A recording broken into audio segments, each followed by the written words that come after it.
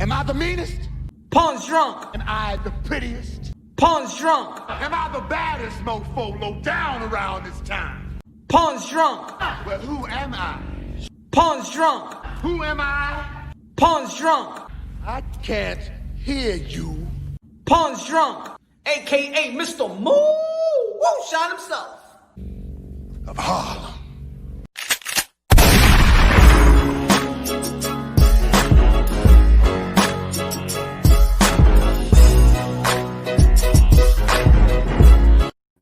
You already know this is Pawn Drunk Boxing, aka Mr. Moo. Shine himself. Ladies and gentlemen, good morning, good afternoon, good evening, wherever you at this side of heaven. God bless you all. Happy Friday, TGIF, happy Friday, Viernes. Tomorrow's going to be a good night of boxing, y'all. It's going to be a good night of boxing. And of course, last month of 2020, and the Young Bucks is going to close it down. And I think it's going to be rightfully so. Edgar Berlanga going to close it down. Shakur Stevenson is going to be fighting. Boots Ennis is going to be fighting. Chris Copeland, formerly known as Little B Hop, now Prime Time, is going to be closing. We got Anthony Joshua. Cash Cow Boxing. The two Cash Cow Boxing is going to be closing. Good pick there, 1 week away. The Zone did great 2019, and they're going to end it great in 2020. Good. But of course, there's been a couple of drama when it comes to the Zone and Golden Boy promotion. We already know Canelo Alvarez going to be facing Callum Smith. Callum Smith, unified. Ring. Ooh. Sounds good. WBA. Oh. Sounds good.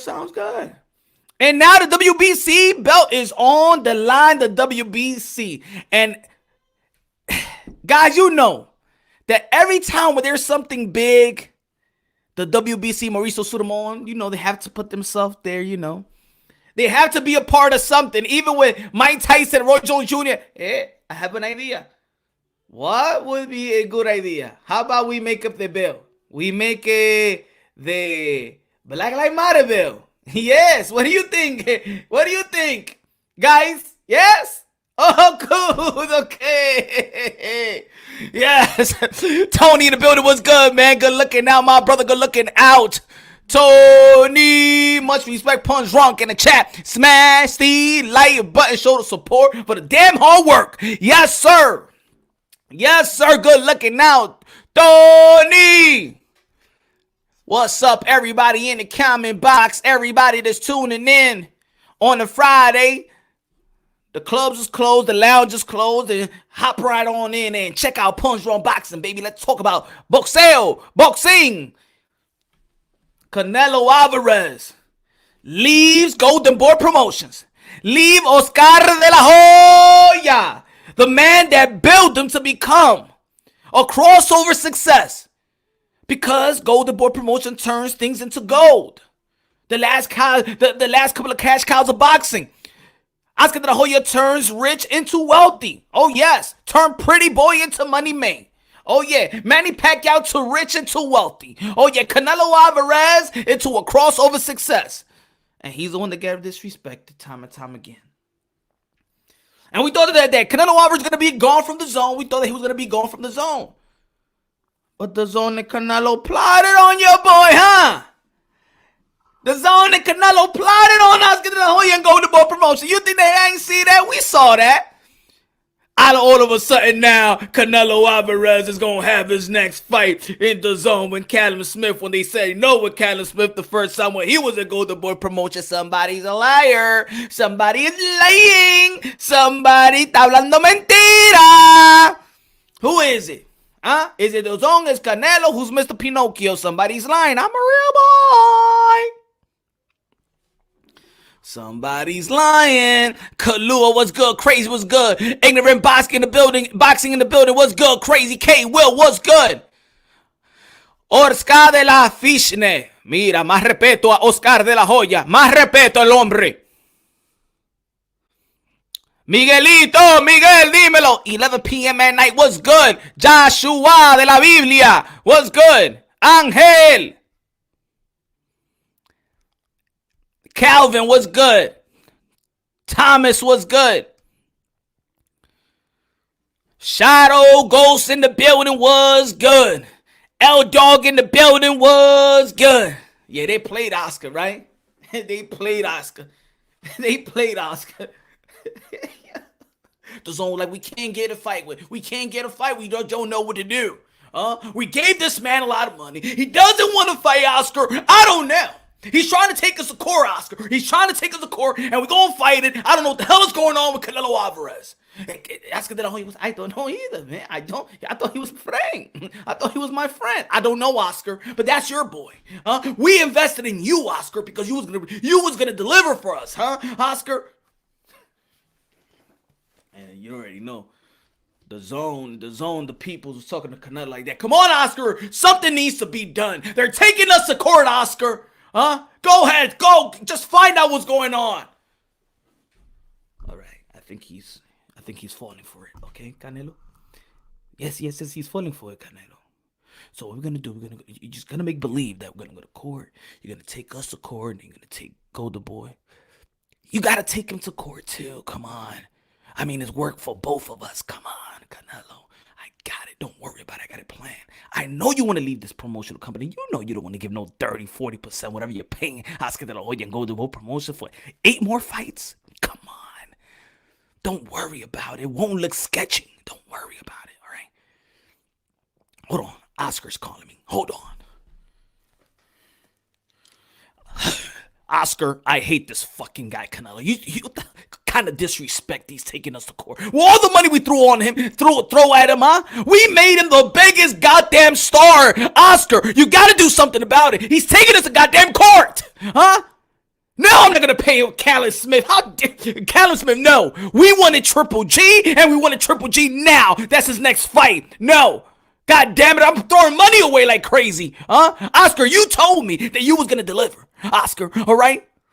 I don't want no Callum Smith. We don't want no Billy Joe. We don't want no Andretti. We don't want no Triple G's the guy that we want. We don't want no Logan. God damn it, I want Chris Brown, damn it. We want a star. I need some damn subscribers. Callum Smith, no, and no again. Just figure it out. Talk to his people, okay? Take it to the goddamn court. All right? Speak to you later, right? Okay, Canelo, yes. So, when we go to court, I'm gonna make him. You don't even have to buy out the contract. Just dead it. Okay, he's gonna dead it. He don't want to go through all these court and go to court and pay lawyer fees and stuff like that. We're gonna make it look hard. I'm gonna make it look like it's impossible. I'm gonna make it look like it's his fault. If he still wants to work with us, he just gotta leave you, all right? And then we work together. You got it. All right. All right. That's what happened, ladies and gentlemen.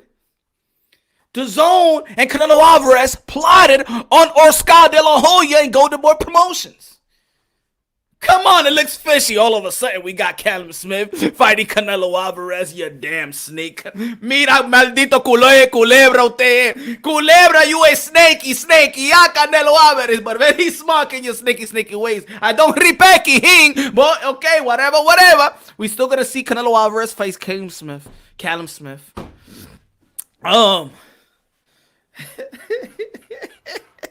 Come on, the building was good.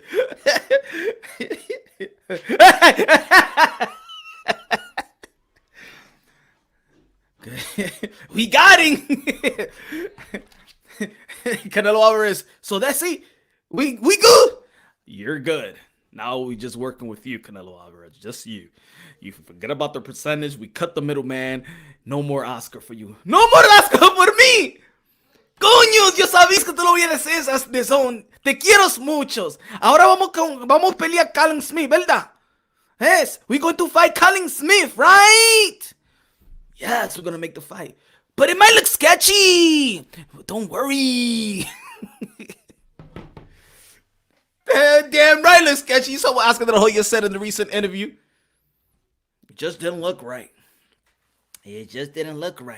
But don't worry, we got a young fighter in Ryan Garcia, and we got Virgil Ortiz, and we got Jojo Diaz. All of a sudden, he mentioned Jojo Diaz out of nowhere. You know, he rarely mentions Jojo Diaz, but he mentions Jojo Diaz. Jaime Munguia. But guess what? The WBC said, you know what? Canelo Alvarez was supposed to be fighting for the vacant WBC belt versus what's his name? That didn't work, right? So Mauricio Sudamon, like they always do, WBC loves to just put themselves in a position where they see something big, they want to be a part of it. They just want to be a part of it.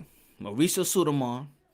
I think this will be a great fight for Canelo Alvarez, who is a he's one of the biggest stars in the sport of boxing. And Callum Smith is a good champion, a ring champion in the WBA, and it's great to do business with Canelo Alvarez. This will be a hell of a matchup. It will be great. It will be undisputed.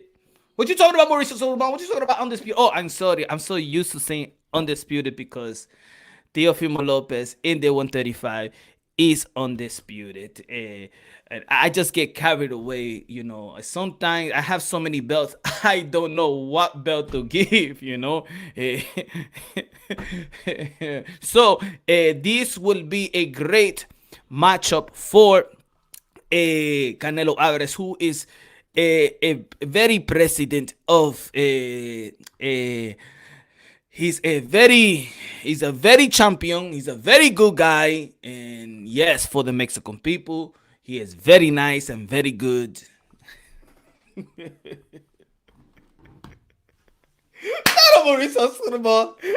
it, man! You've been causing a lot of havoc in this year, man. Causing a lot of havoc.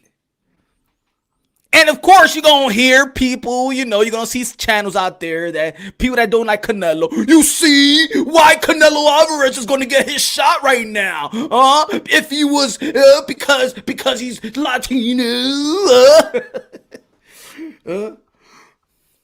But Gary Russell Jr. still can't get a fight.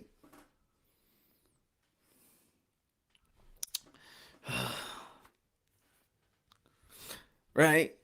You know they hate Canelo. He's gonna get another shot, man. Hey, he got the franchise, and the franchise puts him in the position where he could ask for these type of belts. It don't matter. He's gonna get the type of belt. And wow, you want to see Canelo Alvarez fight the other guy? I call him the other guy. No disrespect. I forgot the guy's name. But would you be happy if he fights the other guy? No, then you be like, you see who Canelo is fighting? Now he's fighting Callum Smith. But Callum Smith is a cherry picker. But he's going to fight God. Well, God is... they're always going to fight something with Canelo Alvarez. They always going to find something with Canelo Alvarez. Huh? Now, Callum Smith is a champion, but he's a cherry picker. What the... Yo, people out here be drunk, bro. People be out here smoking that 1986 crack pipe, yo. For real, man. For real. Yo. How all of a sudden a champion is a cherry pick? That's how these other channels, you know who they are. They go so far and beyond. Like, they believe, yo. These are the type of guys that actually believe, like, in the Tooth Fairy. Yo, these guys, they believe in the Tooth Fairy. What's good, Larry? What's good, my brother? Yo, these guys believe in the Tooth Fairy. They do. Because their narrative is so far, like, it's not even comprehensible. So Callum Smith, 168 world champion, ring world champion, WBA, Super WBA, is all of a sudden Canelo Alvarez cherry pick.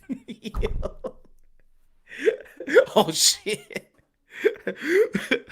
Really, he's a cherry. Wow, he's fighting a champion, but he's a cherry pick. Let me see. What's next, huh? If Earl Spence is fighting Bud Crawford, is that a cherry pick? Huh? Is that a cherry pick too? Huh? If Bud is fighting Earl Spence, is that a cherry pick? No. Is Deontay Wilder fighting Tyson Fury a cherry pick or the other way around? Because it's champion versus champion. Gotta be some cherry picking going around.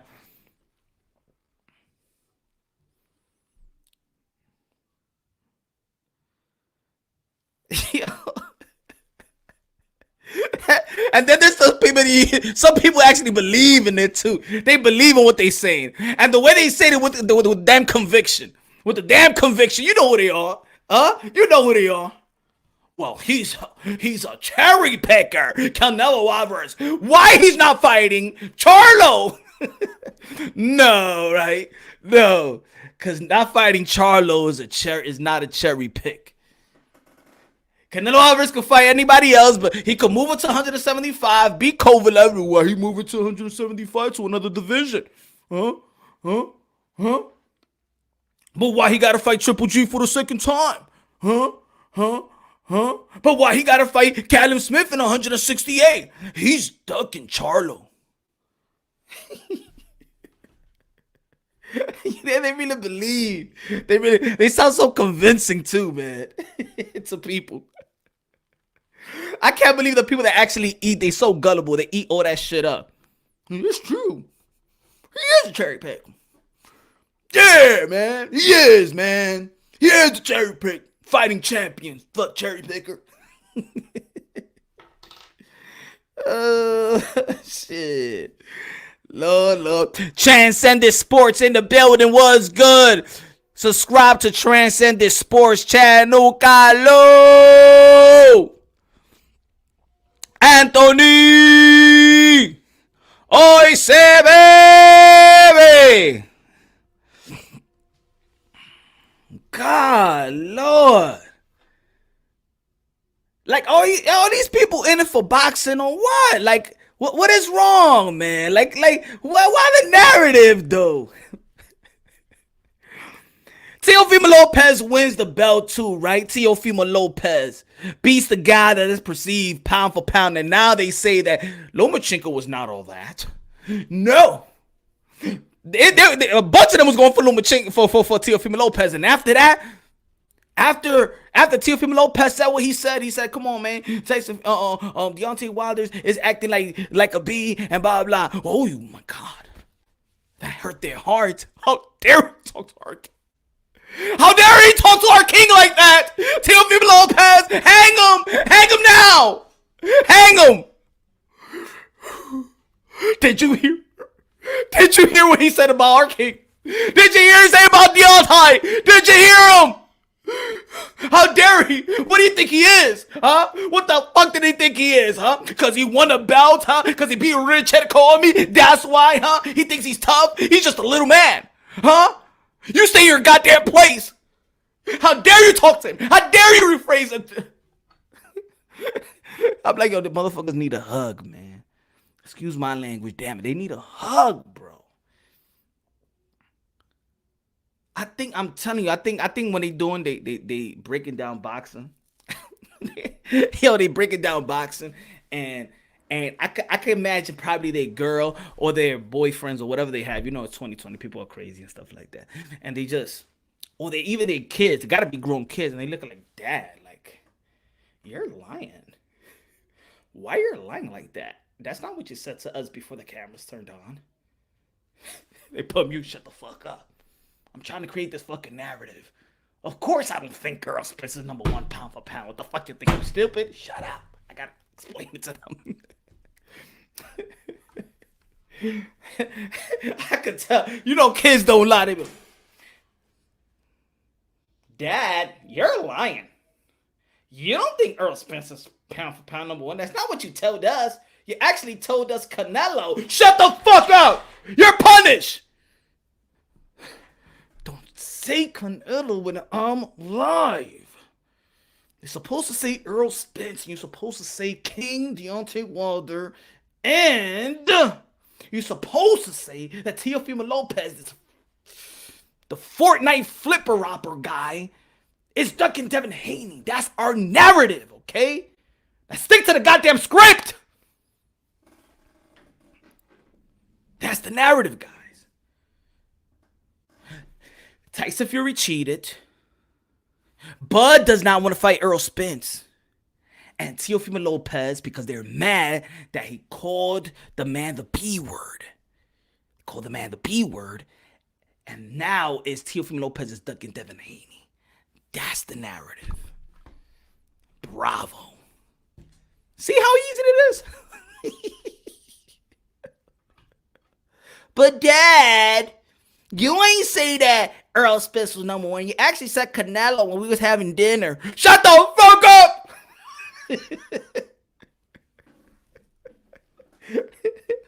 You're a liar. You're lying, Dad. You're lying. Oh, shit. You're a liar. $40. $40. $40. Look, man. You're a liar.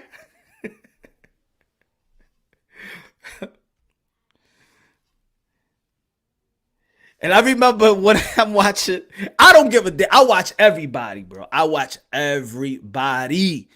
Everybody. I watch everybody. The dude says, yo, it was one time he goes, Errol Spence is pound for pound number one. And I don't give a fuck what y'all say. And there was a dude that said, but Canelo Alvarez said he's number one. I don't give a fuck what Canelo Alvarez said. No, he goes. Well, Errol Spence said that Canelo Alvarez is number one. I don't give a fuck what Errol Spence said. My man, you say that Errol Spence is number one. Errol Spence is saying Canelo Alvarez is number one. I don't give a fuck what Errol Spence said. I'm like, yo, my man. Y'all these niggas need to go. Y'all they need to go to Bellevue, man. Yo, get them. Get these dudes, man, please. Get these dudes, man. Oh, Lord, mentally illness. Come on, man. We need matter of fact, we need a vaccine for this mentally illness going on. We need a vaccine for these dudes, man. We need a vaccine for these dudes.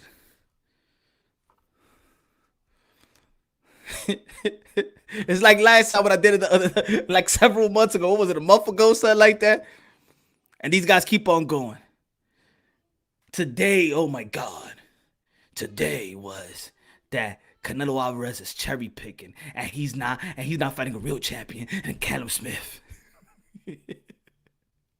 You know what will hurt their feelings right away?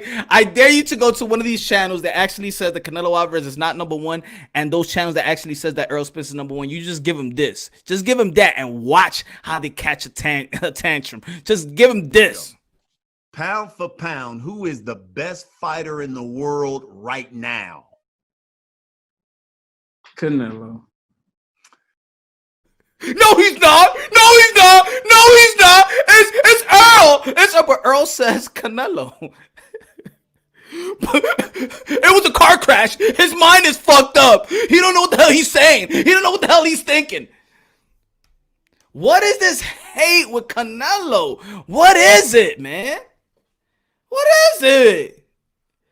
What is it? What did he do? Did he steal your prom date? Huh? Is it the freckles? Is it the Canelo freckles? What is it, man? What is it?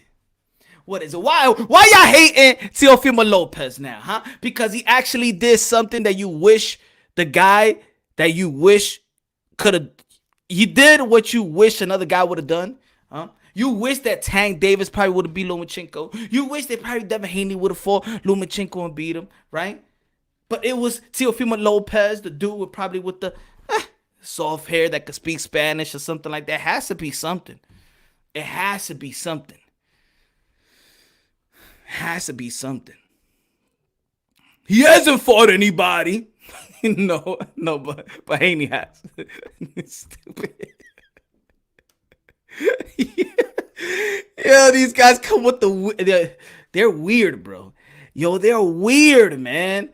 They're weird, man. People are weird, and there's some people out there that believe this shit, man. That's sick. People out there. I do. because they're on the top. True. Raider in the building. What's good? What's good? They should be happy.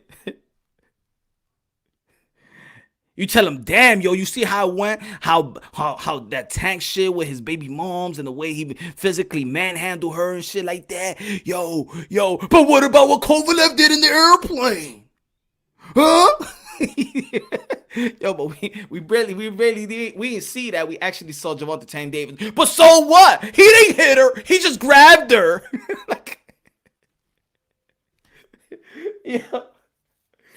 Yo, my goodness. Why?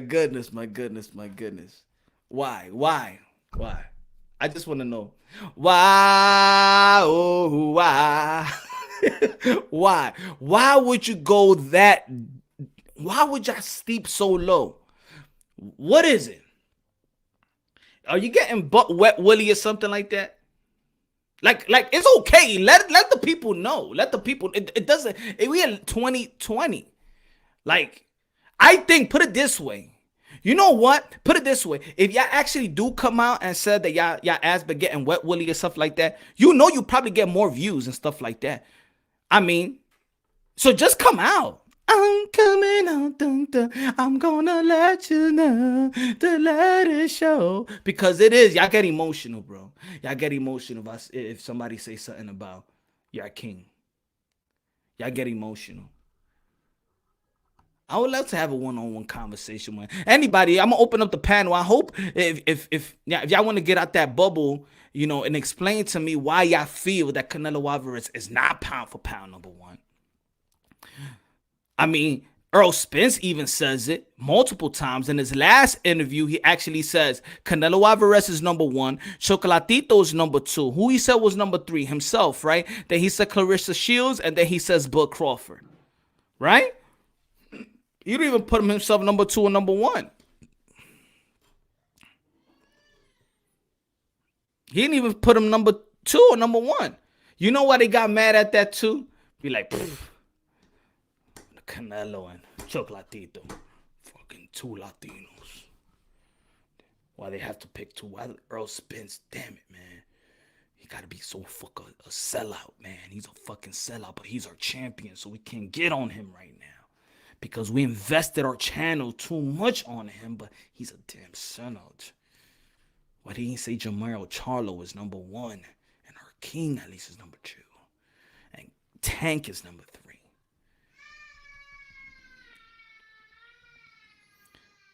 Shut up! You know this is their pound for pound. And look, I never seen all the pound for pound, but this is their pound for pound. This is their pound for pound, right? And it consists of this. Put it this way, right? Earl Spence, number one. Number two, Deontay Wilder. Number three, Jamel Charlo. Number four, Jamal Charlo. Number five,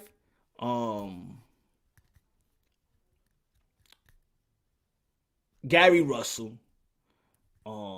Number six, Shakur Stevenson. Nah, he got a little Puerto Rican side of it. Nah, let's put him. Nah, he got Puerto Rican. So, let's put Bud in there. Bud. Who else? Joshua Greer. Who else? Devin Haney.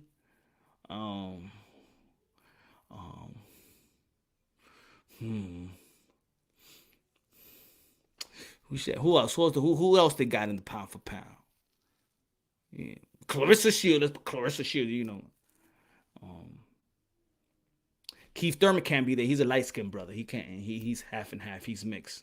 No, he can't be in that pound for pound. Who else? Tank is there. My fault. Tank is there. All right, that's like 9, 8, right? What else? Who's the last one? Tevin Farmer. Let's go. Tevin Farmer. That's their pound for pound. Ron in the building was good. That's the pound for pound.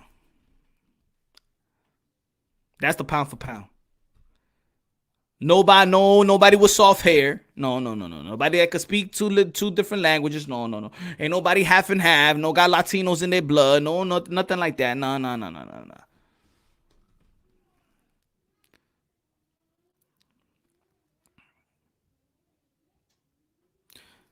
I don't know. Aren't we together in this, huh? Aren't we together in this? No? They mad? They mad that Canelo Alvarez is number one? Huh? Are you mad? You can't handle the truth. They can't. They can't what? You can't handle the truth. They can't handle the truth, goddamn it. Stop talking like that, Jack. You gonna get him mad. What you said? You can't handle the truth. Yes, I can. You can't handle the truth. But Canelo Alvarez is not number one. You can't handle the truth. But with Kevin number two? You can't handle the truth.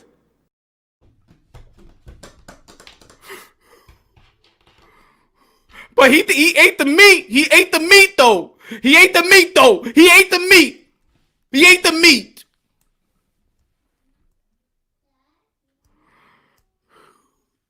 Earl, stop saying that he's number one. He ate the meat. Earl Spence, who's your pound for pound number one? Don't say Canelo. Don't say Canelo. Huh? Canelo. You can't handle the truth. For real, man. The truth is killing me, man.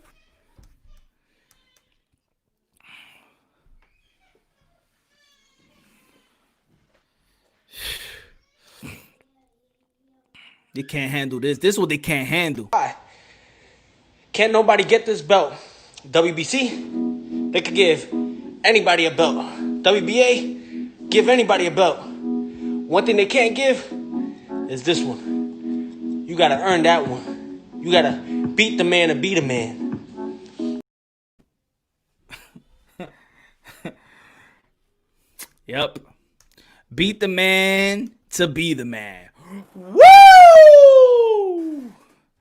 And Teofimo Lopez saying, I want to go to 140 and fight the winner of Ramirez or Josh Taylor, but let them rock.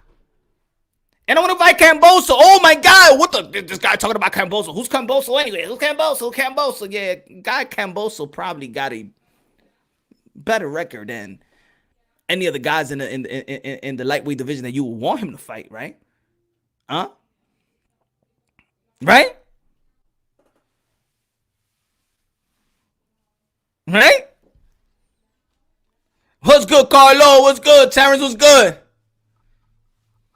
What's good?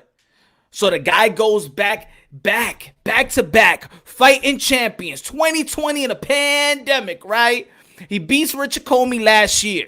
And then he goes and fight Lomachenko. Regarded as pound for pound, number 1, 2, 3. You can flip it around. World regarded, bro. World renowned. He beats him, and then he becomes public enemy number 1.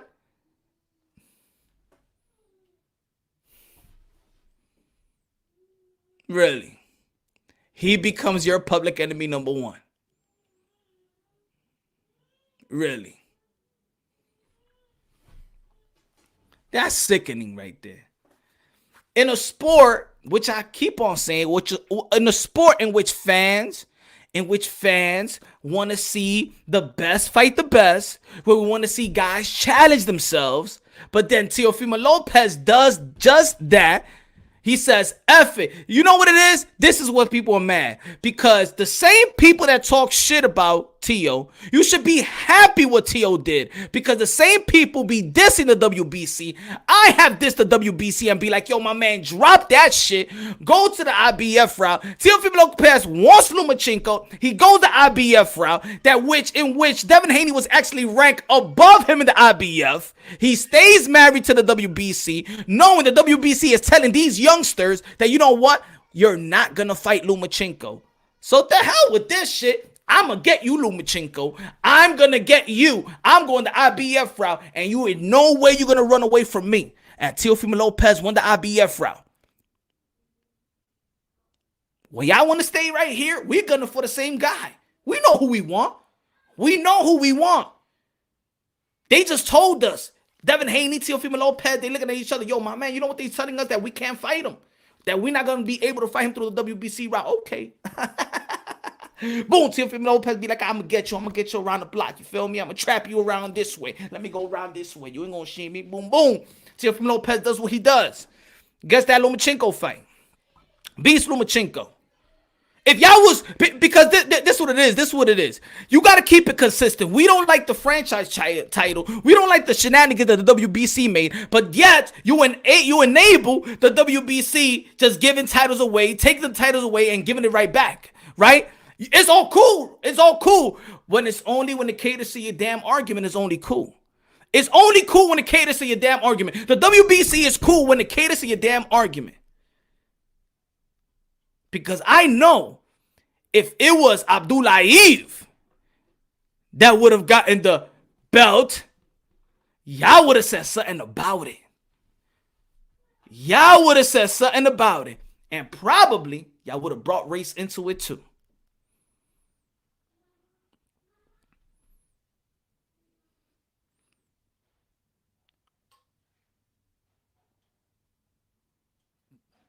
Guy like Devin Haney, and it comes into his. Devin Haney has all the potential in the world. We know that. We've been following Devin Haney since we've probably been following Devin Haney more than a lot of these guys over there because he's a YouTube sensation too. Feel me?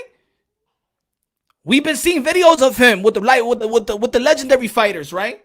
So we knew that he was gonna have great potential. We all know that. We all know inevitably that he was gonna earn and gonna win his title, right? We all know that the dream was for Devin the Dream Haney to win his title and be one of the forefronts of the sport of boxing of this new generation. And he is and will be as well. Alongside with the Teofimo Lopez of the world, alongside with the Ryan Garcia of the world, alongside with Virgil, with Boots, with Lee. Right? With Benavidez, if he gets his weight together. Johnny in the building was good. See, what you don't want to say, but you know the truth. You know the truth. And this is the truth. If you take away the belt that was given, then Haney is no different from Boots Ennis. Haney is no different from Virgil Ortiz. That's not saying nothing bad. He hasn't fought anybody really in the overall 15 overall ranking. I'm not talking about WBC ranking. I'm not talking about I'm talking about overall rankings. And that's okay because the kid is only just turned 22. Just like these other young guys. We about to see Verdejo face Nakatani. Good competition. We about to see Ryan Garcia versus Luke Campbell. Good competition. We saw Cambosa face Lee. Good competition.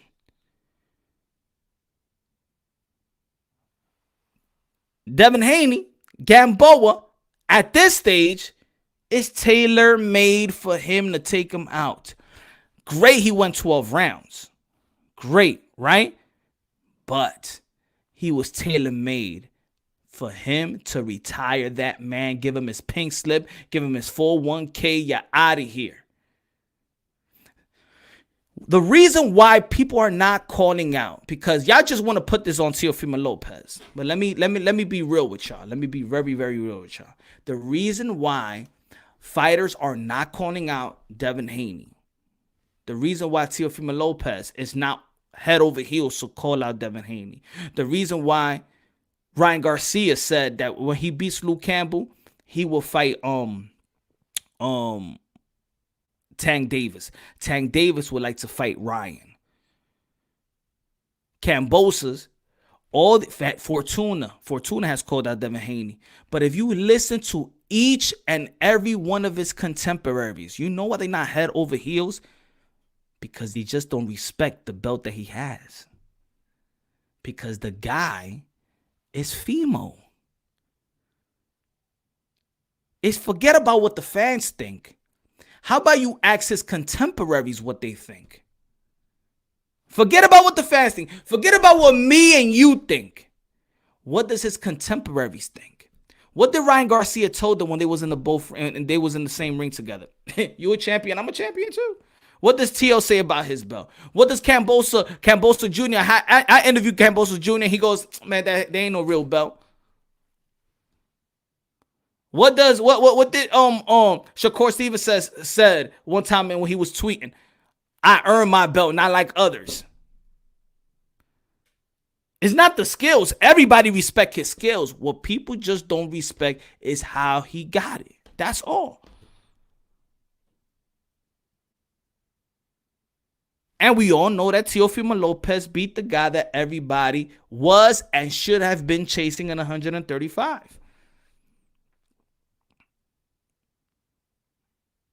I don't care if he's small, big, tiny, midget. He's still the number one guy, so I don't care what y'all say. See, what we do is, in this YTBC, the game is, how can you discredit one guy to value the other guy? See, in the end of the day, if you have your channel, boxing channel, to uplift the sport of boxing, at the end of the day, I think that you would love boxing, right? But it's become so toxic that every channel become a debate scene. So when there's a debate, then it's really about me telling you how unvalued your fighter you're talking about. And then my turn is to tell you how unvalued the fighter is. So now what we doing is constantly is diminishing just to win the debate. Everybody else is looking at it, be like, yeah, he's a bum. He hasn't fought nobody. Yeah, he's this, he's that, he's this. Oh, shit. Yeah, fuck boxing.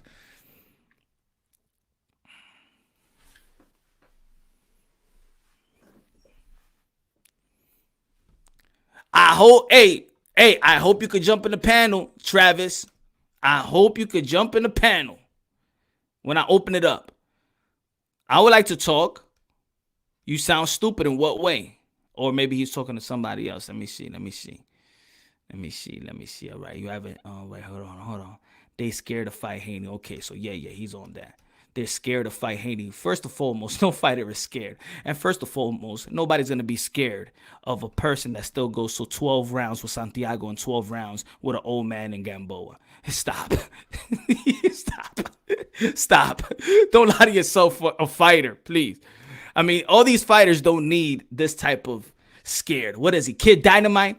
Is he the second coming of Mike Tyson? Come on, man.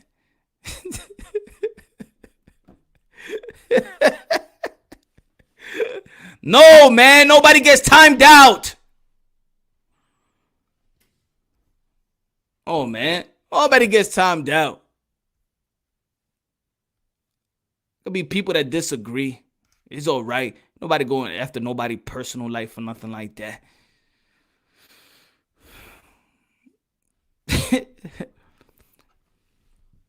These are fighters, man. They've been fighting each other. It's like Devin Haney and Ryan Garcia fought like 7 times. You think they're scared of Devin Haney after fighting 7 times for free?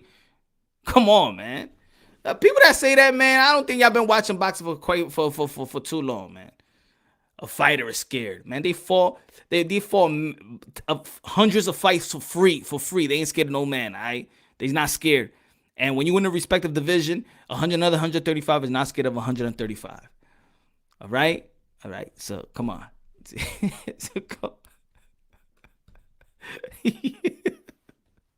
Scared. Boo. Boo. Boo. Get the fuck out of here. How y'all talking about, man?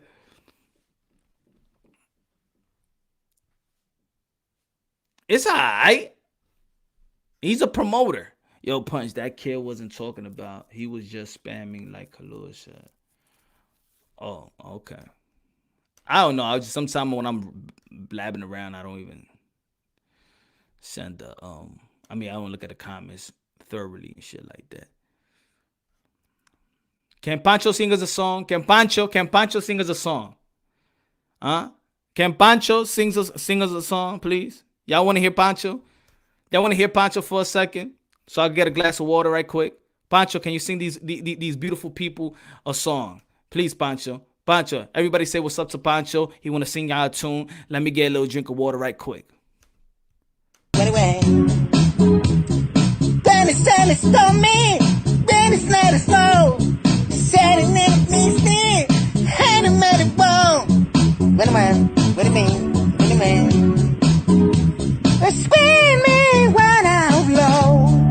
Dennis show me, 2090 feet. Pancho!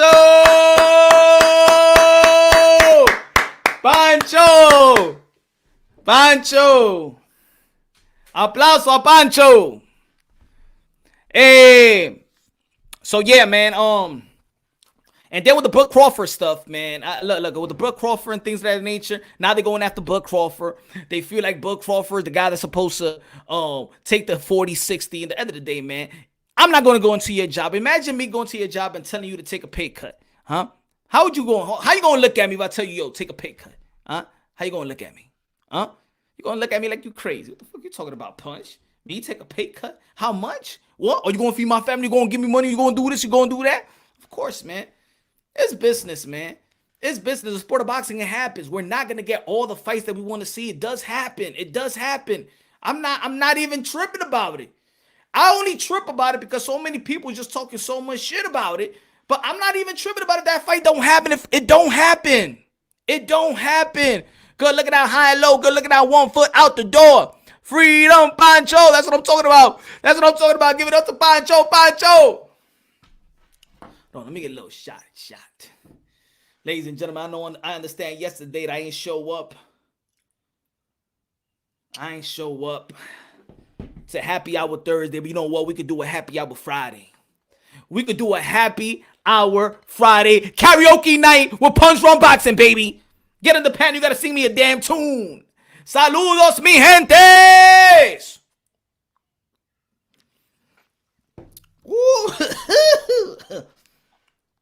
Hold on, un merenguito ahí, mimito.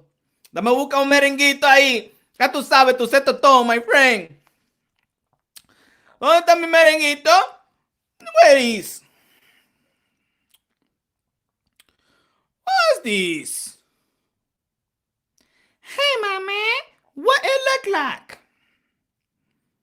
Y mi merenguito, ¿dónde está? Un merenguito ahí para la... No, that's not what it is. Let me see. I'm over here. No. No merengue right there for you, my friend. Hold on, okay. Ahí. No. Hold on, my friend. Let's set the tone. Let's set the tone.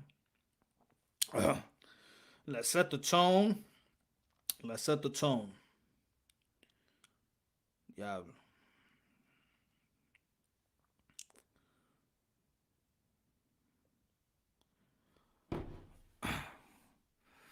One more Pancho. Yo, hello. Hoy se bebe, mañana también.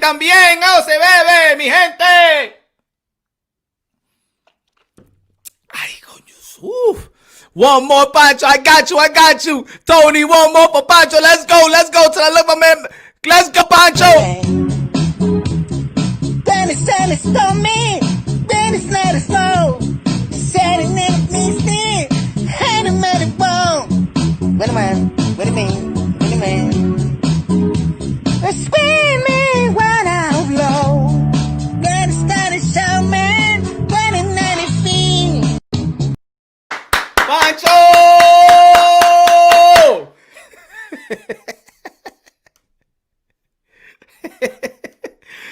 Pancho!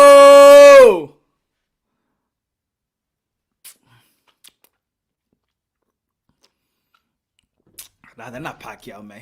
Pancho. I know Pacquiao don't be doing karaoke, but I think Pancho beats him. Pancho beats Manny Pacquiao in the karaoke.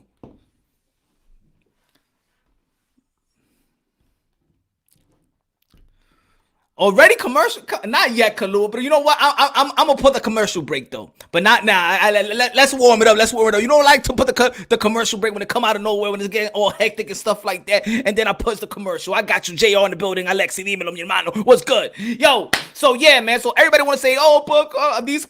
Oh my God, but he needs to fight. He needs a 60-40. He needs a 60-40. How about this? How about this? Like I said the other day. How about this?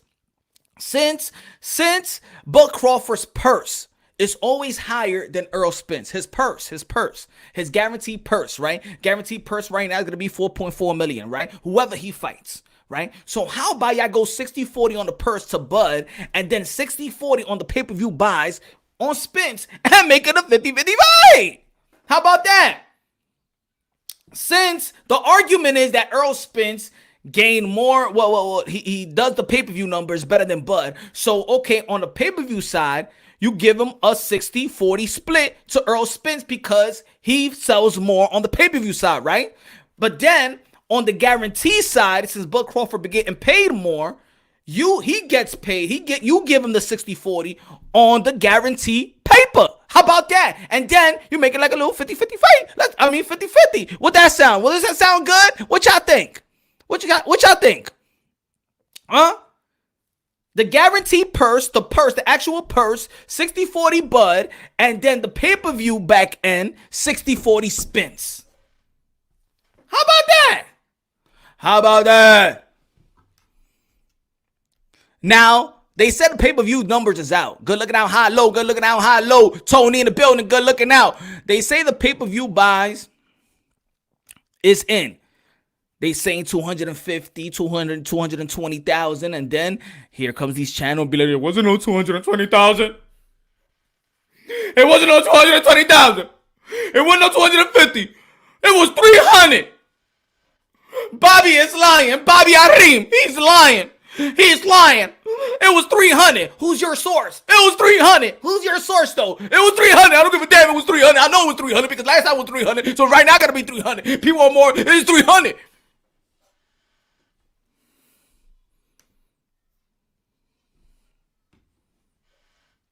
But it's all right, 250,000. It doesn't matter if it's 250,000, if it's 220, if it's 300. At the end of the day, we had two old legends that got 1.6 million. At the end of the day, it's still bad numbers. Well, not bad numbers, but it's not superstar numbers, though.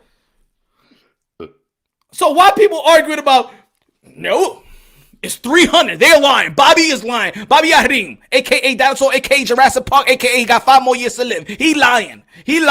Bob is lying, and he's a hater. He is lying, right? Okay, who gives a fuck? It's 300. We're arguing 250, 300. Who cares? Mike Tyson and Roy Jones Jr. did 1.6 million. Who gives a damn? We already know that those are low numbers anyway. Can you imagine you would have said back in the days, yeah, I'm the pay-per-view king. 250. Come on, please. Mike Tyson looking at that like this. I do 250 training. I could do training. I'm gonna record my sparring sessions, and Mike Tyson will do 250,000 pay-per-view buys. At the age of 54. At the age of 54, Mike Tyson will do 250,000 pay-per-view buys on sparring session.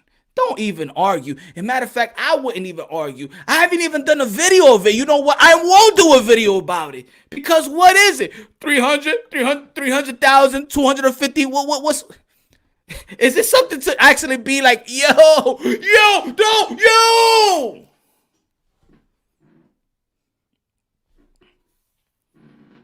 Come on.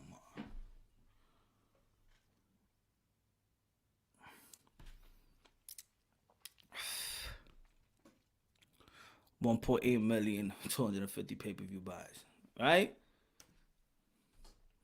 They just want to say that so they could have a talking point. When they have a talking point, so when it comes to Bud, but Bud sold 100,000 K. He still get a guarantee of 4 million, okay? So how about he gets his still guaranteed, and Earl Spence get the back in. Rap Star in the building. Everybody subscribe to Rap Star in the building. Everybody subscribe to Johnny Fight Palace in the building. Johnny in the building. Rap Star in the building. Oh, Lord, it might be an epic panel. It might be an epic panel tonight. It might be an epic panel tonight.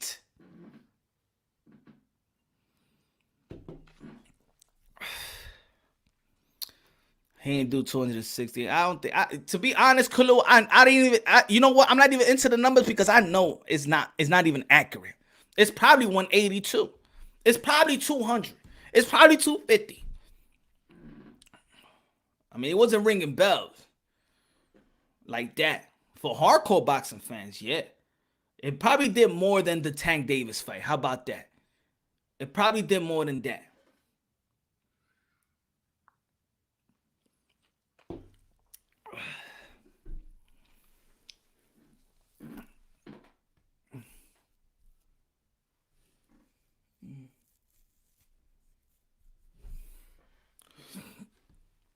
Probably did more than that. Probably did less than that. Who cares? They can't do 1 million.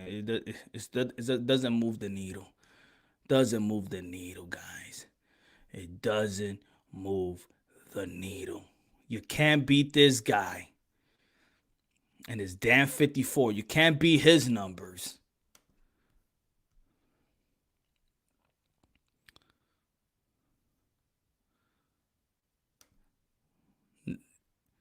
You can't shame this guy either. You can't shame him. You can't shame him. You could shame him, but you can't shame this. You can't shame that. You can't shame that. And you can't shame him for going for this or this and acquiring this.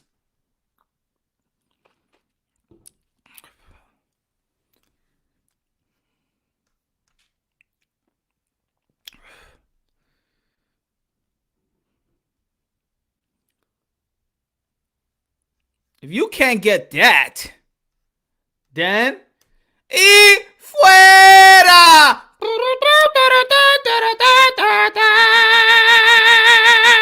Y fuera. Y fuera. Chet Collins in the building. What's good? What's up, my people? It's your boy checking in. Chet Collins. What's good? Good looking out, my brother. Good looking out.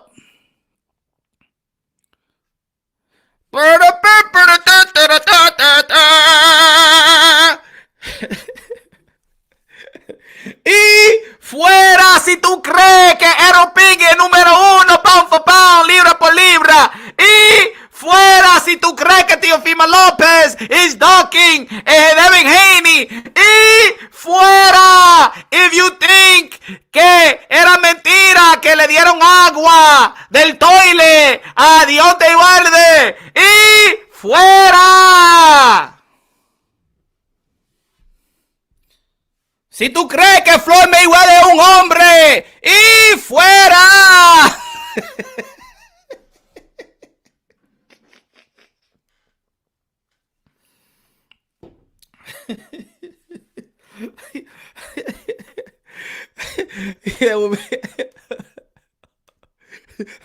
They're like, what the fuck is he talking about? What does y fuera means? What's y fuera? What is that? What the fuck are you talking about, y fuera? It's corny motherfucker. What's y fuera? What's y fuera? Let me fucking Google that shit. Let me see what the translation tells me. Motherfucker probably talking about us and shit like that. Y fuera. The fuck is y fuera means? Let me see. Let me fucking translate this shit. Let me go to fucking Google. Google, can you tell me what the fuck punch rock is saying? Y fuera. Y fuera. You see. Hey, yo, bitch, what y fuera means? Hey, yo, what y fuera means?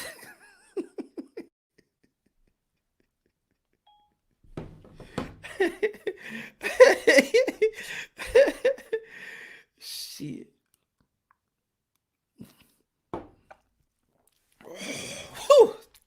Good Lord. You feel him?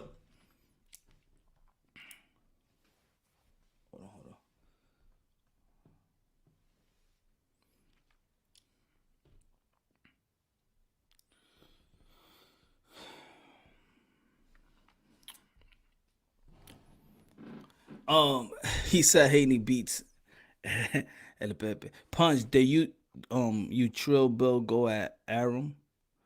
You Trill Bill go at Arum. If I go at Arum, yo, check Callum was good. Want to see Bud versus Spence. Bud versus let me put that up. My fault. I got you, my brother. Check Callum. I want to see Bud versus Spence. Bud versus Thurman. Thurman versus Spence. Winner versus Manny. I like that. You did Trill Bill go at I've been wanting, but look, Terrence, I've been saying this since day one, right, Terrence? I've been saying this since day one. I wanted Bill to go after Mauricio. Forget Arum. I wanted Mauricio. Arum is the other side. What Eddie Hearn said, put it this way, what did Eddie Hearn say 2 days ago in his live show? They asked Eddie Hearn who Devin Haney is fighting next. He said, the only fight that he will fight next is the winner of Ryan Garcia and Luke Campbell. Another guy mentioned Teofimo Lopez. He said, no, the only guy that we got our eyes set is the winner of Luke Campbell and Ryan Garcia. How about y'all listen to what Eddie Hearn, their partner, is saying? Because he's not pumping the TEO versus Devin. He's pumping Ryan and the winner of Ryan and Luke with Devin, which is still a good fight. The problem is y'all trying to shame somebody that's actually very, very accomplishable. He went at him too. That's good. Devin Haney, I think he didn't go at him like that, but I remember, what was it, like 3 weeks ago, right before the Gamboa fight, he said something about it, and I said, Terrence, that's all I was saying in the beginning. I ain't never hate on you. I ain't never hate on y'all. That's all I wanted y'all to do is go after the WBC. That's it. That is it. That's it. That's all. That was my beef. The WBC, Mauricio Suleiman. That was it. Because I know they was gonna treat him like if he was some type of WBC stepchild. And look at and it did when he was saying it was undisputed, right? So when you're promoting something, you're taking away from somebody else. But they was all right about it. They was okay. I'm gonna send it in a minute. Don't worry, everybody gonna be jumping. There's gonna be some war tonight.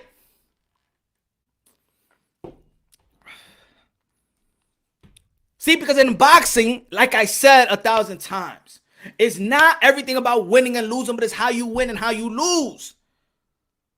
It's not that he's a champion. It's the way that he got the champion. It's not that he beat, any fighter will beat somebody, but it's how you beat.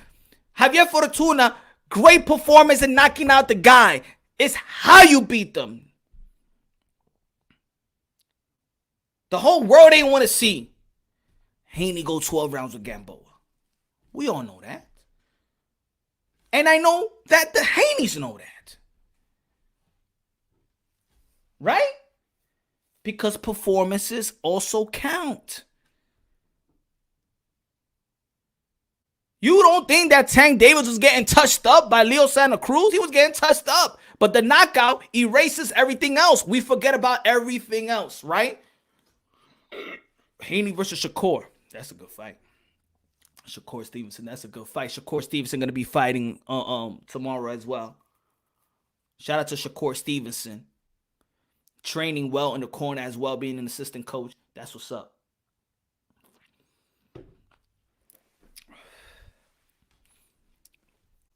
I believe so, Kalua. I believe so. That's an accurate statement. Gamboa, he didn't even promote that fight. Not even one interview. He told his family don't even watch the fight. He said, mami. Mira, mami, yo voy a pelear con este muchacho. Y este me va a ganar, me va a dar una pela, me va a dar este muchacho, me va a dar una pela. Este cabrón me va a dar una pela a mí. Pues no lo vea. Este va a ser el último pelea que voy a pelear. Me busca la funda y ya. Pero no quiere que los muchachos miren esta pelea. Porque esta pelea ni dicen entrevista.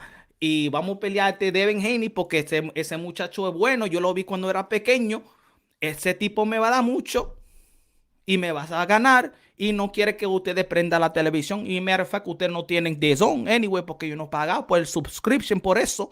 Pues no vean el highlight. Se quitan del Twitter, se quitan del Instagram porque ese muchacho me va a dañar toda la cara. ¿Oíste? Mija, te quiero mucho. Vengo ahorita o en 2 días porque creo que este muchacho tú sabes, me va a meter la mano, pero tú sabes, me voy a ver muy incómodo. Everybody, I predicted that fight, that he was going to knock him out in the 4th round. He won a whole 12. And I said, yeah, it's good. But it was damn performance. Now Gamboa will be like, Mommy, how do I look? I look good? Hey, Mommy, I don't want to retire. I got 2 more fights because now the winner Ryan might want to face me. Teofimo, maybe. I feel good. Yo, Gamboa felt good after the fight. The dude was smiling. He was cheesing. He felt like he actually won because in his mind, he's like, it was it. I don't want yeah, that's it. That's it for me. End of the road like Boys to Men. End of the road. He kept his career alive. Right? He kept his career alive. But at the end of the day, man, he's going to be one of the forefronts of the sport of boxing. Shout out to Devin Haney and Bill Haney. Shout out to the Haney family out there, man, hustling and doing what they do. His own boss. Gotta praise it. The youngest promoter in the sport of boxing. Doing his thing, already signing fighters. Not getting touched. Shout out to Devin Haney. Shout out to Bill Haney. Shout out to the family. Shout out to all the fathers and sons collaboration. Shout out to Teofimo Lopez Sr. Shout out to Teofimo. Ranked pound for pound. Top 5 pound for pound in the world. Teofimo Lopez. Shout out to Kenny Porter. Shout out to Sean Porter. Shout out to Crazy Angel. Shout out to Danielson Garcia. I feel you. Crazy Angel, man. This is the first time I seen Crazy Angel and Danielson Garcia humble. You know when they lose, they never. They really never, like, they always have some type of, like, I thought I won. I ain't never seen Crazy Angel that humble in this whole career. Shout out to Earl Spence and shout out to his father too. Shout out to Earl Spence's father that he being in his corner.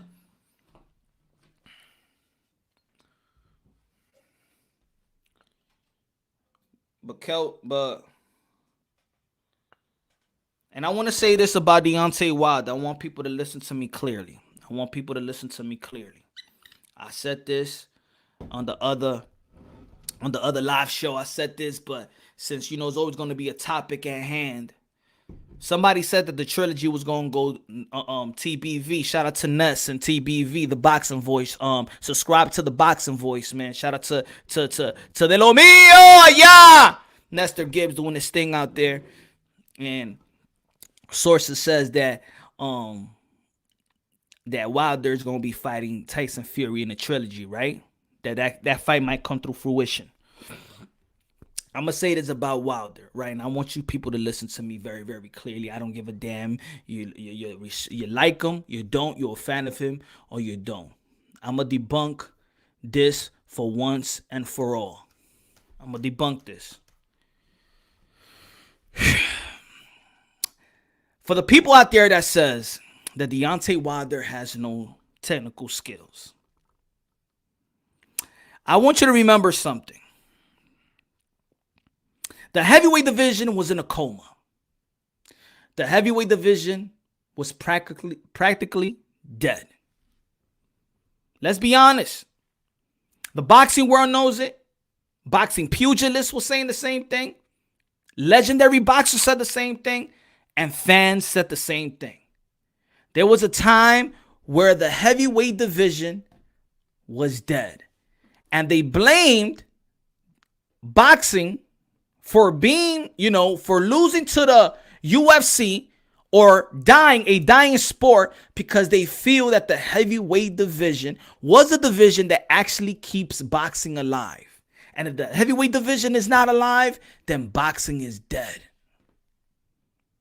Then people are not intrigued as much as they was because it was the heavyweight division that reigned supreme.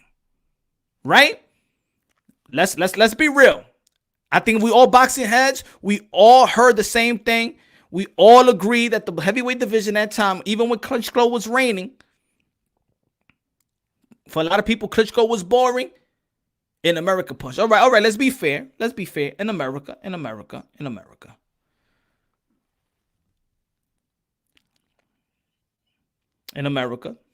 let's say. But the UK fighters, the one that was there, they wasn't crossing over. So I say this. For the people that says that Deontay Wilder has no skills or limited skills, right? And he ain't fight nobody, right? They say that he ain't fight nobody. Maybe if boxing was dead, that means there was nobody. If boxing was dead, that means there was nobody. So why you mad that Deontay Wilder was fighting nobodies? You know that coming in. So why critique Deontay Wilder? If the boxing world in the heavyweight division was dead already. So there is no somebody for you to critique that he should have fought because you know there was nobody anyway, right? Also, I understand that people don't care about following boxers and their journeys, right? I like following boxers and their journey. Put it this way. When we was talking about the Daniel Garcia and Errol Spence, the promo was about his journey coming back. So journey counts, right? The journey of Olympian. When we talk about Lomachenko, we talk about his journey, 400 fights as an amateur, right? We talking about the journey, right? We talk about Floyd, we see his journey. We talk about Andre Ward, and we see his journey. We talk about Manny Pacquiao, and you see his journey. We talk about journeys. Yes, I'm into it. But you know what? I'm also was into the Deontay Wilder journey. And you and I know that the time that he got inside that ring, he was what, 19, 20 years old. For 19, 20 years old to reach the level that he was in, that he acclaimed, that he earned, is a hell of an accomplishment. Deontay Wilder was not made to be a great fighter. He was not built to be a great fighter. Deontay Wilder fought for his daughter, to take care of his daughter. That's the difference. So maybe in technique, maybe he was rushed, but because he needed to take care of his daughter. Just like we want to take care of our kids and our family. Yeah, within the line, yes, he started, of course. Now he got a career and now he wants to be the best. But let's not forget how he started.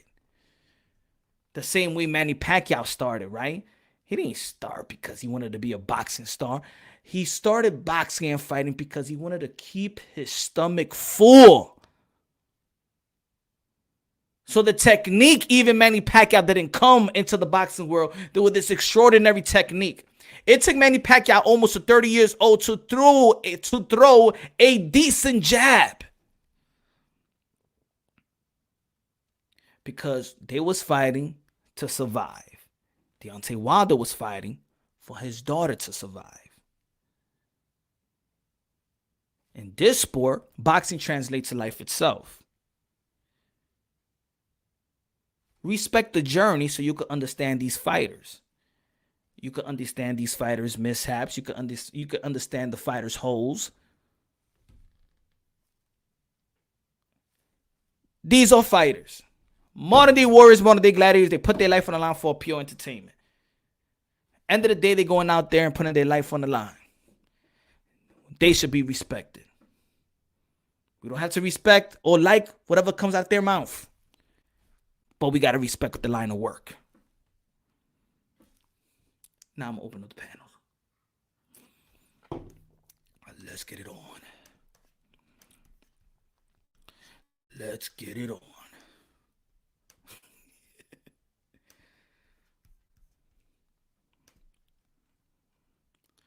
Let's get it on. Ooh, let's get it on. Let's get it on.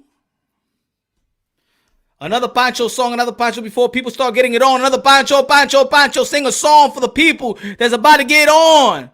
Uh-oh, Glovegate. Oh, uh-oh, Glovegate. Jake, what the hell you did, Glove? There's a Glovegate. No! Let's sing a song. Pancho, take over, Pancho. Then it's sun, it's stormy. Then it's not a snow. Saturday night, me still. Had a muddy bone. What am I? What do you mean? What do you mean? Screaming when I'm low. Then it started showing. 2090 feet. Pancho. What happens if Wilder comes and loses his first fight back? And that would be only 2 losses for Deontay Wilder. I mean, look at all the heavyweights, except for Rocky Marciano, they all lost.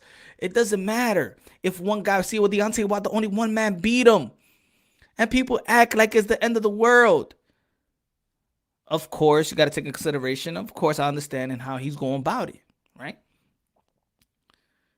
Anthony Joshua just lost to one guy that was trying to say that he's mentally unstable. They say that he wanted to be a model, that his body shouldn't even look like that, and he should fire his trainer. All the best stuff, that he should retire all for one loss. This is why these boxers run their career through eggshells, because you quickly want to write them off when they lose just one thing. One thing, I say. Rap star, boxing knowledge in the building. Joshua Wilder Fury has kept our heavyweight division alive after Klitschko. Yes, they're the 3 amigos. I don't want Deontay Wilder to fight like Tyson Fury. I don't want Tyson Fury to fight like Deontay Wilder. And I don't want Anthony Joshua to fight like Tyson Fury. And I don't want Tyson Fury to fight like Anthony Joshua. At the end of the day, these guys have woken up the heavyweight division, damn it, from its coma. And now you want to tell another guy that he should retire? Come on, guys. Come on, man. See, it's the boxing world, man. The boxing world, man. What's going on? What's going on? What's going on with y'all? What's going on with y'all, man?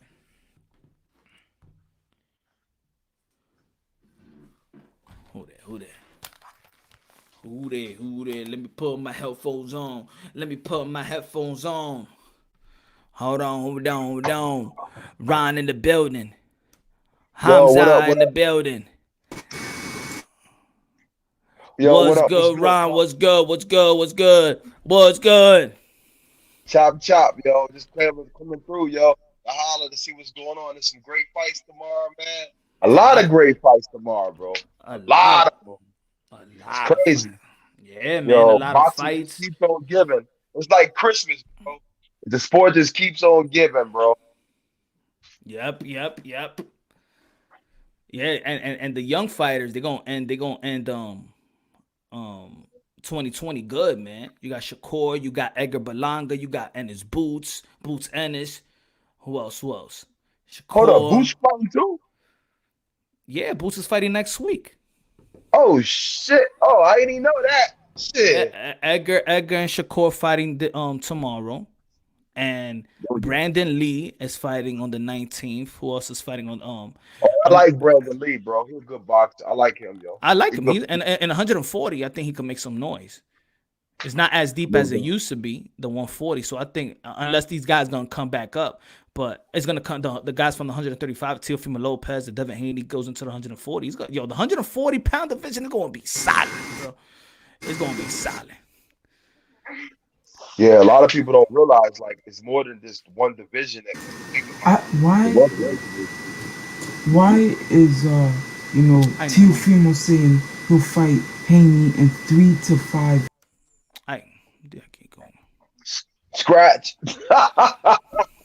What up, y'all? Scratch that. Johnny boy. Yeah, yo, What's me and good, Rapstar all smoothed over. I just had to talk to him one-on-one. Johnny. That's What's all good, it takes. Johnny? That's all it takes sometimes, man. That's all it takes. Oh, yeah? Man. That's all it takes. Oh, man, I'm chicken for nothing, man. Yeah. What's good with Johnny? Nah, I'm not Johnny Fight drinking. policy Tomorrow good. I'll be drinking. I had 2 beers in the fridge. This is my 2nd beer. That's it. Tomorrow I'm drinking. My friend, what up, Punch? A la familia. Carlos Rosado, dímelo, mi hermano. Check Collins in the building. Gracias again, gracias. You hook up the 8 money jump for your people. I got you. I got you. Chet. Don't worry about it. Watch out I'm gonna pull it out a couple of times today. Watch. Terrence Beatty, what's good? What's good? Yo, I'm gonna have to isolate myself. I see you sipping, boy. I see you sipping. What I'm sipping? Yeah, I see you sipping. Yes, sir, man. You know. What's good, Charles Bailey Sr.? What's going on, man? How you be, bro? Man, I'm chilling, man. I'm chilling, man. It's about 11:30 on a Friday night. Oh, yeah. East Coast.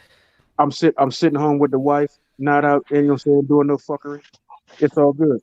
All right. Okay. Yeah, I was out there combing them streets to make money, but I had. You can listen to boxing all day, but you still got to do shit. You know? I made a smooth $70 or $80 playing blackjack today. That was a nice little something. That's what's up. That's my game, Johnny. I like blackjack, but that's my game.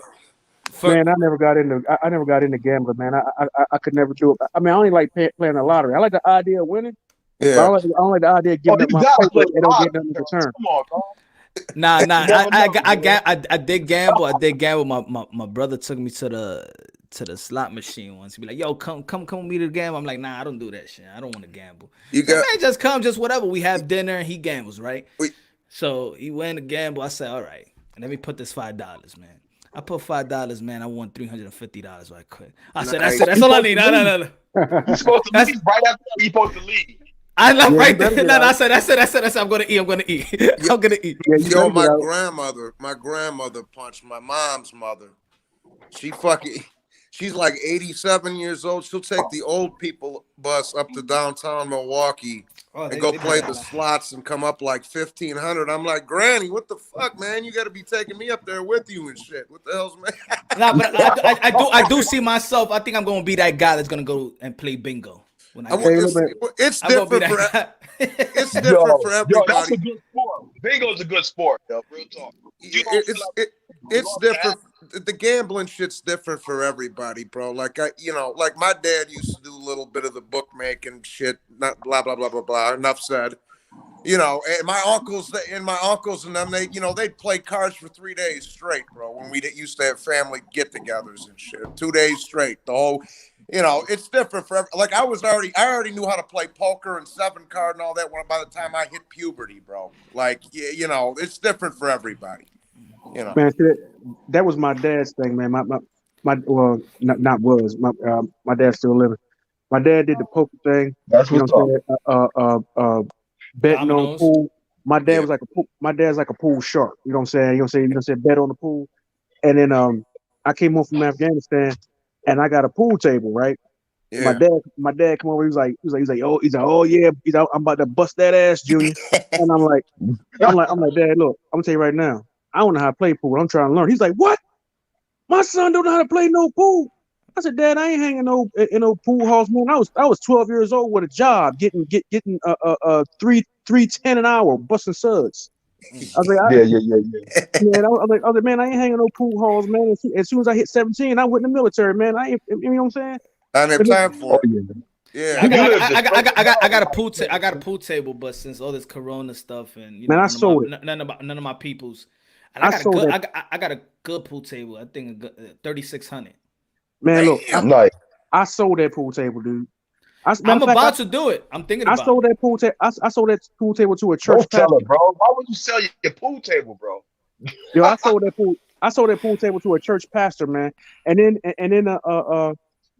I was vice commander of the American Legion, and we was getting in new pool tables. And the old pool tables, they was like, hey, Vice Commander Bailey, you want that pool table? You can take it home.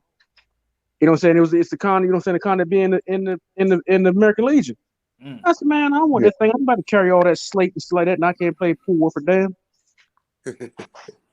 I'm not taking that. I was like, man, give it to The VFW. Them, Like, you gonna them, sign off on it? Yeah, I sign off on it. Let them have it. them shits are a pain in the ass to get in your house too. Pool tables, they a pain in the ass, and they heavy as shit. I had a couple of times where I had to go do something for somebody, and I had to move it to like somebody's basement. Yeah, you gotta watch. Transcendent Sports Channel. What's good, Carlo? What's good? Talk to me. Woo! What's up, brothers? What's going on? What's up?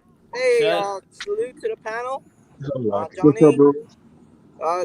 Hey, yo, everybody subscribe to Transcendent Sports Channel. Support to the boys, so support to the new exclusive channel in the YTBC Transcendent Sports Channel, baby. Thank you, man. Thank you. You know what? You sound far though. You sound far away from your phone or where you.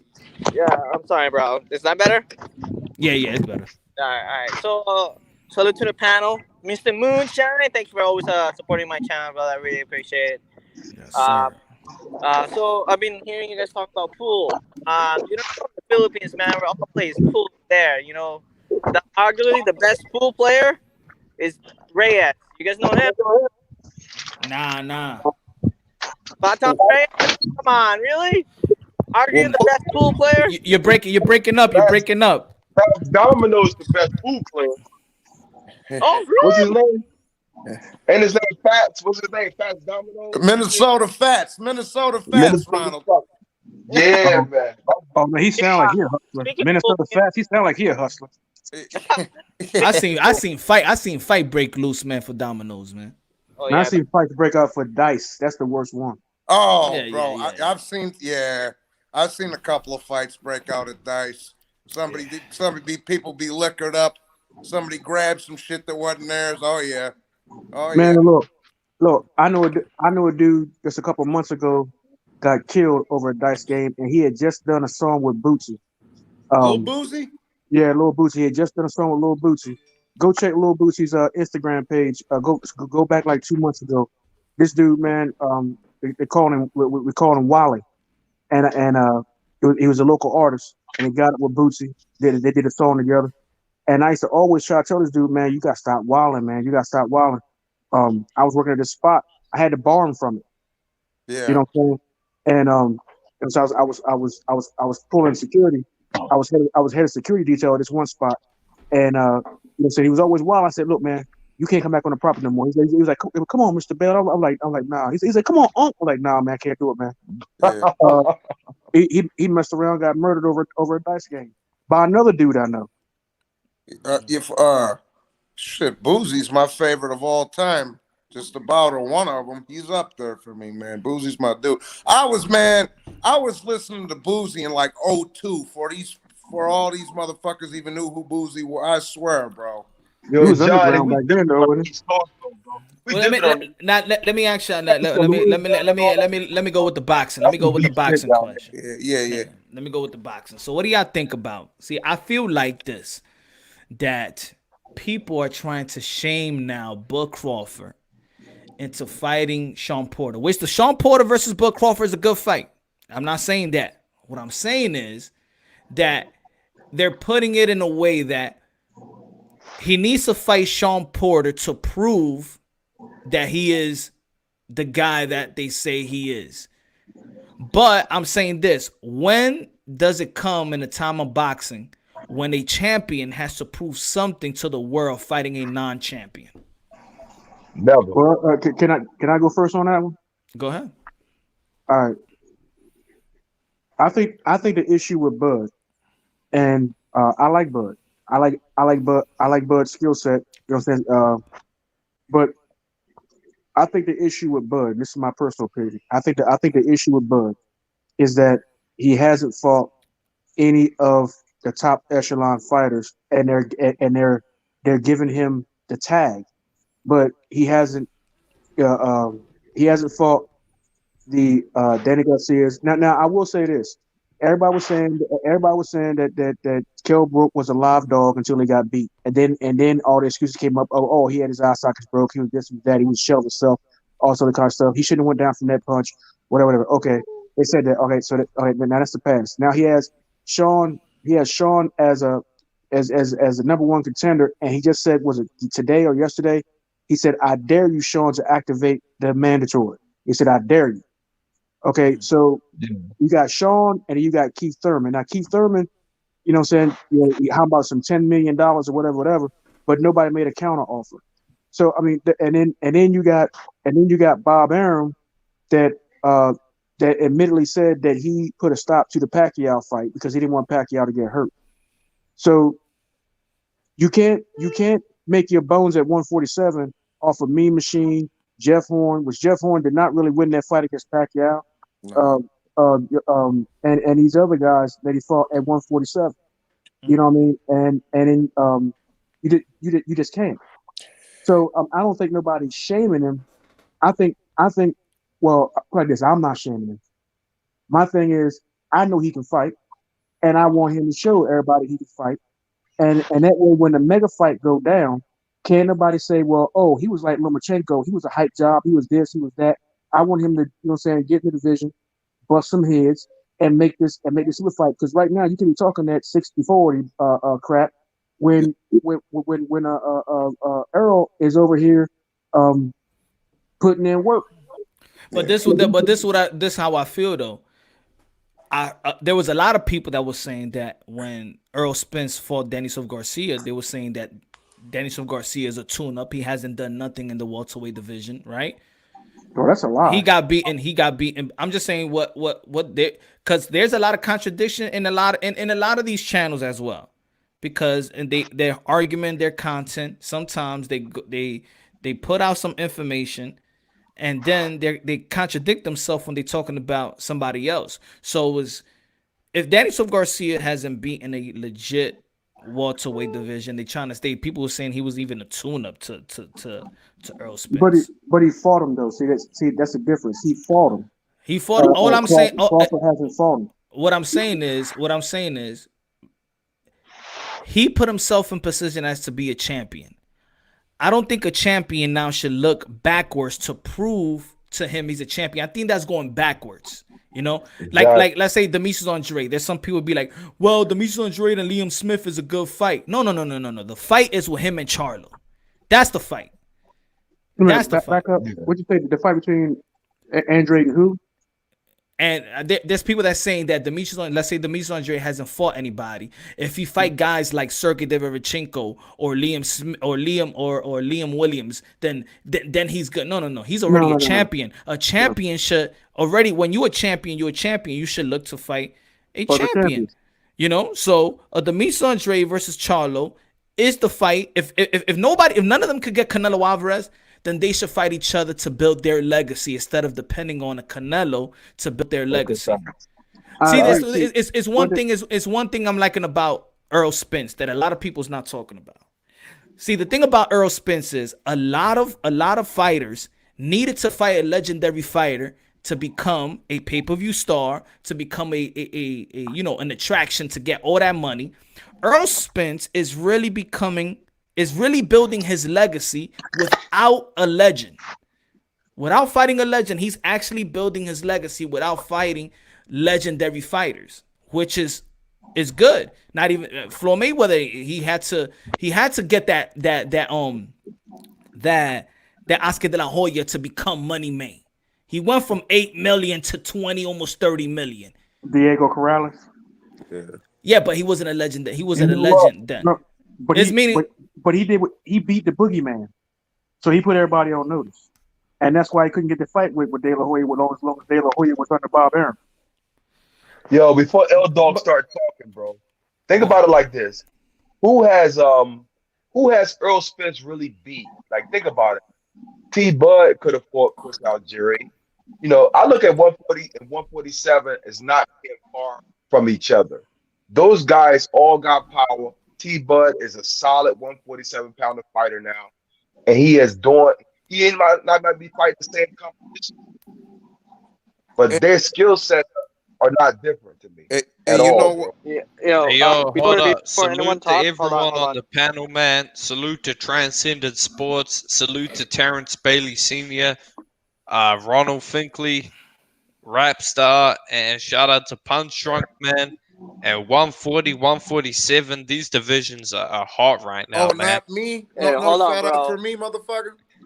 Hey, it's a big fuck you to Johnny Boy, bro. Oh, Hey, wow. hey. Before we start, I just want to say, hold up. I just want to say that I gotta go, but thank you for letting me on. I'll be on later. But I gotta go. Shout out to the panel. All right, brother. All right, brother. You already know. You on here Rap anytime. Star in the building. Merry All Christmas. the way from London, United Kingdom, bruv. Free Merry fucking Christmas. smoke. Free fucking smoke. Let's light this fucking show up, bro. Let's get this show popping. I want to fucking pop this show, bro. And let me tell you something. Go ahead, L-Dog, respect to you, bro. Respect to Ronald Finkley. He's a real man. And Johnny, this is a new name for you. Johnny Too Bad. That's your name, bro. Johnny Too Bad. And yo, Terrence, are we good today, bro? How you feeling, bro? Hey, man, I'm feeling fine, man. Don't start nothing on beat nothing, man. I ain't come here for no argument. Let me tell you something, bro. I come here for you, Terrence. It's late in the morning here. Nah. You know what it was. You know what it was. Yo, Rap Star. Now you know what it was. Rap Star. When Rap Star came, when Rap Star came, Terrence was in his couch. Nice, chilling, relaxed. And then Rap Star came, he put that cigarette in his mouth, about to go outside because this ain't gonna be. Terrence was chilling and calm. Look. One of them, let me just say something, Terrence. Stop over talking me. That's why we get into this shit, bro. That's why we keep getting into this. Look, I love boxing. That wasn't me talking. That was Punch talking. All right, bro. Well, that's what happened last time. But look, we love boxing. Terrence, we love boxing. No matter who you are and where you come from, we love the same fucking game. Now we got personality clashes. We got different people coming from different hoods, different projects, and whatever the fuck it is. But let me tell you something, Terrence. There's no point wasting gas because I can't see you and you can't see me. And let me tell you why. I can't come over there and fucking do something to you, and you can't do shit to me, bro. So we're wasting our time. But if I ever get to America, Terrence, I'm training hard. I ever get to America, bro. Hold up, everyone. Let me say this, man. Shout out to Terrence Bailey.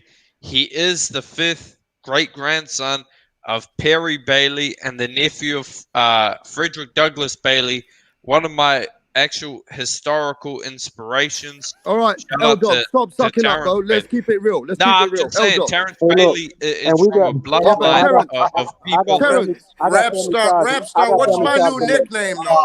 Johnny Too Bad. That's Johnny Too Bad.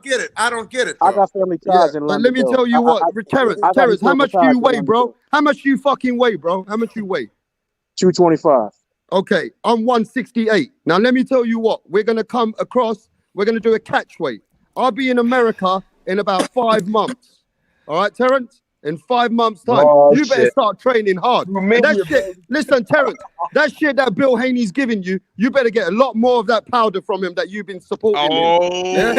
Go get that powder, bro, because you're going to need it, Terrence. I'm training and I'm coming for you, bro, in 6 months' time. But apart from that, we're going to make it love and peace for boxing. But the main man, smash the like button for Moonshine. Smash the like button for Moonshine, and let's talk this boxing, bro. I got 100 on Terrence. What's good, Major? It was good, Major Key Boxing in the building. Major Key Boxing, subscribe to Major Key Boxing. Let's go. My brother, I just came back from a victory, bro. A rap battle on Mark Nash's channel, and I had to school his motherfucker. You know what I'm saying? Oh yeah, what you said? What you said? Spit a verse. What you said? Shit, bro. It was 3 verses. It was 3 3 Friday night karaoke, baby. Hey, listen, you know I don't fuck around. I'm from the BX Boogie Down, bro, all day. You know what I'm saying? The fucking birthplace of hip hop. I don't fuck around. Come on, Biggie. Fucking around. He took advantage last week. Yo, it was a draw last week when I was drunk off a Crown, bro.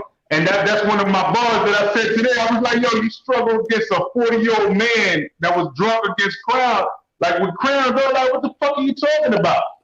You know what I'm saying? Like now, we don't know, man. What you spit, man? Let us know what you said, man. What's good? You need to give us a flavor, Major. Drop that shit. Yeah, drop that shit, bro. Come on, man. Go watch this channel, bro. I'm not gonna. Nah, boo.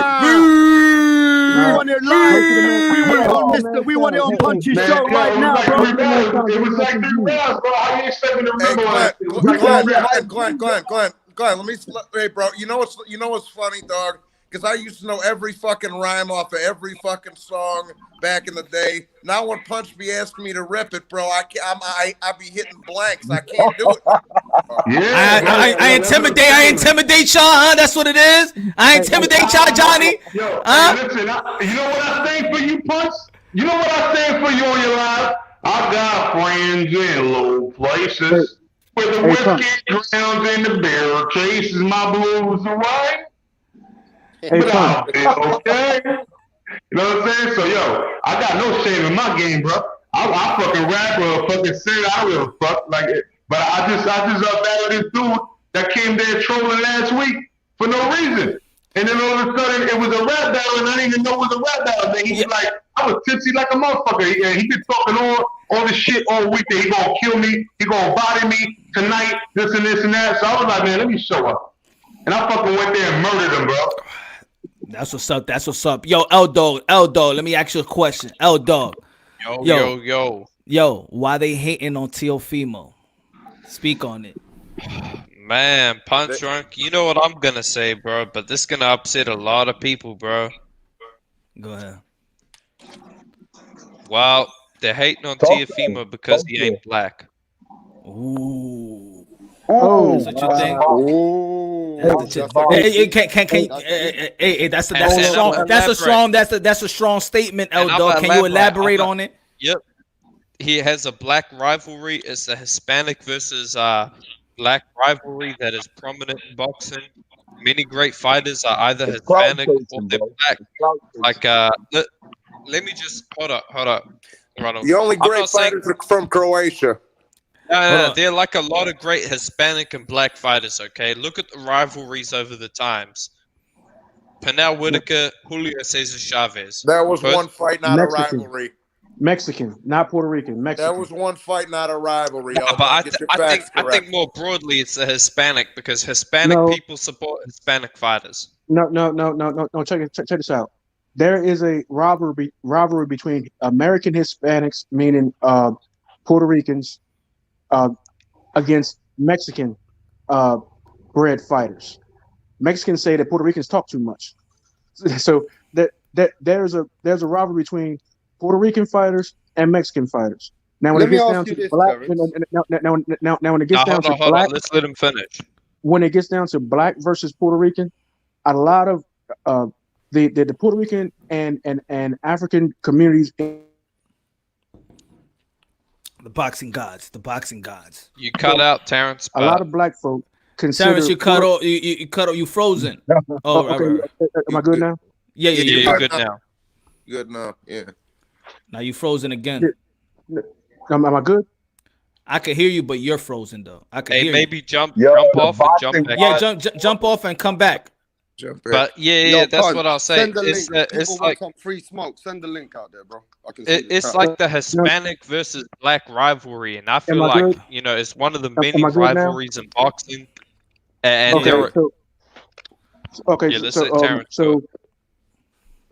appreciate you, bro. So you got the Puerto Rican. Yo, he got buffering problems. Yo, no, the realm is real. He's so good now. Yeah, he's good. He go. I got off the Wi-Fi. I was on the Wi-Fi. So you got the Mexican Puerto Rican rivalry, but then when it comes to the black and Puerto Rican, we are an integrated community. There's not a real rivalry between black, Puerto Rican, and Dominican. Now there's a rivalry between black and Cuban, and that's because of the Cuban system. You know what I'm saying? Those guys are real good fighters. If you can do good against a Cuban fighter, then you know what I'm saying that your stock will rise up. You know what I'm saying? Now there is friendly rivalries, like let's say what LT said. There is friendly rivalries. Like let's say if you talk to, it depending on the sport. Let's say if you talk about baseball, there is a rival with Puerto Rico and Dominican. Oh yeah, there is a rival. No. Punch. It's like if you talk about rugby, it's New Zealand, Australia. Like there's always a rivalry, a friendly rivalry, and that's what I feel like. Hispanic versus black is like a friendly rivalry in boxing. But I don't know if it's that friendly, L-Dog, because when I look from the outside in, I just want you to answer this, Punch. when it looks at the Teofimo situation and the Devin Haney, there's a lot of hate there.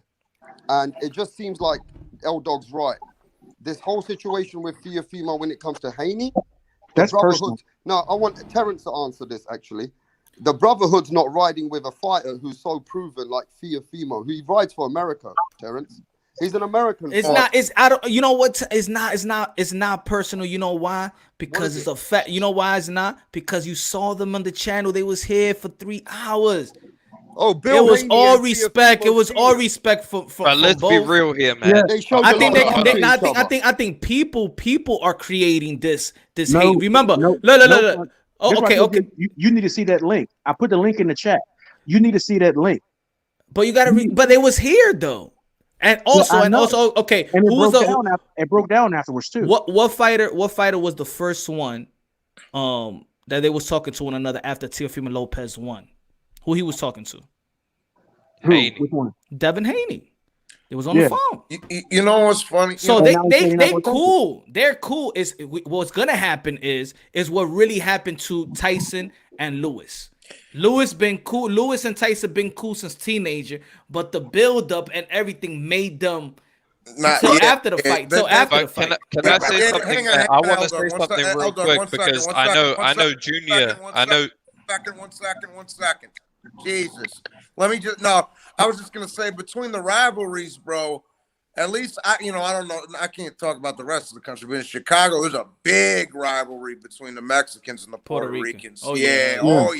Okay. Yeah. Because those are wars. But let me ask Terrence this question. Terrence, let me ask Terrence this question. Let me ask everybody this question, bro. Let me just go on one at a time. One at a time. I ain't going nowhere. One at a time. Go on mute after my question, bro. Yeah. I wanted to say this because you said you're not going to pit me against Puerto Rican. You're not going to pit me against Puerto Ricans or Dominicans and like that. First of all, my daughter's fiance is Puerto Rican. Okay, so what I want to know is this Teofimo Lopez Devin Haney a racial situation? No, but hold on, Rapstar. Before you get into that, I want to say this. Let's not forget Teofimo Lopez at the beginning of his career was pretty much fucked out of the U.S. Olympic team. They really did him dirty with Carlos Balderas. They got him on the Olympic team. And Junior, I think that's his name, Junior Lopez, his father. Yeah. Junior took him to Honduras. No, because he was Junior's his name. Yeah, Junior, he took him to Honduras, and Teofimo competed for the Honduras team. So Teofimo, I feel like he was actually kind of rejected from America, and now they want to claim him because he's successful. But shout out to Teofimo. That's why I fuck with for being proud. But shout out to Teofimo's from Brooklyn, the Bronx, or something like that. Brooklyn. Yeah, he is. But Team USA rejected him at the Olympics. From my house, I could be at Teofimo's house right now if I knew it was at in 3 hours. You know what I'm saying? The Pop went and met him already, so they know. Like this. Yeah. But what I'm trying to say is, the Olympic team, they messed him over. So I'm glad Teofimo, especially in that ESPN, Blood, Sweat, and Tears, or whatever. You know, he was proud of his Honduran heritage. So shout out to Teofimo Lopez. I mean, can you understand what L-Dog and me are talking about? It's not a racial thing. You understand it from the outside, it looks racial. It's a skill and competitive thing. So speak on it now, Rapstar. What do you see from the outside? So the outside in, we're not from America, and I don't want Terrence to get upset or about anything about it, but it looks racial. It looks like the Brotherhood ain't riding with the man who's in America, Teofimo. And the problem that it looks like, Terrence, even though you know Teofimo is a more proven fighter, they're not giving him credit for it. So it looks stupid in America. When we look from England, New Zealand, Australia, when we speak about it, we say, man, these Americans need to support their fighters. It looks stupid. Because we actually looking at your fighter and thinking he's a bad motherfucker. You know what I mean? And they're not giving him the credit. And I want to know, is it because Devin Haney is a black brother, and the black brotherhood feel like they don't want to give him the credit because that would make Devin Haney look better? What is going on? Just answer it, you know? This is what I believe. This is what I believe it is. And this is what I believe from listening to Bob Arum and listening to Bill Haney and being witness to the conversation between Bill Haney and Bob Arum, that and Max Kellerman, that they are trying to dissuade Teofimo from fighting Devin, and then trying to say that Devin is not a champ and Teofimo is the champ. Now what Team Haney is trying to do, and I'm not speaking for them. I'm going on what the conversation was. Like I said, I put the link in the chat that Bill Haney confronted Bob Arum, you know what I'm saying, voice to voice, just maybe 48 hours ago. I confronted Bob Arum first about something different, and then Bill Haney came on right after me and confronted him. And Bill and Bob Arum, if he moonwalked any harder, he would have went through that fucking wall behind him. I don't understand. This part speaking for myself. I don't understand why, if you would say that this guy ain't fought nobody and this guy is not ready, but Mauricio Suleiman is saying that he said today or yesterday that Teofimo is not undisputed because he is not the recognized WBC champ. He has a trophy, which is the franchise title, which is the trophy. He said he is not their recognized champ, which means he is not undisputed. So if Devin is inexperienced, hasn't fought anybody, anything like that, that should be the guy you want to fight. You want to get him and knock him off. That's the guy you want to fight. All that other stuff is bullcrap. If you saying that this dude is sweet, if you saying that this dude ain't fought nobody, if you saying that this dude ain't ready for the bright lights, this dude ain't ready to fight the unified champ, then go ahead and get him. He got that belt. You claim you're undisputed. That should be your belt, right? Go get it. Unless, in the case of Canelo Alvarez, and now Teofimo Lopez, who All defeated respect to Devin Lomachenko. Haney, but he's been fighting on the champion circuit, bro. No. I can't hear. No. This is the problem. But this is the problem, that for a whole year, this was the what they were advertising. Alvarez, and now Teofimo Lopez, who defeated Lomachenko and is the undisputed lightweight champion without any questions. He's the Mauricio ruler Suleiman of said that he is division. not their champion. That's the world I agree with you, Mauricio. This is Mauricio Suleiman. This is Mauricio the World Suleiman. Boxing Council. And this is what I gotta say, Terrence, and to everyone listening. That's Mauricio Suleiman. Mauricio Suleiman needs to get the fuck out of boxing. This dude That's is true, a too. slimy grease, man. I don't like him. That's true too. That is very true, And Elbow. let me tell you this, Punch. He's also made Teofimo's family very upset because Teofimo said, "You've taken his WBC title that he's worked hard for and trying to say now that he don't deserve it." And I saw that, and I didn't like that either. He said that that's a title that he's fought for. So and now you're trying to tell me that you're giving a title to somebody else. So you got to appreciate Teofimo's view on this and Devin Haney's view on this. Hey, you know what? Both. And that's what it is. See, let's view this. Let's view them that they both have their points, right? But I believe that everybody's point, whether you're a fan of Haney, whether you're a fan of TEO, is that the WBC is making a fucking mockery out of this. So guess what? So as a fan, you know what I would rather do is say, when I look at this, I say, okay, you know what? Let's just take this WBC belt out the way. Fuck it. Let's all agree, because we all agree that the WBC has made this a shenanigan, right? So let's take that belt, that WBC away. Let's take it out of the equation, and now who's undisputed? Since we all agree that WBC is making a mockery out of it, if WBC has acknowledged, and that's Mauricio Suleiman's voice in this interview, that Teofimo Lopez was undisputed. That's the way they market the fight with Lomachenko. That's the way that he's been trying to say for the whole year that Lomachenko, when Lomachenko does face the winner of Richard Comey and Teofimo Lopez, the winner, that will be undisputed. So guess what we gonna do? You know what?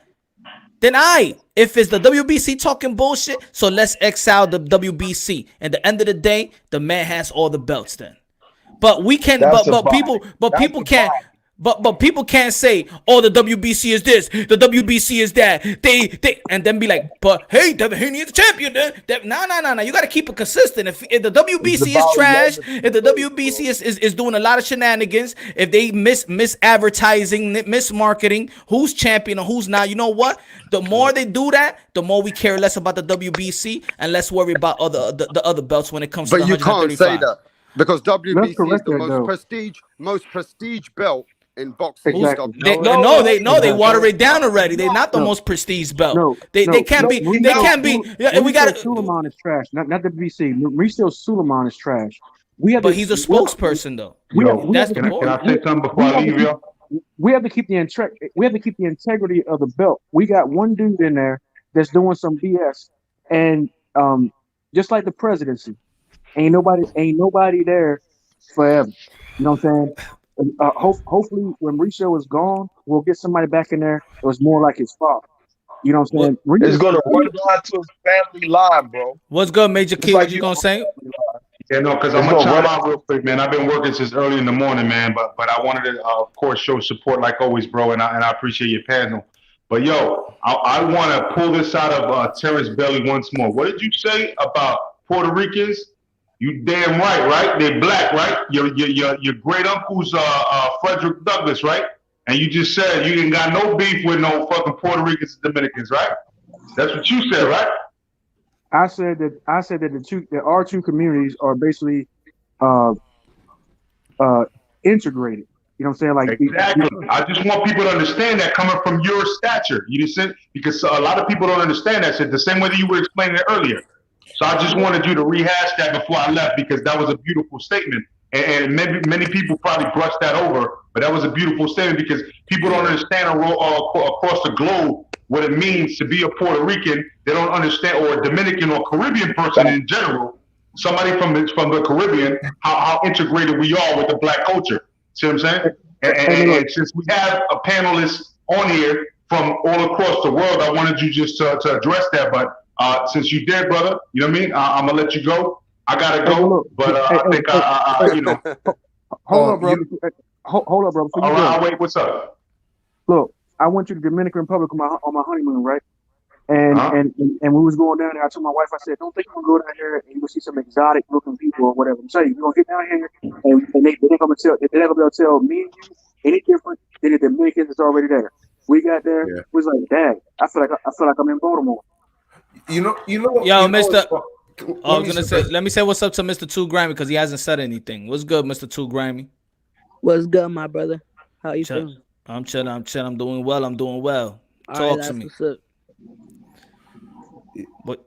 Anything you want to say? Anything you want to start out with? Nah, I'm chilling. You just chilling? All right. Chilling in the block. Let me just say this real quick. You know what's funny, man? You know what's funny, bro? My Puerto Rican side of the family, because I'm Sicilian, but like my Puerto Rican side of the family, it's funny. Some people take that shit too seriously. I remember when I was a kid, my whole Puerto Rican side of the family hated fucking Camacho, and they loved Chavez. You understand? Even when we had a little get together for Trinidad and Oscar when I was like fucking 9 years old. They was like, man, and they all wanted Tito to rip Oscar's head off, but at the end of the fight, they was all like, nah, Oscar won that shit. Let's be fair and square. Let's be fair. Some people be taking that shit too seriously. I felt Oscar won that fight. Yeah. Even my cousins who was diehard Tito fans, still in Cotto fans later on. Yeah, they was like, Johnny, I agree with you. I thought De La Hoya won that too. But at the end of the day, what he was talking about was integration. No. I just Hey, Johnny, the other thing too. Terrence, let me just finish what I was saying real fast, bro. Okay, go ahead, bro. All I was saying was that something. You're right, Glenn. I was just saying sometimes people take that shit too seriously. You know what I mean? You gotta be level-headed about that type of shit. That's all. Yeah, I feel you. But since we have a panel of like worldly people here, and I was about to bounce. Keep in mind, he told me to stay so he could make a point to me. So I'm here just stating this last point again before I leave. and I'm out. You know what I mean? But I'm just saying, like he made a great point. It's all about integration, bro. It's all about integration, and you know what I mean? The Hispanics, and especially, man, like nobody can say Puerto Ricans are not part of hip hop. Like we built that shit too, bro. Like, you know what I mean? With the blacks, man. Like we was down there in the boogie down Bronx. They call it the burning Bronx back in those days. You know what I'm saying? Cool Herc did a block party. You know what I'm saying? Shit, in 1973, man. You know what I mean? It is what it is. Cool DJ Red Alert, man. When I was living in Bridgeport, Connecticut, I used to tune in. What was it? Was it 101.7 or something like that?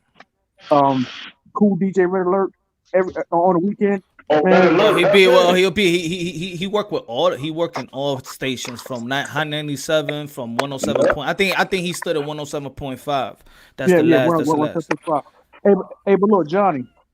The same point that I made to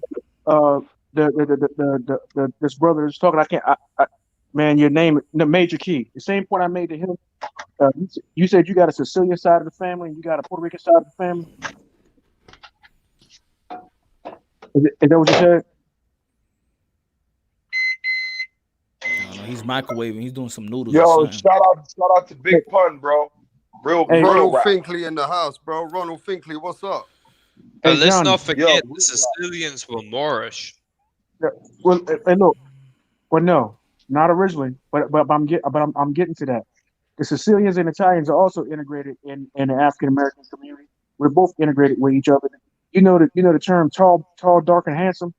That comes from the Mediterranean. That comes from Sicily, from the Sicilian people and the Italian people during the Moorish raids. But Punch, are you going to answer our question, or we're just going to go around it? Hold on. Let's let Terrence cook because he's speaking some knowledge right now. Well, the question about Teofimo. What you think? We just want to keep it straight for what Europe. you think. So what you everybody answer the question. Do you think do you think Teofimo Lopez is hated? Do you think Teofimo Lopez is hated right now? Yeah. He's hated.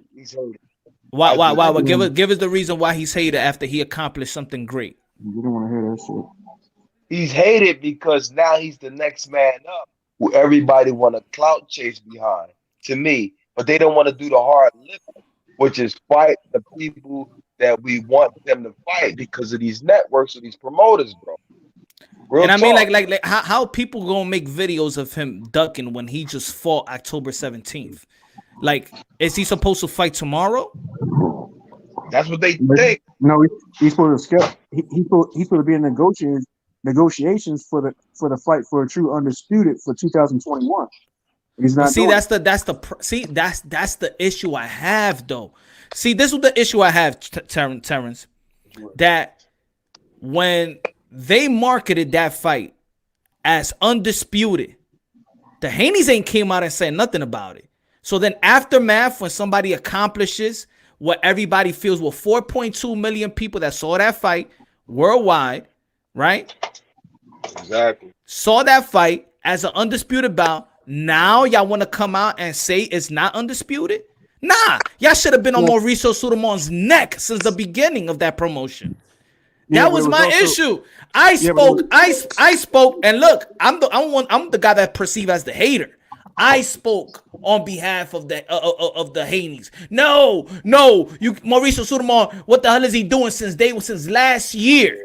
They ain't speak on it. So now finally it's undisputed. Now aftermath, now y'all want to take it away. Y'all wasn't trying to take it away on the buildup of that fight. So don't take it away now. That's my thing. Don't speak now after all of this. And look, I have 5 interviews We could sit right now and listen. These are 5 separate interviews. Teofimo Lopez, who defeated Lomachenko and is the undisputed lightweight champion without any questions. He's the ruler on that division. See, right there, I'm calling WBC. I'm Bill Haney. I'm Devin Haney. I'm like, yo, Mauricio, what the fuck are you saying? Do you know I got a fight November 7th, and y'all just let the whole world know that there's an undisputed bout going on? So what makes me? How you gonna promote my fight? Then I'm just a second class now. Now my belt has turned into a regular belt. See, it's a reason why a lot of people is not calling out Devin Haney. Everybody that you talk to, all the fighters that you talk to don't respect that belt. So it doesn't matter what the fans think. It doesn't matter how many channels come out. The fighters themselves don't respect them as that guy with that belt. Who you talking about? Look, Javier Fortuna, when he's talking, he's like, he's not a real champion and stuff like that. He's not a real champion. Cambosos, when I interview him, I said, man, they gave him that belt. I don't consider him as a champion. Shakur, wait. Shakur Stevenson, when he tweeted, he said, I got my title and mine was earned, not given.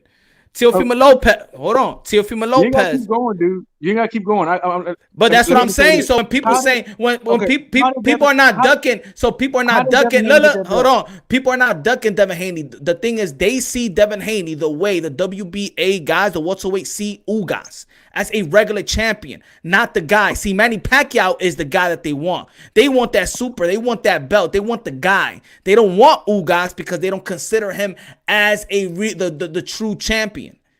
That's facts. Those are the fighters that don't matter what we say. As Mayweather said, there's no such thing as a super champion. And I'm gonna ask you this: how did he was a super champion though? How did Devin get his title? How he got his title? He got his title because this guy got elevated. He got elevated as a franchise because this guy dropped his title and took a trophy, as in the words of Riso Suleiman, and he petitioned for it. Now, how did Lennox Lewis get his title? He didn't say that when he did it though. Now y'all saying what he's saying now. Y'all saying what he's saying. He never Suleiman never said trophy. He never said trophy throughout the whole year. Don't come because he said this a couple of days ago. It's been promoted this way for a long time. So now the fans are stuck. So how you gonna fake the fans? So how you gonna so tell me, so how you gonna go back and promote a Devin Haney and a Teofimo Lopez fight? What you gonna tell them? That is an undisputed 2.0. I'm sorry guys, we actually lied to y'all the first time, but this is now. Hey, look! Not everybody was billing that fight as undisputed. Not everybody was billing that fight as undisputed. There's a lot of people saying that there was some news outlets were saying this fight is being billed as undisputed, but it's not. But I'm gonna ask you again: how did Lennox Lewis get his title? It's like I said the other time. We gotta stick to Devin Haney. We always gotta go back to somebody else. Let's stick to this situation. Drop it in the trash. The same way how basically Lomo dropped the WBC in the trash in order to take the franchise title, so that he ain't got to fight his mandatories or nothing like that. And Riso Suleiman, as you said, but that was only one title. Okay. That was one title. The rest of the titles, Lennox Lewis had to fight for them. Now, real though, bro. But then for this Lomo fight, all of a sudden now it could be transferred. So let me ask you a question. The rules as they go along. All right. So a lot of people got fucked over because I didn't hear no interview. I didn't hear no content creators say when they stripped Devin Haney from the title, right? They made a actual fight of Luke Campbell versus Javier Fortuna for that title contract. That fight was gonna happen. It was a date. It was a date. It didn't happen. Coronavirus hit, and then they gave the belt back to Devin Haney. Ain't nobody said I was fucked up to Luke Campbell and Javier Fortuna. Hey, Terrence, did anybody said it was fucked up? All right. So that's my point. So he got stripped from the title, and then he got handed back the title when there was a fight to be made to fight for that title. Like, nah, that belt is watered down. That belt is watered down. You know what? Because the boxing world was embracing Fortuna versus Campbell, nobody said anything because World Boxing Council is the person who made the fight. So other people are looking for the fight besides the fight. And the thing is, and the thing is this, and I take everybody's opinion, and you know, I give them the platform. I'll hear everybody out. See, the difference between when we hear Bill and when we hear Devin, it's not the same when we hear Javier Fortuna talking. But first, nobody understand. If you don't understand Spanish, you don't know what he's talking about. And then he doesn't have that type of push. He doesn't have that type of hype. But when Javier Fortuna is saying that he was asking for the Devin Haney fight, and when he was asking for the Devin Haney fight, they told Javier Fortuna that he was still rehabbing the shoulder, and he called them in Spanish a coward, but nobody understands.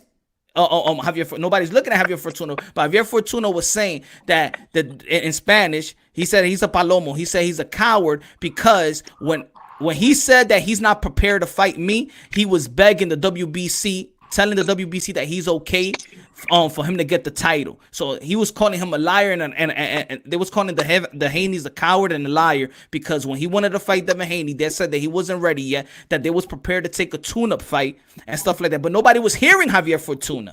Nobody was into hearing Javier Fortuna. Yeah. But see, that's the difference. I was hearing Javier Fortuna, and when he said that, don't worry, he's not gonna fight nobody, he's gonna fight a tune-up. In reality, that's what he actually did fight. He did fall Gamboa. It was a November 7th date. It don't matter who was going to be there. They was going to fight November 7th, whoever it was. And it was not going to be the guys that they was calling out. Just like right now. Why we not talking about Teofimo? Yeah, people calling him Teofimo Lopez and a duck. They're not going to fight. You know it and I know it.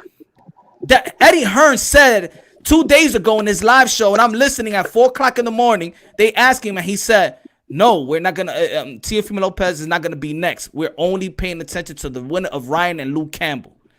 So why are everybody talking about Devin, TEO and Devin when you know that fight is not gonna happen? Bill Haney also said that Bill Haney also said that they got one more fight left with Matchroom. So we know at this stage of their career, Bob Arum is not gonna do a cross promotion fight.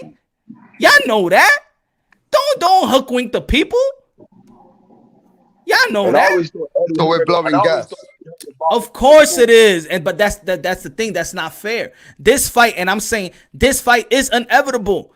Devin Haney and Teofimo Lopez will fight. But to shame him now, knowing, or to go to other platforms and let these other platforms shame him because you know damn well that fight is not gonna happen next. It don't matter what I say. It don't matter if I scream Devin Haney, Teofimo Lopez next. Let's go. Let's make it happen. Just like we did the Gary Russell Jr. and Devin Haney. It ain't happen. They not looking at that fight. Eddie Hearn is not looking at that fight either. So why shame him? Why shame him? You know the fight is not happening. Yo, look what Pop Senior said. He was like, okay, I'm going to talk to Bill Haney. Because guess what? They weren't even on their radar. Because they on a different level. Teofimo is on a different fucking level, bro. Come on. And the thing is, it's not bringing. See, I think this is what it is. When people are praising TEO, other people take it as they're downing Devin. It's not really downing. It's just that guy went through the route that he done more. That's it. That's a fact. Yeah. It's not to shame. It's just a fact.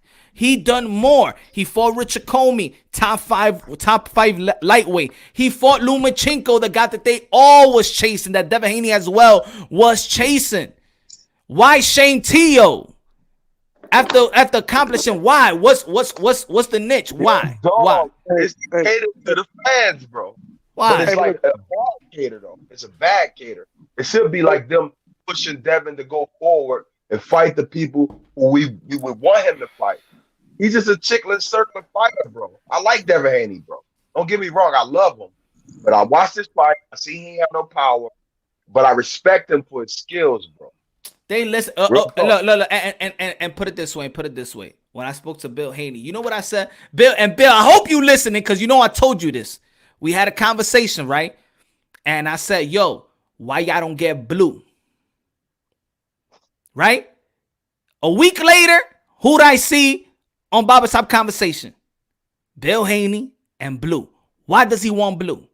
What I told Bill. Blu-ray. What I said about Devin. What I said that all he needs after the fight, that just focus on power. Yo, Bill, I'm telling you, it's all about performances, man. Your son gotta get him out of there, man. It's just power. Y'all just focus on power. How about get Blue? Blue ain't working with Earl. Blue who? And then, Blue who used to work with Errol Spence. With Earl Spence. A week later, I'm going through it, and they on Barbershop Conversation, and they gonna work together. Why you think they're gonna work together? Because he know whatever I'm saying and other people are saying is true. He needs to increase his power. That's not completely true. That's not completely true, man. I was there too. That's not completely true what you're saying. Yo, dog, I fell asleep. So that's what I mean. That's what I mean. Like some people, let's say, if we analyze something, it might sound, let's say, I'm not saying that he's weak. I'm saying that we all know that he should increase his power, right? Yeah, but Bill Haney was not there to recruit Blu-ray. Blu-ray pitched to Bill. Blu-ray was there to talk about him and Errol Spence getting back. Oh yeah, together. Yeah. I didn't. And Blu-ray gave his sales pitch to Bill, and Bill didn't commit to nothing. Bill said, "We can talk. We can talk later." But it does, and I know. I saw towards the end. I saw towards the end. But does it make sense for him to work with Blue? Yes or no? That depends on what they can't want, man. I can't answer that question. I know. I went because I said that a week before they even got on. I said to Bill, right? Because if he's a guy that implements power, because he's the one that's implement Earl Spence power. When he worked with Earl Spence, that's when Earl Spence is knocking dudes out. When he's not working with Earl Spence, he's not knocking dudes out. So he's emphasizes power. So when I spoke to Bill, I said, "Yo, y'all gotta get Blue." I said, "Get Blue." But you know what? That's a very true thing. I asked Blu-ray. I said, "What do you think you could do for Sean Porter?" He said, "I wouldn't work with Sean Porter because I only want people they got a certain amount of skill, and Sean Porter don't got the skill for me to work with him." And that's when he pitched. And that's when he pitched this whole thing to Bill, because we was all on there together. And you know what? He can't say that. Blue. He can't say that too. Blu-ray is a very good attribute to Devin Haney because he's the same guy who worked with Errol Spence. And if I'm not mistaken, when he was working with Errol, he was knocking people out. Errol was knocking people out more. I know it wasn't those elite opponents, but that was the time when Blue was working with Errol. Now, let me tell you why Blue's a really, really good attribute to Devin. Devin Haney's got great skills. And one thing I like about Devin Haney, Punch, he doesn't get touched much. You don't see Devin Haney getting hit that much. Don't worry, look at the competition. He's not supposed to get touched. I get it. With the C+ competition, regardless, though. No, let me speak. Regardless of the C+ competition, yeah? You look at other fighters, they still get hit. Devin Haney's got a style, he don't get hit much. Now, if he can add the power to his attribute, that can only help him and make him a much better fighter, Punch. So you're putting him in the right direction, for sure.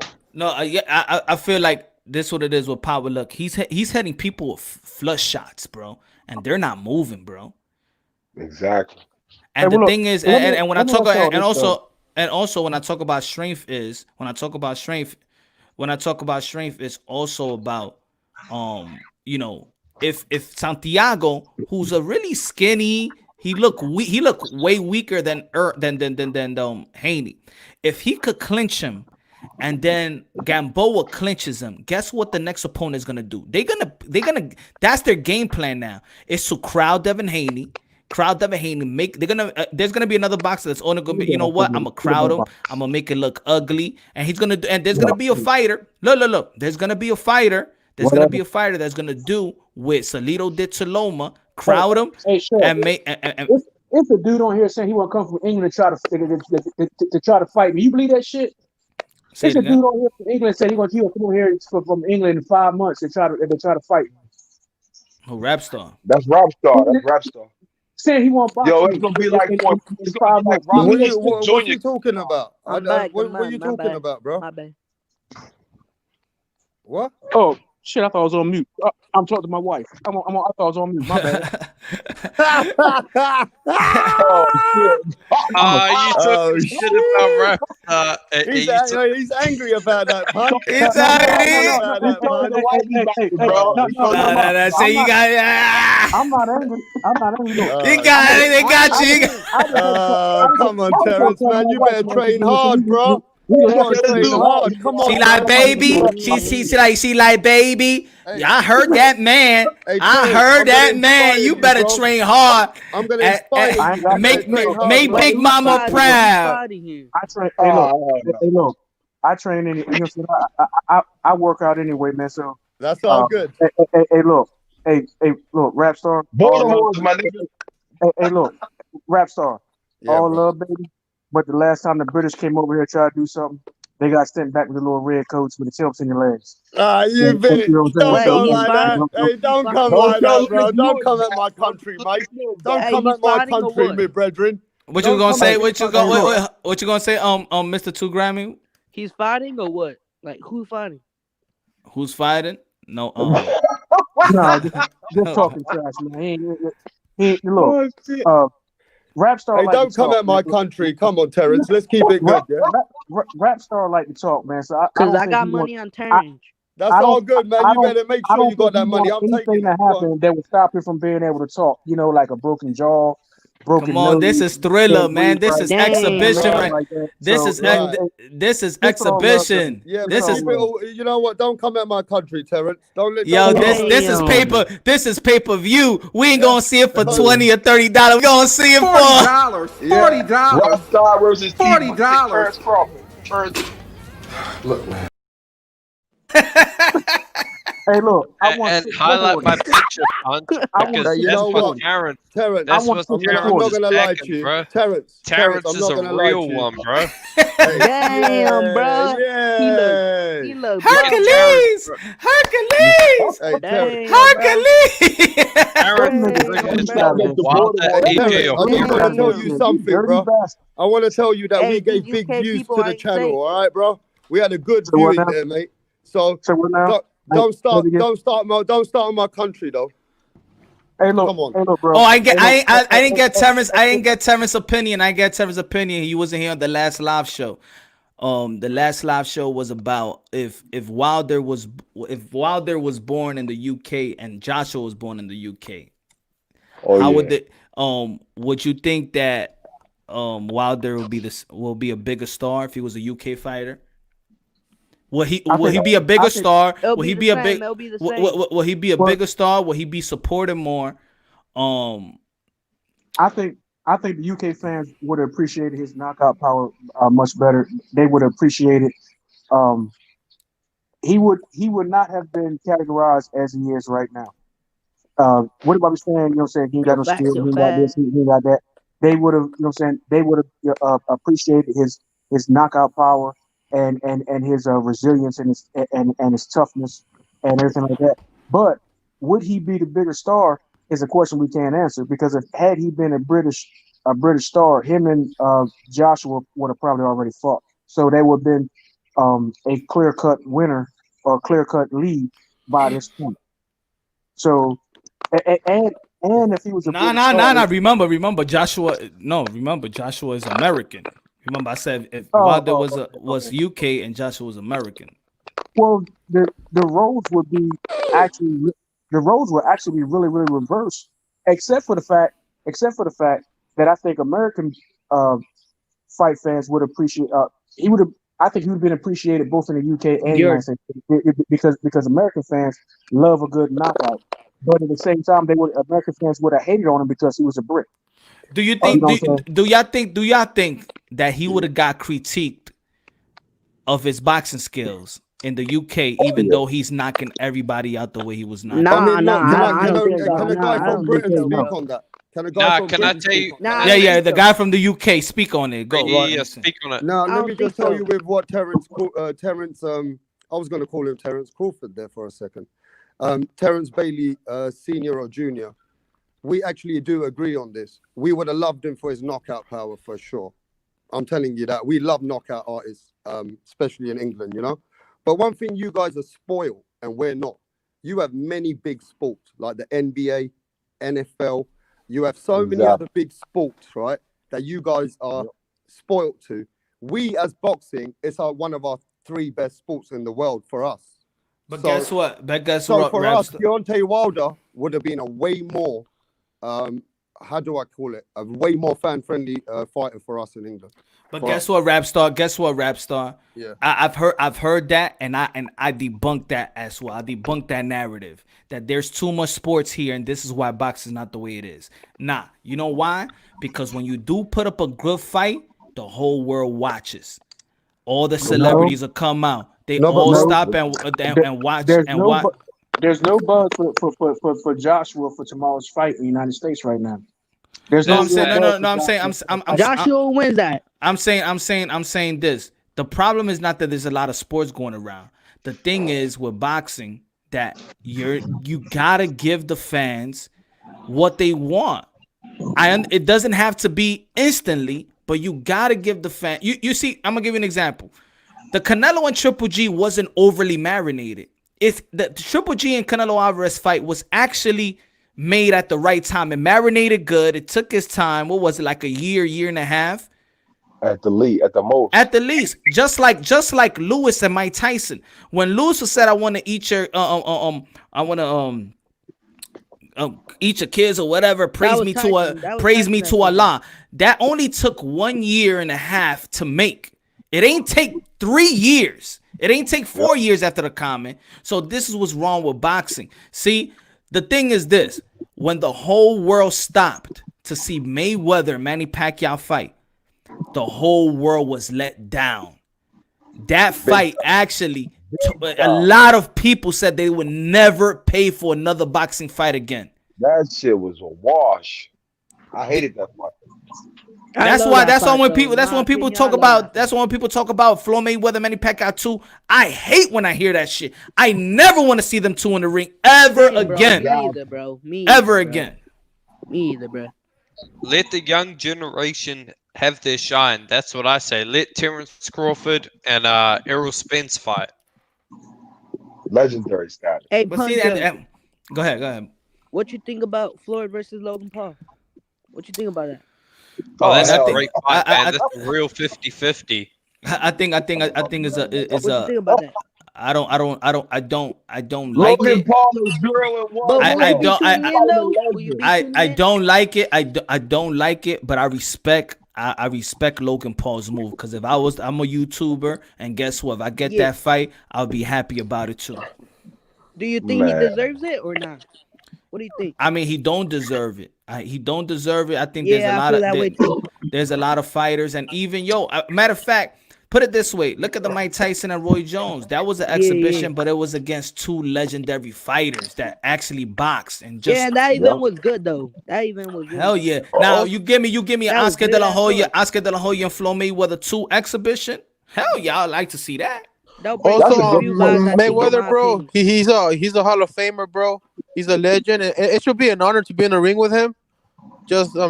Logan Paul, I don't think so, bro. I say this. Oscar De La Hoya against It'll help the sport of boxing, though. I say that. I say that Floyd Mayweather still has a relevant presence, and I'm not saying, it's almost like when he do, bro. It's almost when you tell a dude that you got to be a role model, and they're like, I'm not a role model. I feel like Floyd Mayweather could be so great of an ambassador to the sport. I mean, the dude don't drink. He really lives a clean life.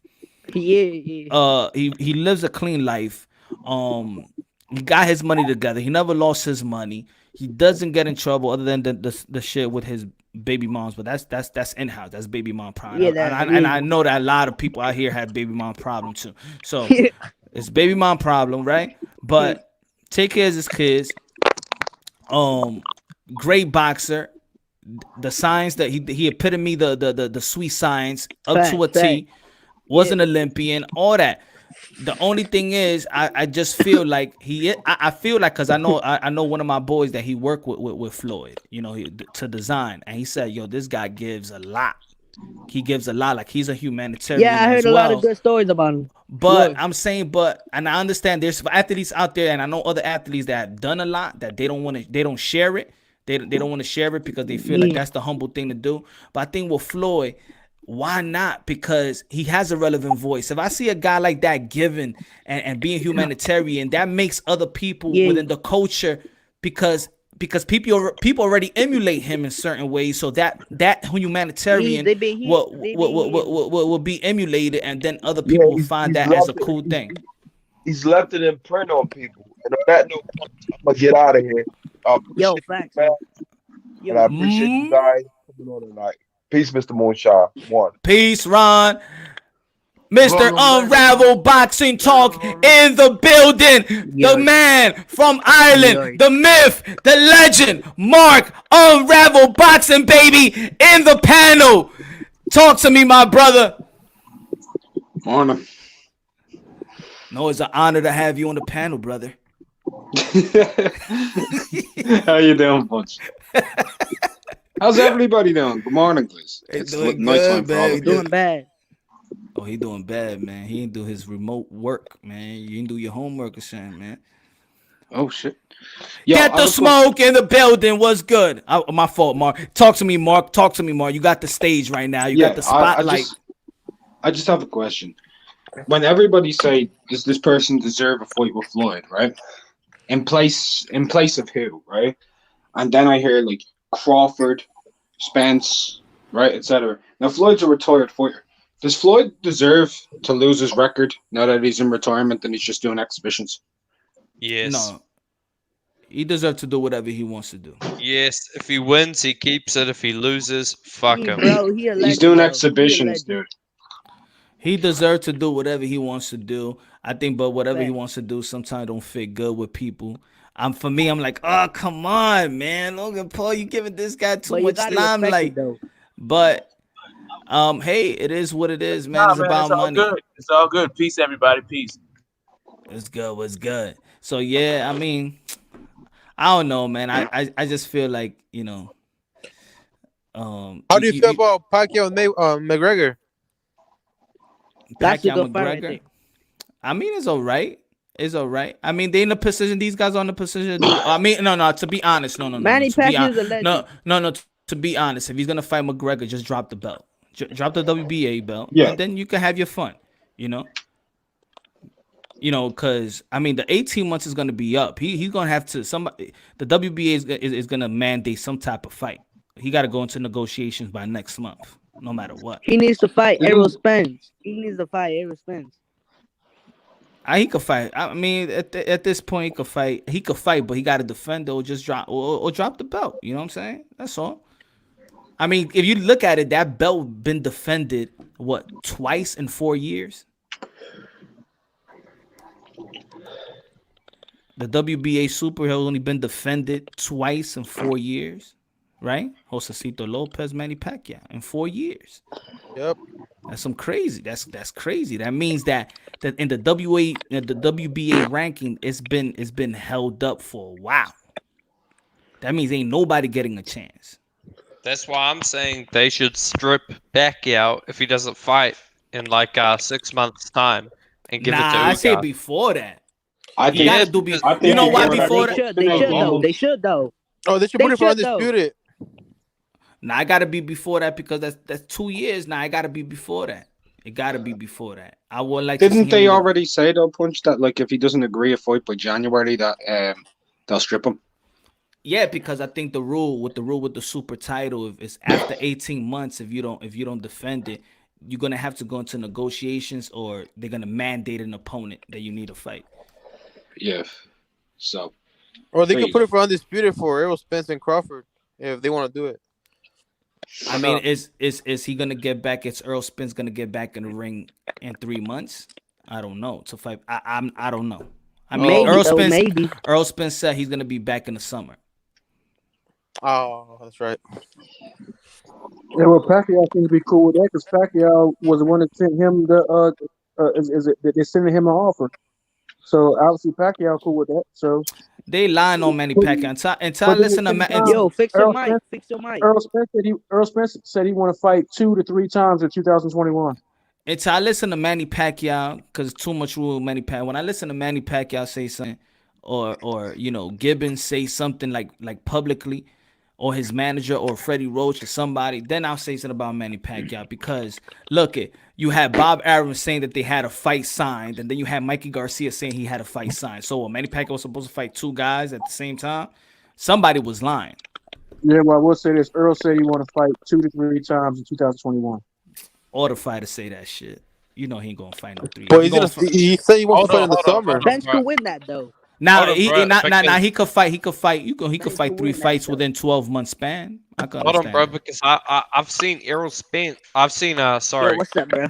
Walter TEO Abdukakarov say he's not with Top Rank anymore, so he might be with the PBC. Errol might get that mandatory defense. He'll beat him, and then he might go into a Pacquiao fight, and then after that he might go into a Sean Porter rematch.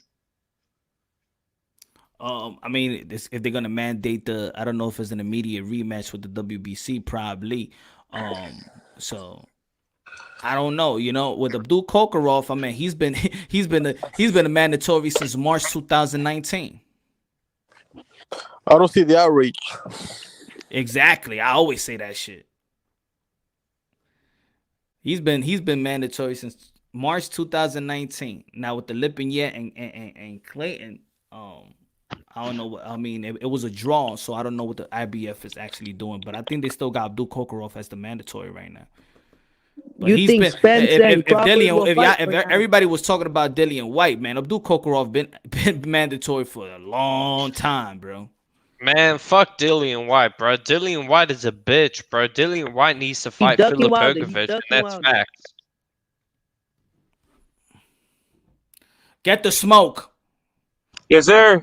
What's good? What's good? What you smoking? What you drinking? What you Who the fuck injecting? smoke? What you injecting? Injecting. Wow, you got me all messed up. I got the blunt twisted though. Definitely got something twisted. I'm glad you came to me because I was gonna step outside and listen for a second while you guys cook. And this, I believe, is some kind of Kush, like some OG strain, right? I'm probably make myself a Bombay martini, 4 olives. You know how we do it. All right, all right. Did you bring the facts? Too cultured, bro. He's too cultured. What happened? Oh yeah, well, you know, sophisticated man, sophisticated taste. Oh damn, get the smoke smooth. Yo, Yeah, so what y'all feel? What y'all feel about the WBC and Canelo Alvarez? They're gonna for the Smith. It's a just do. It's a just do. Oh my God, dude! What you think we think? Come Canelo on, versus man. Charlo, make it happen, bro. I think they did the right man. thing, Punch. Canelo's a future Hall of Famer. He's a legend. Oh man, like listen. Forget all that legend Canelo stuff, versus right? Charlo, make Like it at a certain point, I think you have to recognize that somebody's got a problem, right? I think like fight Smith, who's a champion, and stop with all these guys who are supposed to be legends fighting guys for belts and actually devaluing themselves and the belt. Like, what's the obsession? Canelo got every goddamn. He's literally had every belt you can have, like all the sanctuary bodies, right? And has he had a WBO? I'm pretty sure he's had a WBO. Isn't that what Klitschko had? He I mean, held not the Klitschko, W. sorry, He Kovalev. he held the He needs to WBO fight light heavy. Charlo, bro, in my opinion. Right. I'm just saying, like at a certain point, man, stop hogging the mic. Like, get up out of here with this. Like, if you're not gonna fight David Benavidez, why the hell are you fighting Air for like 2 titles? Callum Smith has never been no WBC champion. Hey, he's a champion. Respect the man. I do respect it. I respect him for getting the title that He the needs man to fight won. Charlo, bro. He did fight that Super Series. I respect the Super Series. Don't you No, respect I the Super do. Series? That's why that belt matters. But we ain't talking about the Super Series. You know what I'm talking about, Smith's belt. Fight that The Smith. ring one, the ring belt. Hold on. Right. Let's I'm talking about how the hell. Yeah, let's get factual. That belt's vacant though. Hold on. One at a time. I'm almost done. I'm gonna wrap this up real fast. Mauricio Suleiman is taking the place of promoters right now. At this point in boxing, we don't have any real promoting talent, and so Mauricio Suleiman is stepping into the vacuum. We got the franchise WBC champion fighting for a vacant WBC title. How the hell does that matter against a guy who is not even in WBC rankings? That's for 160 though. Okay. No. Hold on. Champions are not ranked. Because bro, hold on, bro. I've had a bit to drink, but I'm gonna say this, man. George Groves Jr.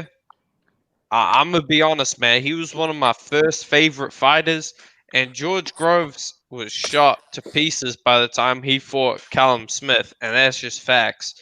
Yeah, So Callum Smith is a cherry pick. He's a bum. He lost to John Hey, Ryder. hey, you know the rules, no man. bums We on got here, some new bro. rules in the He punch needs drunk to fight boxing. Charlo, bro. He needs to fight Charlo, But bro. I'm gonna say this. Hold on. George Groves was an all-time great, bro. And George Groves, Sky Commentary needs to hire him, and that's facts. Ernesto Rodriguez, mi hermano, good looking out with a super sticker. Thank you very much. Nah, Bro. I don't want the mac and cheese. And Terrence Bailey, the OG, is backstage. Mark, what you feel about the WBC? Well, with this situation with Canelo fighting for the belt, it's weird because of the franchise title. Because I thought they weren't able to pick up world titles, or I don't know. I thought they weren't able to, but if they are, whatever. My main thing about it is, would I rather see Canelo and Callum Smith fight for the title than Avni Yildirim? Yes. 100%. The other, Wait, Grammy, let's people talk. The other thing for me, my bad, and people never pay any attention to this, is whilst Avni Yildirim, yes, he was installed as mandatory. Callum Smith was installed as mandatory when he became WBC Diamond Champion. They said that he had a mandatory title there. They said that themselves, and he never got his opportunity at the title. So he technically has been in line way longer than anybody else for a shot at that title. Hasn't been given the opportunity to fight for it. Now he has his opportunity. There you go. Yeah, I agree with you. I'd rather see them fight for the WBC than the opponent that he was going. Canelo and Charlo, that's a good fight. I want to see I want to see Demetrius Andrade, man. Forget this people pumping Charlo and that Canelo. fight too. I want to see They better Andrade, fight, bro. They Andrade better and fight, Charlo, bro. man. My bad for interrupting, but hey, Mark, Unrivaled Boxing Talk, do you agree that George Groves should be a commentator, bro? Yeah, of course. George Groves is fantastic at that shit. He's a great talker. Exactly, bro. Shout out to Fat Charlo's George the real Groves, deal, bro. aka Saint George Groves. He is a beast, bro. George Groves factually beat a Badu Jack. He factually beat what's his name? Chris Eubank. Yeah. George Groves was a great fighter, bro. That's facts. But I'm a mute. I'm gonna jump off and I'm gonna just be listening, Punch. L Dog. I got Philip Herkovich. I got Philip beating Usyk. That's facts, bro. But hey, Punch Drunk, I've had too much to drink, bro. I'm gonna jump out and I'm gonna just be listening. All right, bro. Hey, look, I like George Groves, man, because George Groves is honest. I like George Groves because he's honest, man. George Groves tells the truth. When this Wilder stuff came out, George Groves told the truth. I think Paulie tells the truth too. Man, fuck, man, get out of here, Paulie. Why? Look, I think Paulie says the truth. Paul, you know what? Paulie is one dude. If I was about 60 pounds lighter, I'd challenge that dude to a fight. If I'm about 60 pounds lighter, that dude, man, I don't like that cat, man. You know what? Everybody seems to hate Paulie from, though, right? Malignaggi in America. Nah, I like Paulie. Everybody seems to hate Paulie Malignaggi in America. What's going on, bro? Everybody seems to hate him all of a sudden. Boy, if you white, bro, they don't like you. Okay. First of all, you can't bring race into it because first of all, Paulie is Italian. Second of all, if you know anything about where Paulie was raised, which was a mob run area, who were racist, you know, and so the things that he was saying, you know, falls in line with his upbringing. He basically exposed himself. And, But the last time I checked, Terrence, doesn't Paulie Malignaggi come from New York? Doesn't he come from New York, Terrence? Yes, Paulie Malignaggi. but Paulie Malignaggi, because that's a multicultural city. No. Hey, rap star, listen. I don't want the mac and cheese. No. Like you said, you don't know how things in America run. So let me explain it to you. But I've been there 3 times to New York, bro. In the neighborhood where he was raised, things were much different. What was that? Bensonhurst? Look up Bensonhurst in New York. Look up Bensonhurst and the things that happened in Bensonhurst. But that's more Jewish than anything. Yeah, but there was other things that went on, man. You gotta look it up. I'm not gonna take the time on your show to sit here and try to explain it. So I'm going to tell you where it's at, and I want y'all to go and I want you to go look it up. L Dog, Team Herkovich in the building. Good looking out, L Dog. I get L Dog being Usyk, L Dog. Nah, what I was gonna say about Paulie. Paulie, man, he grew up in the gym, man. He grew up in the gym with the brothers, man. His style was like the brothers, man. He chill with the brothers, man. Yeah, exactly. Paulie had some weave and had some cornrows, man. You forgot he wanted to be so much like a brother. Then what got him fired? And then what happened when his career was over? What kind of message did he start talking? See the difference between Paulie is that Paulie is right wing. He's a conservative. That's the problem with people have with that. That's why I think he did get debuted with Showtime, because Showtime is Steven Espinoza and is David Dinkins Jr. David Dinkins Jr. is the vice president. David Dinkins is the vice president of the vice president in the production of Showtime, and he is liberal to a core. So you're saying that? So you're putting it on David Dinkins? You're not putting it on Paul? You're not saying that the co-workers, that the co-workers were That's what I'm saying. That's what I'm. Because I know you know why. No. I know what you're about to say. I just want to say. You don't know what I'm about to say though. But I'm gonna listen to you, Punch. Go ahead. No, because the thing is with this, if you follow his tweets and if you follow his podcast, see, there's a lot of things that when Paulie talks political, he talks a lot about politics. I think, and I think the things that people didn't hear that I've heard before, because I used to follow his podcast. I think that his way of thinking and their way of thinking was clashing. And if you see Steven Espinoza, if you look at his Twitter feed right now, he don't talk about boxing. All he talks about is politics. These guys in Showtime are very, very political. And what Paulie Malignaggi was saying on his airwaves, they are totally the opposite. And I feel like it was a matter of time he was going to get the boot from Showtime. That's what I feel. So here's the thing. So they released a statement and said it was about the way he was speaking to his coworkers. But as a boxing fan, I don't work at Showtime, but as a boxing fan, I heard him talking about his stuff on, like the dude was saying, it was that David Benavidez fight that was it was the undercard. It was the undercard of I want to say Danny Garcia and Brandon Rios. Errol Spence. It was like a rematch. No. It was a while ago. David Benavidez and a guy he fought is a rematch of that. Like the dude was last name is F. I can't remember the dude's name, but anyway, the guy said Steve Farhood said the fight was harder than being unemployed, like harder than unemployment or something like that. And then Paulie was like, the unemployment rate ain't low. Like, he just injected, like, I don't need to hear no right-wing talking points when we talking about boxing. Like, get the hell out of here. He said it ain't high, not low. He said it ain't high. No. Regardless what it is. You know what it is? The unemployment rate was high in the Malignaggi house. You know why? Because the dude is out there with his politics and he can't keep it. He can't separate it from his job. Whatever the hell is going on at Showtime and the culture at Showtime, I don't need to hear it when I'm listening to boxing commentary. But exactly that. But that's what I was saying. That it was more about his political affiliations more than anything. They made it sound that it was the comment that he made in the UK.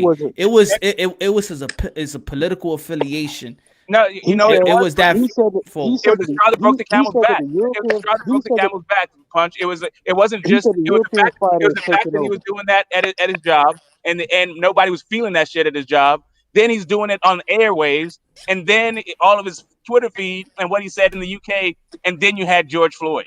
And the entire country, the entire world, as a matter of fact, put a spotlight on racism to the point where rest in peace, George Floyd. Now this is the perfect storm. This is the perfect storm to purge our roles. Now it could be stamping out heresy, like you suggest, right? Or it just could be that dude's corporate culture wasn't a good fit for the corporate culture, and he certainly wasn't a good fit for my ears when I'm trying to watch boxing. He damn sure wasn't a good fit for boxing, first of all. And then we start saying this stuff about the European fighter is taking over, and the European fighter is better than the black fighter. The days of the black fighter is over.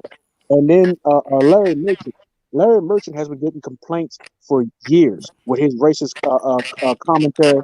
And I personally believe if he could have got down on all fours and stuck one of the Klitschko's dicks, he would have done it. And that's why Max Kellerman came in there.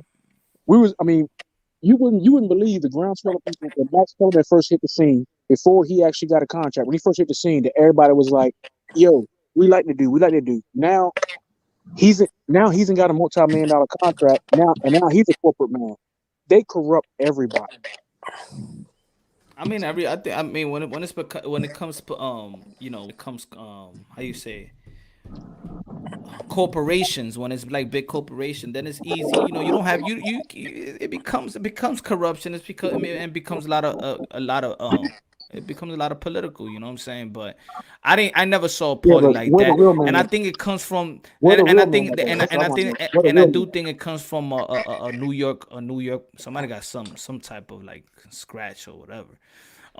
It comes from I do think it comes from a New York point of view, and that's why when I do talk about things that is not everything boxing and we go into like community and political talk or whatever, I always gotta say it comes from a New York perspective, because I've been to other states and it's not like New York. We all mix one another. We're all comfortable in actually talking about each other's race, actually comfortable talking about the stereotypical of each other's race, because I'm raised with everybody, bro. I'm raised with every kind, every religion on the same block. Everybody, like Asian and Chinese that speak Spanish. Black people that speak Spanish as well. White people that speak Spanish on five blocks away. I'm raised with everybody. So when, let's say, if an Italian guy in the hood may critique or say something, let's say on black or Latino, some people on the outside may look at it, oh, he's saying something racist. Nah, he's just comfortable. We're around each other all day long, all the races. When it comes to New York, we're not separate. We're not like Chicago that's actually segregated like that. You know, in New York, it's not like that. You chill in Houston. You chill in Houston. Which one is it? First you said it's right wing, and now you're saying it's New York. No. I'm saying. Let me just say, it's right wing. It's right wing racist. The modern right wing party is trying to reframe race. Like racism don't exist. It's always something else. It's always somebody misunderstanding it when it's right in front of your face. It's not This is not about reframing racism and it's multicultural. I don't. It's about listen. New Yorkers understand multicultural and they know how to not be racist, right? They also know how to not be right wing at the job. Not all of them. No, I think I'm saying they do, but some do, right? It's not like you can't put that on New York. You can't put that. I'm speaking from my perspective. I put it on the country. And I tell you this: we not separate but equal. We all equal. So when people talk that racism stuff, I'm gonna tell you right now, like me and my family, we all apolitical. I'm not a Democrat. I'm not a Republican. You know what I'm saying? I can get with some stuff that the Democrats say, and I can get with some of the stuff that the Republicans say. But I don't consider myself independent, because independents tend to lean Democratic. And with this new administration coming in, and you got Joe Biden talking about a weapons ban. Now, if you're a person of color, you should be completely against that in the United States. If you're a person of color, you should be completely against that. And if this dude does that, then there should be, I'm not going to say riots, but there should be lawsuits flying. There should be thousands of lawsuits flying if he does an executive order banning weapons.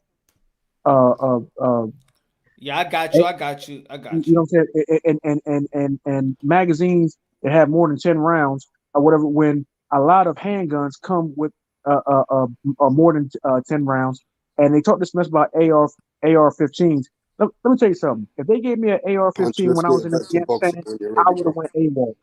I would have went AWOL because that is not even a weapon of war. You can use you take that same weapon is used to go hunting, but it's made out of wood. But this is made out of polymer and plastic, and they try to say because it looks like something else, they want to do something else. So America does a lot of politics on ignorance. Yeah, I don't mean to cut you off. I do want to go back to boxing because I don't want to, because we could go. Trust me, I could go that route, and then it's like I feel like talking about boxing. Yeah, man. Like, but I mean, how else? But look at what boxing is doing. Awareness. It's about awareness. All I'm saying is it's about awareness. No, I know, and I just don't want to tune people out. You know Here's the thing. Like the two biggest names in boxing. So we just got the Errol Spence fight. We've already enjoyed that part of it. But the two biggest names in boxing, we got AJ fighting Pulev. This is mandatory, but we ain't not really trying to see that fight for real. Everybody thinks it's a foregone conclusion, but there's some intrigue because AJ has let us down before. Not let us down, but the outcome was different when we thought it was a foregone conclusion before. Why we unintrigued with this but fight? before we get I'm to intrigued AJ, with this right? fight. I'm saying we're unintrigued with the fight. He said, let's blow this channel up, bro. Let's talk about boxing, man, because right now we are talking about boxing. Here's the thing: we're talking about AJ right now. You're just talking over me. You're just talking over me. Like, just hold up, rap star. I'm talking about the fight tomorrow. Just chill. Okay, but the reason why we're not as excited, I believe, is because I think everyone thinks it's a foregone conclusion that AJ can do whatever the hell he wants with Pulev. That's really what's up with it. There's some intrigue because we've thought this before about AJ, and we're reminded that boxing's nickname is the theater of the unexpected, right? So you got to take the fight and each round as it is and be entertained by it. But as boxing fans who've seen a ton of fights, we feel like it's a foregone conclusion. You got the other big name in boxing that's not AJ, right? In Canelo, who is fighting a decent fight. But then all of a sudden, the WBC got to come in and throw some weird, like, hey, what about us thing? Like, I'm coming too. Like, you know what? Like, stay your ass at home. The fight was all good with Canelo and Johnson and Smith. It didn't need to be a fake unification out of nowhere, right? So, yeah, so I can understand why boxing fans, they don't want to talk about Crawford versus Spence. They don't want to really talk about Canelo versus Smith. They don't really want to talk about AJ Pulev, but you know what? It is still the sweet science. It's still pugilism. Let's just enjoy the fights and forget about the politics. I'm gonna be honest though. I do think if the zone would come out with their ratings, I think the Canelo and Smith would do bad. Cause I really don't see the hype, really. I really don't see the promotion. And maybe it's because Golden Boy is not promoting like that. Yeah, but what's bad? They got subscribers already, right? And Canelo brings subscribers to the table. So even if Canelo's fighting, let's say, Alderman, they would have still got more subscribers because it's Canelo. So they don't go by pay-per-view model. They go by subscriber model. Now, you know how I know? You know how I know? You know when you would, I mean, we boxing fans. You know, it's a small community, and probably if you're a boxing fan, you're probably the only one in your crew that's really love boxing. Let's say my peoples don't even pay attention to boxing, but they will know when Canelo fights. I put a post up, and none of them knew that the Canelo fight was that he was gonna fight.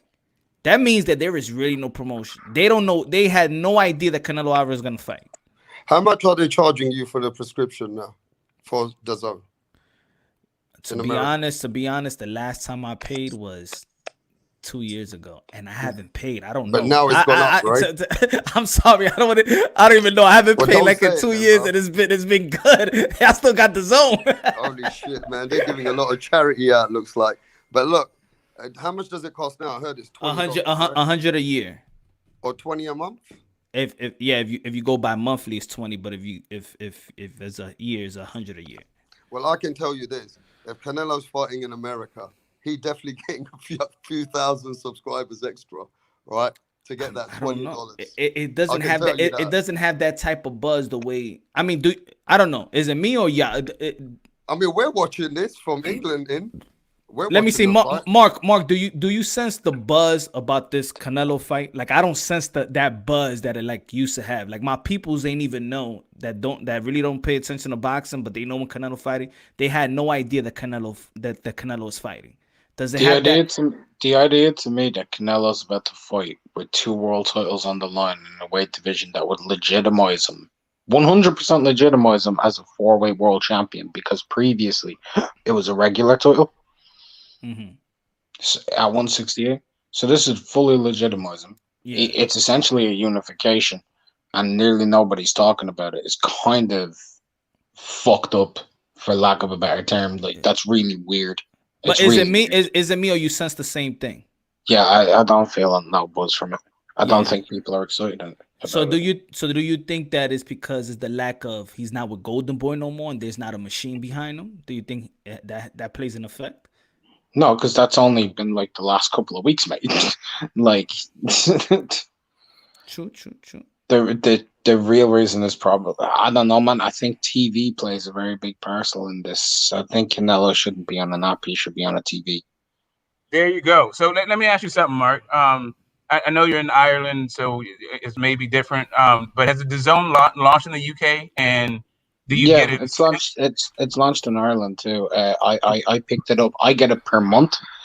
I don't want to hurt American people, but I only pay €2 a month for it at the moment. So that's it. Yeah. See. All right. So €2. So wait a minute. Hold up. You about to get this fight for €2? yeah, I got the whole Jacobs thing. I get the Ryan Smith thing. Ryan Garcia versus Luke Campbell. I got Canelo and stuff for €2, man. I got it for better than that, Smoke. That's real nice. That might be why we don't see buzz. Like, how are they gonna? They need to pay for some marketing. I don't know where they're gonna get the money from, but they need to do that. How much are you paying for your Rapstar? How much am I paying for the zone? I'm asking Rapstar. I'm virtually paying. It's personal, but really not much. You know, I'm actually not paying nothing, but that's between me and what I'm doing, right? I'm not paying nothing. You got one of them hookups. I got the guy, man. I got the guy. Oh, come on, Rapstar. You that guy that say you supporting boxing, really? Nah, man. You getting on the black market, son? I mean, You're not supporting these fighters, Rapstar. So Rapstar got to tell everybody what he's doing on it. Yeah, man. You gotta let the people know. Buy that pay-per-view. Subscribe to the Zone. Subscribe to ESPN Plus. I don't know, Rapstar. Now you sound kind of shaky. I don't know if you're supporting the fighters, man. I'm supporting the fights all the time. And let me tell you something, I'm going to a friend who's actually paying for it. How's that sound to you? Also, you're taking advantage of your friend. Okay, all right. A little honey on the side, huh? I'm drinking a fucking drink, bro. All right, I got the bottles, man. I got the bottles. All right, bro. So, you know what I mean? We got to share, you know? It's only £2, though. Yeah, I know. But I'm watching it at my friend's anyway. So I'm just going to be drinking. And you know, all right. You that guy to take advantage. I feel you, man. You know I don't do that, bro. I share, bro. You know what I mean? I share, bro. It's not like that, bro. I support boxing. I support boxing for a long time, bro. I've spent so many pay-per-views and everything all my life, man. I've always supported it, brother. Nah, man. Now I did. I'll say, you know, I don't. To be honest, I didn't need to pay for. I mean, we used to do a lot of parties. You do boxing parties, so we just pinch in. But I haven't done that ever since I started the channel. I haven't been to one of my the parties like we used to have, like big, like I'm talking about like 20, 25, 30 people watching the fight. And we'll put it in a big screen outside, and we watch the fight. But I haven't chilled with my peoples because I've been doing the channel. Ever since I've done the channel, I haven't done the boxing party. Hey, look, man, I just came back in, man. Say good night to everybody, man. I dropped off, man, because I had to make a phone call. But I'm gonna go ahead and jump off, man. Look, y'all have a good night, man. You too, man. God bless, man. Salute Punch, Blood, Rapstar, bro. Major Key, Mark, Rapstar. Peace to you, brother. Hey, Terrence, before you go, bro. All right, Terrence. Hey, look, man. Don't start none. Won't be. Hey, look. no. Hey, Terrence, before you go, let me just say something, though. Terrence, are you going to let me speak, or you always need to jump over me, bro? Oh, dude, this dude here, man, I swear, this guy extra. Go ahead, man. Terrence, how does my brethren, Anthony Joshua, deal with Pulev tomorrow? That's a good question. Just say it, bro. Just say what's in your mind. The Bulgarian monster. He's my personal opinion. Yeah. Anthony Joshua's going to have to look to see what he's got, and feel him out, and then go ahead and check him out. But if I was Anthony Joshua, I would counter punch him because he's probably going to come in with some aggression because he's an older fighter, and he's looking to get that last hurrah. So I would probably counter punch him, and because he's an older fighter, I would throw hooks to his body, and straight right hands to his body, and I try to break him down because he's an older fighter. Who's gonna win, bro? Who's winning? More than likely he's gonna win. But hey, look, man, something I want to tell you, and I'm going to jump off. Give me 20 seconds. You have a history of calling me a racist, but you don't know that I have lineage in Britain. And if you go through some of the places in London, you will see that there are plaques, those little blue placards on certain buildings that have my family name on them. And my uncle gave one of the most famous speeches from the harbor in London. So and it was people in London that purchased my uncle's freedom for $711. So when you call me a racist, man, you were way the hell off, because it was people in London that bought my uncle's freedom. So before you make accusations about people, have a conversation with them and talk to them and try to understand. And you'll say at least try to understand a person before you go zapping off on social media. On that note, love you, brother. Love all y'all. I'm out. Yeah, but before you call my name again and run away like that, bro, you gotta let me at least answer. You got. It's not an apology. No. You can't just say something and just run off. Come on, bro. It's a man to man. You gotta keep the same energy on every fucking platform. For other fighters, keep the same energy. No. You spoke. Now let me speak. You should keep the same energy for all the other fighters, the Latino brothers, the brothers from Britain, the brothers from Ireland. Don't be shitting on them like you're shitting on people's boxing and then supporting them guys and saying things like fear female and start being really racist towards Canelo. How the fuck do you want me to look in the outside in when you're supporting those racist channels? No. I'm not saying you're racist. No. You spoke. You should let me speak. Right? Why the fuck should I see you on racist channels, yeah? And they're going on dirty with other fucking races and treating people like shit. And I see you on there.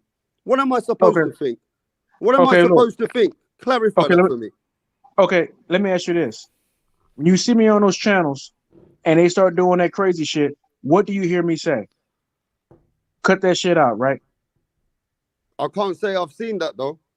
So you got to send me those receipts. If you send me those receipts, me and you can start bumping heads better. If you send me those receipts, bro, then we can have a better level of respect for each other. Okay, well, there's receipts right here. Hey, Punch. Yes, sir. Have I said that?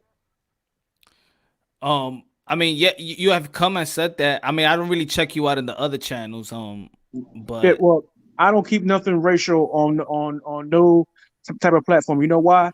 Because this platform, any one of these platforms can get 1,000, 2,000, 3,000, 100,000 views, and if that's the case, then my elders are going to see it. So everywhere I go is a reflection of my elders. Now they might because I've punch. I've got 20 receipts to 22 now, and I've edited shit. So if you want, I'll send one by one. And I don't want to be like that, but it's easy work.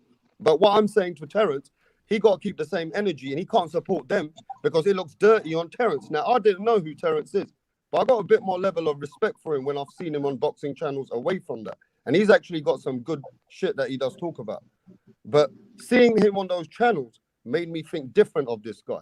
That's all it was. Hey, look, the channel doesn't represent the person if the person is not feeding into it. Now you've been on them same channels. I've seen you on those same channels. What does it say about you? Yeah, but I've actually confronted them, and they started acting like bitches, and then they started Yeah, well, muting me. At first, they I were don't dick do. riding with me and calling fights with me with England. Me and them started doing some good live commentary. We got fucking thousands of views. But as soon as the bitch started saying, "Oh, Devin Haney's the best. He's #1 rap star," I said, "No, he's not. Stop acting like a fucking bitch. Fio's the best. Devin Haney's coming in the game." He goes, "Rap star, you can't say that on my channel." Then I said, "Listen, this guy's a kid. He not a fucking Okay. channel. He not a fucking channel. He's a dick rider." Okay. But then I kept seeing you on there. And then I kept seeing you on there. And then I constantly kept seeing you on there when he was being dirty. And you know, I'm a real bro. I'm a real bro. That's why I've got a lot of people which have supported me in the last 2 months. I've had loads of people give me loads of messages to say, you know, when I keep it real, I might get a lot of hate. But at least I try and keep it real, Terrence. I ride the same way for the brotherhood. When a man came over here, says that anything which is to do with my people, and he says the N-word, I'm not liking this shit, bruv. I'm starting fighting with them. So you got to keep it real with me too, Terrence. Okay, look. All right, check this out. You can be on somebody's platform and don't agree with 100% of what they say or whatever, but it's their channel. So you know what I'm saying? They're gonna say what they want to say or whatever. You can either stay or leave, or you can just speak your own truth. Now I can come on Punch channel and Punch can say some stuff that, you know what I'm saying, I don't agree with. But you know what? This is Punch Drunk boxing. This is not Terrence Bailey Sr. boxing. So you know, I take the meat and spit out the bone, and then I just say, you know what I'm saying, I rebut with what I think is true or whatever, and then we have a discussion. That's what you're gonna do on anybody's channel. Now, if you go on somebody's channel and they say some ridiculously crazy mess or whatever, then you know what I'm saying, then it's probably time for you to exit that channel. Now tell me, what channel have you not seen me on in a while? Hold on, guys. Because I could go back and forth, but I gotta say what's up to my boy Black and Brown Boxing. Was good. What up, fellas? What up, man? I don't want to interrupt, man. If they're having a conversation, they're hashing out what they got to hash out, man. I'll wait my turn. What up, Black and Brown? What up, D? What's up, bro? What up? What up? Hey, so what I did want to ask you guys. I heard you guys talking about the Canelo fight, right? And Callum Smith, and there's no hype around it, and there's no promotion. Yeah, but what you think about that? You guys is, my question to you guys is, I gotta go. Okay, brother. All right. Peace. All right, Terrence. And my question to you guys is, right, at 160 and 168, who's the bigger fight? Is there a bigger fight than Callum Smith? Callum Smith at least got a whole country behind him. So when you say there ain't a lot of hype around the fight, and maybe it's not a good fight, even some people might criticize the fight, but can someone tell me who's the bigger fight? Oh, I know it ain't Billy Joe Saunders. Oh, I'm not. To be honest, I'm not criticizing the fight. Actually, I'm criticizing the build up to that fight, the advertising, the marketing of that fight. Not the fight. I think it's a good fight. I'm just saying that it doesn't have that. It doesn't have that Canelo buzz, like all his fights. Like it just seems like it almost felt. To be honest, this Canelo felt like the way I felt with the Bud and Kell Brook. Like it only got popping throughout fight week. But nobody, I wasn't really, I didn't even do a video. I wasn't talking about it. It was, the promotion was whack, was lame, it was quiet. And I feel like that with the Canelo, and I don't know if it's because of the time span. Is it about is it because he doesn't have a promotional company like Golden Boy Promotion, Oscar De La Hoya that's gonna talk about it, and there's a machine behind it? Which I think it is. I think it was quick. I think he's been losing steam. Quick. You know what I mean? Oh, my bad. Go ahead, BB. No, you were cool, Glenn. I was going to say that his last 3 fights. My bad. Go ahead, because you asked a question. It's all good. His last 3 fights, he's been losing steam. So I don't see much more of a difference from this fight, from the Rocky Fielding fight, or even from the Kovalev fight, really, or the Danny Jacobs fight. But I think this is a better fight than all those fights. This is his best fight in a while, and I'm glad he's taking this fight. To me, at this moment, Callum Smith is the strongest fighter at 168.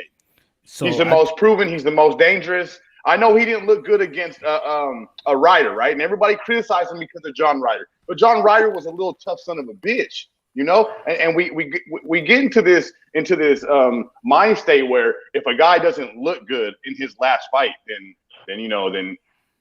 his stock goes down.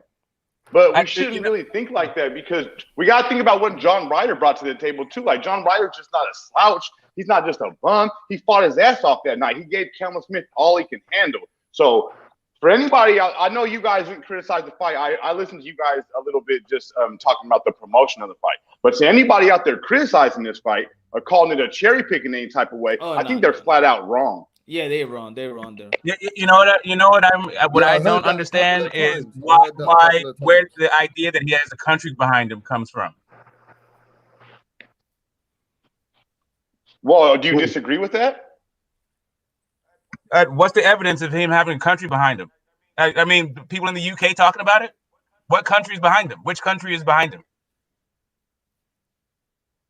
Well, I'm asking you if you disagree with it, because I mean, I put it out there. I think at least he's evidence of a country where I don't know what kind of evidence you would need for that, but I mean, maybe you can debate it somehow and prove me wrong, and maybe you can bring some evidence showing that the country's not behind him. But as far as I know, the UK supports their fighters as much as they do. It's a huge sport in the UK. He's an active champion. He just won the Super 6 series. How wouldn't they support him? There's been absolutely no promotion in the UK for it. It's only been 3 weeks. And and next week is fight week. And why would they're not going to promote Callum Smith when they're in the middle of Joshua fight? I agree with that. They can only promote one fighter at a time. Or AJ has a country they're only behind willing him. to. But that's what AJ has a country behind him. But see, that's what I mean. I think that it did hurt not to have a promotional company, because now they just relying on the zone. Get the Smoke got an issue with the one comment I made, right? But then why don't you address the question I put out there and say, who is the bigger fight? You're stuck on that one comment. You're stuck on that one comment, right? Fine, the country's not behind him, but who's the bigger fight for Canelo?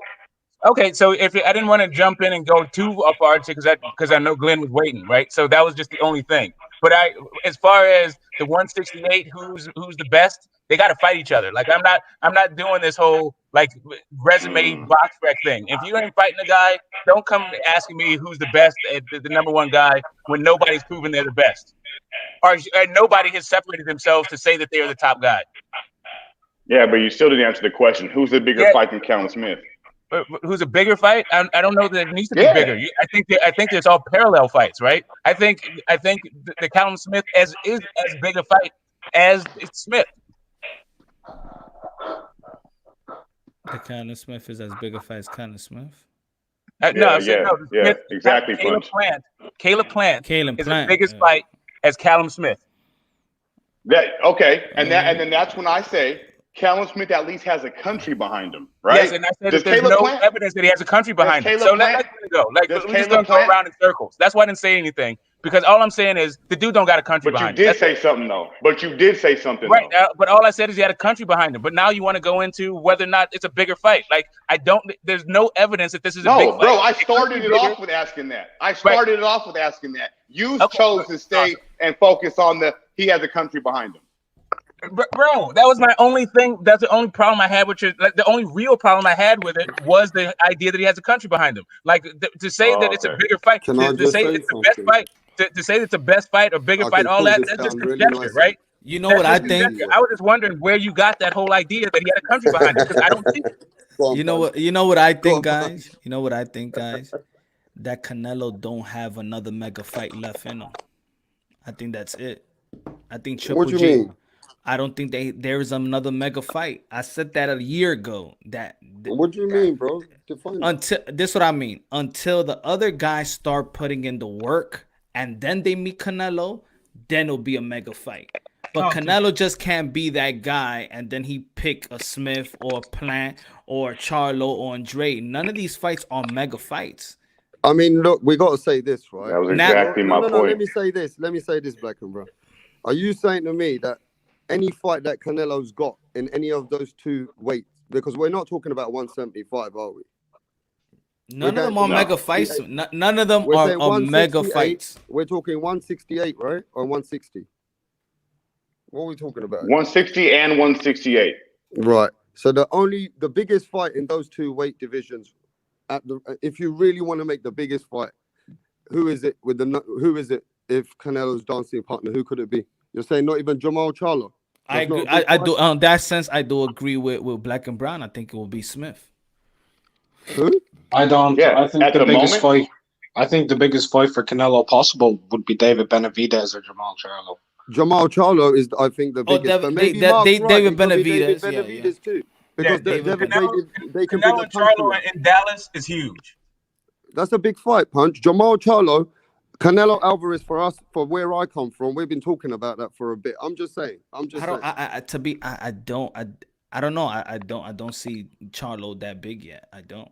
I don't see. In my opinion, I don't see the separate. I don't see the separation with him and Andre. I don't see the separation. Yeah, exactly. And there's no separation between Callum Smith and Andrade or them.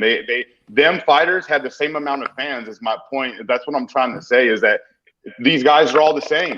So no matter who we pick, it's going to be the same. And the reason why somebody may pick Benavidez is because we're counting on the same thing that Black and Brown may be counting for Callum or with Callum Smith is the country. We probably banking on Benavidez, and that would be a Mexico fight, like a Mexican versus Mexican.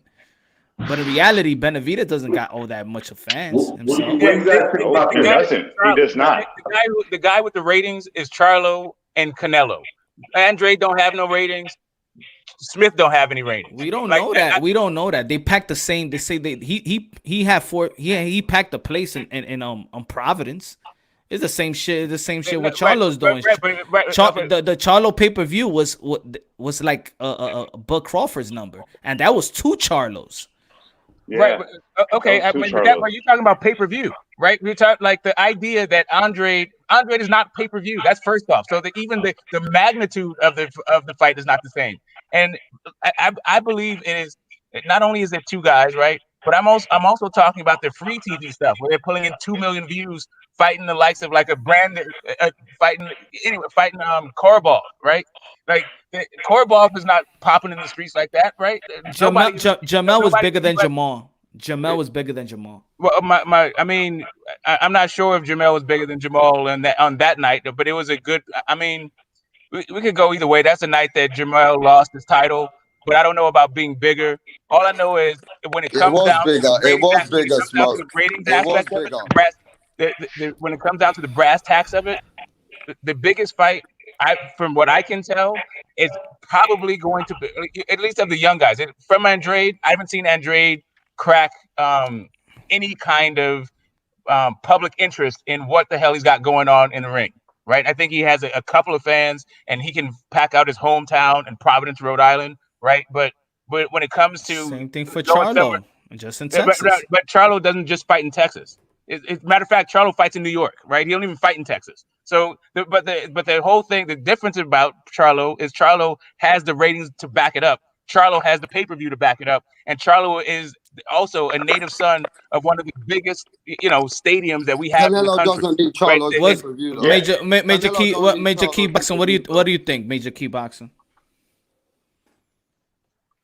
Where's Major Key? I think Get the Smoke's numbers are a little bit off though, because every one of Charlo's big performances, he's been there with his brother. So which one are you going to go to where he was there by himself and use those ratings? Exactly. Because if you're going to compare ratings with Andrew, hold on, brother. If you're going to compare ratings, bro, what the fuck, bro? I'm just going to tell you, Black and Brown. Just hold on 1 second. Oh my God, bro. Hold on, guys. Hold on. Because I complain about people cutting you off. I know. I just want to tell you. Complain about people cutting him off, and I can't even get a fucking sentence out. Go ahead, bro. Go ahead. You can. I just want to tell you. I'm not going. Yeah, after you cut me off, right? After you cut me off, right? Black and Brown. I'm just not going to respond to damn, bro. Hold on, guys. I asked the question to Major Key. Major Key, what do you think about? Thank you, brother. I realized it was a heated debate, so I was about to jump in. So I appreciate you letting me in. But when it comes down to this, right? Like, so me personally, I think that everybody sees Callum Smith as is arguably the top 168 pounder, right? So why is this a bad move for him? I don't understand that. And when it comes down to it, Caleb Plant, if he needs more time, then he should like call out Billy Joe Saunders and make that fight happen, so they could all unify. You know what I mean? I think it's a little deeper than just because they were working with the zone. Let's be honest. So they can make that happen. And so if they don't make that happen, that's on them. But they're all working with the zone. So I just gotta say, man. I think when we talk about the Charlos, we mostly talk about them as brothers and stuff like that. But the guy that does grab the attention is Jamel Charlo. It's not Jamal. It's Jamel. Jamel's had the one that he talks more on the promotion. He has the probably better resume. He's the one that's more out there. Jamal Charlo is more like the family man. He got his wife and he got his kids. He's more laid low than Jamel.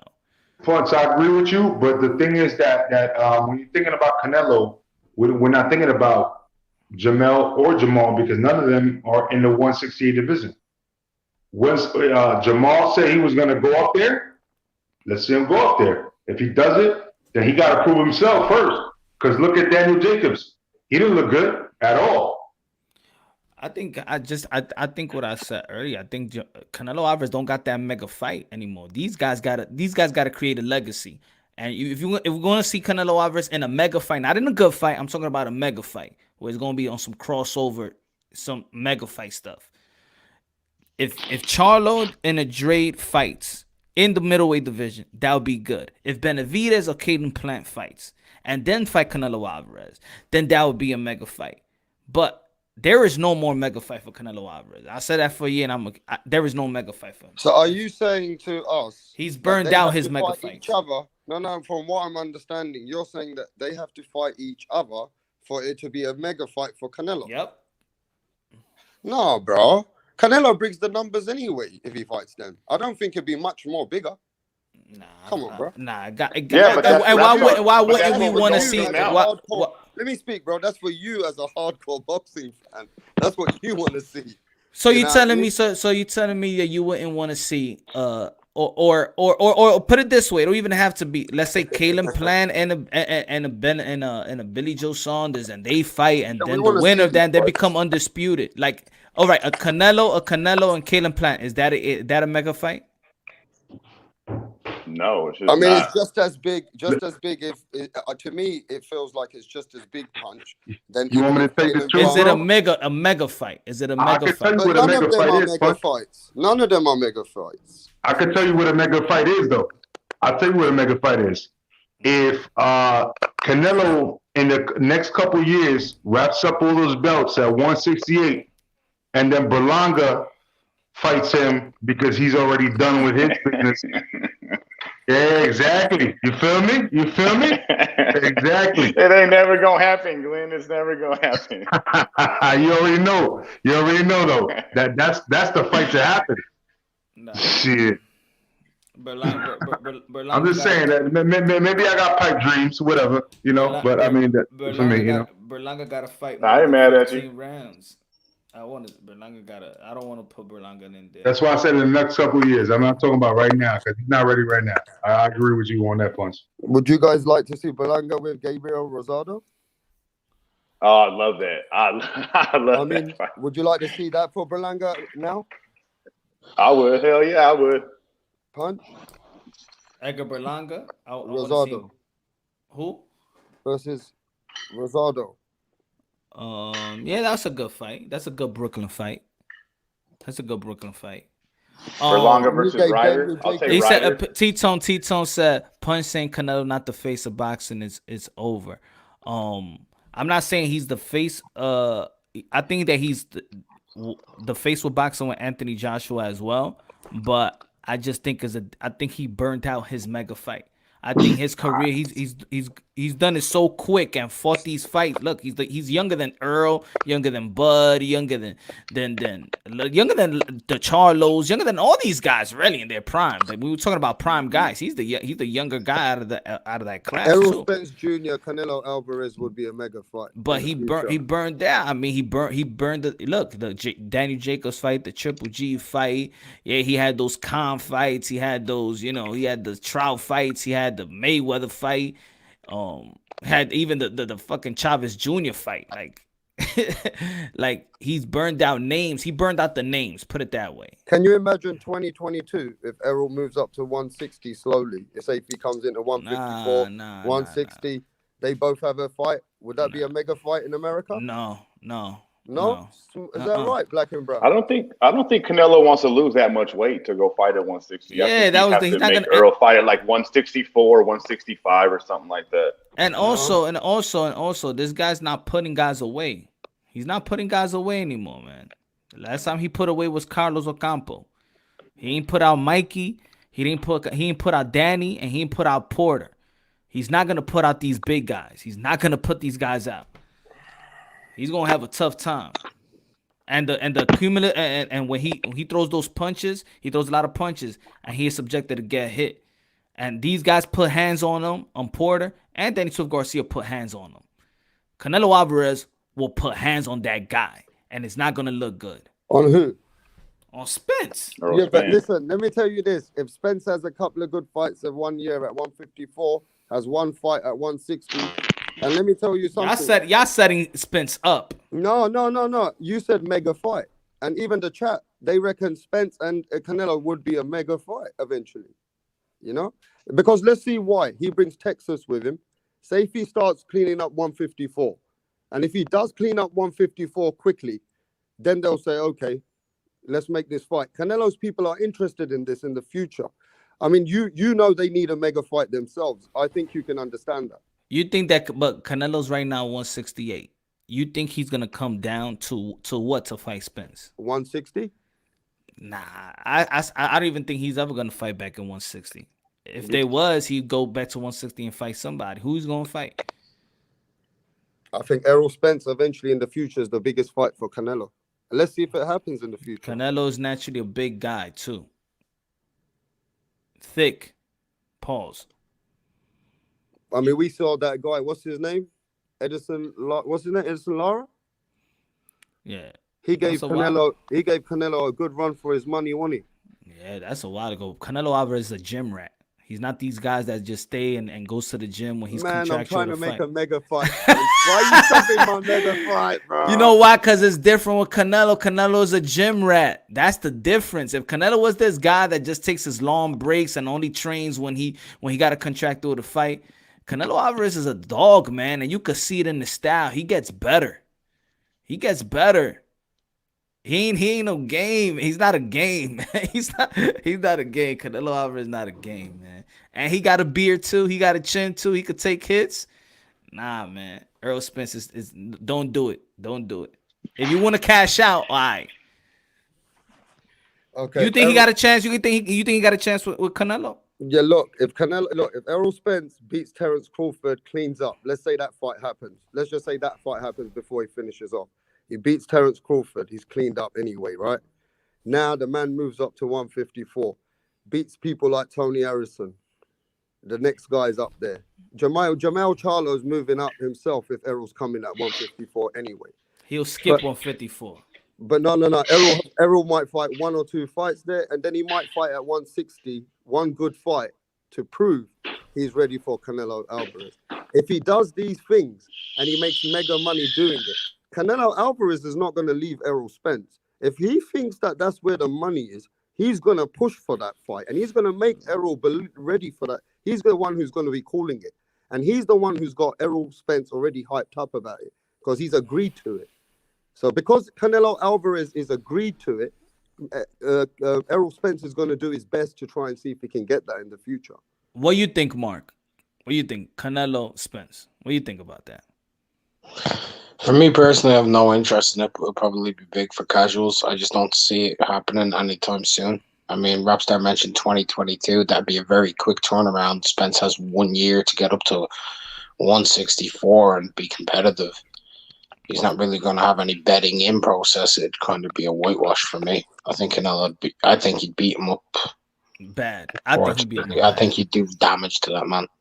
So you don't think that Spence could be the when he moves up slowly and they give him to the end of 2022, right? That's nearly 2 That's years. not slow. That's not slow to get up to middleweight. Okay, all right. Well, let's just say that by the time Errol's ready, that fight happens. Errol Spence might give him a good fight actually, because we've seen other people like Jacobs and stuff give Canelo Alvarez a good run for his money. But I'm just saying Errol Spence might be a harder fight for Canelo than what Jamal Charlo.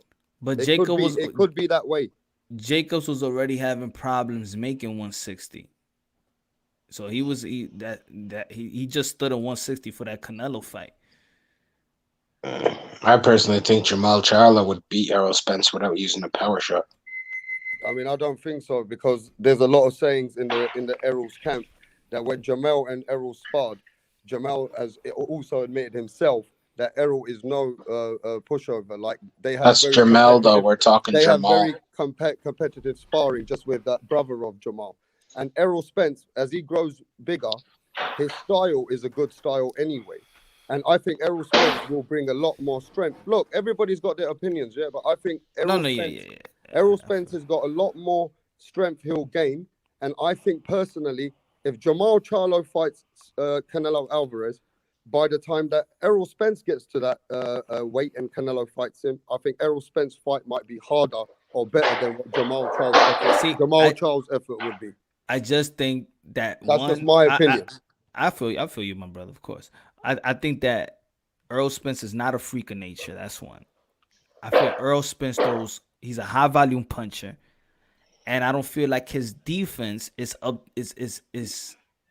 great with the high volume punches. He does that with Canelo. Yo, he's gonna get tagged, bro.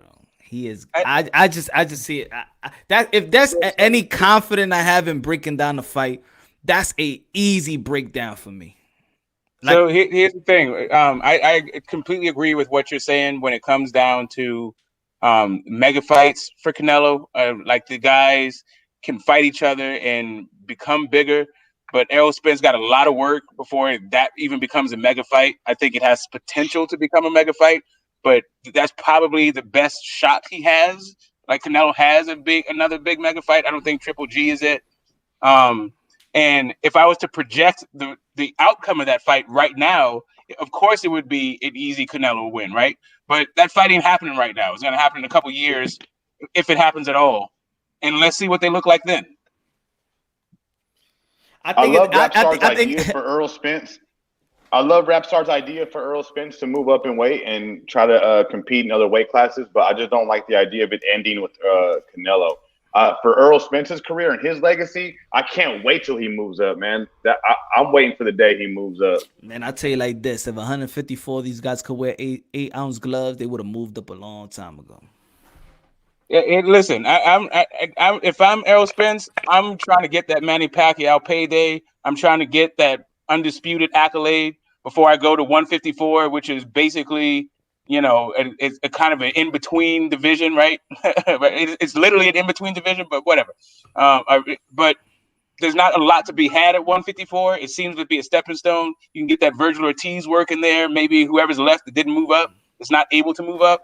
Maybe knock one of those guys off, become unified at 154, and then let's see what the guy's got in the tank. Let's see if his power moved up, because it could be that he gets stronger as he moves up, right? And maybe they got get better. I wish he would have got that Cotto fight, man. I wish he should have said yes to that Cotto fight. He would have. Well, he already has, he has issues with that weight, and how long is he going to wait for the Pacquiao fight or the Bud Crawford fight?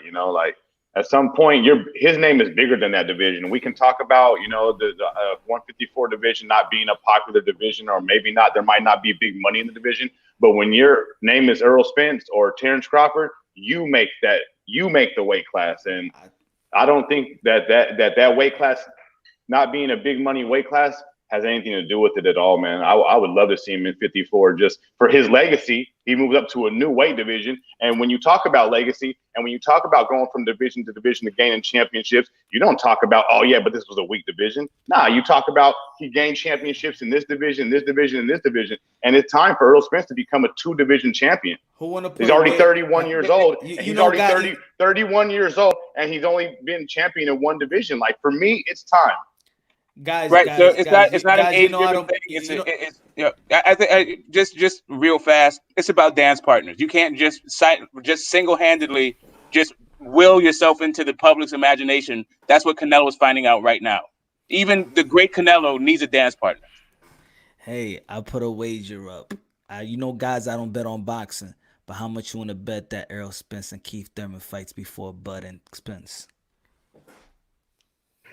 I don't know. Wait. Let me say this. You might know something I don't. So I'm not betting. Hey, man, who want to bet me? How much you want to bet Thurman Spence happens before Bud and Spence? Okay, I better start making fun. I ain't betting on that. I ain't betting on that. Yeah. So so I have a question for you. What if you think that Errol is going to fight Thurman before he fights Bud? What do you see as the future for Bud? I see the future of Bud in 2020 after his contract expires, and then I see him really working.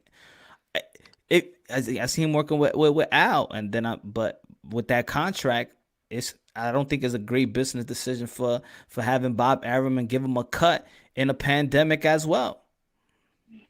So I think if it was an open gate, I'm talking about 100% open gate, I think then they will make that fight happen. But to have a crossover promotion plus the gate is not wide open, I don't think it's smart business for Al or Bob. Now really don't duck me, Thun. I said 1,000. I got betted on. He'd be that like, man, trust me, gonna be on the phone. And he'd be like, tell your boy Bud. Is my mic muted? Y'all be talking on the phone. Yeah, I hear you. Y'all be talking on the phone. Tell Bud, wait till that. Take your guarantee money that you got that 4.4 million in your next fight. Take that easy fight, make your money, and then after it expires, we're gonna make this in-house money. So we got $1,000 on that.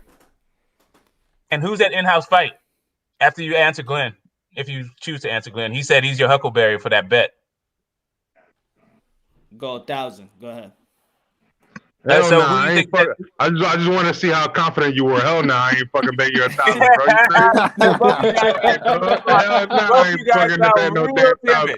I ain't confident like that about them motherfuckers. Hell no. Let's be honest. Would it be a smart business decision to do a crossover fight? Their probably biggest fight, probably Bud's biggest fight, other than Manny Pacquiao. Crossover fight when Bud and Spence could actually make more in-house with PBC. No, but Punch, why would Spence fight Thurman? Oh, sorry. Why would Spence fight Thurman though? Because it's about knowing how Al Heyman works. It's not about Al Heyman doesn't work with what the fans want. It's what his clients is about them making money. You think that Danny Swift Garcia fighting Errol Spence was because he earned it? No, it's because it was his turn also to get a pay-per-view fight. Just like it was Broner's turn first because he had the most views. You gonna get this Manny Pacquiao fight.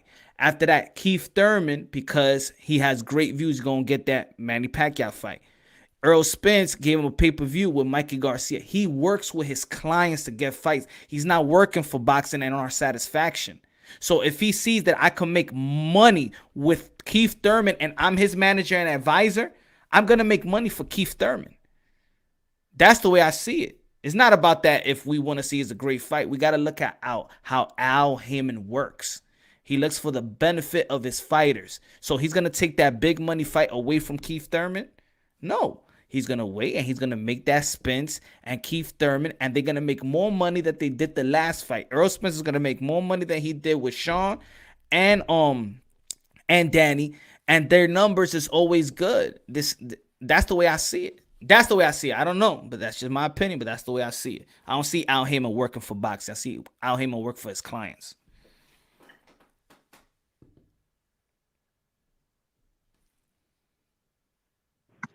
Now, see, I think you make a great point, but I wanted to just ask you, who do you think that in-house fight's going to be for Bud?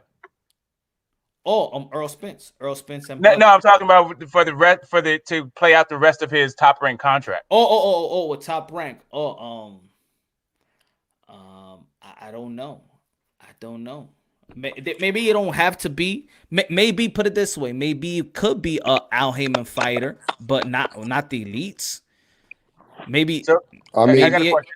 I got a question. So let's say Bob don't want to pay for the Porter fight, right? But Porter's a Mando. Do you think that Al will buy the fight, and then do you think Porter will take the fight for 20% of like a man or 25% of a Mando's purse? Well, winning the purse bid. Yeah, like let's say Al wins a purse bid, is Porter gonna take that little of a cut? Nah. Then they'll probably seek for the Spence fight, maybe. So you got no name for Bud, basically at top. I might have a name. What about the winner of the Josh Taylor Jose Ramirez fight? Move up and challenge Bud. No, maybe that's not bad. That's not bad. I mean, it makes sense, kind of. But Bob don't really. I don't know. Bob's funny style now. Like the way he treated TEO and Loma, like they had to go to the ball. They had to go over Bob's head to get the, to not get ESPN. Yeah, they had to go straight to him. So I just don't know what Bob's motivation is outside of building mansions in Beverly Hills. His thing that he's losing Crawford's name. He's losing it. Ramirez's camp has already mentioned Crawford's name numerous times. Yeah, so I know he wants to move up. Yeah, he wants to. I don't think Josh Taylor's gonna move up, but he'll move up.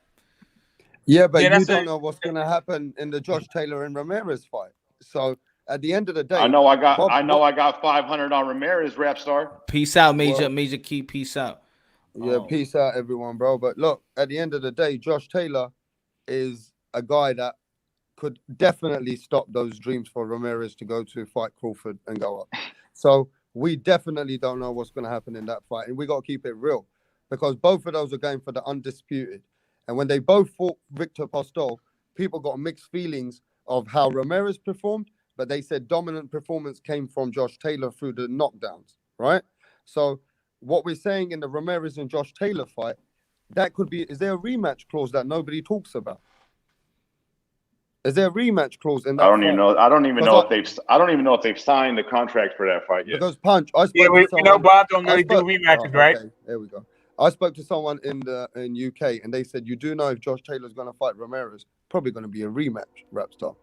So yeah, but Bob said he don't do rematches. He said he don't like rematches. I don't know for the undisputed. Yeah, even undisputed. Like, why have two undisputed fights? How does that make it? That's not even exciting. Like, I don't know. I don't know, but there could be a rematch. So we could be talking about two fights until they even talk about Crawford. Now, see, that's how I think the UK, like Eddie Hearn, got you guys like with his getting rematches for mandatories and stuff, and rematches. Can I smoke you this question? Is it? Yeah, if I can finish a thought though, sure. Man, come on, man. I got good questions. All I'm saying is, you can definitely ask a question. Smoke, come on, man. I know, but I don't understand that. Like, here's the thing. I just think that like Bob, the last time Bob had a rematch clause was when? Man, I'm asking this question. Is it big enough to be a rematch? That's all I want to know, man. I think that would depend on the fight. I think that I don't know about a clause being in it, but I mean it would probably depend on how good the fight was that night. You know, if it was a hell of a fight, then shit, they probably try to run it back.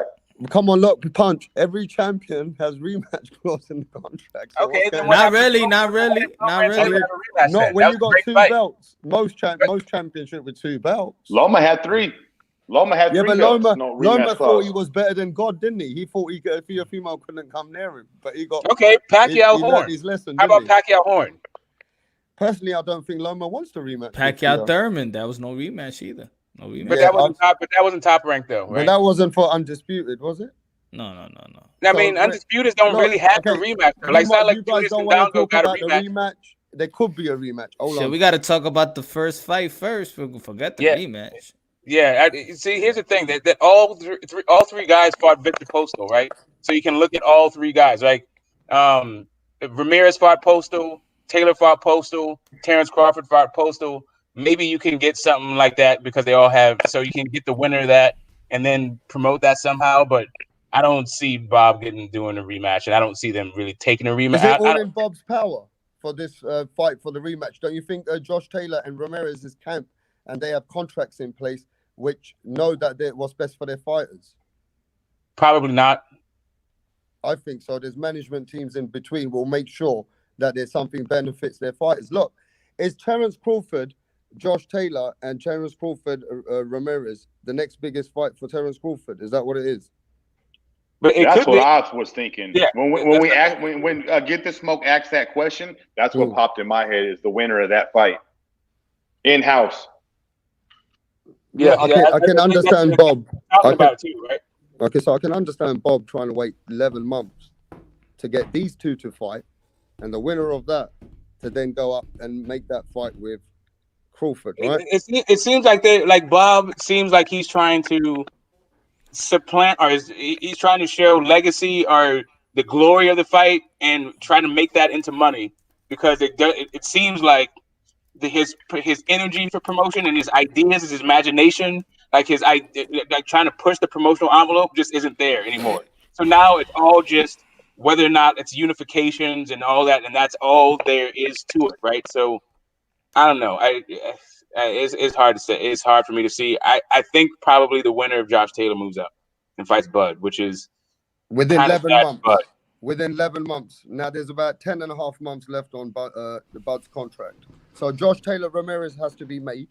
They have to be fighting. And once they fight, they have to go and take a little rest, come back, and then go and fight Bud. Within all 11 months, this can happen, right? Yeah, so let me ask you this, Rap. In your idea about the rematches, why do you think Prograis and Taylor didn't have a rematch? Because it wasn't for undisputed. Okay, so undisputed fights are the ones with the rematches? Okay, well, how come Julius Ndongo didn't get a rematch? I just think that for these 4 belts, there could be a rematch in clause for definitely one of the camps. Yeah, I don't know. That seems far-fetched. I think he moves up. I think it's kind of sad for Bud because if Errol is out there fighting Pacquiao and Thurman and you're fighting 140 guys moving up, even though they are undisputed, I don't know if it's just not the same level. Man, I just want to be in the backseat of this car, man, just chopping it up with these guys, man. That's a young man, yeah. Oh, okay. That's legendary, bro. Yeah, man. That's when Freddie Roach was training them at the same time.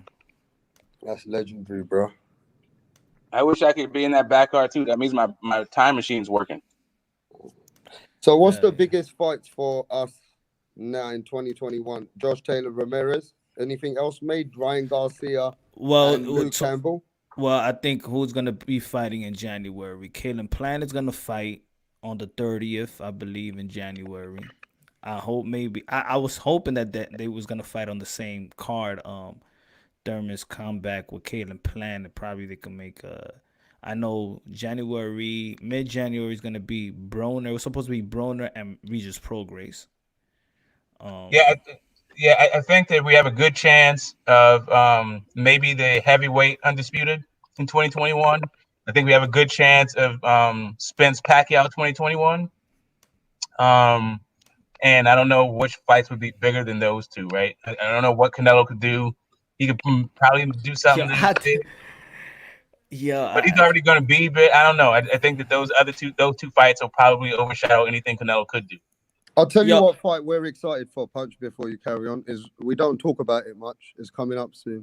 You're Ryan Garcia with our Luke Campbell. You know what? I was gonna say that like a minute and a half ago. I said, okay. let me pose this question. Yeah, man, I like that fight, man. I'm going for Ryan Garcia, the new Golden Boy, Ryan Garcia. There we go. Here you go. The new Golden Boy, baby. The new Golden Boy. All the haters. If you hate Ryan Garcia, it's because you're insecure. He's gonna take your girl. That's what it is. Yeah, man. Listen, Ew. Or your daughter. Or your daughter. I'll tell you what, though. Ryan Garcia got to come with big corners for this fight. He got to prove himself now. He's fighting a top 5 lightweight, okay? This ain't no opponent, no normal opponent, what you guys are thinking. It's a walk in the park. Great step up for both. Look, great step up. It's a great step up fight. It's a good age. It's great, a good great fight. It's a good fight for Ryan. Great fight to be in precision. But why doesn't Ryan wants to fight Devin? Why he wants to fight Tank?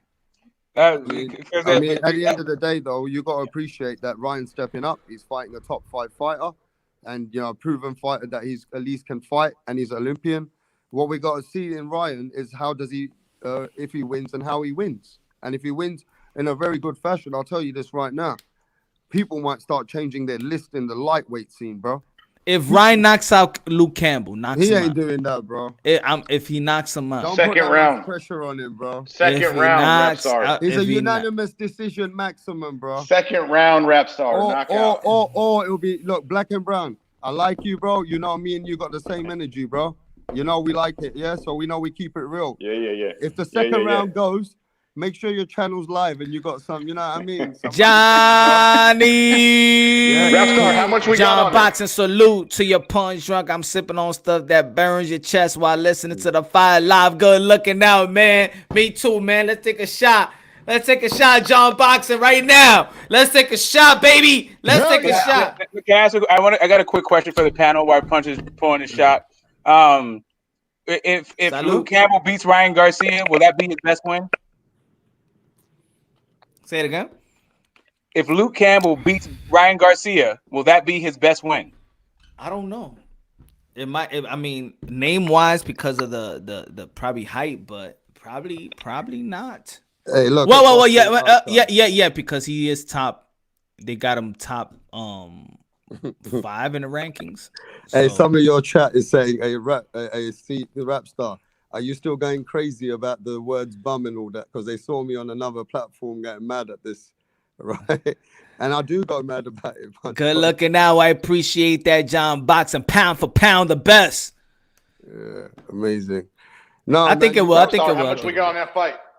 What's Rapstar, that? how much we got on that fight? Oh, y'all already know I'm the bank. Let's go. Y'all betting like last time. You know what? Okay, look, black and brown. I'm gonna bet some money for the fun of it, yeah. And I'll tell you the truth. I got Ryan winning it, but just for the fun, I'll put some money on that fight for you, because I know you got Ryan Garcia. After the second round goes, I want to see you, because it's definitely getting past the second round, bro. All right, let's make it.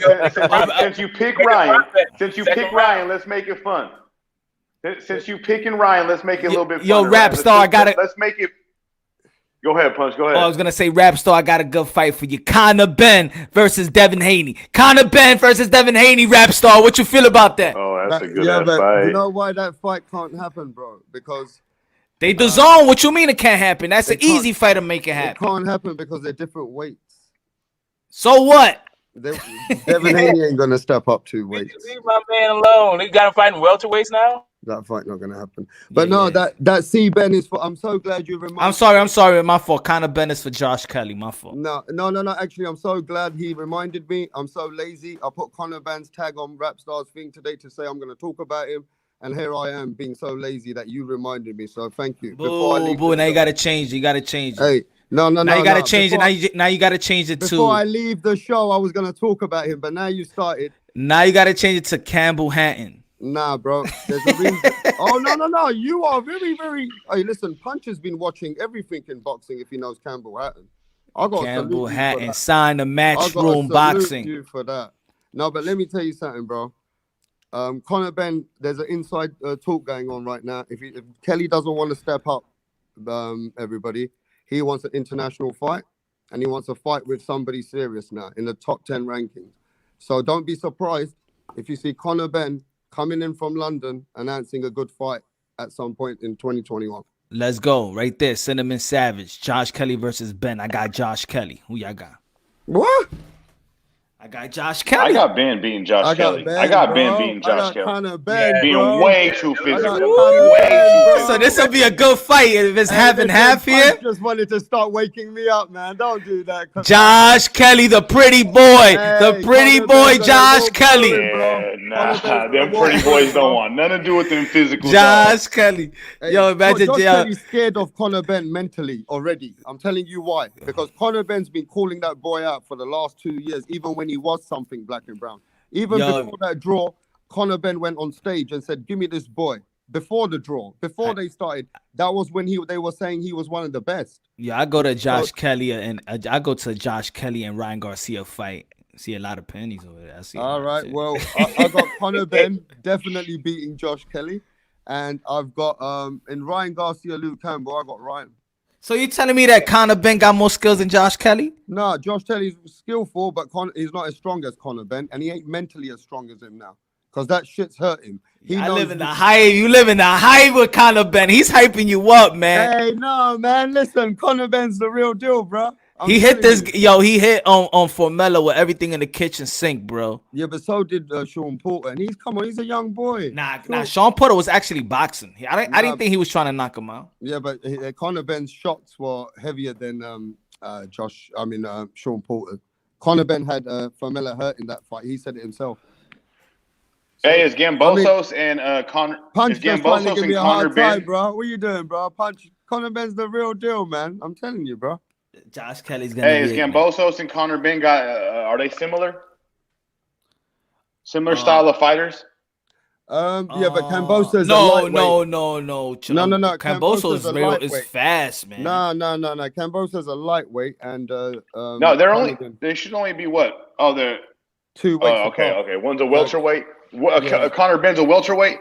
Yeah, Conor Ben's a welterweight, and Cambosa's is a lightweight. But people ain't even talking about this fight coming up this Wednesday, man. I'm gonna go live in the morning. I gonna be up at 6 o'clock in the morning.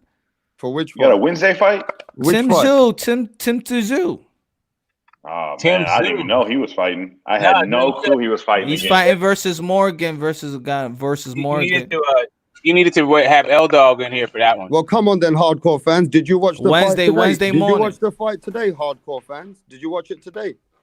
There was Australian fights? Sam Eggington and Ashley Fairfane. No, Ashley Fairfane and Sam Eggington. No. I couldn't watch the fight. I was busy today. I was actually doing that was around like 5 o'clock, right? Yeah, man. We you can't be. We have things to do during the day, during the week, right? You're missing fights, man. Punch, you're missing fights. No. I didn't. I just couldn't watch it. I was driving around that time. I just couldn't watch it. Yeah, we can catch a playback. Yeah. Tim Tszyu fights at welterweight. Yes, no, 154. He's gonna take over 154. Okay. He's gonna take over the 154, man. Watch. Yeah. You know what? Hey, Black and Brown. For promotion for the fight, you want to do a debate on whether or not whether Callum Smith is the biggest fighter at 168 on your channel for Friday? Yeah, let's do it. But today's Friday. No, but it's next Friday, away, right? But it's a week away. Yo, next Friday.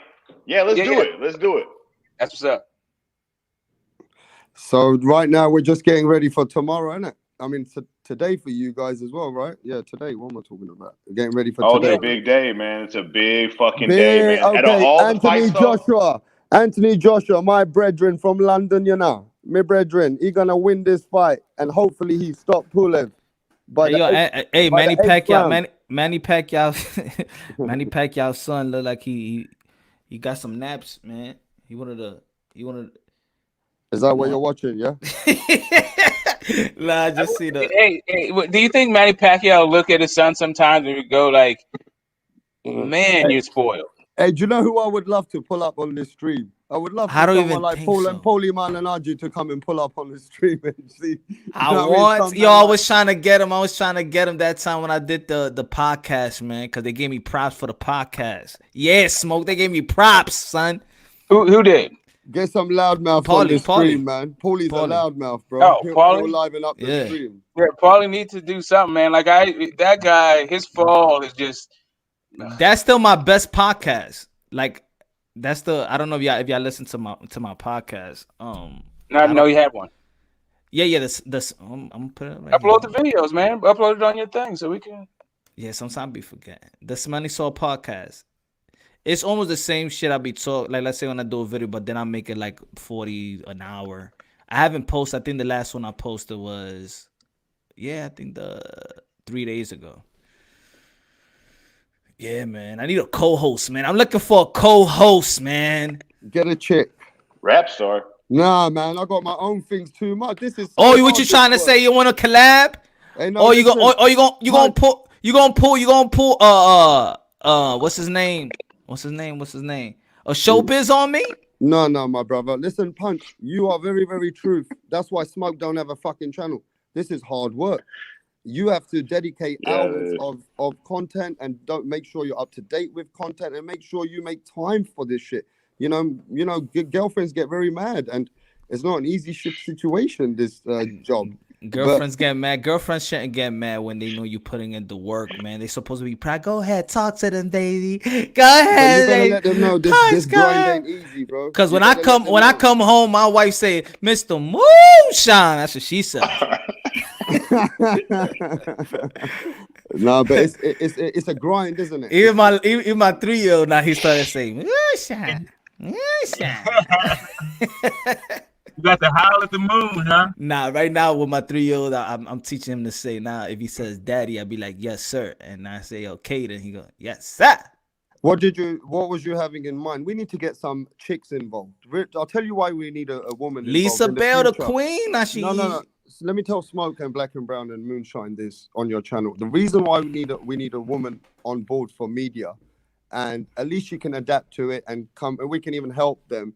I want them to start getting the women's boxing talked about, Punch. I've had some emails since I've had this channel, and I spoke with you about it, and I said to them to come and, tune in with other channels who will talk about women's boxing. Yeah, but I disagree with y'all yesterday, bro. Why? Because I was saying if we're a boxing channel, why are we saying that we can't deliver the type of content? Why would you say, oh, no, I got to leave it up to somebody else? No. It's a boxing. I'm not saying talk about the 30th ranking, but No, but if you need a woman's boxing or woman's combat channel, we need a woman's point of view. No, too. we don't need a woman boxing. We need it's boxing is boxing. Yeah, but you know how hard it is to keep up with this content and do this kind of grind No. and then add it to your grind. You've got to get somebody involved who can bring a lot more women into it. Now, look, if we're getting interest by women already, and I can show you there's interest once I'll email you. And there's interest. I know you know. There's a lot. Look at Ring IQ. I don't even know the dude, but all he does is talks about women boxing. No, he talks about everything, but he includes women boxing. He includes women boxing. But women who want to hear more about their boxing, about the ladies, and know what's the rankings and know what's in the fights in the future. If you ladies need this, then you need to reach out to somebody like Punch, who can help you with content, and maybe you can do a collab. No, and shout out to Ring IQ doing a wonderful job. But the thing is, your question yesterday was, what can we do for women boxing? I told you what y'all could do, and y'all was like, nah, like I wouldn't do, nah. But the question was, what can we do? What can bro? D Jefferson was the first one to say, yo, Punch, don't put that on him. Don't put that on any other channel. We've got a lot going on. And he said, you know how hard this grind is, Punch. Don't try and play it on us. And he said that. But I was answering the question. What can we do for women boxing? I said, this is a gentleman's sport. Us as gentlemen need to share more light to the ladies. That's all. Share more light. Share it. Like if there is a big fight with Cynthia Breakers versus McCaskill, share light on that. That's a big fight. The Katie Taylor and Pursoon, share light to it. Amanda and Katie, share light to it. Chris DeJorn, share light to her. I don't think it takes a lot.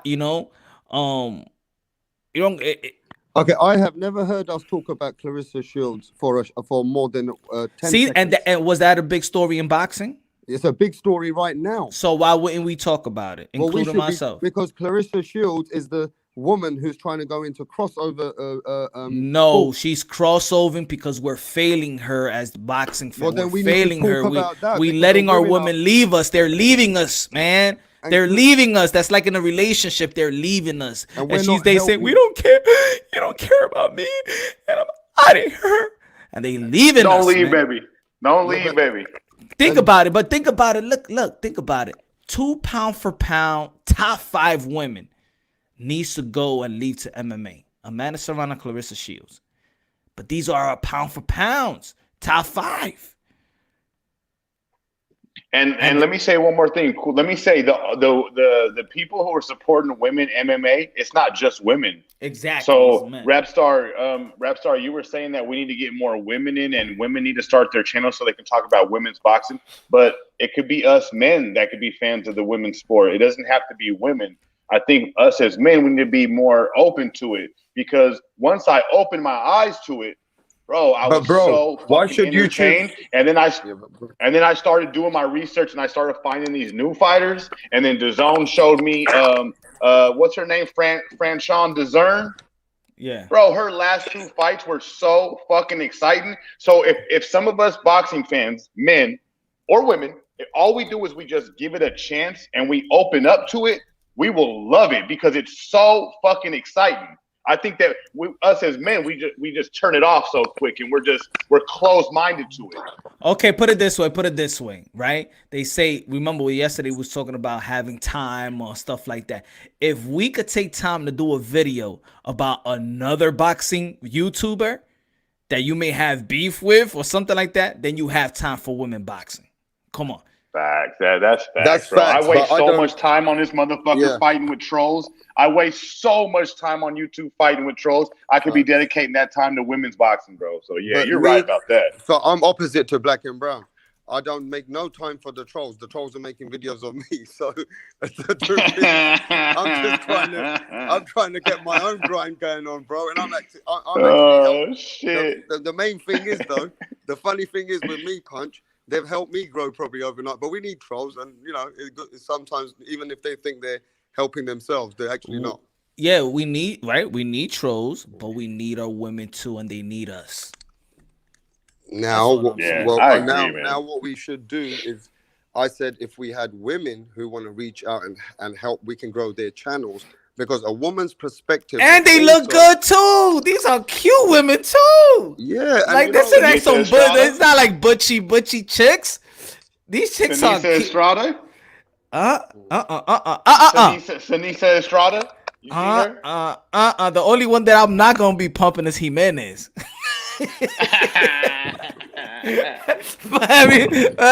But come on, man. Okay, so I'm gonna put an offer out on Punch's channel. If anybody's interested in women's boxing, who's got the knowledge and understands the boxing, how to help the platform and create more fans for it, come and reach out to Punch's channel. Maybe we'll and do ring IQ, maybe we'll do some duo with you. And you don't, even if whatever it is. I mean, if it's your friends or you, or if it's women, or if it's girls who are very into it, come on the channel. We'll be more than happy to entertain the talk, right, Punch? Hey, Ebony Bridges? Y'all don't like Ebony Bridges?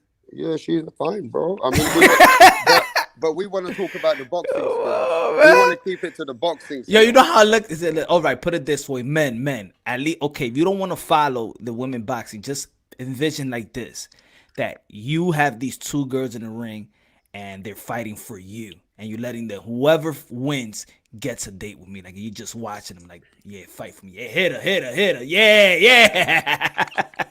Mind fuck yourself. Hey, no, shout out to Ring IQ. Shout out to Ring IQ, because he does a great job covering the women. But I think he should almost be like a pioneer of it, and we should also take notes from him and do what he does as well.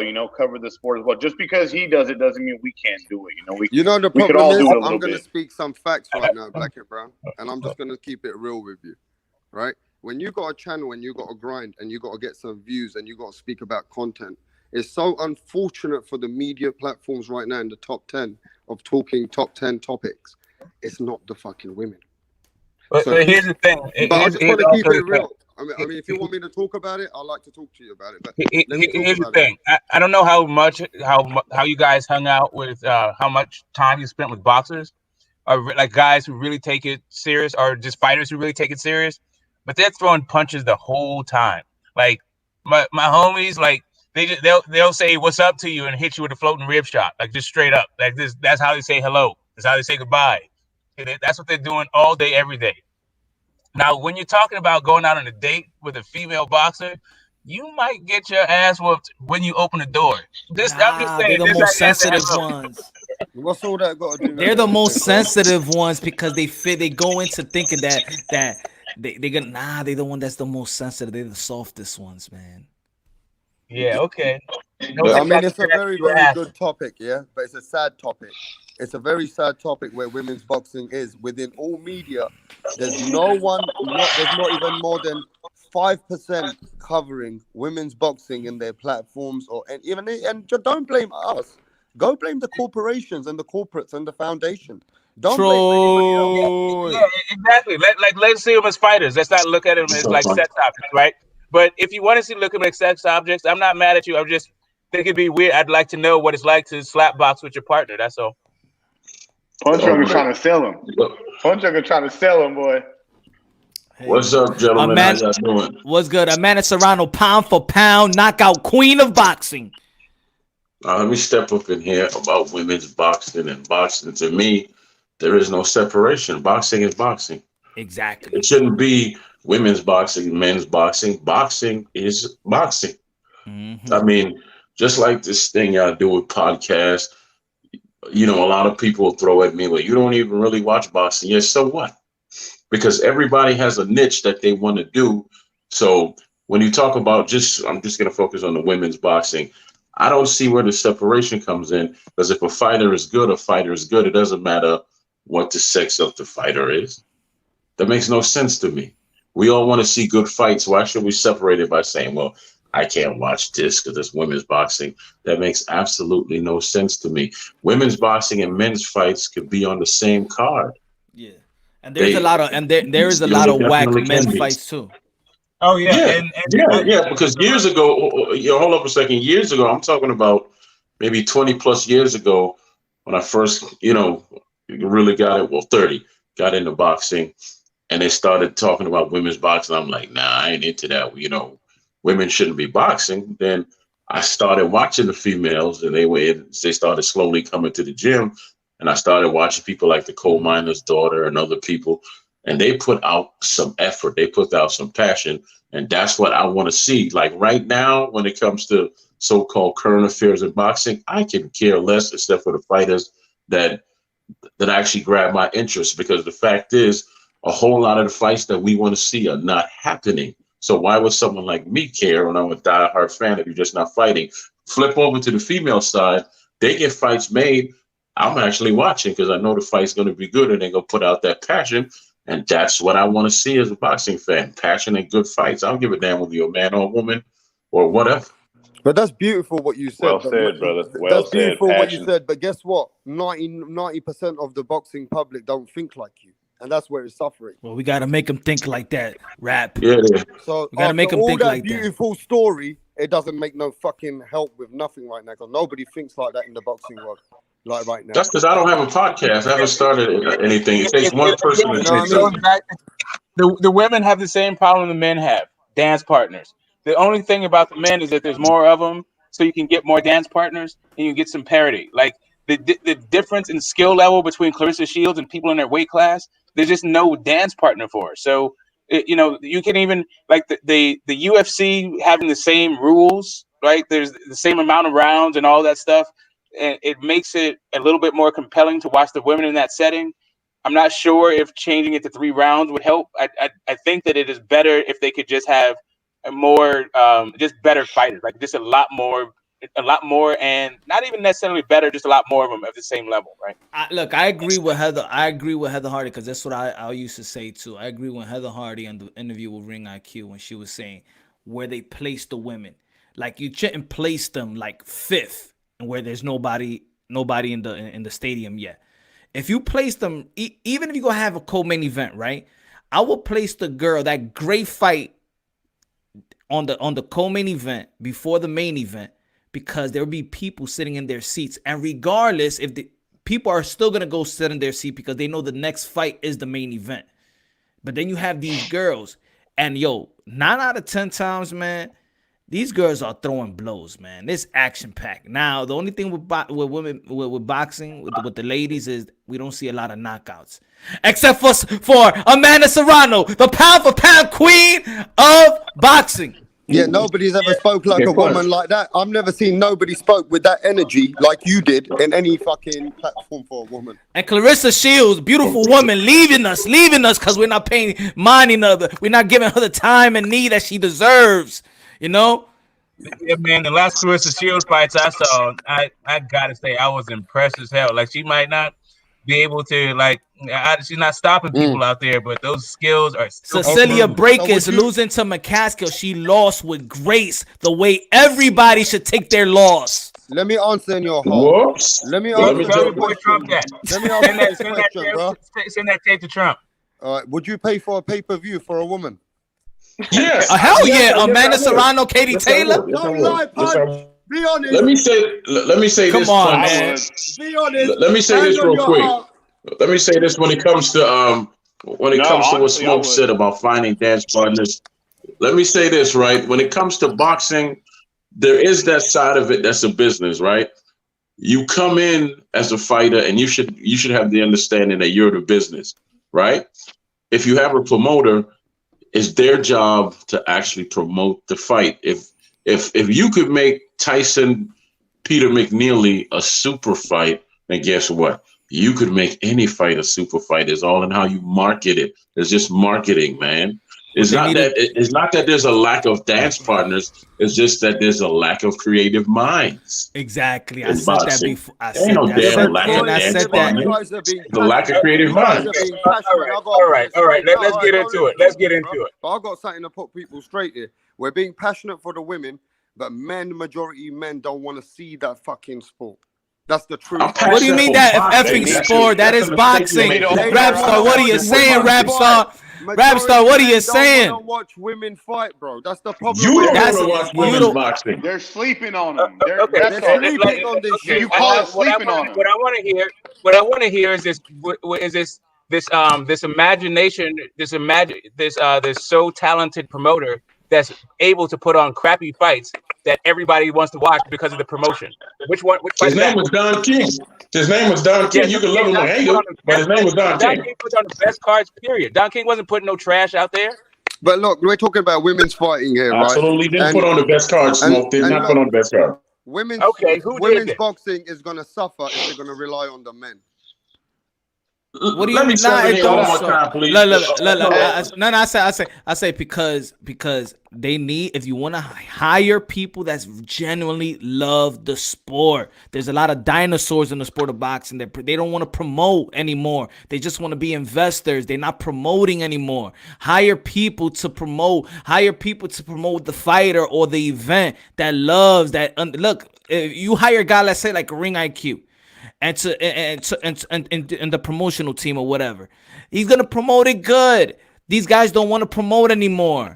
A matchup like Amanda Serrano, a fight with Amanda Serrano and Katie Taylor does not deserve to be no co-main event for nobody. You know how hard it is for them yourself. Hell no. You know how hard it is for the women's boxing yourself, Punch, because every channel they've ever showed themselves has never been that positive. There's not that many opponents. There's not enough money. The coach is always helping the woman until they get somewhere. You know the stories, bro. Yeah. It's not easy for the women's boxing. It's not easy. There's literally two women. There's literally two women that's been over in the UK. Go ahead. Two. I'm saying there's literally two women from the UK fighting at middleweight. And that's what I mean, Smoke. The divisions are bad. Even Clarissa Shields, she had maximum 20 people in the division. So it's easy to promote it. Yeah, but Punch, the problem what's suffering is the viewing. They've tried it. The viewing's not big. Because they got men like you, Rapstar, that don't want to watch. Let me tell you what I'm hearing right now. Let me tell Rapstar and Smoke, let me speak, man. Please. I'm a very smart man. Listen, I like to talk about women's Go ahead, boxing, brother. Just keep talking. no, Troy, the reason why I started the women boxing talk on Punch is I put the pressure on Punch because I got asked the questions. They emailed me, so I said, "Go watch him. He's a bigger channel." So I said, so now I put the pressure on him, Troy. No, there's no pressure. I love that pressure because I even did a video apologizing to the ladies, man. I did a video apologizing. The ladies felt my pain and they accepted my apology, y'all. They accepted my apology. Okay, cool. Let me say this, because you know what I'm hearing? I'm hearing at least two of y'all that have a can't do type personality when it comes to women boxing, and you keep separating it from the bigger picture, which is just boxing. Stop separating women's boxing from boxing, and then you can find a way to say that this can be done. Anything when it comes to sports can be done. It's not that it can't be done. It can be done. It's just that they don't put the time and effort into doing it. There's nothing that, listen, when you have talents out there like Shields, you got Franchon Cruz and all the other names that Punch could name, and if I did my research, I could name them as well. You can put together fight cards with multiple layers of good fights, right? But I mean, I can talk about more. I'm not done, bro. I'm not done. But then you have a lot of people out there that think like you, that say, well, this can't be done because it won't draw interest. Put it out there, and let the people decide. You have yet to see a card that's layered with men, women. Put it out there and let the fans decide. Okay, we like this. Why don't we? That's how you start to build something. Let me ask you, Troy, personally. Let me ask Troy a personal. Natasha Jonas. Exactly. This is where watching boxing helps, right? Then you know that they are. Don't talk to me, but don't do that. Don't do that, Smoke, because I don't want to hear that. I don't want to hear that. I know you don't want to hear it. But this is what the issue. I've been watching boxing since I was 15, and I'm 49, Smoke. So the fact that I don't enjoy current boxing at the moment doesn't mean anything. So just talk straight to me, man. Okay, I am talking straight to you. What you just said is already happening, but you don't know that because you're not watching boxing. Name the card, Smoke. Name the card and send it to me, sir. Tell me where to go where I can go see a card that's layered like that, Smoke. How about I just You always do that bull. You always come with that. You always come with that. These things are being done already. Secretary, man. I'm not going to do your work. I'll go do the research on my own. I'll go do the research, but don't approach me. Don't approach me with the fact that Troy, you don't watch boxing. I'm a passionate guy. If it's not passionate to me, why am I paying attention to it, man? Why, Smoke? Tell me. Tell me. Look, stop. If it's not passionate to me, why am I paying attention to it? Watch boxing, and then you won't have these dumbass. If it's not passionate to me, why am I wasting my time and giving my energy to it? If it's not passionate to me, I'm going to keep repeating myself until you hear me. Where is it happening, brother? Just tell me and I'll go do the research on my own. I will. Why don't you stop talking? Because every time I go behind you to look at something, you come up as a liar. Every single time I go behind you to research the bull that you say, it turns out to be bullshit, pure and simple. So just tell me where it is, and I'll go look it up. So every time means never. 100% out of 100%. Never. That's cool. But now, if I can speak, right? So check out what happened with Alexander Povetkin versus Dillian White. Go check that card We're out. talking about layered boxing cards, man. That's what we're talking about. We're talking about men, women, men. Come on, Punt. I mean, Smoke. I know what you're talking about. You just don't know what you're talking about. Jesus Christ. I didn't call in here to argue with you. I really didn't. Anyway, I simply called in here to talk about the fact that women's boxing shouldn't be separated from boxing. I don't need a dance partner tonight, Smoke. I simply want to talk about women's boxing shouldn't be separated from boxing, okay? Okay, that's cool. All right, that's cool. Do that then. We don't need a dance partner. What I'm saying is, if you want to come behind my comments and then get smoked, I don't want to come behind you anyway, Smoke. Oh, you gonna dance, Troy? Ease your foot, my youth. Ease your foot when they come behind. Fire for that! Fire for that! Fire for that! Okay, cool. Right. So here's the thing: if you're gonna have these Jamaican Rasta man, you should probably watch the boxing, right? And then you'll find out that actually what you're saying is the point, right? And then not only that, nobody's having a can't do attitude. We're actually talking about how the women can improve.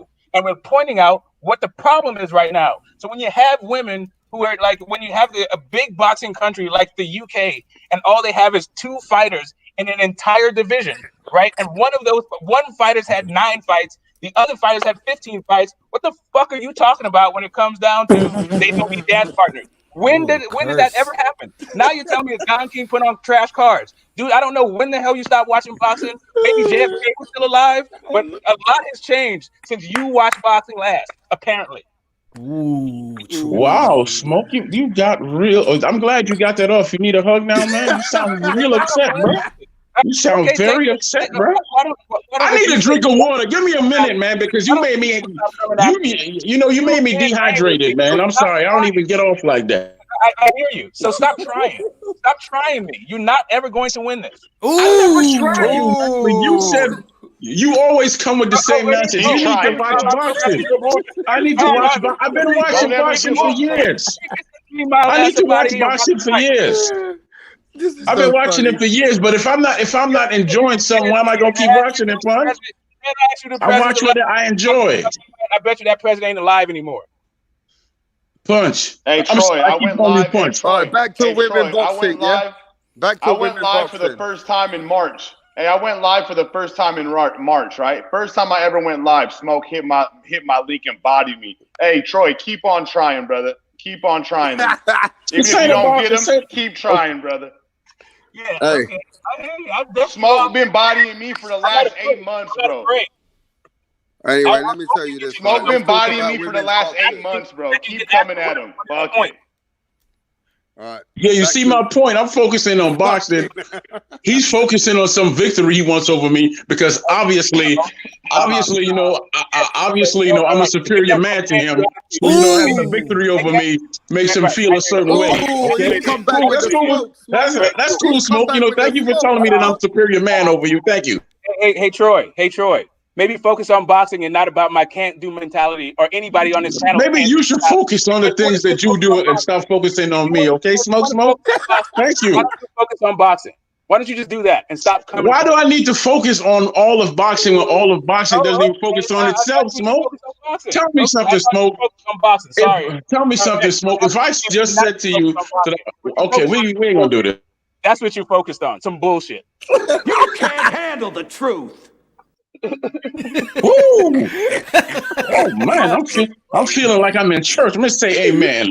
Say amen. All right. But as I was saying, can we get back to the business of hand, please? Can we please get back to the business of hand? Oh, that you tapping out, Troy. You tapping out, Troy. You tapping out, Troy. I'm not tapping out.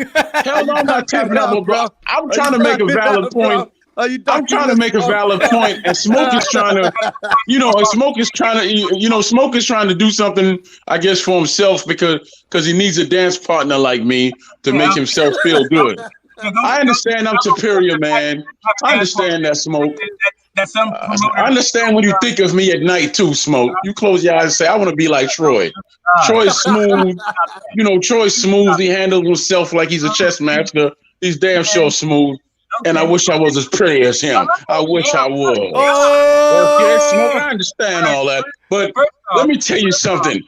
Let me tell you something. I sure hope you saw the 5 heartbeats. You ain't gonna get it because you ain't got it. Okay, Smoke? Okay? You can't handle the truth. Okay. You need other people's lines to cook? You know what I got? I got my own swag, baby. I don't need nobody's word. I stay kicking game out my mouth. And not only that, you're young. I don't want to put nothing in your mouth. Pause for that. Hey, yo.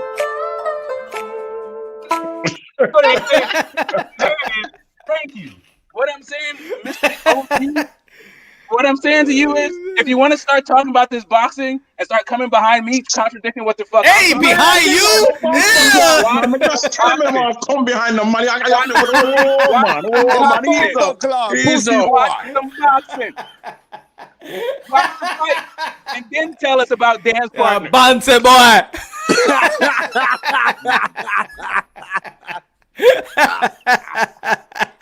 Boom, hole. Come on, bro. Hey, listen. Troy, let me just tell Troy something as a grown man. If you're going to think you're going to out-talk Smoke, it's going to be hard. I cannot talk smoke. I'm tired as hell right now. I'm tired as hell. Listen, you gotta have serious energy. Let me tell you. Let me speak for you, Smoke. Yeah, go ahead, Rob. Let me speak. If you're not ready with that energy, Troy, you better not try Smoke, because he will carry on and on and on and on. He will try and make sure that you'll get blood pressure and you're at the point that you're done with talking, bro. So if you're ready for that, they call him Smoke, bro. Carry on. Hey, listen, Rap Star. Listen, Rap Star. Hey, all the time, every time. You know I can't out-talk you, man. That's all right, man. That's all right, man. You know I can't out-talk you, so I ain't gonna keep going round and round, because I'm gonna need some mouth to mouth, but not from you. Facts, okay? See, Punch doesn't control his show. He loves everybody too much. On my show, it'll be one at a time, and we want to hear the facts. There's no fucking educated conversation when you guys talk like this sometimes. It's not helping us. Yeah, you know Troy don't want to hear. Rap Star, you got the zone? You know Troy's gonna talk over me. He can't help himself because he knows he got nothing to say. Why can't we learn anything from your conversations? It's just like fucking like crazy. You know what I mean?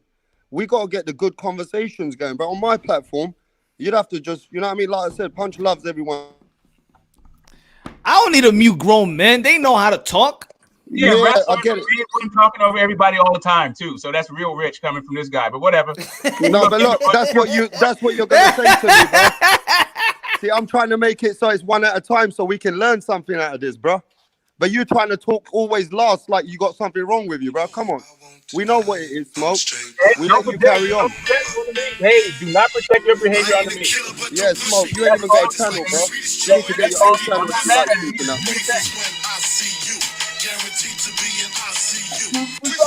Yeah, that's a tune, bro. Smoke in the building. I'm gonna give you the intro right there, Smoke. I just did an intro for you right there. Boom. Somebody hate on Smoke. I'm gonna play it. Let's go, Smoke! Yeah, 30 seconds each. Let's go. 30 seconds each. Go on, Troy. Tell him. Tell me what you think. What's going on? What did you hear from Smoke? Tell us. 30 seconds. Go. I'm out of breath like hell. Y'all keep talking. You gotta tell this guy something. You know why? Man, please watch the fight. Troy.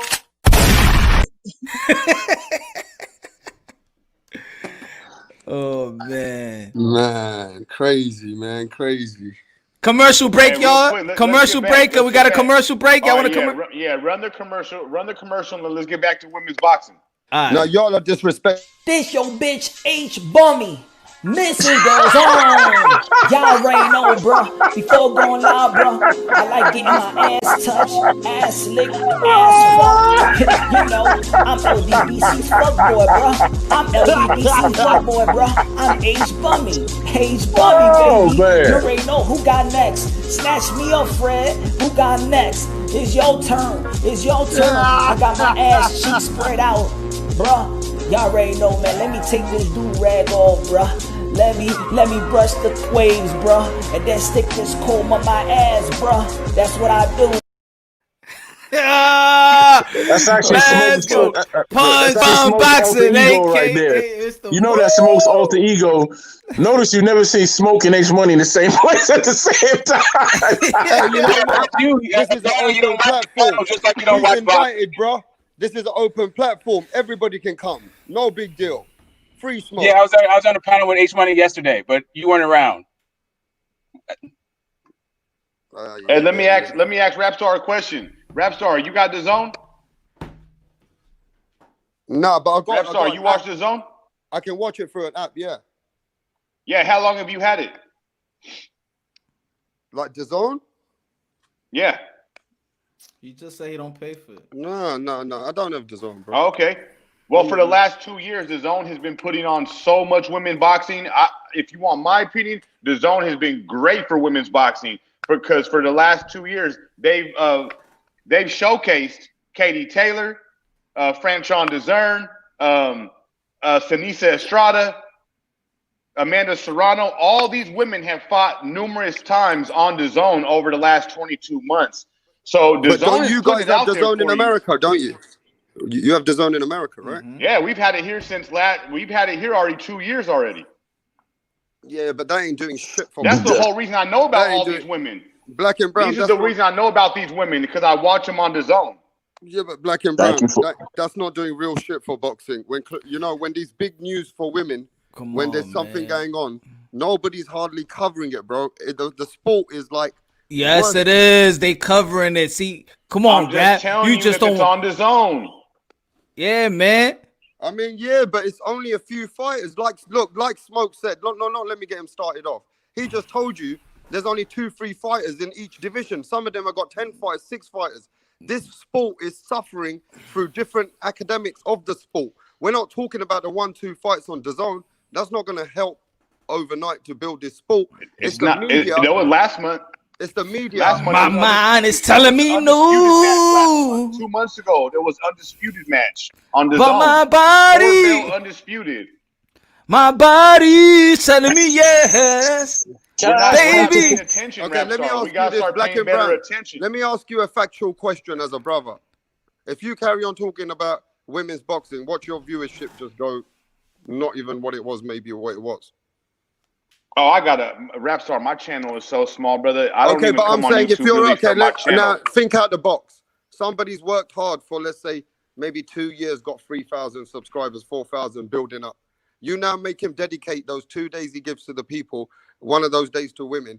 He might lose every content that he's built for his fans and his subscribers already. No. We don't know that. No, not at all. Why? I disagree. No, you might even gain because you're stepping out the box and you're talking about other issues. So you're going to gain subscribers. If you lose any subs, if you start talking about women's boxing, bro, you didn't want them people around anyway, bro. Honestly. Look, when you have content, let's say, look, Rap Star. Put it this way. Let's say you got your boxing channel, right? You got your boxing channel. People would just want to hear Rap Star, right? Because they could get the same news. They could just go and Twitter, they could Google, but they want to hear how you gonna break it down. They want to see how you gonna break it down.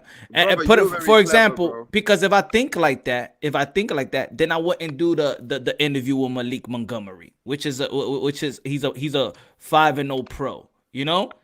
And that video didn't do that much. But at the end of the day, I'm still a boxing channel. I gotta do it for boxing. If I could create if I have a platform, you know, for what about amateurs? So are we gonna abandon the amateurs because we can't get views with them because nobody knows them? You know what the problem is, Punch? You go and talk to a guy who's worked hard, right, and got himself to a little level. He got 6 hours to finish off everything in the whole week. You take an hour and a half away from him. He has to focus on that platform, that foundation. And you ask any fan today, give me top 10 women boxers. They can't even mention you 5. They can't even mention top 10 guys. But look, the guys, there's tons. There's lots going on still in the pandemic. And there's still a lot going on to build the sports and the subscribers and the viewership. With the women's, I've noticed, right? Even though Ring IQ's talking about it, he's talking about it, but he's still talking about a lot of up-to-date stuff in boxing. That's building his platform, but he's putting the women boxing in it. Now, I appreciate that you're pushing that people should start putting it on their platforms, but now you got to start building it in a way where the fans want to talk about the top 10 women. Because you talk about top 10 guys, there's tons of guys. We've just got 6-7 guys just in the heavyweight that everybody talks about on your channel every day, right? So, I mean, there's a lot of channels that you just talk about the heavyweights, and I get bored. To listen to the heavyweight. To be honest, I don't do too much heavyweight. But bro, let's talk about different men, right, who are not as passionate as you. Then what about men who tell me, Rap Star, don't put too much women boxing because you know me, bro. I like to stay hardcore and in content with the men, and then I want to see real fights, consistent fights. And I say that sounds sexist, bro. He goes, but look, I ain't interested, bro, because I can't even remember the last woman's fight. And I think to myself, this is a guy who's drinking with me in the pub. And he don't even talk about ever women's boxing to me. And I'm talking about it because I cover boxing content. But he watches boxing, but he don't want to talk about it. How about so you're telling me that you're not comfortable, you don't feel like you're comfortable and creative enough in which you could share light to one of the women and have a great content, and you don't think that you could cross her over to your audience? I think I can definitely help with the Clarissa Shields movement in my country. Definitely. She's doing something that not many women have got the courageous or the guts to even try and do. Okay. Number one. Number two, she's hitting the wall in boxing in her own country because they're not supporting her to make the money. And also not just the money. She's not getting the fucking opponents. Like Smoke told everybody, the divisions are fucking not what you think it is. There's no opponents like you think there is. So you hit a brick wall. So no matter how good she is in boxing, she has to go MMA. So I can make a few thumbnails for her, build that hype, and make sure that people are up to date with her. Right. What I'm saying also, what I'm saying. What's up, Mark? What's up? You want to add to this, Mark? To this little part that we're talking about right now? Yeah. No. Oh, because I was gonna say because I interested in talking about no, I knew it. Yo, you know what it is. Punch. You know what? Let me say this right quick. You know what it is that I think that people are also intimidated, or they don't want to let out to say that, you know what, I say I'm a casual when it comes to women. I'm still learning about these ladies, you know. So I'm a little bit.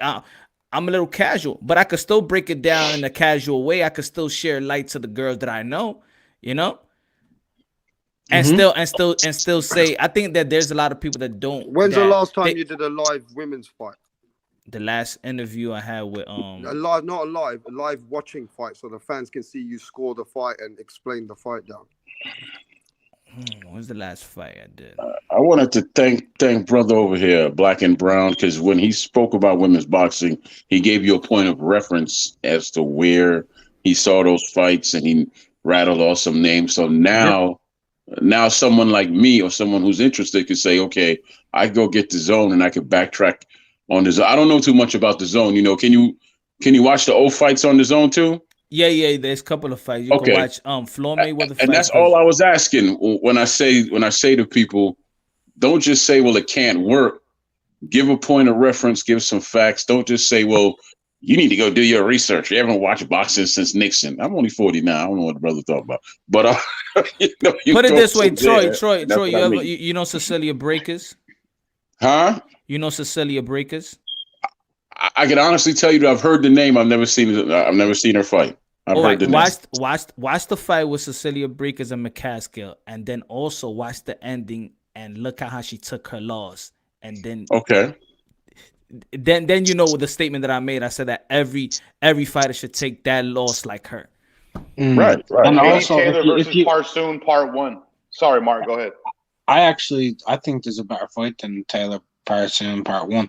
I think you should watch Terry Harper versus Natasha Jonas, bro. Oh, I thought that was an incredible fight. I thought that was women's fight of the year this year. Yeah, I think that Jonas won. I think they took it from her, man. What you think? Yeah, but that certainly helps boxing because they did have a good fight. He's right. Oh, that did help.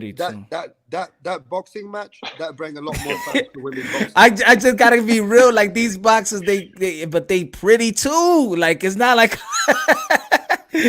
yo, Jonas is.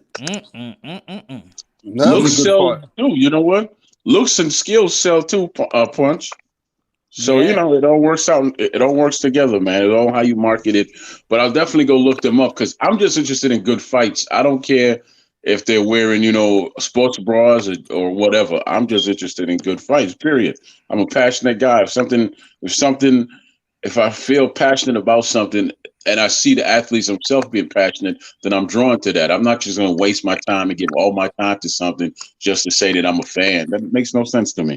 But let me ask you this, Troy. I think you'll love Katie Taylor. Honestly, bro, if you go watch Katie Taylor's last 3 fights, I think you'll fall in love, bro. She's so good and so technical inside the pocket. There's no way you cannot love this girl when you watch her fight. Thank you, man. And that's another thing. I like skills. Like the fight we just saw with Spence and Danny, that was some high-level stuff in there, man. That was very high-level stuff in there, and I appreciated both men. I appreciated Danny. I appreciated Spence. That was just some good boxing in there, man. Very good boxing. Yo, you like skills? Check out Jessica Bopp, man. She's slick. Oh, I've heard that name. I gotta write that name down. Hold on, I gotta show. I've heard that name like 5 or 6 times and still haven't looked her up. I like Jessica Bopp, man. She's slick. Is it Jessica or Jessica? It's Jessica. Okay. Hey, who's the female that's trained by Peter Fury? Somebody in the chat is asking. Savannah Marshall. Savannah Marshall. Is she good? Yeah, she's very good. The way she performs, she's the only person to ever beat Clarissa Shields in amateurs. Yeah, she beat her in the amateurs. She's just become a world champion now. If you watch her fight with Hannah Rankin when she became world champion, you'll see this girl double shoulder rolling, turning off, hitting her with check lefts, getting uppercuts, working the inside, getting out, changing lateral position. Some advanced shit. Well, let me tell you this. Technically, when they fought in the amateurs, Shields and Franchon, they fought when they fought in the amateurs, right? Franchon actually edged her out, but they gave the fight to Shields because it was in her home state. Because it was only like 1 point that she lost by an amateur Shields. Yeah, because we were in the same gym at the same time. Me and Franchon were in the same. I was a trainer, so I was. Franchon only lost by 1 point when they first fought in the amateurs. What you think about Natasha Jonas, Troy? Oh, that's Natasha Jonas. Okay, but she's not. This is her right here. You showing? Yeah. Is this her punch? Okay, well, she's pretty, but she's not my type, man. I'm more for like a Nona Gay type. You know who Nona Gay is? Yeah, but Troy, you like the white lady? He's showing you the picture when she finishes after a workout with no makeup. That's fine too. You see what he's saying? You see Rap Star, what he trying to do? You see? Yeah, I think what he's trying to do, but beauty's a little different for every man. I'm sorry. I didn't mean. I realized what Punch is doing. He's bringing fans to the table, like showing their tracks. I'm sorry, I didn't know. Oh yeah. He's making them look very fancy. That's a good way to bring fans, though, Punch. Maybe maybe we need to put those model pictures up of them when they look nice and all that. Those thumbnails. That might bring some men to the table, right? I know what. Hey Troy, DeZern. I heard you already mentioned Francois DeZern's name a few times, right? You said you knew her. Yeah. We used to be in the same gym because her first trainer is a very good friend of mine, man. The one who trained her from the ground up. Yeah. You seen her last 2 fights? Yeah.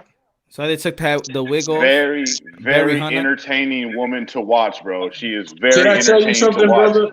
Can I tell you something? She's a whole lot better. She's a whole lot better than that and a whole lot more polished than that. I've seen her live in a living color in the ring. I got video of her on my old phone training with a 6'6" heavyweight and a cruiserweight that was about 6 foot, and she pieced up both of them. I know what Troy looking for. I got you right here. This is Troy's type right here. Show us. I think. Okay, I'm taking you off my cooking list, Troy. I'm taking man. You got me. I'm taking you off my cooking list. Oh, Bruce. You don't get no more phone rolls. You don't get nothing, brother. You don't get nothing. You're not getting no jerk chicken. You ain't getting shit. Kaylin Judd. Yeah. Hey, I think in the last fight, in DeZern's last fight, her trainer was trying to rip her weave off. If I'm not mistaken, this shit was so funny, man.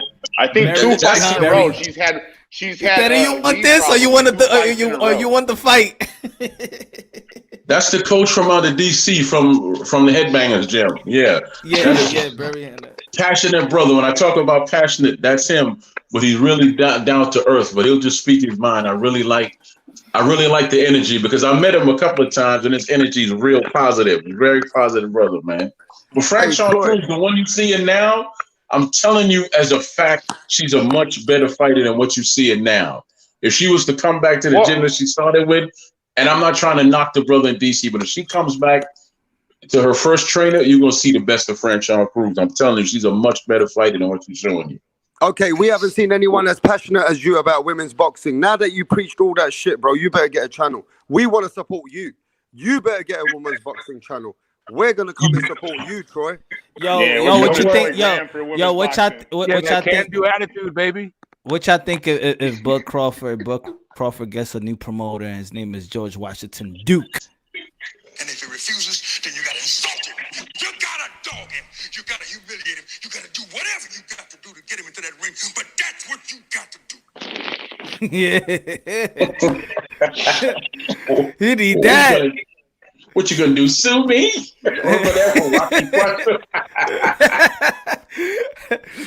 You gotta insult him. You gotta dog him. You gotta humiliate him. You gotta do whatever you gotta do to get inside the ring. But that's what you got to do. That's what you gotta do. That's what you gotta do to Earl Spence.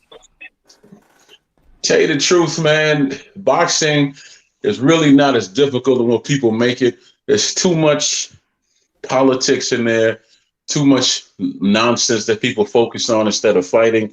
When people tell you that boxing is dead and people not interested in boxing, here's what I'm getting from that. They're not interested in all the nonsense that goes on in the fights that don't get made, because people aren't dumb. You know, they hear the talk and they know some of the big names in boxing. But when the fights don't get made after all that talking, then they're like, why am I paying attention to you? Because you're never going to do anything anyway. And that's why boxing loses a lot of fans. There's a whole lot of smoke, so to speak, and no heat. Because see, the truth is, it's not the fire that kills people, but it's the heat that kills people. That's what people make the mistake on. Because if fire don't have no heat, it can't do you no damage. They got to have that heat, baby. And if there's no heat and there's only smoke, then it can't do you no damage. Lucky you're not a promoter. Carry on. $40. Yeah, exactly. Like, what the hell is this, dude? Like, go watch them fight. Demonize our sport, bro. This is not Lucky rhetoric. you're not a I don't promoter, understand. bro. Like, do you think this is a roast session? Like, get the hell out of here, man. Man, You can't handle the truth. you sound like Jim Brown from "I'ma Get You Sucker." Don't step on my bunions. Don't you step on my bunions. Stop what you. Yo, what the hell happened? Troy likes women's sports, women's boxing. Yes, I like women boxing because I like women. I like boxing. You like Period. women, It should be you like separate. women UFC. Dun, You dun, like dun. Yes, indeed. Yes, indeed, I do. Yes, indeed, I do, sir. I do. Women's UFC seems to be a bit more bigger and a bigger platform and more pay-per-view, and like it seems like a bigger attraction. Dun, dun, dun. Dun, dun, dun. They're great fighters, bro. Nah, man, I want my champions like this. I don't give a damn. Champions gotta look like champions. Gotta look like fire. Gotta look like warriors. Gotta look like specimens of a man. Like Muhammad Ali said. Look at me. Specimen of a man. It ain't always the looks and the pretty body that wins fights, man. 80-20 Put a factor. picture of David Tua and Andy 80-20. Ruiz up there now. Put a picture of David Tua and Andy Ruiz. Oh yeah, there you go. You need David Tua. Nah, Tua was a monster, man. How much did Holyfield pay Tua? I think he made him $1 millionaire just by sparring with him. Mike Tyson. How much he I know that I remember it was a story, and I was trying to find the story, but I remember when I was younger that he spent a lot of money. He made a lot of money just sparring Tua to prepare for the Tyson fight. That was the best. Let me ask you this, right? Let me ask you this. Who is the money maker over there when it comes to women? And I already know who the skill is. That's Shields. But who is the actual money? Katie Taylor is the money maker. She's getting $1 million. She's getting $1 million paydays. Okay, cool. Who's the face of women's boxing? Katie Taylor. Katie Taylor. So why can't boxing just market? Okay, why can't you market them? Like I was saying before, you have layered cards, men, women, because you see that over there, like in the UFC and all that. You have cards with men, you have cards with women and men. So how come boxing doesn't do that? I don't know, but that was one of my main reasons on me and IQ when we was going at it, and I'm like, yo, at this point they don't need no time to be critiqued. I think we need to pump that fight. We need to pump it. 7th Division World Champion. Yes. We need to pump it. And then the most decorated champion like Katie Taylor, we need to pump it. But once you have these, she ain't fighting nobody. She ain't this. Then you make it more harder for anybody to even look at it. Oh yeah. She hasn't fun of it. And then people just walk away. The other thing about it is, like, a lot of boxing fans are kind of like old school in a sense. Like, and this this is actually a very truthful statement because you see it a lot from fans. There's an awful lot of backlash when women are on cards, and it's very negative, to put it mildly. Very negative. Like, you go across Twitter, you're like, why is this whatever word you want to use explicitly, why is this woman here on this card instead of this fighter? Why is she for the rope? Why is she on primetime Sky instead of this guy? This guy was like, why is Shannon Courtney, let's say Shannon for example, why is Shannon Courtney third in line on a card ahead of a European title fight or whatever? Like, people get pissed off about it. There is a lot of backlash and a lot of negativity from male boxing fans. Yeah, that sounds crazy, because you know what? Women actually, the truth be told, they spend more money than men on things that they really care about, right? And the one thing that women do also more than some men is they talk. So if you could grab their attention and get them into the sport, what do you think is going to happen? They're the ones that's going to be buying the pay-per-view. They're the ones that's going to be pushing for all these cards to come about. So I don't see the negative when it comes to. I know you don't, Troy. I know you don't, but right now it's a gradual building and embedding in process. That's true, brother. You know, everything starts from somewhere, because boxing, I'm sure when it first started, wasn't what it is today. I mean, at its high point in the 90s, early 2000s, it was great. At this point, it kind of leveled out and has to pick up again. But all it takes basically is to get fights made, good to great fights. You start with good fights, then build to great fights, whether it be the top women, the top men, or whatever, and watch what happens. People are not fools. They just don't like constant foolishness. And that's where we are right now with boxing. You have all these top fighters that are not fighting, and people are like, well, why am I paying attention to you? Why? Yeah, I'm watching highlights of Jessica Boop right now. She's like a little Lomachenko, huh? She's really good.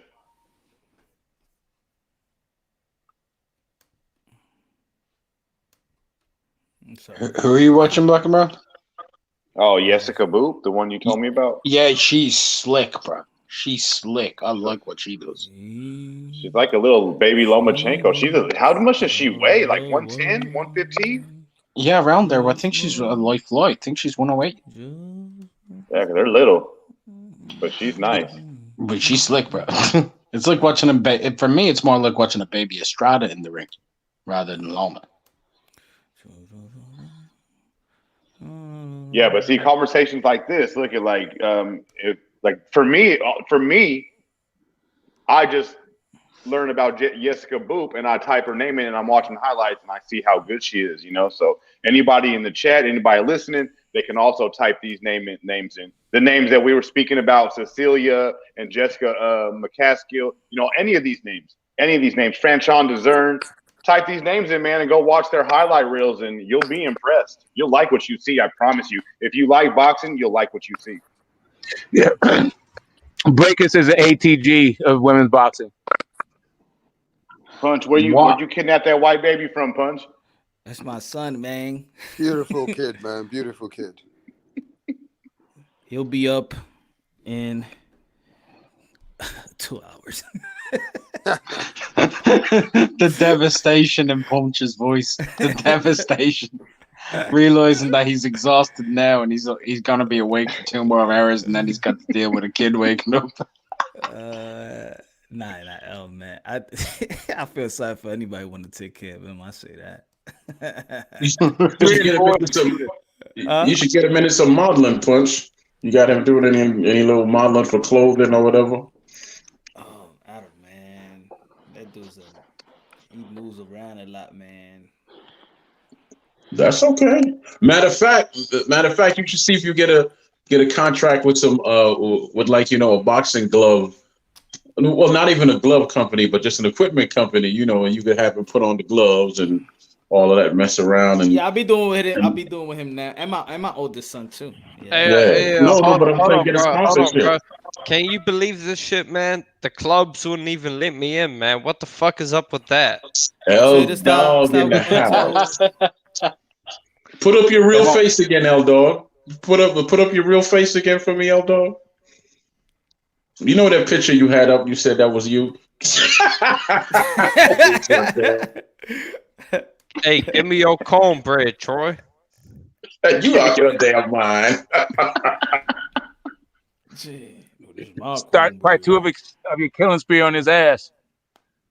Give me your cornbread, GTS. No, hell no, you can't have my cornbread.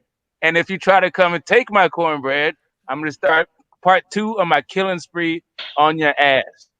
I'm gonna beat your ass. Man. What you got on my? Always What gotta you be got the on my ass 40 thing with punch? smoke, don't it? Always gotta be the ass thing behind with smoke, don't it? Always, huh? Huh, Smoke? Huh? Actually, that's Eddie Murphy. But yeah, okay. Dude, I'm joking with you. I saw the you movie, man. I'm joking with you. Here's Go the thing. easy. Here's the thing, Troy. It's not a roast session. It's really a chance for you to, an opportunity for you to learn. Good When you God, say stuff like Don King didn't put on good cards, and when you say things like it's a lack of imagination, not dance partners that tell us fight, we're here for you. We're here for you. That's it. Yeah, who's over here snoring like a I'm radio? gonna go with I'm Troy, sorry, man. I'm sorry. Troy is a real OG. You know, people want to mute Troy. People want to just disregard what he says, but Troy is an OG. He's been around the boxing game for a while. Salute to Troy, man. Salute to Troy. Hey, yo, L Dog, I got a question for you, bro. Yeah, go ahead. Did you see my prospect video, bro? Yeah, I did, man. I saw who's number 1. Shout out to Philippe. It's in Man. no order, dude. It's literally no order. Nah, but I just chose to believe it's number 1 anyway, so it is what it is. Filip Hrgović, number 1 prospect, boxing. You know, he is going to take over the game, man. He organized your list for you, Mark. He organized your list for you. I got a question for y'all. I understand Anthony Joshua is fighting tomorrow, but I'm sure you're going to talk about that. But how much did the losses of Joshua and Wilder actually slow down and hurt the heavyweight division? I've never really heard anybody touch that conversation. How much did that hurt the heavyweight division to where it is now? Like it's kind of stale now. I don't think it hurt it at all. I think it made it bigger. I think it made it bigger than What way? because you added because Tyson Fury came back, and then everybody talked about how AJ lost, like to the fluffy guy. I don't think that AJ beating Ruiz the first time would have propelled him, and I don't think the American audience, at least, and that was his American debut. But when he lost, it was all over everywhere here. I don't think his win would have been all over everywhere. Right. So I think he gained notoriety. He went over to Saudi Arabia since then. He's been like traveling. Fury and Wilder. My parents were talking about that fight because ESPN was on it and Fox. You couldn't get away from the fight, right? So Wilder losing that fight and Fury winning, I think it's made it bigger. I think you've thrown another guy into it, and now it's more intriguing. I think a lot of people will be looking for a combination of these guys fighting for a while now. Anybody else have anything to say? I'll go. Yeah, go ahead. You guys go ahead. I didn't hear the question because I was smoking. You said, do you think that the loss of AJ and Wilder set their fight back? Or maybe No. I didn't say that. I said, set back the heavyweight division, Smoke. That's what I said. Set back the heavyweight division. Hey, Punch Drunk. Terrence Bailey Sr., the OG, is backstage. Yeah, and right. I think the staleness has to do with COVID also. But go ahead. I do think it did actually slow it down a little bit. I'll just leave it at that. I'll let other people. I don't think. Go ahead, brother. I thought you were done. I don't know if it slowed it down because they were giving Tyson Fury so much publicity. Tyson Fury was everywhere. So when Wilder lost to Fury, and prior to that, AJ lost to Ruiz. You know what I'm saying? Then they made Tyson Fury the face of boxing. So I think it started with Wilder and AJ bringing the heavyweight division back, and then when they both lost, especially in America, even though Tyson Fury doesn't sell in America, the thought of Tyson Fury made big news. So, all right, bro. I'm sorry. Let me step in here and say something real quick. The fight, as far as it goes in the heavyweights that actually got people's attention, started back with Bermain and Chris Arreola, their first fight in their rematch. Then you had the Klitschko fight with Joshua, and that's what really started people to start paying attention back to the heavyweight. It wasn't anything that just recently happened. No. Yeah, I think them two. I think them two heavyweights losing. I don't think it hurt the heavyweight division. I don't think it slowed it down. If anything was slowing the heavyweight division down now is all this soap opera drama fiasco that's going around this Deontay Wilder and Tyson Fury third fight. That to me is slowing the division down. But them losing, I don't think so, because they can bounce back from the losses and even take it a step higher. So I don't think them losing was a bad look for the division or slowed it down, but the soap opera definitely is slowing it down. See, I think all of that is again COVID, right? I think it's all COVID because I think we would have had fights and we wouldn't have had the soap opera and all this stuff. We would just be in a different place if these fights would have been able to happen because they're so big. You need crowds for them. No, I disagree. On the COVID part, I do agree, but on the drama part, I disagree, because one of the worst things about us is that drama sells. You know what I'm saying? When you look at a fight and the announcer always says it's high drama or whatever, and all this stuff is going on in the background, and people who agree with it or people who don't or who disagree with it, and then the trilogy happens, then all that, those people are going to tune in to, to see their point being proved. So drama is, even though we don't like it, drama does sell. Yes, sir. But drama sells, and it depends. Drama sells when it leads to an actual fight happening. When it's just drama, that's what turns people off. Well, casual fans don't like this drama. Casual fans do not like this drama. I hear that straight out of their mouth that they're like, "Yeah, this is why I don't watch boxing. It's too much bullshit." I promise you, casual fans tell me that. Well, hardcore say that too when it comes to fights that you look at the roster and you look at who fought who, and you're like, okay, you know what, this person need to fight this person, but this person ain't trying to fight that person. Hardcore is, I like that too. But you know what? I'm saying at the end of the day, everybody's, if it's promoted properly, you're going to tune in. Wilder sells out the Barclays. If they fight at the Barclays, that's going to be a wrap. Just like if Errol Spence fights in Arlington, Texas, or if he fights in the Barclays, because Errol Spence is from New York. Jay-Z opened the door for him. It's going to be a wrap. And I got kind of confused on where they're fighting at or what that has to do with anything. I'm a little bit lost. No, well, I'm just saying the fight ain't made. They still in legal mediation. There's some stuff that I want to do that I can't do because they're in mediation. There's some people I've been talking to that I can't do nothing because D is in mediation. So, and I don't want to disrupt nothing. So, I'm just saying. Yeah, I don't see how could two fighters who are supposed to be fighting a trilogy, but they're caught up in court. I just don't get how that could be good for the sport, because in one sentence it's called drama and soap opera, but then in the next it's mediation, and those are two different things. Mediation is some real live court shit going on. Drama is just bullshit hype around a fight. Those are two different things. When you have mediation in court, that all needs to get settled before a fight. So yeah, but I don't know, man. That's just a lot. The mediation in court creates the drama around the fight. If you understand what I'm saying. Since when? The mediation. Since when do they use court to promote a fight? I'm trying to tell you. Since when? It's not promotion. It's not promotion.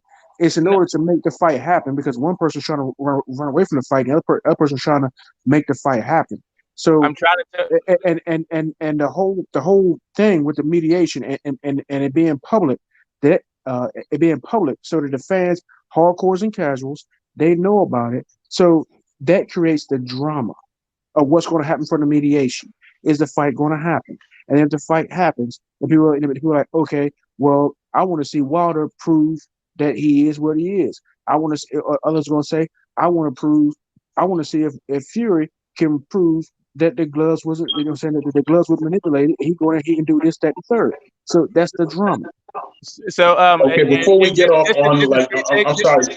Just one thing. I don't know if you guys are this is an American thing and it's also a dated thing. There's a channel, Court TV. I don't know if it's still around, but it came out of the aftermath of the O.J. Simpson trial.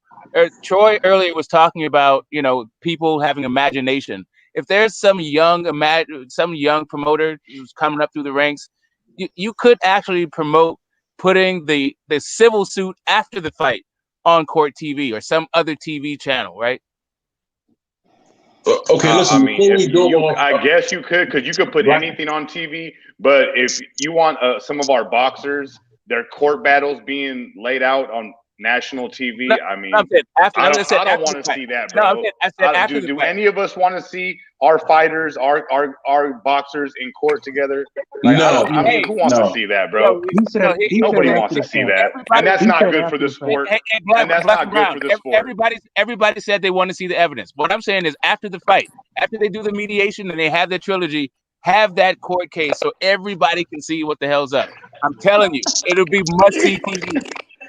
Hold on. So you want them to fight a third time, and then after the third fight, you want the evidence from the second fight to be released? No. It's not actually a court case. It's not. And I'm telling you, oh my God! After the third fight, it's not actually a court court case. You want the evidence from the second fight. It's not actually a court. It's not actually a court case. They're in mediation with a retired judge. It's in mediation, arbitration. Hey Terrence, that's to make the fight happen. Hey Terrence, that's to make the fight happen. I'm talking about something else totally. I'm talking about if we're talking about promotion, right? And how do you make these guys big? And what I'm you're gonna saying go is after you, Smoke. I'm gonna go after you. Soap opera, right? Yeah, well, I wouldn't do that for promotion. That's dumb. I wouldn't do that for promotion. But everybody wanted to see the evidence. Also, everybody said they wanted to see the evidence. Okay, let me step in here now. But hold on, real quick, Troy. Let me go real quick. Are they in court for evidence from Glovegate, or are they in court for mediation for the next fight? Right now they're in mediation. Right now they're in mediation to make the fight. What I'm talking about is something totally different. Agreements. Yeah. They're in mediation to make the fight happen, right? First it's mediate. First is mediation and then arbitration, right? And then we'll see what happens after that. That's the process that they have. But what I'm saying, that's to make the fight happen. I'm just saying, everyone's talking about how they want to see the evidence and is there any evidence and all that stuff. I'm just saying, how can you incorporate that into the whole thing? And I think it should happen after the fight, if it happens at all, right? That's just my idea, right? You guys okay, cool. Let me step in here now because I've been trying to step in. I really didn't want this to go about becoming Wilder Fury again. I'm sick of hearing that. But my overall question still remains the same. How did their two losses actually affect the heavyweight division and the fact that it's so stale now? Because right now you got a fight coming up Saturday, which you got the face, you got the man in the heavyweight division who's pretty much the face of boxing fighting. And yes, of course we're gonna watch it, but not putting out that much interest for it. So how did that losses kind of take away from all that passion that was right there at one point that something could happen between these two was the question. I don't want to go down the whole road with Fury and Tyson no more. That's been running to the ground to death. I don't want to go down that road. I mean, who's the face of the heavyweight division that's fighting this week? Joshua. You okay? Yeah, I don't know about Joshua being the face of heavyweight boxing. I mean, that's the issue. That's why See he's what? not I built mean, around. come on, y'all. Come on. I'm talking to both of you now. Come on, man. Yeah, The dude is the face of heavyweight boxing. 2018, bro. Like what you're talking about is really what has hurt AJ was coming here and losing, right? That's hurt AJ. I don't know how much. I don't know how. What I'm saying to you is, He's recovered from that. This whole idea. You package this whole idea as if they were somehow that both of their losses affected them equally, right? The issue was AJ was an UK sensation that was coming over here to make his UK debut. Only us hardcore fans knew he was. He was not the face of boxing for us. Smoke, please, man. The dude was an international star. He wasn't a UK star. I see he wasn't a UK star. He was an international star. And he still is. He still is an international star, man. So I don't Hold on, guys. One at a time. That's what I'm saying. Every time I speak was Wilder international star? No, he was not, man. Okay, let them answer, Troy. Was Wilder international? If Joshua was, guys, one at a time. Okay, hold up. Let me. I don't know who's talking to me, and I can't answer. I can't give you an honest answer unless I know who I'm talking to. So please, who just asked me that question? I'll answer them honestly. I don't know. If I was asking, get the smoke and Terrence Bailey if Wilder was considered. Do they consider Wilder an international star? I would say that. I would say that before. No, he asked me that, Smoke. Yeah, here we go. Here we go. Both so, of you guys. Right. So, before Wilder lost, he had done a pay-per-view both in the United States and in the UK, right? And also, the fight that he lost in was broadcast all over the world. So, by the time he lost, yes, he was an international star. As a matter of fact, he had been one for a while, right? And AJ came over here. He definitely was an international star, but all that means is more than a couple of nations, right? And Europe has a bunch of nations, so it doesn't really say like he was cool. He was big in places that he was big in. He just wasn't big here. That's it. Like I'm not saying he wasn't big in. I'm not saying he wasn't big in Europe or Nigeria or people didn't know him. That's not the point. The point is, was he the face of boxing? Yes, and it still is him and Canelo. Okay, bro. You actually asked me that question, so let me answer it. Wilder obviously is an international star. The dude was up in Rome with the Pope, and when he goes over to overseas, people immediately know who he is or whatnot. And like Smoke said, he had pay-per-views in foreign countries and all that stuff. While fighting there. Now come over here. Joshua has a fight tomorrow. It's not even selling over here. Nobody's even checking for him over here. There's no buzz. How could you say that when he sold out? He sold out when he came over here, and even though he lost, he sold out when he came over here and he broke records. Hold on, guys. Hold on, guys. But when you say nobody, because everybody, you can't say nobody because a lot of people know about this fight. Remember when Reggie Miller called Anthony Johnson? Okay, I'm not gonna get a word in. And I think there's a big hype about this fight in America too.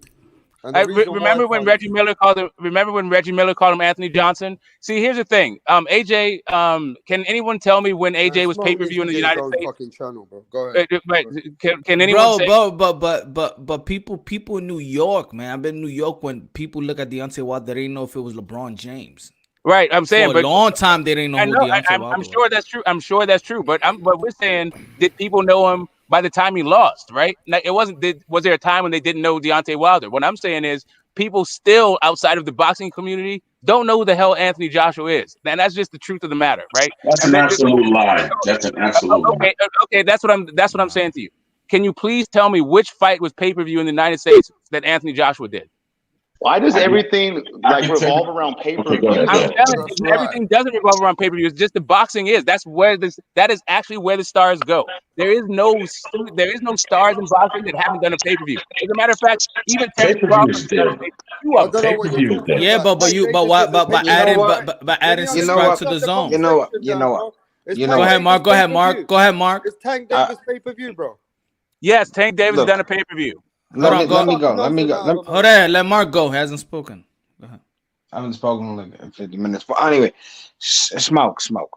Earlier, I was listening to you, right? And you were bringing up how Wilder like did a pay-per-view over in the States, which is his home country, and then over like in the UK.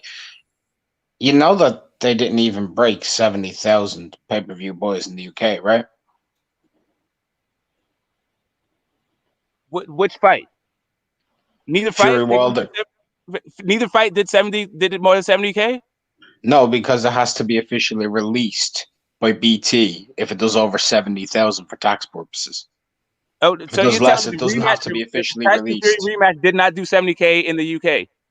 No. Like okay. Oh, well, that's The news first to me. fight I think did 27 From what I could tell, it was all over the UK press. Okay, so I guess people didn't buy it. But are you saying that nobody knew that it happened? UK fans knew it happened, sure. Okay, so did people who weren't boxing fans? No. People knowing things and people buying things are different. No, you can't say, well, no. Hold on. It had nothing to do with Wilder in the UK market. Had everything to do with Fury in the UK market.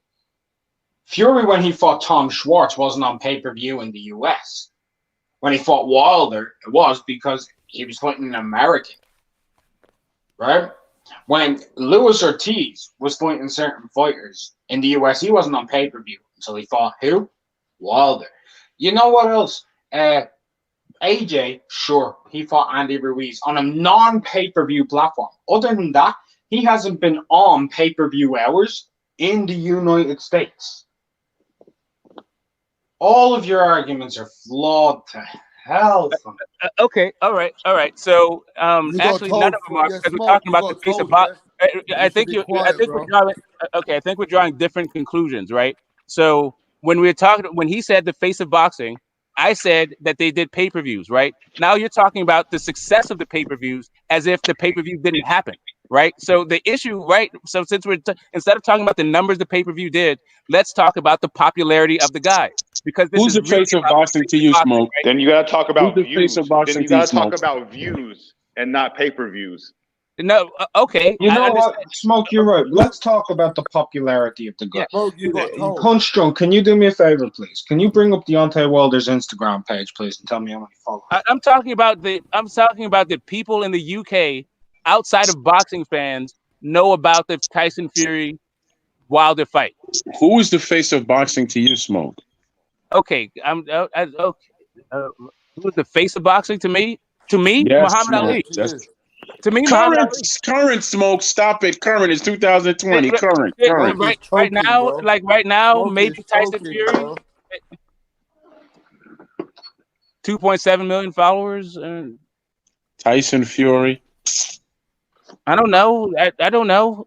Maybe Tyson Fury. Maybe Canelo. Maybe Pacquiao. Probably Pacquiao.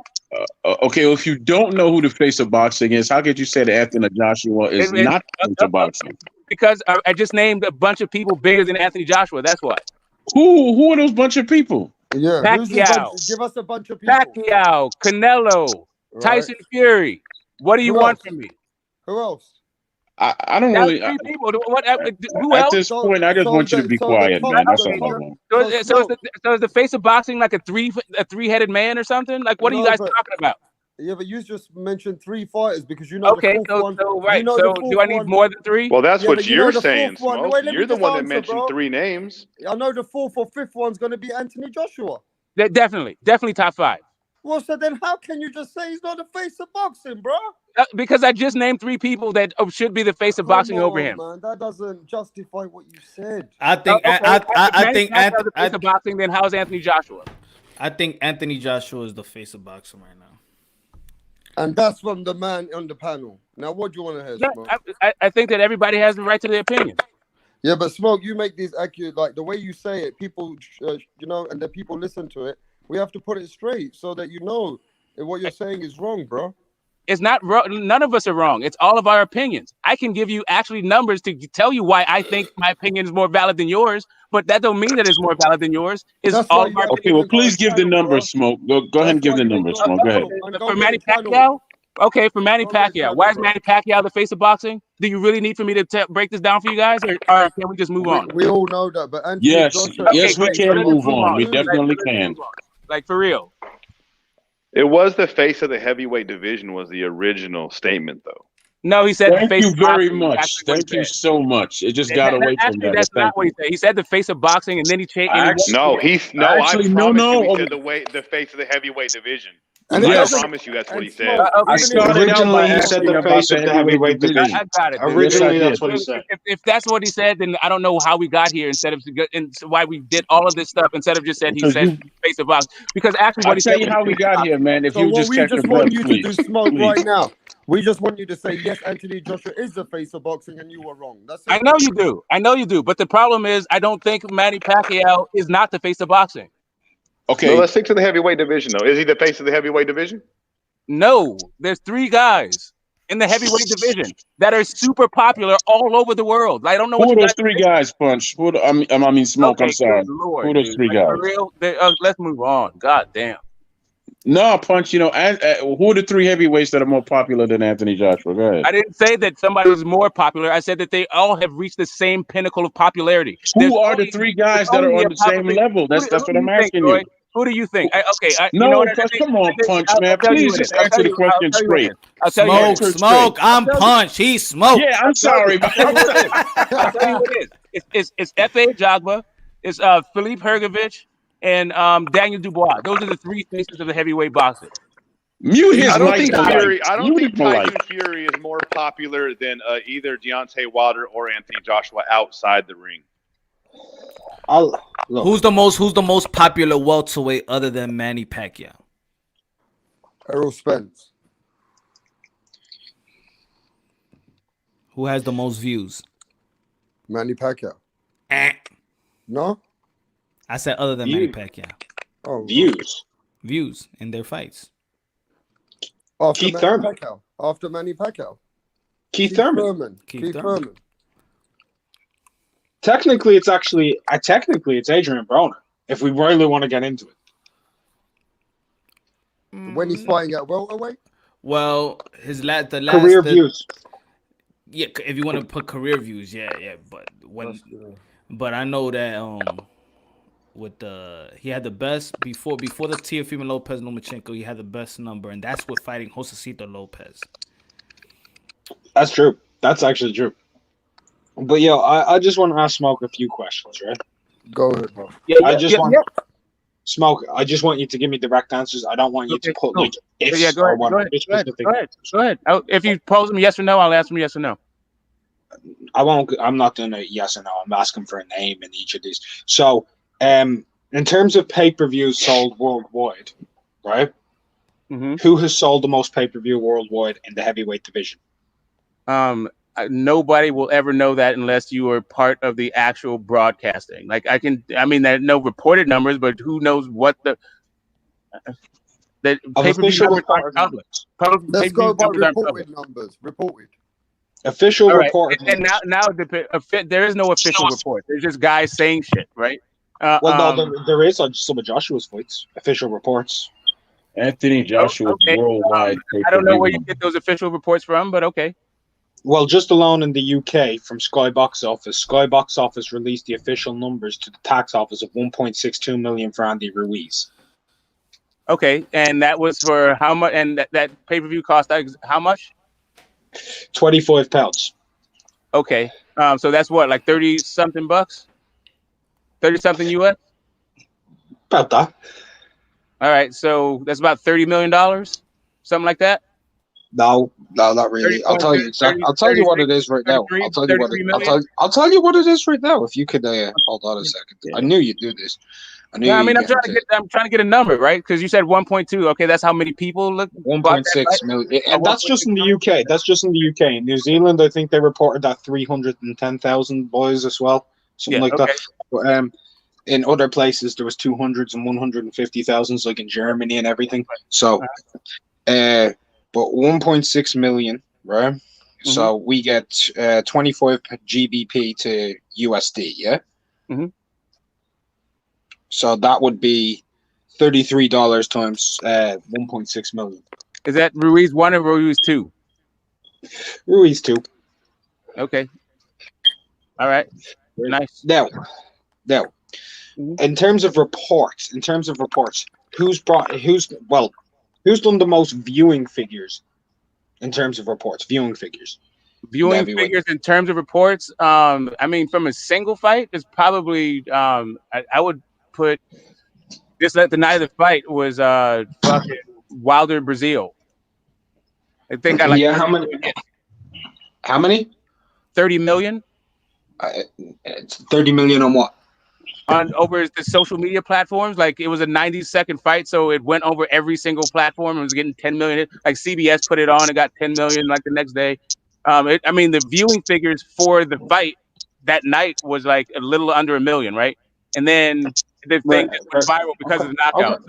That's fine. Okay. So everybody just watched the fight, right? According to Crack Streams, Anthony Joshua and Vladimir Klitschko did 51.7 million views.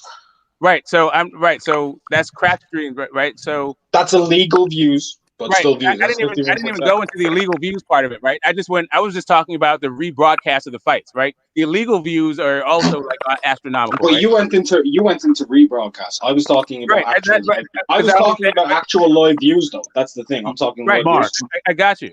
So that's why I broke it down to the numbers that I gave. The 1 million is slightly under 1 million for the actual broadcast. It was through the rebroadcast about 30 million views. To the illegal streams, I want to say it was something like 13 million, but I'm not quite sure if it is that fight or the Fury first fight that I'm quoting. Okay, Mark, you mind if I ask you a question real quick? Sure, the Joshua a second fight with Andy, what were the actual buys, not views? What was the pay-per-view buy numbers? And then you could ask Smoke, well, how does that match up to Wilder's biggest pay-per-view buys? And then we could end this and actually talk about boxing. I could do that. I mean, Smoke just said, what was it, 1 million views for the Brazil thing, right? Live? Yeah, it was like a little bit. It was like something like 998 or something like that, or 909. It's like just under 1 million views, right? You know that Huey Fury versus Sam Sexton did 5 million views in the UK, right? Live on Channel 5. Yeah, I hear you. So did Keith Thurman and Danny Garcia. Oh, we're talking heavyweight boxing. Say again? I mean, we're talking heavyweight. We're talking the heavyweight division. Okay, yeah, the heavyweight division. Yeah. I mean, I get you. I'm not sure what you're saying. Are you saying that those guys are the face of boxing? No, I'm gonna just point something out. Like Huey Fury did more views. Anthony Joshua did more views than that. Anthony Joshua, he was on the undercard. It was on Wembley for Carl Froch and George Groves, and that was broadcast on Sky Sports Mix, right at the time. And on Sky Sports Mix, if you've got a box, it's the same as just regularized cable. That one selection to get people ready for that did over 5.5 million views. But Carl Froch is not a heavyweight, though. But Carl Froch is not a heavyweight. No. I'm talking on Sky Sports Mix. Anthony Joshua on the undercard on Sky Sports Mix, because the rest of the card went on to box office. The Olympic gold medalist Anthony Joshua, the Olympic gold medalist at the time, did over 5.5 million views there. Also on top of that, Anthony Joshua was viewed. His most viewed fight was the Olympic gold final. He did 41 million views live. I hear what you're saying, but what I'm trying to explain to you is, unless you have Sky Sports, nobody saw that stuff. Unless you watch the Olympics, nobody saw that stuff. And when you're watching the Olympics, you may be sitting there watching for Anthony Joshua. I don't know that that's what the deal is. Usually, you're just watching a bunch of people compete, right? And I'm not quite sure what we're supposed to be gleaning from these numbers when it comes to being the face of boxing. Okay, I mean, he's the most viewed fighter. I mean, I don't know that he is the most viewed fighter. I mean, maybe he is. He's one of the most viewed I don't know. fighters. So that means he's face of boxing, bro. Right. So the issue is, did those people go there? Did they even know that Anthony Joshua was alive when they were watching that fight? Jesus If you're talking about Christ the Olympics, Almighty. right? Because you might just be watching the heavyweight. You might just be watching boxing on the Olympics. All right. I have a question. After he beats Puev tomorrow or early Sunday morning, I don't even know what time the fight is. What's next? What's next? Thank you. What's next for Joshua? Are we going to get Fury Joshua next, or what's next for? In What's my next personal for opinion, Joshua? no. In my personal opinion, no. I think he's got to fight Alexander Usyk in April. Who's that? Joshua? Yeah. Yes. You said Usyk? Yeah. I said Usyk. I don't want to see that. I said that before. I said Usyk is mandatory for the WBO title. The whole situation. When are we gonna get? When are we gonna get to fight with Fury and Joshua? I'll answer you this like this, right? I'll answer you this like this. Troy, do you know the last time we had two champions unifying the heavyweight division for undisputed? Years ago, man. Probably 20, way back. I just don't remember. Yeah, 21 years ago. 21 years ago, it just gone in November. Lennox Lewis and Evander Holyfield. It's been over 21 years. I wouldn't be harboring on that fight if I were you anytime soon. And this is the nonsense I talk about that turns people off, because that, to me personally, I don't see what was held up. What held up once Wilder fell out, they should have automatically, and then White fell out. They should have automatically made the fight with Joshua and Fury, because Pulev could be paid side money, because he is handled by Bob, so Bob will just give him some step aside money because he's used to doing that, and then we get the fight made. It's all about the big. It's supposed to be about the bigger picture. It's not supposed to be about all the minutia that we constantly get in this sport, and that turns people off. All that minutia. Could they afford that magnitude without a live gate? Could they afford to just give people step aside money when they just struggling just to make an event? You can have a live gate. You just can't have the capacity of the stadium or arena. You can have a live gate. So what you do is you up the price for the live gate, and then you level it off with pay-per-view. You don't make pay-per-view that expensive, so more people buy. But those that really want to come out and see it, you let them know. Well, it's just a fact of business that you charge more. Hey, the Parker Andy Ruiz was pay-per-view back in Europe, right? Parker and Andy Ruiz was not pay-per-view in Europe, no. Parker and Andy Ruiz. Parker and Huey Fury was pay-per-view on YouTube. But Parker and Andy Ruiz was pay-per-view in New Zealand only. Yeah, I think it was like that's for vacant. $59.99 or something like that.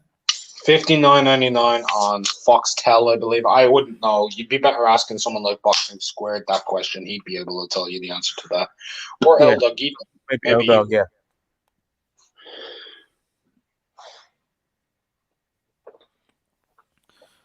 All right, everybody calm down. All right. We're moving on to the next division, aren't we? Huh?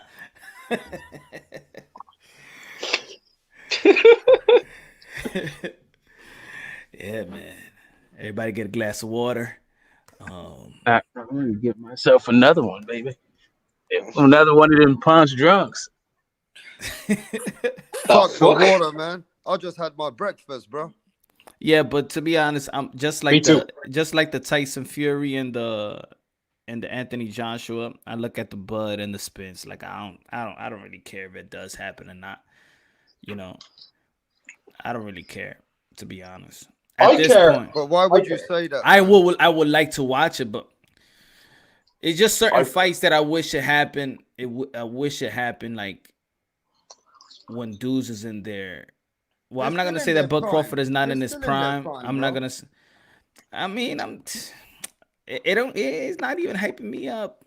I'm like, I mean, Errol Spence hasn't even started his prime yet. He's coming in his prime when he gets to 154. That's gonna be the next Errol Spence, bro. No, man. I agree with you, Punch. I lost interest in the. I mean, I definitely watch it if it happens, right? But I mean, I will watch it, but I ain't blaming nobody like this. Yo, Bud don't want to fight this. I mean, I think I got over it. I mean, I can't dwell on just one fight and keep on saying it. Like we did that with Manny Pacquiao and Floyd Mayweather. I ain't going to do it. I ain't going to do it. So you're more interested in Manny Pacquiao, Errol Spence? Is that what you're saying? Absolutely not. When it comes, that's my favorite division, the welterweight division. So I probably see it a little bit different. I don't see it. I always say, I don't see nobody heads above and shoulders about anybody. So I could see a fight with Porter and Porter and Bud will be good. Bud and Spencer would be good. Thurman and Spence will be good. Thurman and Bud will be Lots good. of really good. With Manny Pacquiao in the mix of those, lots of really good fights, Punch. Lots of really good fights that could be made, but. Let's get into the realms of we're boxing fans, right? And we want to see the best fights happen. We're talking about these fights that aren't happening yet, right? Instead of talking about something that is actually upcoming, right? Fights all but done. They're just working on the venue on it. And that's Josh Taylor and Ramirez for 140-pound undisputed. That's a fight that gets me excited as a boxing fan, and I'm sure Punch is in the same. Rapstar, you're probably in the same boat. You can't be a boxing fan and not be excited about those two men who are both come forward into it, pocket fighters fighting each other for undisputed. That's sexy. Hey, Mark, do you reckon there's a rematch in that clause? I have absolutely no idea. I would assume not. But I'd love to see that matchup. Yep, I like to see that matchup out pump, you know. So what else are you excited for this next 2021? If that's one big fight, we're excited for Ryan Garcia, Luke Campbell, right? I'm excited for Kazuto Ioka. I'm excited for Kazuto Ioka versus Kosei Tanaka. Yeah, that's a big fight. I'm excited about that. Was that January 31st? December 31st, Punch. December 31st. I'm sorry. Yeah, Japanese New Year. We have a 4-weight world champion taking on a 3-weight world champion. If Kosei Tanaka wins, he becomes the fastest man in history to become a 4-weight world champion. Kazuto Ioka became the first male in Japan's history to be a 4-weight world champion. Both men are, in my opinion, top 10, top 12 pound-for-pound talent, one of which I have number 6 or 7 on my own personal list, which is Ioka. They've both fought pretty much a lot of the best fighters around their weight divisions. Yeah, outside of the holy trinity of obviously Rungvisai, Chocolatito, and Estrada. I said that. Yeah, they're the holy trinity. But outside of them, they fought everybody, and they're both actually younger than those guys. And the winner of that fight, if they stay at 115, let's say Tanaka stays at 115 and bides his time, he could be the supreme ruler of that division. Yeah, I'll say the Tanaka. I'll say the Josh Taylor, Jose Ramirez. I would say the Chocolatito Estrada too, Breakus and McCaskill too, Amanda and Katie to fight. Who else? Tyson Fury, Anthony Joshua. I think that still could be possible, but later on in that year. I'm actually, you know what, Punch? There is a fight I'm really looking forward to morbidly because of how the first fight went. And that's the rematch between Povetkin and White. Yeah, that's being true. labeled. Okay, yeah, January. And the way those guys, the first fight, it was so dramatic because as we can all recall, Povetkin was down twice the round previous, and then bam, it's over. It's lights out. It's heavyweight boxing, and that's what heavyweight boxing is. And when you have two legit top 10 contenders going at it, who both have lights out power, who both have powerful hooks, who are both good come forward fighters, one getting better on his jab, the other one better at moving his feet. It's exciting. It's exciting. And even if Anthony Joshua doesn't fight with Usyk, I still Joyce and Usyk is still a good fight that could happen. I'll tell you what other fight I'm excited about. It's fucking our Devin Haney to step up against Fortuna or Linares at least. I want to see Devin Haney step up next year. I want to see it, right? And I want to see Tank Davis in an exciting fight too. I think he's gonna be in the big right fight, bro. Huh? I think he's gonna be in the big. If he only got one fight left with partnering up with Matchroom, I think you're gonna see a big fight with Devin Haney next. We're gonna get a good fight in the top 5. Top 5, top 6. It should be. I don't think. I don't know how good his next fight is going to be, right? His next fight may be Linares, but I genuinely believe there's a possibility next year you could have Devin Haney versus Teofimo. Watch the space. Watch the space. What? What did you just say, bro?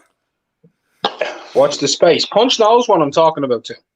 Okay, because when we spoke to Senior, it seemed like Bill Haney, when he was here with Punch, they know that Teofimo Senior picks the opponents, and he told everyone he's going to pick Kambosos for his son, and then they're looking to move up. Well, that's what he told Rapstar, and he said he don't pick his son is his son the manager, and Bob is picking the opponents. He can only guide. He'll guide them. He have input, but I think he's his.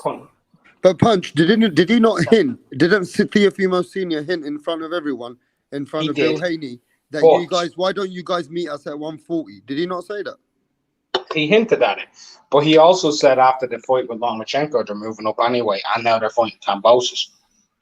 You know what? So, let me say something. Hey, Senior, you need to come on and clear it up. You told Rapstar. Let me say something quick. Like, one thing we need to look at is, right now, is Devin Haney realistically an opponent for Teofimo right now in the next fight? No, and the reason why, one, the mandatory, and two, Devin is with Matchroom. But if, and I guarantee you, if Devin Haney and Bill Haney say, you know what, we want that fight, we'll go over with Bob after the Matchroom fight, there's a possibility of us getting Devin Haney versus Teofimo. Because they're out of contract with Matchroom after their next fight. This is what I sense, that I think that people got to take in consideration whether people want to hear it or not. When I talk to Senior, he always emphasizes it, and you can see it in his face. Like, yo, my son has been in this way for too long. Like, I think he really wants I really think he feels like his son should be at 140 at this point. Like, you don't have to bring it up to say that he's moving up. And he will say he's been there for 7 years. It's not easy to make the weight. It hasn't been easy. So at this point, I don't think that he needs to do anything at 130. If the trainer that knows his body better than anybody, other than TEO, is saying that, you know what, it's time to move on, just like Dominique felt about Kell Brook, I think that, I think it would be smart enough to listen to the trainer, to the fighter itself as well. But if his father is saying, you know what, is hard, and it's getting hard, and if it's not worth it, I think he'll stay in 130 probably to get that money fight with Kambosos. But I think after that, I don't know if he could do a one more year comfortably going at 135. I don't know. So sometimes you gotta listen to the trainer sometimes, So you think after the Kambosos fight, he wants to move up to 140? I think he wants to move to 140 probably now. I think if it was up to him, I think he'll move it to 140 now, but he knows that the money is at 135. It's almost, I think, with Earl Spence too. I think Earl Spence would like to fight at 154, but the money is at 147. You can't resist. It's like, I think if Haney fights somebody good, like even like me, you, Mark, want, and that happens, I think they're gonna come to 140 a chase for Teofimo if he moves up. Because that fight is gonna happen inevitably. It's gonna be inevitable. They're gonna fight. It matter if it's 135, 140. They're gonna fight. Those Ryan Garcia and Devin Haney is going to fight. Even if one of them loses, they are going, because that is a build. That's the build storyline since the amateur. They are going to fight. These guys are going to fight. I will say one thing. One thing about Devin, right, is we haven't seen him step up in his level of competition, right? Yeah. And a question mark on him is, how good is he? Because he looks all right. He looks pretty good. He looks like a sound fighter, bro. But he does look like a good boxer. But how Mark, is he? Before you say anything, Mark, I Christ. want to say this: his chin is not even suspect. I think he might even have a good chin. I haven't seen him hit that hard though. Go ahead.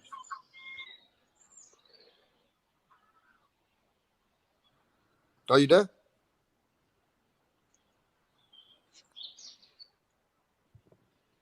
Well, like I said, I haven't seen him. Marky Mark. Is Marky Mark there, bro? Yeah, I'm here. Go ahead. Yeah, Devin, right? We haven't seen him in there with any type of litmus test. Nothing. No litmus tests at all. It's not just about being able to take punches upstairs.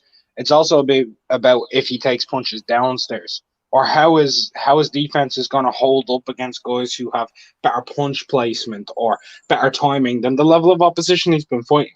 Linares is a good opponent for that because he's a good body puncher. He's also good upstairs. He's got beautiful punch selection and accuracy. He's powerful and he has fast hands. He knows how to cut the ring off.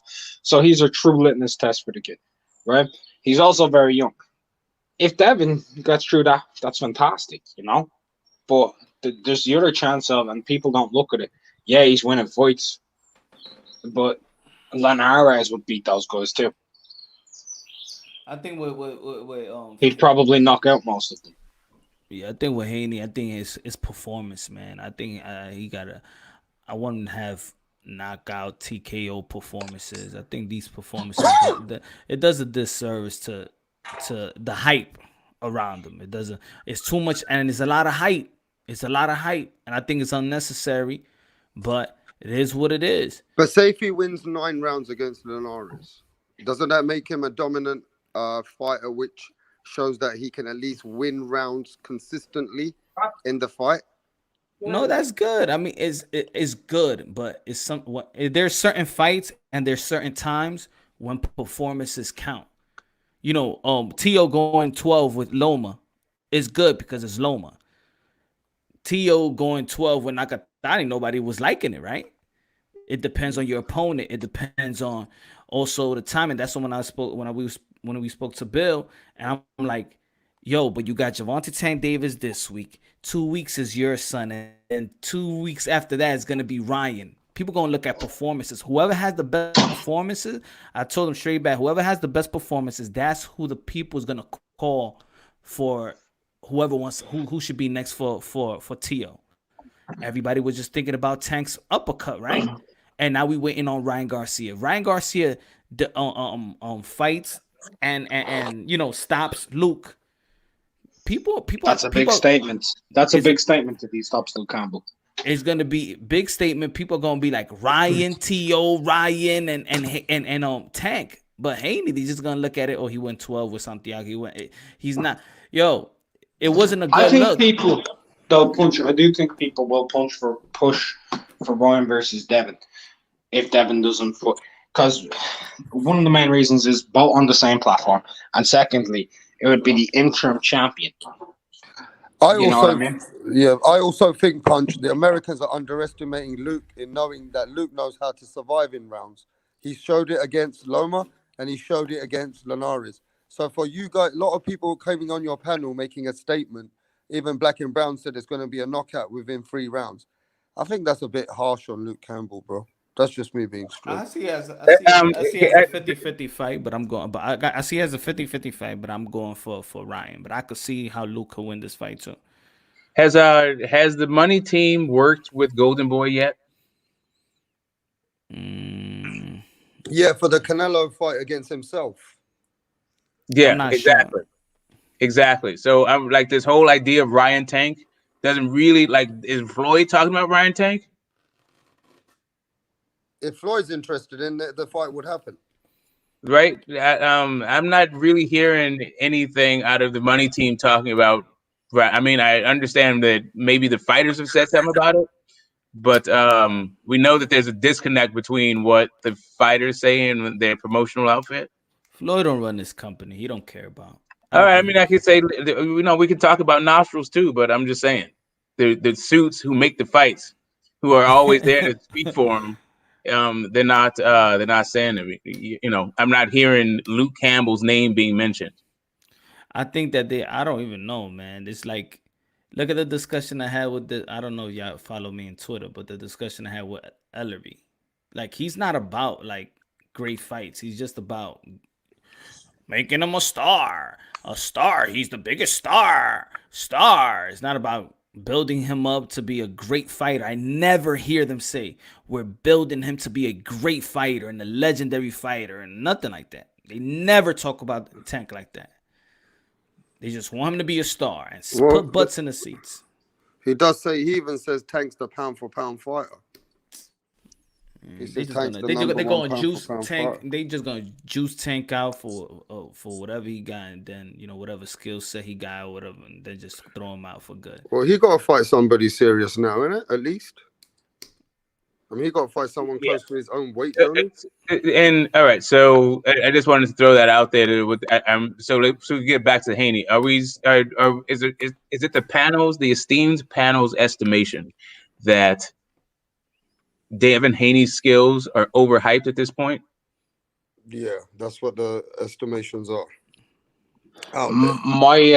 My opinion on it, Smoke, is I have no idea where his skill set is because I haven't seen it acquitted against world-class level opposition. So do you think it warrants or justifies the hype around him? No, not yet. So far, yeah. All right. So do you also agree overhyped and Punch? I was getting that vibe from you, but I was just asking directly. You think his skills are overhyped?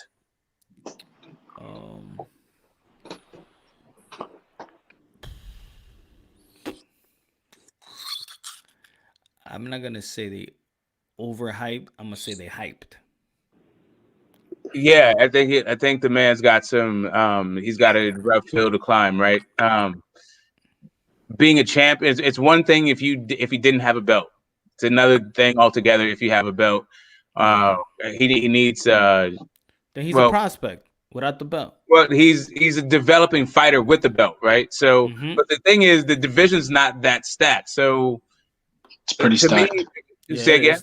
I mean, it's not stacked with guys that I don't think that are going to maybe overwhelm his skill set. Smoke's gonna make it look good now. Carry on, Smoke. Go on. I'm saying that I think his skill set will acquit him fine in a Fortuna fight. Leonidas, Campbell, Verdejo. Yeah, I'm saying I think Marisho Nakatani. We'll see. What happened to Richard Comey? The winner of Verdejo Nakatani. I think the winner of Nakatani. Richard Comey. I think Francis Bartholomew. Right, so I think the winner. Lomachenko's still talking. Lomachenko. Pretty good division, actually. It's pretty good division that lightweight, isn't it? Bro, you said it's that. Look, everybody in the chat say, "What you talking about, bro?" Okay, so right, so I don't qualify as Verdejo and Nakatani as being stacked, but that's cool. If it's one of the most best divisions. Okay, so let's take those guys. Let's take Devin Haney versus the winner of Nakatani Verdejo. He goes 12 with him, and he shows you something. Would his skill set to you not be justified at that point? Let me tell you this, I think you're going to want to see him against like somebody else, right? Right now, I'm going to tell you the truth right now, right here. If Teofimo was in Devin Haney's position and he got a belt like this and never fought no one, he'd be getting hate fucking every single fucking hour of the day. Bro, yeah? I know you want to turn this about the thing about Teofimo getting hate, but nobody's hating on Teofimo right now. Nobody's hating on Teofimo, man. Don't try and sugarcoat it. We like keeping it real, bro. Bro, sugarcoat it all the time. Okay, great. You always Everybody's hating on the Teofimo. fucking conversation, bro. I got you, dude. Like, listen, Come you on, need to. man. You know I know you do. that, Smoke.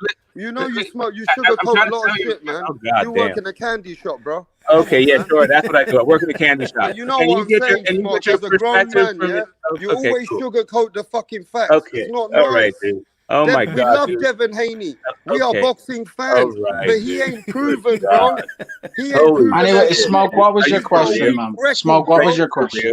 I'm like for real, dude. Like, I know you think the United States is represented in a couple of boxing channels on YouTube, but it's not. Devin Haney is not as hated, or Teofimo Lopez is not as hated as you think he is. Jesus Christ. Anyway, you were about to talk about you were about to give your perspective on whether or not Devin Haney's skills would still be overhyped if he showed if he boxed to it like an 8-4-9-3 against the winner of Verdejo Nakatani. Well, I'll put it like this, right? The overhype on Devin for me is people are calling him Floyd, the next coming of Floyd. That's overhype. You get fucking prime Floyd going 8-4 when Nakatani is a joke. That's a joke. That'd be a joke. So yeah, I'd call it overhyped because that's who he's being compared to. Boxing doesn't They're need another comparing him to Floyd one of the Mayweather. most skilled defensive fighters of all time. Okay, so Boxing does not let's need take another Floyd Mayweather. so that is the hype that he has to live up to. Then yeah, there's no way that his skill set is going to be Floyd's skill set. It's just not there. Like But that's where he's being hyped to, so right? And that's the that's how unfortunate. you're describing the hype. Okay, I get you. Well, you know that. That's not how I'm describing it. That's what they're saying to me. Yeah, No, I Devin get, Haney. I get. bro. You know that So here's the thing. Not for real. Like so, how I was hearing the hype was that okay, the guy is young. He doesn't have a lot of power, but his skill set is A level. So we're looking forward to see what he got from what's coming from him. But if you go into the next thing too, he's going to be the next Floyd. Okay, whatever. Like in both that's Tank and Devin Haney. Like whoever is supposed to be the next Floyd is overhyped. So rap star, what are you trying to say? You see Devin Haney as the next Paulie Malignaggi? Well, look, it's not like that right now. But what we got to remember, no, it's not like that. No, we can't do that. We got to keep it real. What, Paulie Malignaggi's a 2-division world champion? What you mean that we can't? I know, but we got to keep it real here, yeah? I haven't seen Devin Haney in any trouble with any of his fights so far with the C-. Paulie was the magic man, yo. Right? Listen, we don't know how good Devin Haney is until he steps up. We don't know. And listen, one thing I do like about Devin Haney, don't make me laugh. Don't do this, man. Look. One thing I like about Devin Haney, bro, is that you see, we never see him in any trouble. And if he goes up and goes against elite fighters, and his style works for him, and he's got a good chin, we don't know if he's got a good chin.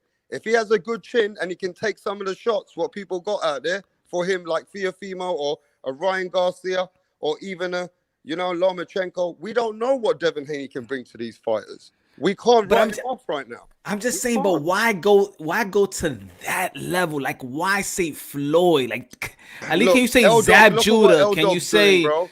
L-Dog said Devin Haney's the next Devin Alexander. That's good. Let's not do that, bro. Come on. So tell me. So you trying to say that Devin Alexander was not good? No, he's good, but Devin Haney might reach better status than that, bro. But what you're trying to look, Devin Haney's got a style. That's a safe. Come on, but Andre we don't Berto. know how good at least Andre Berto, bro. We don't know if his style will be good against better fighters. I think that's more respect. Paulie Malignaggi was never marketed as the next Floyd. I know he's the Magic Man. I'm just saying. Okay, the Miracle Man, the Magic Man. None of these guys are the next Floyd.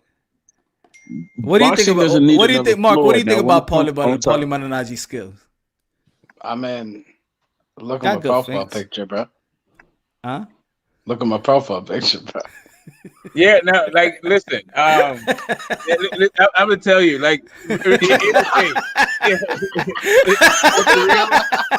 real though.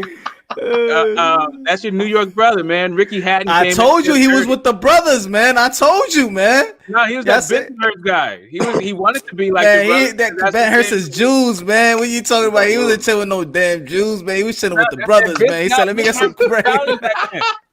Benhurst was Italian coming up. Let's turn the question around, Smoke. If I ask you, give me three attributes Devin Haney does good. Tell me 3 things Devin Haney does good at the moment when you see him fight. I mean, I don't think the issue is how good Devin Haney is. Like for me, I think Devin Haney is a really good fighter. Like I think the sky's the limit for him. I'm wondering if he's going to get into his man strength. I don't know about his feel for being an entertaining fighter. Right? It seems like he's cautious and he's thoughtful and he does what it takes to win fights, but. What's his best attribute? I think that's supposed to be. I'm answering your question the way I answered, right? So I think that it may be a little bit early in his career to fight the way that he fights. I think he might have to take a few chances. Bro, your chat's really harsh. Your chat's being really harsh. They said that his best attributes is running. I mean, no. Let me step up in here. He fights tall. He knows how to stick behind a jab. I mean, he's fundamentally sound, and like I said, he knows how to win. I don't know that he knows how to entertain. Okay, let me step up in here. Haney's skills right now doesn't match his hype right now. That's all. But he does have a good base of skills. He's very focused, has a great team around him, and he has skills, but he's still only 21 years old. He's just 20, being 22. hyped. 22, right? 21, 22. He's still being hyped up, and his skill doesn't match the hype yet. But give him another, I'll say 2 years, you'll start seeing something special come out of him. But right now, he's not special. He's just very good, but he's not special. So I wouldn't put him in there with any Teofimos and all that at the moment because he's not ready and he'll just lose. He's not I'm gonna gain gonna put a anything. fighter's name on him, right? You know the way everyone does this whole next stuff and everything like that? I'm gonna say that Devin Haney is the next Marlon Sterling. And that's a respectable compliment. No, that's not true either because their styles are completely different. I don't give a shit about their styles. I don't give a shit about their styles. I'm just talking in terms Okay, so of you know, how are you comparing him to Marlon Sterling if you're not talking because about I can do whatever the fuck I want, Troy. I get that, but you know, where does the comparison come in? Bring it on, Troy. Wake up, man. Wake up. No, I'm saying if you're not talking about style wise, you know, where does the comparison come in? Literally just in terms of the level of ability and where he'll be remembered as a fighter. I'm not basing it off of his skill set because it's really hard for me to do that. In terms of his hand power and everything, I'd say he's the next Paulie Malignaggi. Yeah, but that means you don't think much of. No, Yeah, but let me just say this: why? He's above Why? him. Time out. Y'all not giving respect to Paulie Malignaggi, man. Y'all just saying like, oh no, Listen, why? Paulie Malignaggi was in there with some legends in the game, right? But I think Devin Haney has what it takes to be at least a 3-weight champion. We just got to see him develop. I just want to see if Devin Haney can take a shot, Smoke. I want to see, can his chin take it? That's what I need to know. You know what I mean? He got to show me that he can take it. It depends on who he has to take it from, right? Like Yeah, I think he can take it from Fortuna, right? And that's I'm thinking that's probably who's going to fight next. I think he can take those shots. I mean, his footwork's good. You know, Devin Haney shows me that he can win not competitive rounds. He wins all the rounds. But once it comes against fighters like that, I need to see if he can, you know, not just give it, take it. And he got to be able to give it too. And one thing Punch made very clear, Devin Haney doesn't pop hard. He got to work on that strength. He got to work on that strength, bro. Yeah, but listen, man, like, you know, 10 fights is 5 years. The dude would be 26, 27. Oh, you know, well, nah, because he got power. I could say Adrian Broner. Yeah, they're talking about it. But he got a little bit of crack to him, but Adrian Broner he'll definitely. They were talking about Devin's already got better feet than AB, man. Yeah, I mean that's what I'm saying. Like, but that would maybe at least start building up the hype if you're gonna start doing this whole Floyd thing. At least, like, I don't know.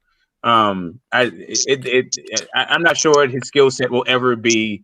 If the hype is next Floyd, like, I don't know. There's no dance part. Like, I don't get this whole idea. Anyway, I'm gonna just leave it alone. I'll leave it alone. Boxing doesn't need another Floyd Mayweather, man. They just need to be consistent and all that. We don't need another Floyd Mayweather. I would still boxing send, really doesn't. listen, Punch, I'd send Lee Selby from England. I want to see if he can do something good with Lee Selby. Yeah, I would like Lee to see. Selby. Yeah, because the reason why, I want to see what Devin Haney, he hasn't even faced an opponent like Lee Selby, which is on his way out now. He'll get the same critique that Tank got fighting a former featherweight as a lightweight. Like, Lee moved up, had one fight with Burns, and then got schooled by Kambosos. Yeah, but Lee didn't do that bad in Kambosos. He won some rounds. So yeah, maybe like 3. And you know why? Bill Haney was looking for that fight before. They were looking to match him up with Lee Selby, but then Gamboa stepped up. That's what Bill Haney told us. I'd rather see him fight a Linares or a Fortuna than a Lee Selby, man. Way more. No, that's facts. That's facts. I'm just saying, if we can give Lee Selby a last shot, you know what I mean? He might pull it out the bank because Devin Haney ain't been stepped up. I don't want to see somebody who let me just give my main reason why I don't want to see that fight. Devin doesn't have much punch power, but I know he's got more punch power than Lee Selby. That's what I want to see, Mark. I want to see it for myself. How about Kambosos? What y'all feel about Kambosos? He's fighting Teofimo. He's getting knocked out in that fight.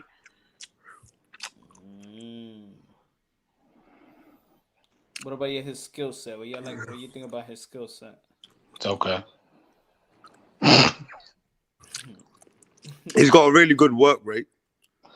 Yeah, he does. Yes, he does. Give him some credit, Punch. He's got a good work rate. No, he does. I like Kambosos is good. Yeah. I can't wait to see him work on the inside in the pocket against Teofimo. That's going to be smart. Two arms too short to box with God. All right, what do you feel about the statement that I made? You know, it seems like now in boxing they feel like a champion should fight a non-champion to prove that they're a champion. What do you feel about that? What did you just say, Punch? I didn't quite understand your question. A champion, let's say, for example, Bud Crawford, a champion, has to fight Porter, a non-champion, so he could validate his position as a champion. Wouldn't it be more respectful to say a former champion? Yeah. Especially two-time former champion. All right. Okay. So I'll give you welterweight champion, bro. Matter of fact, this one, Demetrius Andre hasn't fought nobody, and he needs to fight Sergey Derevchenko or Liam Williams is a good fight. Well, yeah, I understand that. My thing on Andrade is I just want to see him fight somebody who's good because the dude's never fought a current or former world champion, and he's a 2-weight world champion. That's a fucking issue. So that's what I mean. So he's a champion, but does he have to now fight somebody that's a non-champion to prove himself that he's a champion, or should he just fight a champion now? I mean, my opinion will always be the same. If you should always fight whoever the best opponent is available for you to fight. What y'all think on the rest of the panel? Exactly. The same thing. I think that there's good fights. Put it like this: for Demetrius Andre specifically, there are good fights that are outside of the champions that are better than everybody he's fought in both divisions that he's been a champion in.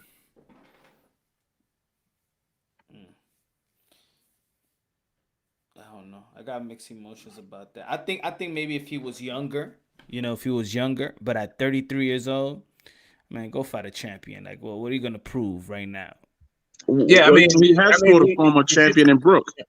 He fought Nah, he had Demetrius Andre in front of. Okay, I thought we were talking about Crawford. Yeah, we moved off of that because it was the Porter thing, which didn't work so well because Porter is like still sort of in his prime and also has achieved a lot. So if there was like. There's not a former middleweight if Andrade fought Jacobs, be great. Like Jacobs doesn't even have a title for that to be a phenomenal fight, and for that him would to be great. That would be great smoke. That would be good. L-Dog, what you think, man? What you think about your boy Devin Haney? You said Devin Haney was the next Devin Alexander. And I got a question for you, L-Dog, after you finish. The way I look at Devin Haney is he's like the next great black hope. That's what he is, man. People expect him to be the next Floyd. He ain't shit, bro. That's what I think. Oh man, nah. L-Dog, you want some serious drink tonight, man? Different weights, L-Dog. Do you reckon? Okay. Do you reckon he can get another title at 140 or anything? Yeah, he's popular. He can get a title. He can get a vacant title against a nobody, and that's probably what he'll do. You think that might happen when after the Taylor Ramirez fight, when one of them decides to go up to 147 and possibly fight Crawford, when the titles are all fragmented, they may move up and go after a belt then? Is that what you're thinking, L-Dog?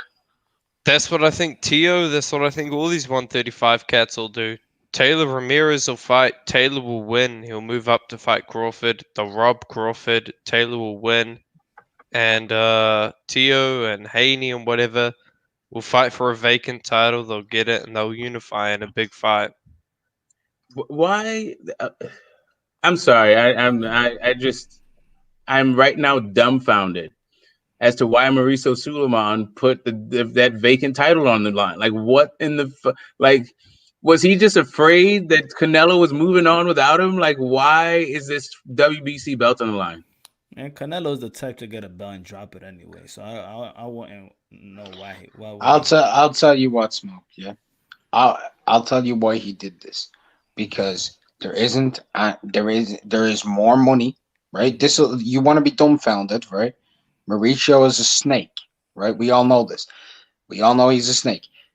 There's more money in sanctioning fees for Canelo versus Callum Smith than Avni Yildirim versus whoever the fuck he's fighting.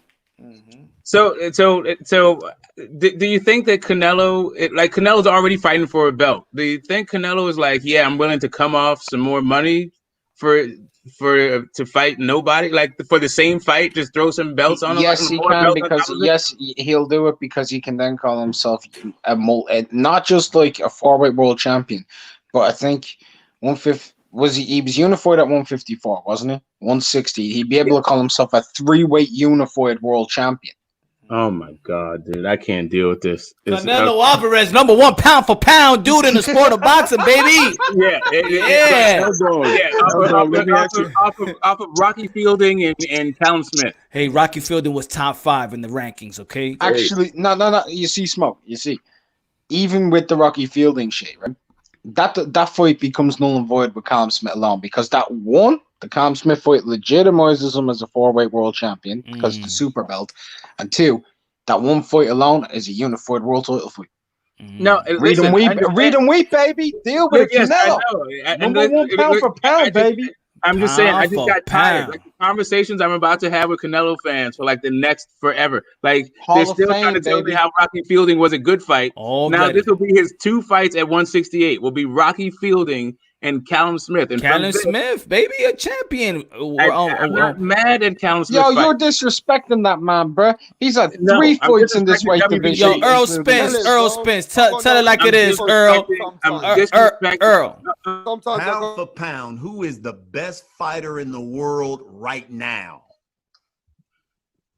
Canelo. Sir. Let me ask you guys a question, right? It's not really. You can't handle the truth. It's more like a statement. It's more like a statement, right? It's more like a statement. No, I can handle that Errol Spence thinks Canelo's the #1 pound for pound fighter. He had Closer Shields at #5. I can definitely understand his list, right? But number 4. Okay, there you go. So rightfully so. And Chocolatito #2. That's what's up. That's how you were saying, throw the belt in the trash for Devin Haney. This is the type of energy I should be hearing from Canelo fans. The dude just don't need another belt. He just doesn't, and especially not one handed to him. No, that's Canelo. He's already proven. Canelo actually has to fight for the belt. Haney just has to get emailed. He doesn't have to fight for the belt. Callum Smith is not the WBC champ. Yes, he does. Callum Smith is a world champion. But he's not the WBC champ. But guess what? He's an undefeated fighter. But he's not the WBC champ. Actually, hold on. He's a WBC diamond. He's the highest rated WBC champion at 168 right now, and that's a fact. Is it? Wait a minute. What happened to David Benavidez? His rankings? He's not even in the rankings at all. No, he might be in the rankings, but the diamond is above being ranked #1. He eats the rankings. Last time I checked, Punch, don't you guys respect the ring champion? Of course. Can't nobody get this belt. WBC, they could give anybody a belt. WBA, give anybody a belt. One thing they can't give is this one. You got a magazine's belt.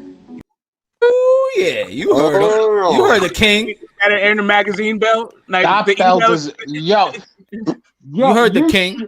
No, I'm gonna say this right now. When you want to talk about Smoke, you know the way people talk about the WBC and how important the title is because of all the greats who've held it. Don't even get into arguments on who's held that Ring Magazine title because that Ring Magazine title's been around longer than all those titles. Yeah, man, I know it, dude. Like the Rocky that's the Rocky belt, exactly. Tell them about it. And who's got it, bro? Hey, listen, WBC is not the first sanctioned body belt either. The WBA.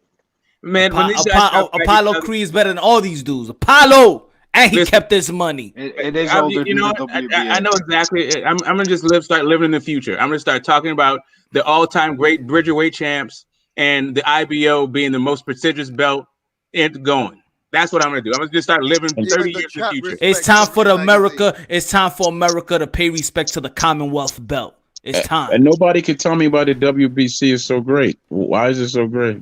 What do you think about that? Rap star. They need to pay respect to the Commonwealth belt. Bro, the WBC is a prestige belt. Why? Any Why? fighters who's had it from past. Yeah, exactly. Take a look at the WBC. Look at the WBC. The WBA is the first belt. WBC is the most prestigious belt, bro. Why? No, it's not. No, it's not. The WBC being the most prestigious belt is a myth spread by. Exactly. It's the most corrupt belt if you know your history of boxing. No, it's not. No, it's not. Can I tell you why? It's a myth spread by dumbass You know Floyd when every Mayweather fans. organization and every fighter wanted the WBC is what. Every boxer held the WBA too, man. Wrong. You know why? If you want to talk about the most prestigious belt, it'll be the WBA because it's the first ever belt. Thank you. Recognized as a major belt. The WBC, people say it's the most prestigious belt because fucking Floyd Mayweather said so, but it's actually not. Thank you. You can't handle the truth. Yeah, If you take away the WBA, if you take away the WBA, there is no WBC. WBC is the face of boxing. WBC if you take away boxing, there's no sanctioning body. Why? Stop talking punch. I mean, damn it, Smoke. Stop talking. That is rap star. Why? No, but I'm saying I keep hearing that the WBC is so great, but all they're saying is so great. Give me a valid reason. Give me a valid reason. That actually looks like a combination of me punching Smoke. You know that, right? That actually looks like a combination of me punching Smoke right there. That's exactly what they look like. Don't put me in there with your man. Whose fucking face is that? Nah, that's me punching Smoke. PTS is his name. PTS. That's PTS. Punch Floyd Smoke.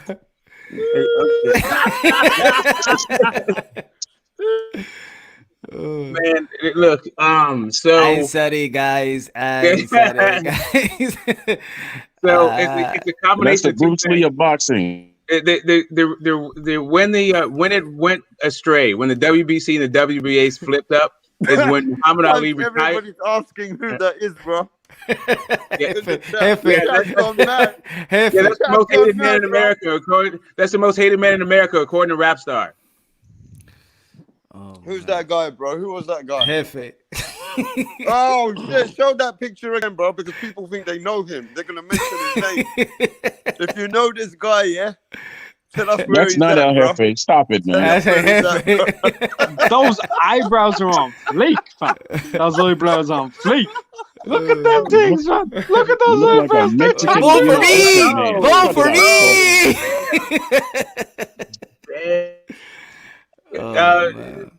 Punch will abolish child support 2024. Yes, sir. Yes, sir. You ready? When you shave your head, I didn't know that you were actually shaving your head. Like usually it's the hair on your head, not your actual head. Vote for me! Are you guys excited with Shakur Stevenson? Because you ain't spoke about him the whole No. time. Yeah, but you know what? I'm excited. Intelligent. And you know what He's I'm excited about? Fucking bum. You know what I'm excited. But you know what I'm excited Oh, about? my bad. Come on. My bad. He's fighting a Z level fighter. You know, but this is low opposition, bro. But this is what you see. His management, Andre Ward. You see, there's no pressure on Shakur Stevenson. There's no pressure. Ain't nobody saying, "Oh, Shakur Stevenson ain't fighting nobody, and he better do this in the next fight." Nah, he's young. We understand he's young. He's still growing. He even won a belt. Went to another division. He's not loud. He's not bringing that type of "I'm the next Floyd" or anything like. That's Bob that said that once, but the dude's flying under the radar. No pressure, and I feel like every young fighter doesn't deserve that type of pressure. You know what it is with Shakur? They're setting up that Lomachenko fight, and Top Rank are going to set Lomachenko up for failure with that fight. They're going to make sure Shakur wins at any means necessary. That's what I Loma's think. the Tiger now. Yeah, that's what they're gonna do with him, man. They're gonna extract. And I think I had high hopes for Michael Collin too. What they He went doing from with number Michael? 2 to a journeyman, not journeyman. Sorry, gatekeeper. What they doing with No, Michael? he's not a gatekeeper, but what they're doing at Top Rank is they're going to put him in these fights against the young, undefeated American fighters. They're going to set Lomachenko up for failure, and they're going to use him to build an American star. Wow, you sound so dejected. Like, damn. That. Well, what happened? I mean, that's what they're doing with him, man. Oh, you sound hurt. Your heart sounds so hurt. Like, What do you mean, L Dog? L Dog. What do you mean, How, L Dog? let me ask you this, L Dog. How come Loma's not good enough to beat these young, undefeated American fighters? I mean, he did. Oh, okay, then what? So we're just glory days, right? Man, rounds 2, 7, 8, 9, 10, 11. Factual Oh draw. yes. So yeah, every time Loma That's threw a a punch, draw, he won a L round. Dog. 2, 7, 8, 9, 10, and 11 is Love gate. Oh shit!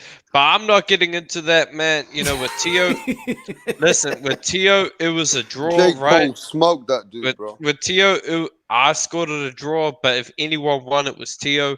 But with Shakur, they'll set him up, like, because there's no more star potential in Loma. They'll set him up. It is what it is. Andre Ward is close Yeah, with but you top gotta give rank. Loma more credit than that, bro. Because I think Loma beats. Nah, a lot I of ain't giving. lightweights. think I'm not Loma giving still beats a lot Lomachenko of more lightweights credit, today. bro.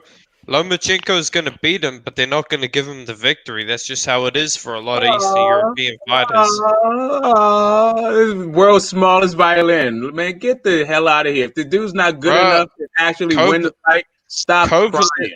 I know you're not talking about someone wine and smoke. Hey man, So you think so? Let's be honest. Let's be honest because I think that's a good fight. But And from what I've heard- y'all think that Shakur beats Loma? Yeah, I think Top Rank will set him up, and from what I've heard, Nah, Top Rank- just go less technical wise. And from what I've heard, not right Lomachenko now. is leaving Top Rank. He ain't happy with them. He thinks they set him up. That's what Usyk said. He said there were cockroaches around Lomachenko who set him up for failure, and I think he's leaving Top Rank.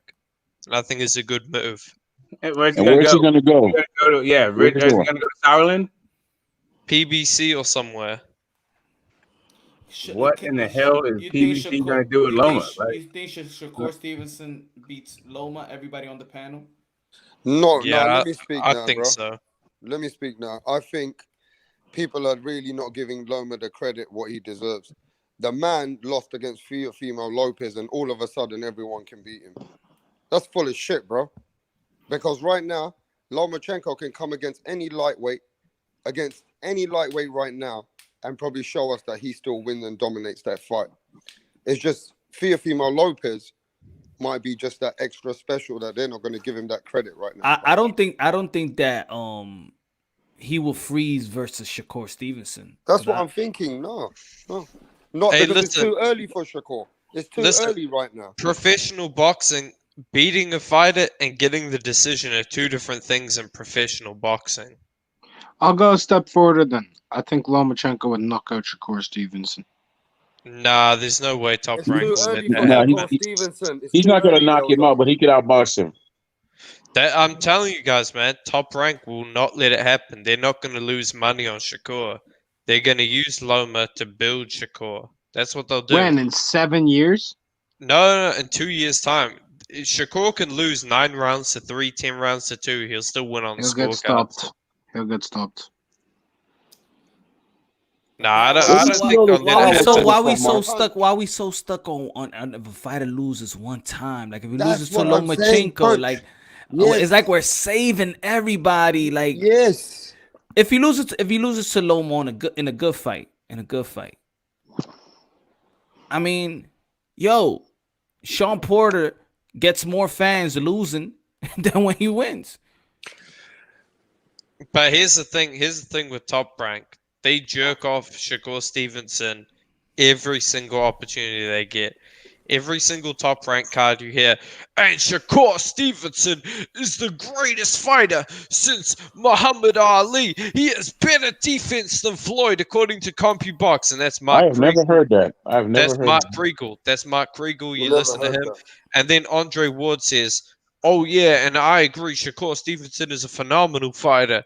And he's fighting who?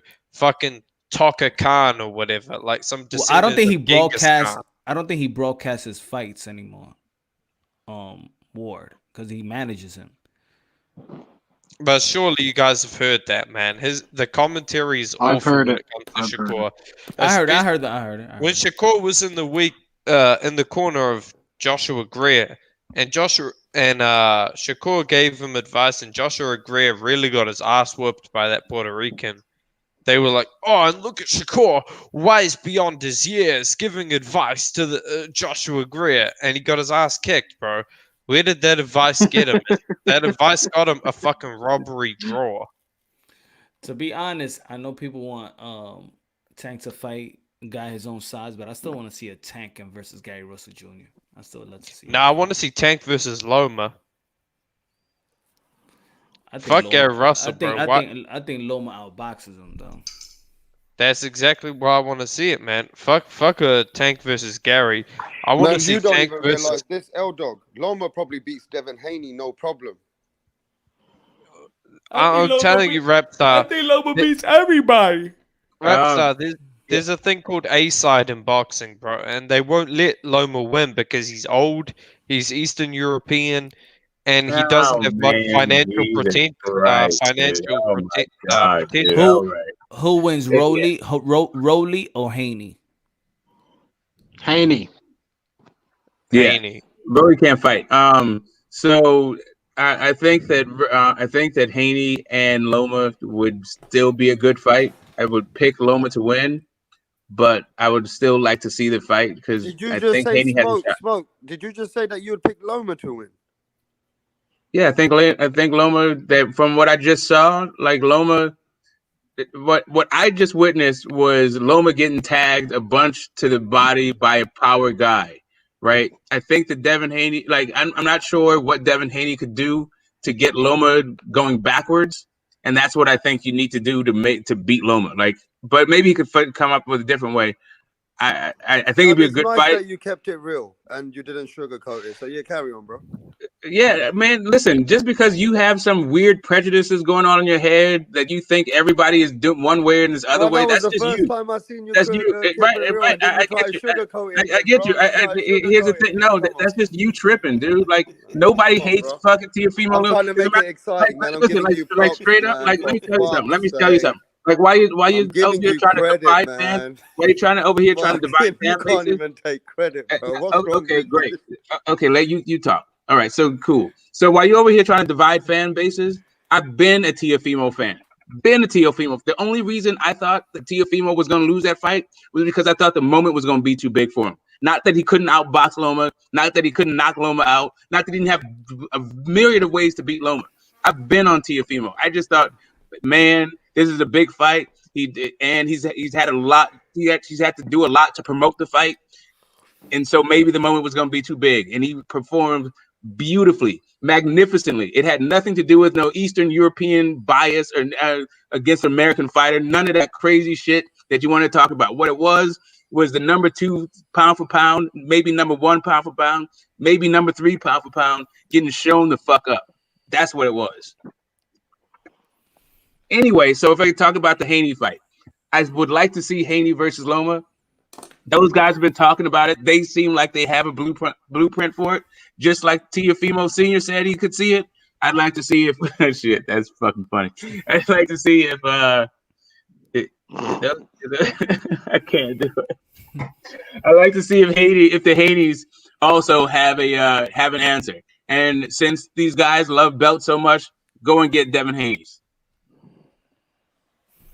What do you mean? Can I ask you as a man now, as a man to man, now you're being frank. If that was your son, which one's a WBC champion? Teofimo Lopez or Devin Haney? They're both my sons? No, say if you have a son now, right? And they both fought for that WBC. Who do you think's the worthy WBC guy right now at lightweight? Devin Haney. I don't think there's an or unworthy Teofimo? WBC champion at lightweight.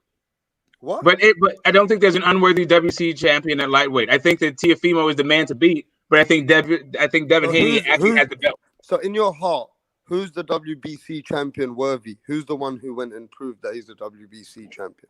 I don't think anybody has proved that they're the WBC champion. Oh, If that's come on, Smoke. Come on, Smoke. You were bro, just like getting good here's the at thing. being real about it. Your boy Loma messed it. Man, Here's I the thought I converted him, thing. Punch. Loma missed converted him, bro. Loma missed Shit, man. These hard work. All right, go on, See, here's the thing. Loma messed the question up for you. If he'd have waited for Luke Campbell and Devin Haney to fight and then fought the guy who won that thing, then he would have got it off a champion instead of getting a vacant belt off of a guy who's never been champion. Then yeah, I'd be like, yeah, okay, there you go. That's the worst he got. But that didn't happen. A guy who's never been world champion. Yeah, Luke Campbell. Just like Teofimo, sorry, not Teofimo, just like Devin Haney, a guy who's never been world champion. It's my answer. Neither one. Or both. So why are you complaining with the more accomplished man, Luke Campbell? Who's complaining about anything? You. Like, that's the thing, Smoke. Devin Haney, listen, I get it. You like him. His dad's from the Bay Area. To do with that. We're talking about whether or not the WBC. I'm talking Smoke, let him about talk, WBC man. Let him champion. talk. Smoke. Hold on, real quick. When it comes to Bill Haney, he knows his son is a fucking bum. Or not a bum, but like he knows. Come on, L-Dog. He's not a bum. He's just a young fighter that the hype doesn't match his skill. Strike 3. Get him out of here. Just strike 3. Let me keep going. He knows his son is like a Y level fighter. He knows his son ain't that good. Teofimo will knock him out. He doesn't want to see his son get brutally sparked the fuck out by TEO. So what he does is he keeps hyping him, and he's gonna keep hyping him. He's gonna be fighting the fucking who's he gonna be? He's gonna be fighting the Rolly Romeros of the world and the Felix Verdejos eventually, and the Antonio Lazadas, and they'll keep talking about how he's the next Floyd Mayweather, and ain't nobody can touch him. Ain't nobody can touch my son. Ain't nobody can touch him. And that's what they'll keep doing, and that's all it'll be, man. It's like a gimmick. That's the way I look at Devin Haney. He's a gimmick. Yeah, so right. So if the WBC champ at 35 had actually beat a champ, either one of them, then I'd be like, cool. But Loma didn't, and then he got and then he got elevated, and then it was a ceremonial belt from a guy who didn't beat anybody either to get his belt. Right. So you know what I'm gonna say this one thing. You guys have Y level takes. Instead of speaking, just ask yourself why first. Lomachenko actually beat someone to get his title. Devin Haney had to fucking send an email. Oh, okay. So that's you do realize that is actually how champions get made in the WBC. Like there's plenty of champions who got there through an interim title through an interim sort of process. That is an old and established process in this division, right? You know what is not running away from the question. You're running right. away I got from you, the dude. question. I got you. I'm almost done with my I'm almost done, and then I'm gonna go right back on mute. What is not an established tradition is the franchise champion. Don't know how it's supposed to work. Don't know why it works. There's no rhyme, no reason. It's Mauricio Suleiman showing up like the fairy godmother, blessing people with belts. So if that was Mauricio Suleiman, right, who's actually given you a belt like that, would you feel privileged and say, look, we never fought for it, but at least we got a belt because we were in position? Now, you would at least face the facts that you never fought for it. You were just in position and you got given a belt, right? The man who actually fought for it is the man who actually beat the guy who fought for the WBC title. So, really, the real WBC champion can be argued is Teofimo Lopez. Simple as that. Yeah, and it also, and then you would have to argue it because it's not the actual fact. Why is it not the fact? Because Devin Haney is the actual WBC champion. Yeah, but who actually fought for the fight? Correct. Now you got to make an argument, right? Who That's actually deserves the fucking title, bruv? Okay, deserves nobody. How about that? How can you say nobody? Or both of them. Who did Haney beat for the belt? Where Smoke goes wrong, Pop. No, but see, that's what I said in the beginning. Okay, so that's what I said in the beginning. All right, so if let's say if Smoke felt like that, let's say, right? All right, so let's take away the WBC belt, and who's the undisputed then? There isn't one. I have a question. I have a question. Can anybody here tell me what a lineal champion means in a division? You're what?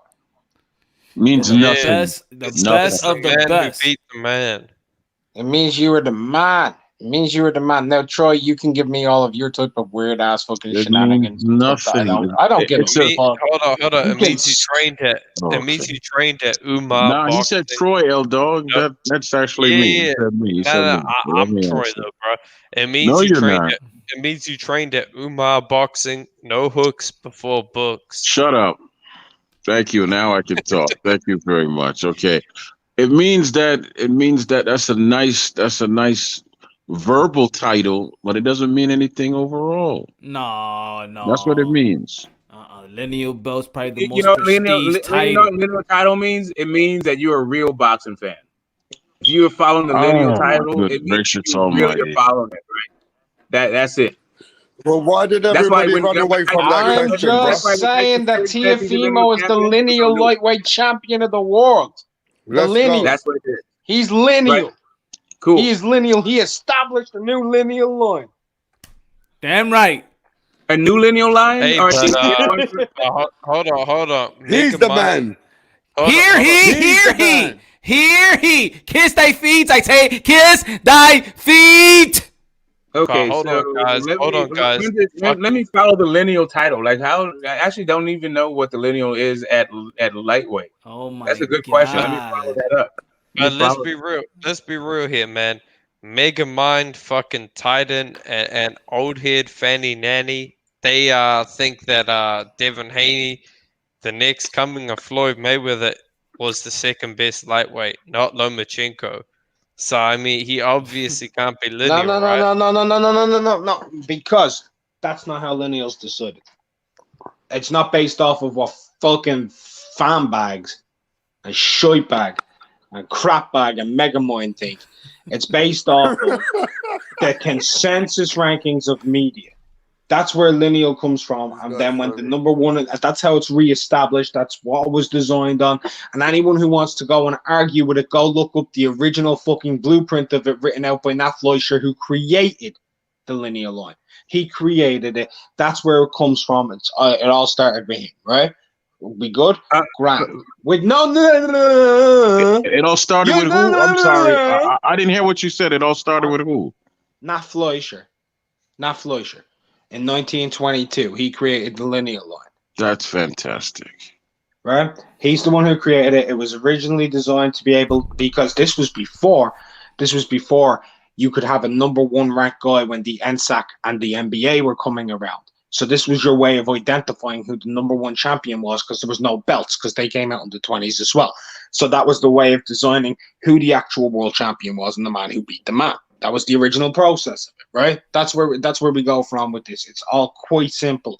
But essentially what the main rule was, if there wasn't a champion, or if there were champions, the best way to design who the number one ranked person in the world is based off of media consensus, who number one and number two are. And the main publications that were used for it back then, one was the Wilmington Post and Ring Magazine. That later went in from Wilmington Post to TBRA. Or TBRB, which is Transnational Boxing Rankings.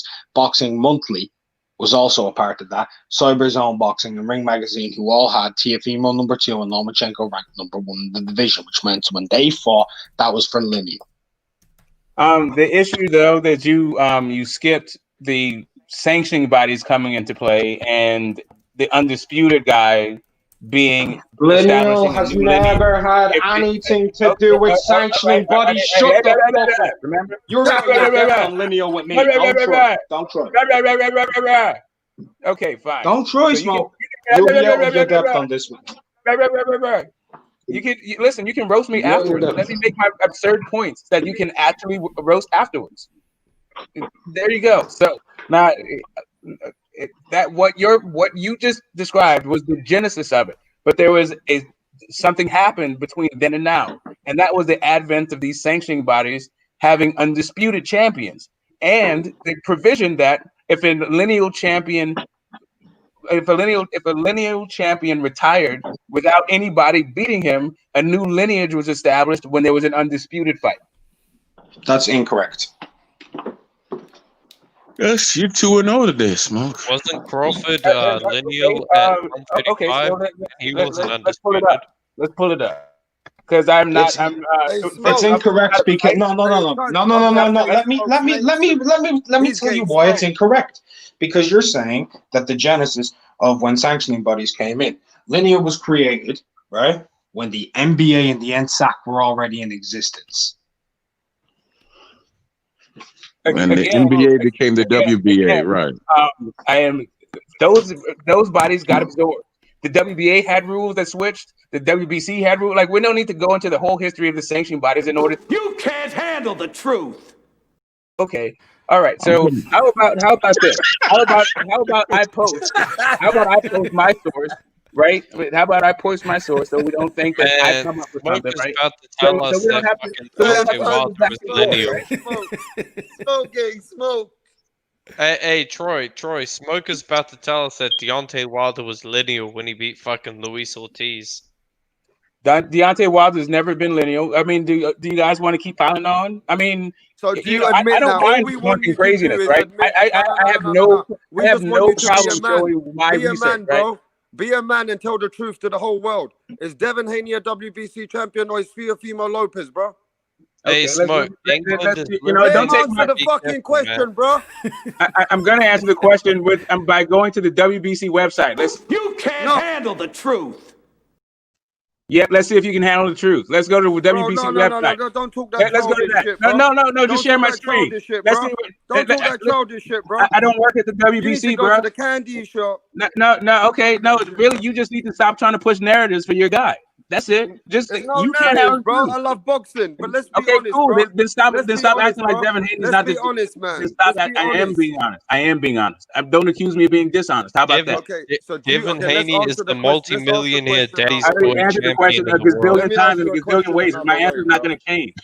Look, man, Smoke, be real, man. Stop. Be real.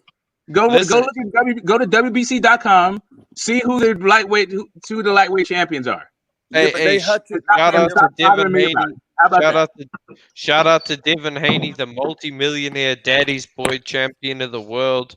My dad paid for me to train with all the best in the world.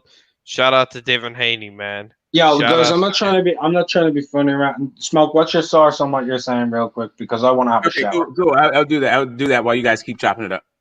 Just tell me what your source is. Yeah, I will. That's all I want. Because if you just give me the source, I'll probably know what it is. Yeah, cool. But look, just look how they just place it. Look.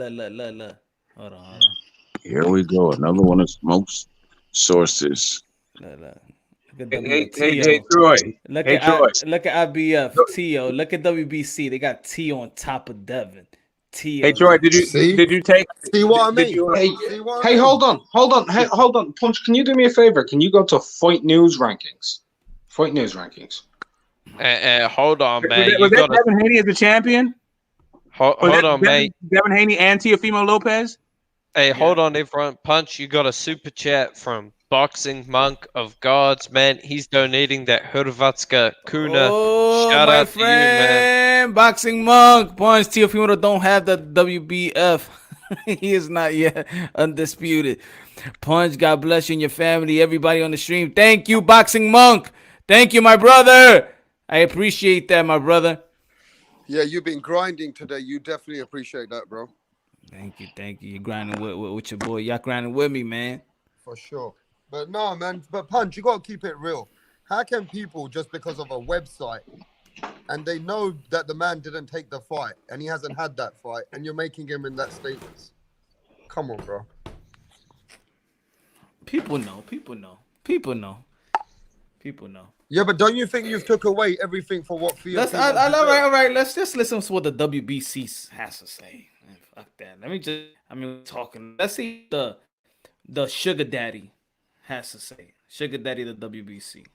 Punch has about 750 clips to back up Teofimo on this. I got a question for y'all as far as Haney goes. The only I got a thing question for y'all as far as Haney goes. Who does he need to fight next? To keep his skills sharp, because he is a very talented fighter, but his skills do not match the hype right now. So Regis Prograis.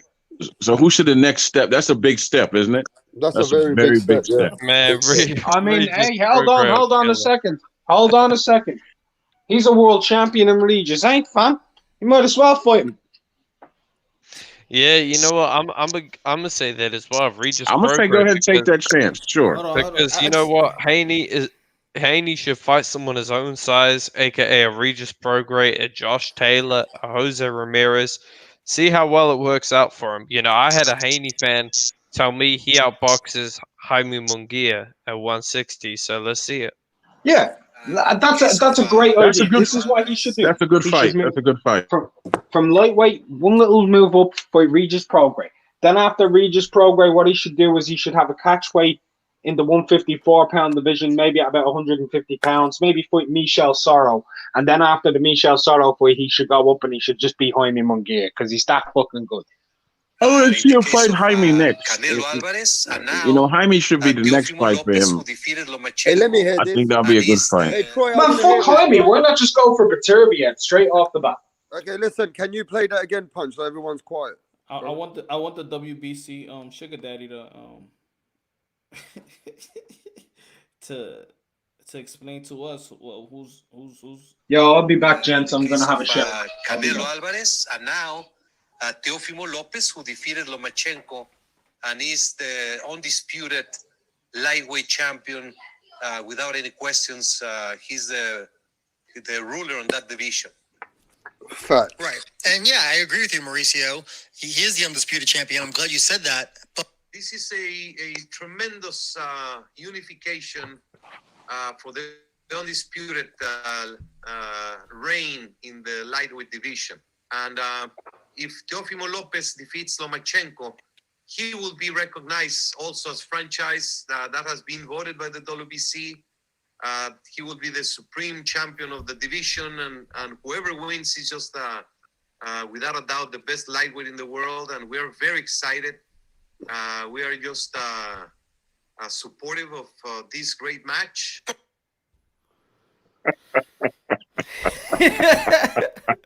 So Hey, really, forget about what I say. Forget about what anybody say. The Sugar Daddy from the WBC have spoken. That's like I said. That's like if you're asking my wife if I'm her husband and she tells you no, it's this person. You're gonna. So basically, what he's saying is you're undisputed, but because you got a bitch on the side, I'm just going to give her one little tiny thing. TEO is wifey. TEO is wifey. TEO is wifey, and Haney is the chick on the side. Yeah, so Haney is the on the side. What sucks it, and the wifey has to get respect. Oh shit, bro. So they have to suck up to get that title, basically. So, Smoke, what you got to say about that? He sounds like he was lying to lie. That's what he sounded like. It sounds like a narrative, and it kind of like sleazy one at that. Who? His? Why? Yeah, you got wives and side chicks and all that. Like, what are you, a child? Like, dude, you can't commit. What's the problem? No, they can't commit. Hey. Yeah, it sounds like But it you gotta sounds like a sleaze understand- bag. If you ask me, it sounds very sleazy. No, because the wifey's already fucked him so good, but he's already took everything. He's got all the titles. But what you gotta understand on the side. You asked for it. Why'd you ask for it, bro? So what you're saying is you need. So you're saying you still need. You So know you're what saying that. happens? Hey, Oh, listen, I don't want to say we all been there, Smoke, because I know you're married too. But you know how the yeah, bitch that's on the what I side said. Like, gets what are you? treated, Like, don't I'm you know how the bitch on the side gets treated, don't you, bro? Yes, You exactly. cut When the I'm phone call off, just leave her there. When there's something there hanging, you know what I mean? If you want to be with a winner, you gotta drop that chicken dinner. Okay. You gotta drop your friends out. Jerome in the house. Jerome in the house. Listen, the Watch real him one. out. Let's be honest, Smoke. WBC recognizes Teofimo Lopez is the real one. That's where the money is. That's where the whole fucking foundation for WBC is. Bro, You know what's funny? You know what's gonna be funny? I don't know why you guys need one when there's clearly two. But you know what's funny is like when we're gonna see the back and forth. Yeah, we're gonna see. Watch Devin Haney's. Teofimo Lopez next fight, and we're gonna see Mauricio Sulaimán back. Up there. You know what I'm saying? Giving him that WBC T-shirt. Put on. No. Come on, man. We already know who's the guy. Don King used to run the WBC back in the day. He told that family what to do, and they just did it. And Troy, let me tell you who's the guy. Let me tell you something, Troy. We know who's the guy, man. We know who's the guy. Troy, I can definitely we know who's proven. We know who's finally with the big facts. We know who's proven. We know who's pound for pound. We know who the man is, man. We know. And Troy, you know what it is? At this point, you know what it is? We need to have our own magazine. All this stuff it seems like all of these are competing narratives. Like we are a magazine ourselves. We don't have belts. We don't have pound for pounds. We don't have dogs in these fights. I don't understand why we at each other's throats when it's Mauricio Sulaimán going around here sprinkling belts all over the place like it's fairy dust. No, it's you. You're sugarcoating the shit too. It's you're believing the. But let's keep it consistent. So are we collectively? Let's go right now. Everybody on the panel. So collectively, we're throwing the WBC in the garbage, right? Come on, guy. No, collectively, just like Riddick Bowe did. All right, so Troy, you throwing it in the garbage, you know? I'm throwing it in the garbage. What about you, L-Dog? In 135. Man, throw it in the garbage. Throw it in the garbage. All right, unanimous. We win. So now the undisputed. Unanimous? There's no unanimous. I see. I like how you passed me up. All right, it's me, it's L-Dog, and Troy. So we win. The votes is in. All right, we take out the WBC, and now we have the IBF, the WBA, the WBO lineal undisputed champion, King Teofimo. Okay, so yeah. See, now we gained the power now, right? We tell the WBC, you know what? We're not with the shenanigans. You're out of here, buddy. You're out of here. And now, boom. We have Teofimo Lopez undisputed. Is this really the lengths that fans need to go through for this political crap? Like, how come we just can't recognize who's fighting who and then enjoy the fights? Like, everybody's recognizing that Teofimo Lopez is the man at 135. He has proved it in the ring. If you want to go be the man at 135, you got to see Teofimo Lopez. Period. Dot. Now, if you want to start talking about all these sanctioning bodies and their bullshit and their trinkets, then yeah, you make a face like that. Like, who farted? That's what I'm saying. So then you answered everybody's question. Is that why nobody's calling out Devin Haney, isn't it? Because there's nothing to gain. Nobody's calling out Teofimo Lopez either, man. Like, stop it. No, anyway, you just said it. Yes, they are. You just answered your own question. Lopez? Who am I missing? No, you're the one who said, right, that Teofimo Lopez is the man to beat. Correct. Right. So if he's and the man, nobody's calling out Devin Haney, but nobody's calling out Teofimo Lopez. So what's listen? Stop with the reaching, guys. No, but everybody's calling out Teofimo. Well, the difference between them. So everybody's calling out Teofimo Lopez. He's the biggest prize. Everybody wants Teofimo Lopez. Who's everybody? You think about it now. Well, the ones that punch. Let's just put it this way: who's chasing who here? Nobody's chasing nobody. They're all chasing Teofimo now. Okay, nobody's chasing anybody. Nobody's chasing anybody. Of course, but this is the difference. The difference when they don't chase Teofimo Lopez is because they're not ready for Teofimo Lopez. Yeah, but they're not chasing Devin Haney because they just look at him. They don't care about Devin Haney, but they just not ready for Teofimo. That's why Floyd Mayweather said that he needs one more fight before he fights Teofimo Lopez because he knows his fighter is not ready for him. Yeah, but the clout chasing is on Teofimo Lopez, bro. Clout chasing is on Teofimo Lopez, bro. Being chased? Tank Davis is the one being chased, not Teofimo Lopez. He's not being chased. Who's being chased? Really? Didn't we just say Ryan is going to fight Luke Campbell and then who? Oh, so why he don't chase him now? Why does he need? Why did he need to chase Luke Campbell? Okay, so who did Devin Haney say he wanted to fight? Didn't he say that he was going to fight Tank? He wanted to fight Tank? No, he said he wants to fight Teo. He said he wants to say Tio. He wants to fight Tio. Yes, I'm saying Tio. I'm saying And Tio Cambosa wants to fight Tio too. Everybody wants Theo. And Javier Fortuna would like to fight. And Javier Fortuna want to fight.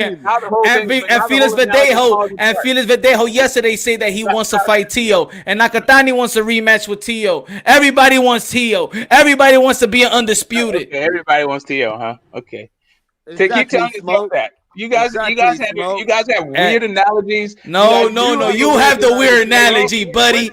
You have the weird analogy, buddy. Okay, how about this? Stop. Tio is king. Tio is king. Tio is king. Tio is king. He is king. King Tio. Kiss thy feet, I say. Kiss thy feet. He is king. Teofimo Lopez. Kiss thy feet. What would be the good of Kiss? Anyway, kiss thy feet. Listen, I already said the dude was the guy, right? I don't understand why we keep going back on this Tio is the guy. You seem like you're trying to discredit. I'm not trying to discredit him. What you guys are trying to do is try to have me live in your alternate universe. And Mike Tyson is the WBC Black Lives Matters champion. What the hell are you guys on for real? What for real? He's the WBC Black Lives Matters champion. Okay, do you guys pay respect? You guys really into manipulating the people this much? You want to talk about keeping it real? Respect if you want to, and kiss his feet, bro. Okay, great. Here's the thing. Kiss thy feet. Here's the thing. My boxing is not untethered from reality. Sorry, guys, it's just not. So who's the WBC champion in your heart, Oh my God, Smoke. What are you smoking? In your heart of hearts, Smoke. Who deserves to be the WBC king, bro? Who's in your heart? Okay, in my heart, who deserves to be the #1 king? The winner of Teofimo versus Devin Haney. Come on. Hold on. Get him out of here! Get him out of here! Smoke. I had to watch the guy who I grew up watching in boxing lose, bro, and I acknowledge Tio as the champ. But you still can't acknowledge Tio as the champ, man. I mean, come on, bro. Tio is the champ. Hold on, bro. So Tio, hold on. When it comes to Devin Haney, hey, Smoke, you what I've gotta already let said. L-Dog speak. Okay, why don't you convince me what I already said? Yeah, please convince me of what I've already manners, said. Bitch. Yeah. Okay. So see, here's the thing. Now you out your mind. You need to relax, yo. I already said who the king was. Stop tripping, yo. Just cut it out. Say it again, Smoke. I didn't hear you. Right. Teofimo is the man to beat. No. Say no. You said that he's the king. Is he the king? Say he's the king. I mean, if you want to say, listen, he's a king. He's a king. I like, bro. Just say Teofimo is the king, bro. Just say he is the king. Teofimo is the king. Is he rey? Is he the rey? Teofimo is the king. Why does it hurt you, bro? Just say it, Smoke. Come on. Smoke is speaking like a lawyer right now. Guys, convince me of what I've already said. Convince me of my own opinion. Why are you in your feelings because Teofimo's the king? Just tell me how I already think that Teofimo is the top guy. Hey, Rapstar, who do I think that is the top guy sounds gay? Like no, top just guy. say Teofimo is the king. What do you want? The unified champion. Teofimo's the king of the division. Is he the king of the division? Is he the king? That would imply there's not other kings, but he's a king in the division. He's no. So who else is a king? So who? Oh, wait. So who else is a king? One. There can be only one. No. He's the king. There can only be one king. Tell him. Is he Mufasa? Is he Mufasa? Carlito Buganti. Okay, so here's the you asked me who is king, right? Who's the godfather? In other words, who is champ? You guys keep moving around and moving around. No, all know what the deal is. Here's what it is. In order to be the champ, these guys used to fight each other on the way up, and so you knew once they got to the top who the champ was. But at this point, exactly what Tio did. So at this point, what you have is Teofimo Lopez versus Devin Haney for supremacy in the division. You're a liar. You're a liar, Smoke. Big liar. You're lying, Smoke. Yo, Kiss thy feet. That was your child. Kiss You'd be thy lying to feet, your I child, say. You'd be lying straight to your kid. You'd be telling fibs to your child. You would be. He said, "Say it." He said, "Yo, say it, Smoke." Smoke. Just admit, Smoke. Just say to everybody right now, Smoke. check this out. Check Just this tell out. the whole If boxing TEO world, Teofimo Lopez is the king. That's it. Hey, check this out. If TEO beats Haney, Smoker's gonna say, "Well, he needed to beat Chris Colbert because Chris Colbert is the 130 guy." Okay. And he's I know you need to do some race. I know you need to do some like weird crypto politics, dude. But no one's trying to hear your race baiting shit right now. All I'm telling you is he needs to beat. And all I'm saying is Devin Haney and Teofimo Lopez. That will settle it for anybody who wants to know who the WBC champion is and who the undisputed champion would be. Yeah, but how can you say that? No. I'm going to keep coming back to you. How can you give the status? How can you give that status to yourself as a person, as a man, to say that that's the undisputed? That means something's wrong in your brain. Okay, yes. No, because you're not giving no credit to Loma. You know what's wrong with my brain? You're not giving credit You know what's to wrong with my Loma brain? and You know what's wrong with my brain? I'm not really that interested in divorcing my reality from facts. Yo, I have a question for Smoke. Right? Yes, yes. Smoke, why are you so adverse to kissing a young Honduran boy's toes? That's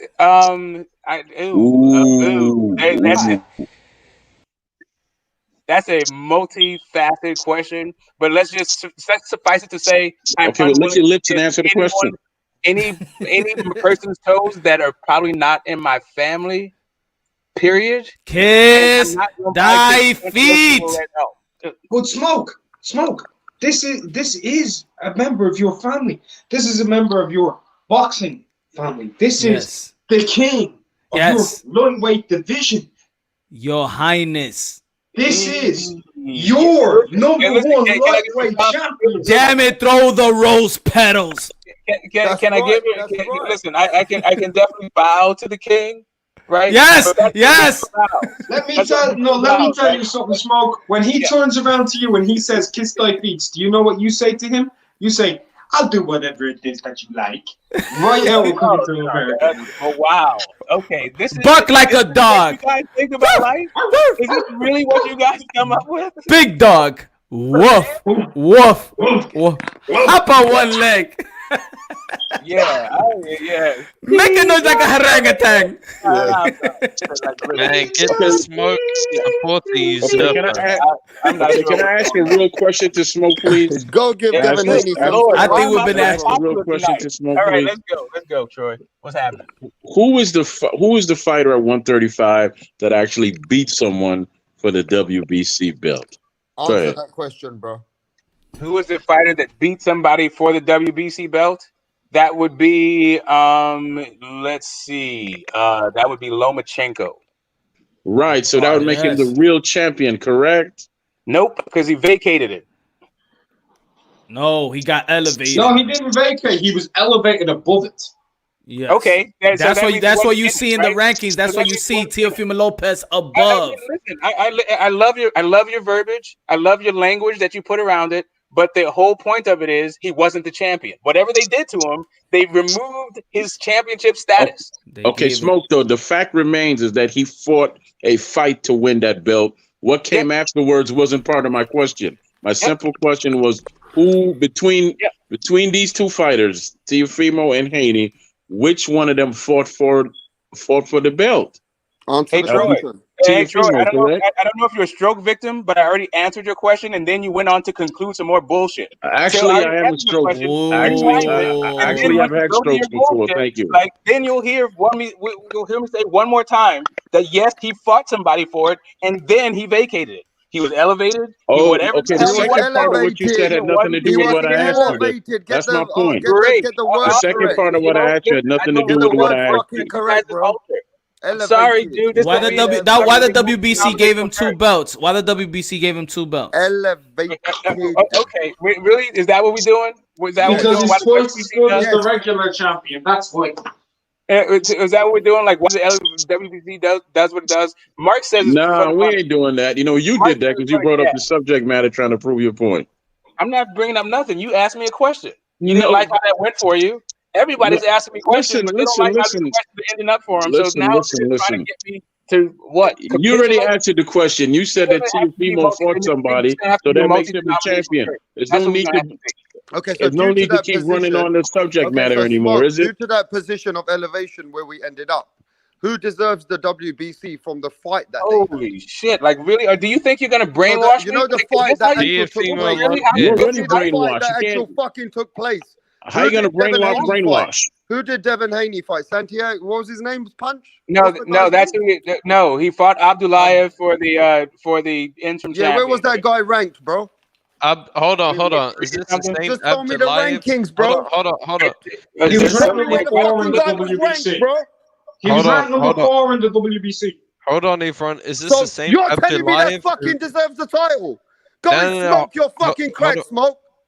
That's bullshit. That's Hold on, fucking Rapstar. bullshit. Hey, Hold on, where That's was fucking Hold on, bullshit, Rapstar. bro. Let me Hey, ask this. where was Is this the where's same Anthony Joshua rated Abdullayev when he who fought Charles Bill Martin? Haney said will fight for the interim title instead of a number 1 contender spot?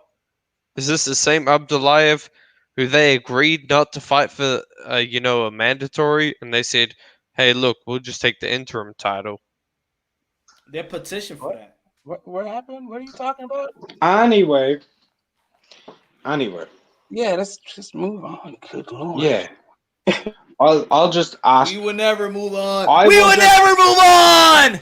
I will just ask Smoke 2 quick questions. Smoke, could you do me a favor? Could you do me a favor? Can you name me? Can you name me the world lightweight champions that Devin Haney has beaten? The world lightweight champions that Devin Haney has beaten. I don't know that he has even faced one. I mean, the Gamboa, I don't think ever had a championship at 35. No, he didn't. Right. The answer, okay, yeah, you've already answered. And now my second question: can you name the world champions that Teofimo Lopez has beaten at 135? Yes. The Kome and Lomachenko. So one man's beaten 2 champions. Yes. One man's beaten no champions. Yes. So one man is the champion, and the other man is a bystander to politics. Right, which is why Teofimo, as I've said repeatedly, is the man to beat, the number 1 dog at 35. You have now given context. Yeah, so rephrase to why I yourself and say what I've said. Teofimo is the king, not one of the kings. He is the king. My God. He is So the here's king the of deal, lightweight. right? So here's Robstar, Say it. hold on, Robstar. Like, I'm not trying to be bad or anything. Can you stop trying to force people on what they should say? No, but it's the truth, bro. It's creepy, right? The man got to give It's respect. literally He said creepy. it first, right? He said it first, and then he went He back on his doesn't. words. No, I'm gonna give you a bit of a reality check on humanity. Yeah, he doesn't have to say anything he doesn't want to say. Yeah, but listen, yo, Mark, the geezer said it first, right? And then he went back on his words, and then he started sugarcoating it. The So it's like he geezer? wants Did to you give him just the assume respect. his He geezer wants was? to give him the respect, bro, and then he takes it away from him. You know what I mean? Here's And then he takes it all the way back away from the man. You want me to keep it all the way funky? I respect Teofimo Lopez more than I respect you. Yeah, that's of course we want that for sure, Just but that's stop not trying to giving tell me him to no say stuff. respect. Because you know I always come at you. That means you don't give him no fucking respect, bro. Okay, that's what that You means to giving you. him no respect. That's what that means to you. Yeah, that's what that means to me. You Okay, don't give him no respect, that's bro. why you're saying what you're saying. No, because at the end of the day, me and you always clash. But you don't want to give No, Teofimo I've never no respect. actually. When we always clash since when? Anyway, I'm not even going to answer that. Guess what? I actually respect Teofimo Lopez, and I also actually respect you. But that's funny how that's where you took it. I'm No, just but saying. okay, smoke, smoke. I'm just trying to tell you. I'm just trying to stay straight up to you. Do you know what makes me I'm upset? stay straight up to you. But smoke. What's up? What's wrong with you, bro? It's weird. Smoke. What's wrong with you, bro? Creepy. Smoke. What's wrong with you? Is that you give credit in Mark. one hand and then you take it So you all study fucking boxing away. history? No, you take all the fucking credit away, bro. I can't hear you, Troy. I'm sorry, man. No. I was asking, man, if you study boxing history, you seem to be very knowledgeable about things. So I was just asking, is that something that you do? You study the history of boxing? A little bit. Okay, same here. Right. Yeah. It's interesting, man, how things have progressed from here to now. And I actually thank you for studying history, but I'm actually using you also to shut them up and change the subject, right? Yeah, I love it. I think it's fantastic. Hey, listen, Right. sometimes we gotta spice up the show, but Smoke, I it's all got you, love, man. man. I got You you. know, I you're got always welcome to my show, Smoke. You're all love, man. I'm only teasing. We're only joking, bro. Listen, I don't understand why you guys need to proselytize about Teofimo Lopez. But Because you that's know why cool. I'm teasing, Smoke. You did at first, you said Teofimo Lopez is the king, and then Yeah, you you took it did away. say that. That's and then you took it away, and then I said, no, Okay, I'm gonna so keep you want me to say teasing Devin him Haney's now. the king too? So I'm gonna say no. I'm gonna say he has to say that again, So bro. like I said, there's two kings, so I can say he's the king and he's the king No, too. he not, and man. it actually makes sense, right? Because that's how kingship works. There can only be one emperor, but there can be a bunch of kings. Who's the emperor? There isn't one. You know what we need? We need that fight. And why don't you stop? And if you guys were actually boxing fans instead of Teofimo Lopez fans, that's what you'd be saying too. I'm a boxing fan. That's why I say I'm a boxer, because I already know. I know he ain't fought for nobody for it. So I know what I see. I know what I see. We're about fights, right? We're not about these politics, and we ain't about all this like Exactly. So I'm not going with the politics. We ain't I'm about going- those politics, and the man comes out with such a politically fucking like polarizing statement to say. If you guys were actually boxing fans, not just Oh yeah, no, I'm talking that's about such a shit. political way of insulting someone. Wait. Come the fuck boy. up. Yeah, boy. Like I said, instead of Teofimo fans, yeah, you see how you've been coming at me for hours, and I've been smacking them right back at you. It's gonna keep going like that. No, but you know what? Sometimes As long as you guys need to be one guy without a fight, this is what it's gonna be like. Fucking with somebody like me. Hold up, Smoke. Can I get you to say something real quick? Can you say "my man" in the Frank Lucas voice or whatever from American Gangster or whatever it's called? Okay. Why? Is it because I'm black? I know, Yes. man.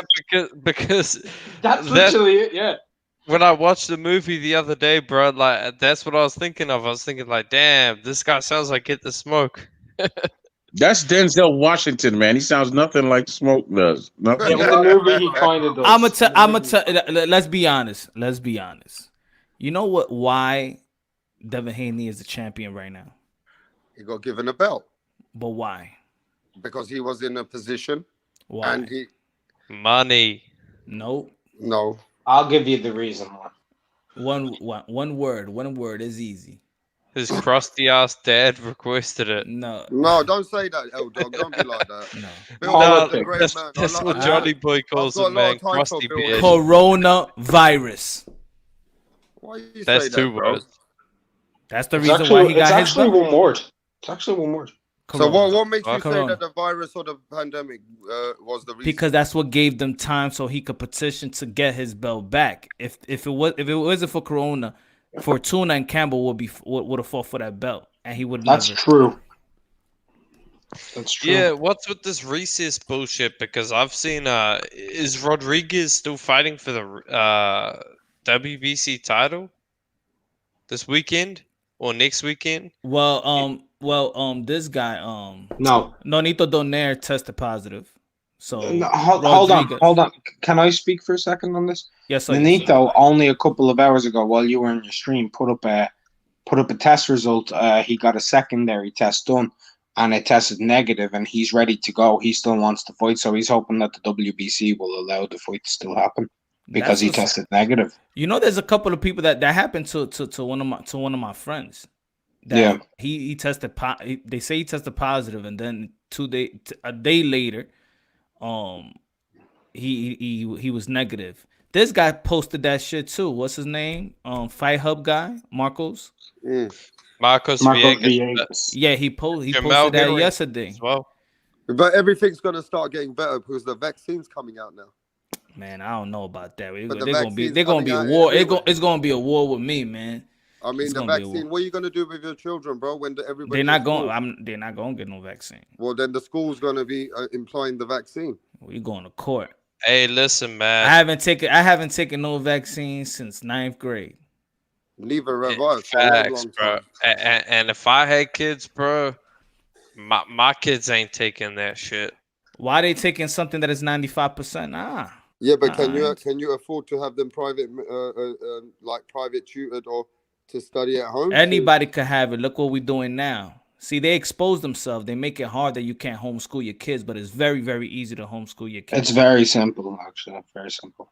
It's very easy. They So just you want to mean make these it days hard. they can digitally earn all their grades through online system? Yes. Yeah. So We're doing there it is- right now. Right now in New York. Right now in New York. Ain't nobody in public. Everybody home. My son this Yeah, 5 but- days straight. The majority of people can't live like that where I come from. Some people come from the middle class world, and they need to let their children go to those schools so they can both earn their money and pay mortgages and stuff. Exactly. But High class babysitting. That's all it is. Can I ask dunno, you a man. question? Can I ask you a question about the vaccine? How do you have a vaccine for something you can't explain? Exactly. I don't. Yeah, so I'm not taking no vac. But No, what are I you don't gonna even do, take the Troy? flu shot. Okay, so Troy, so LeBron James is going to be doing these vaccines soon and showing you what brands to use, and there's going to be big celebrities using them, and all the athletes are going to use them eventually, and everybody's going to use them, and that's going to leave us behind.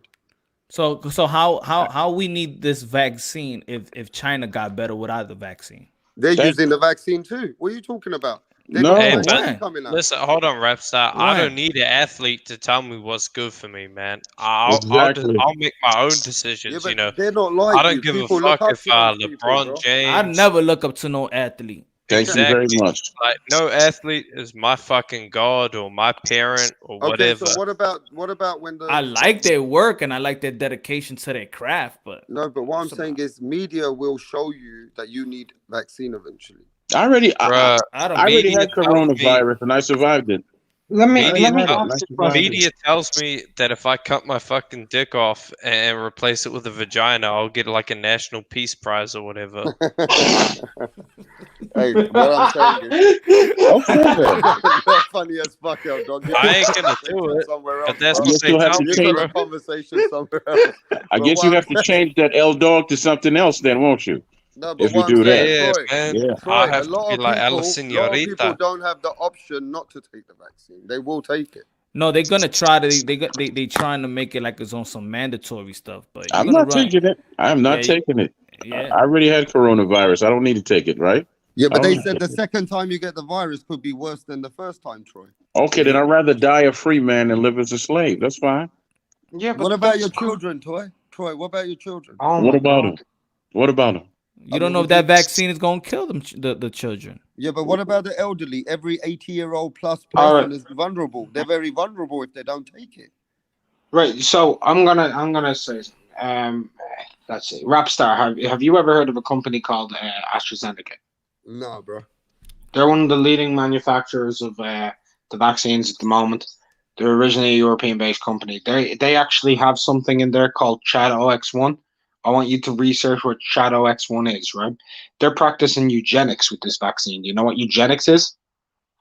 No, just tell us, bro. What's going on? Altering human DNA. Do you want your DNA to be altered, bro? Is that what's going on? Ultimately for sterilization, right? It's a form of like genocide anyway. So this. So yeah, I'm not. I have nothing to say about the vaccine. I won't be getting it. But you guys should do what you want. Okay, let me ask everybody this: do you have any grandparents or any elderly parents? Yes, I do. Sure do. So this is the problem I'm in.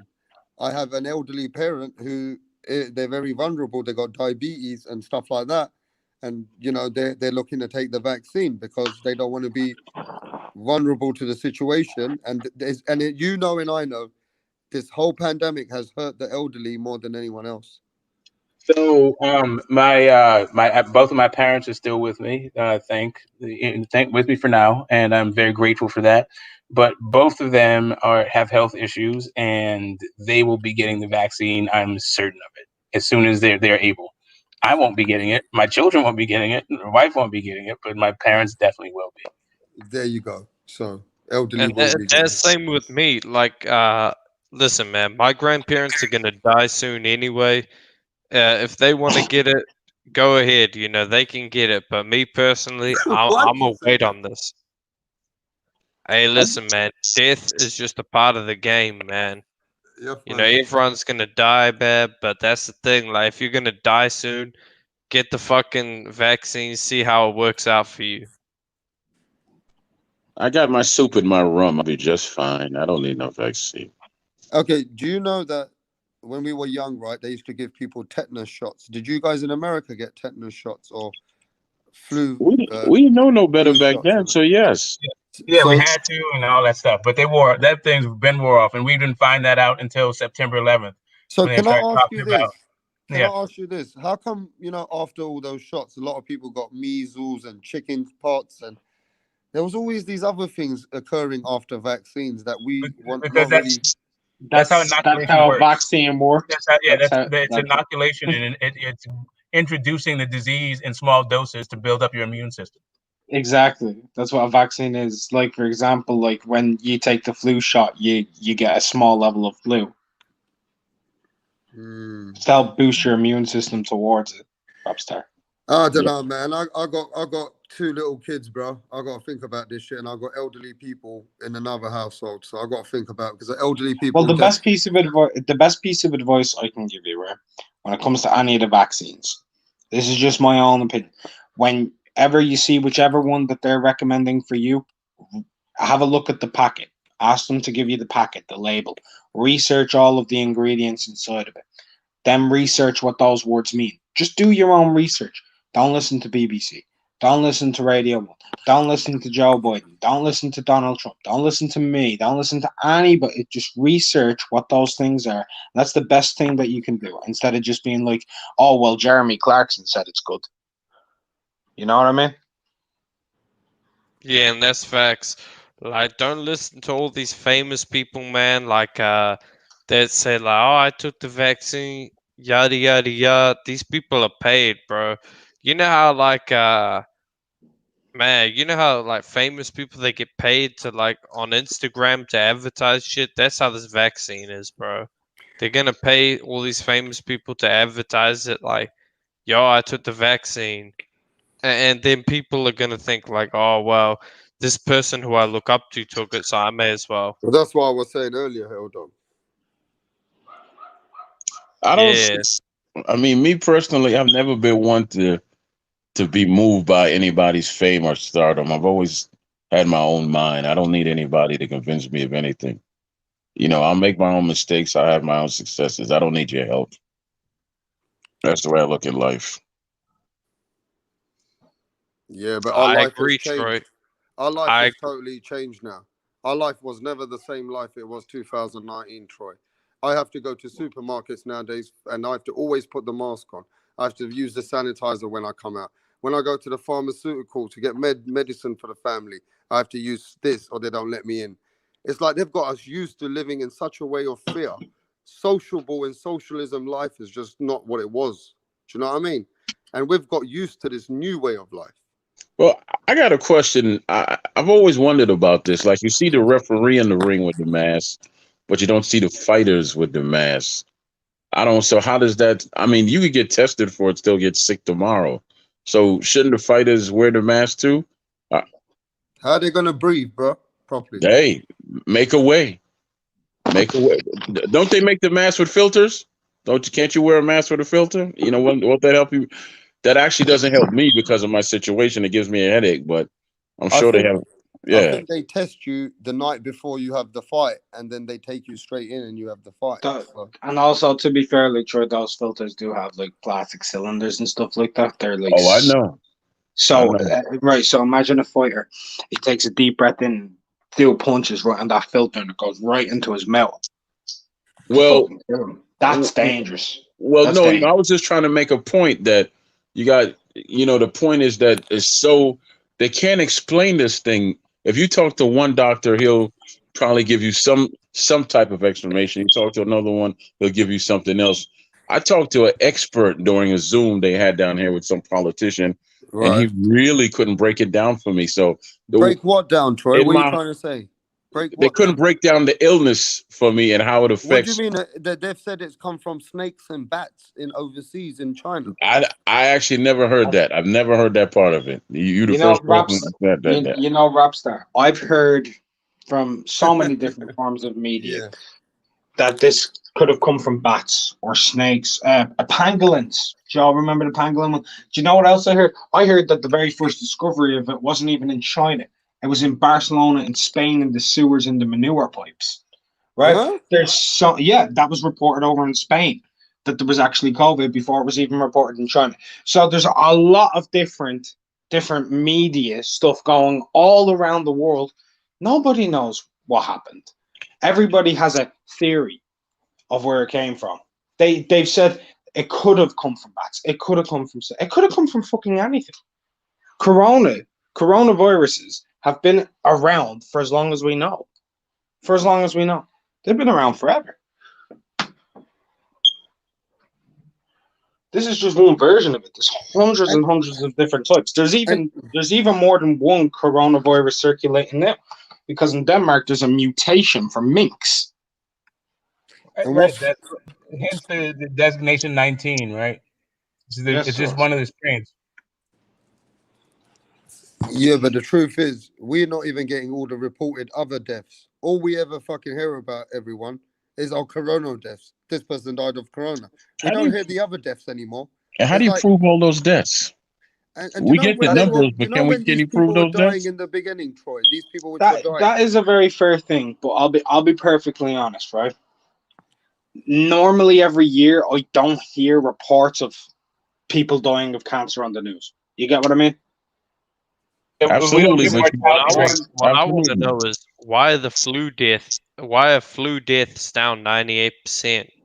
So if we subtract the 98% of flu deaths from the coronavirus number, in New Zealand, like where are you talking about? Our flu deaths are not down 98%.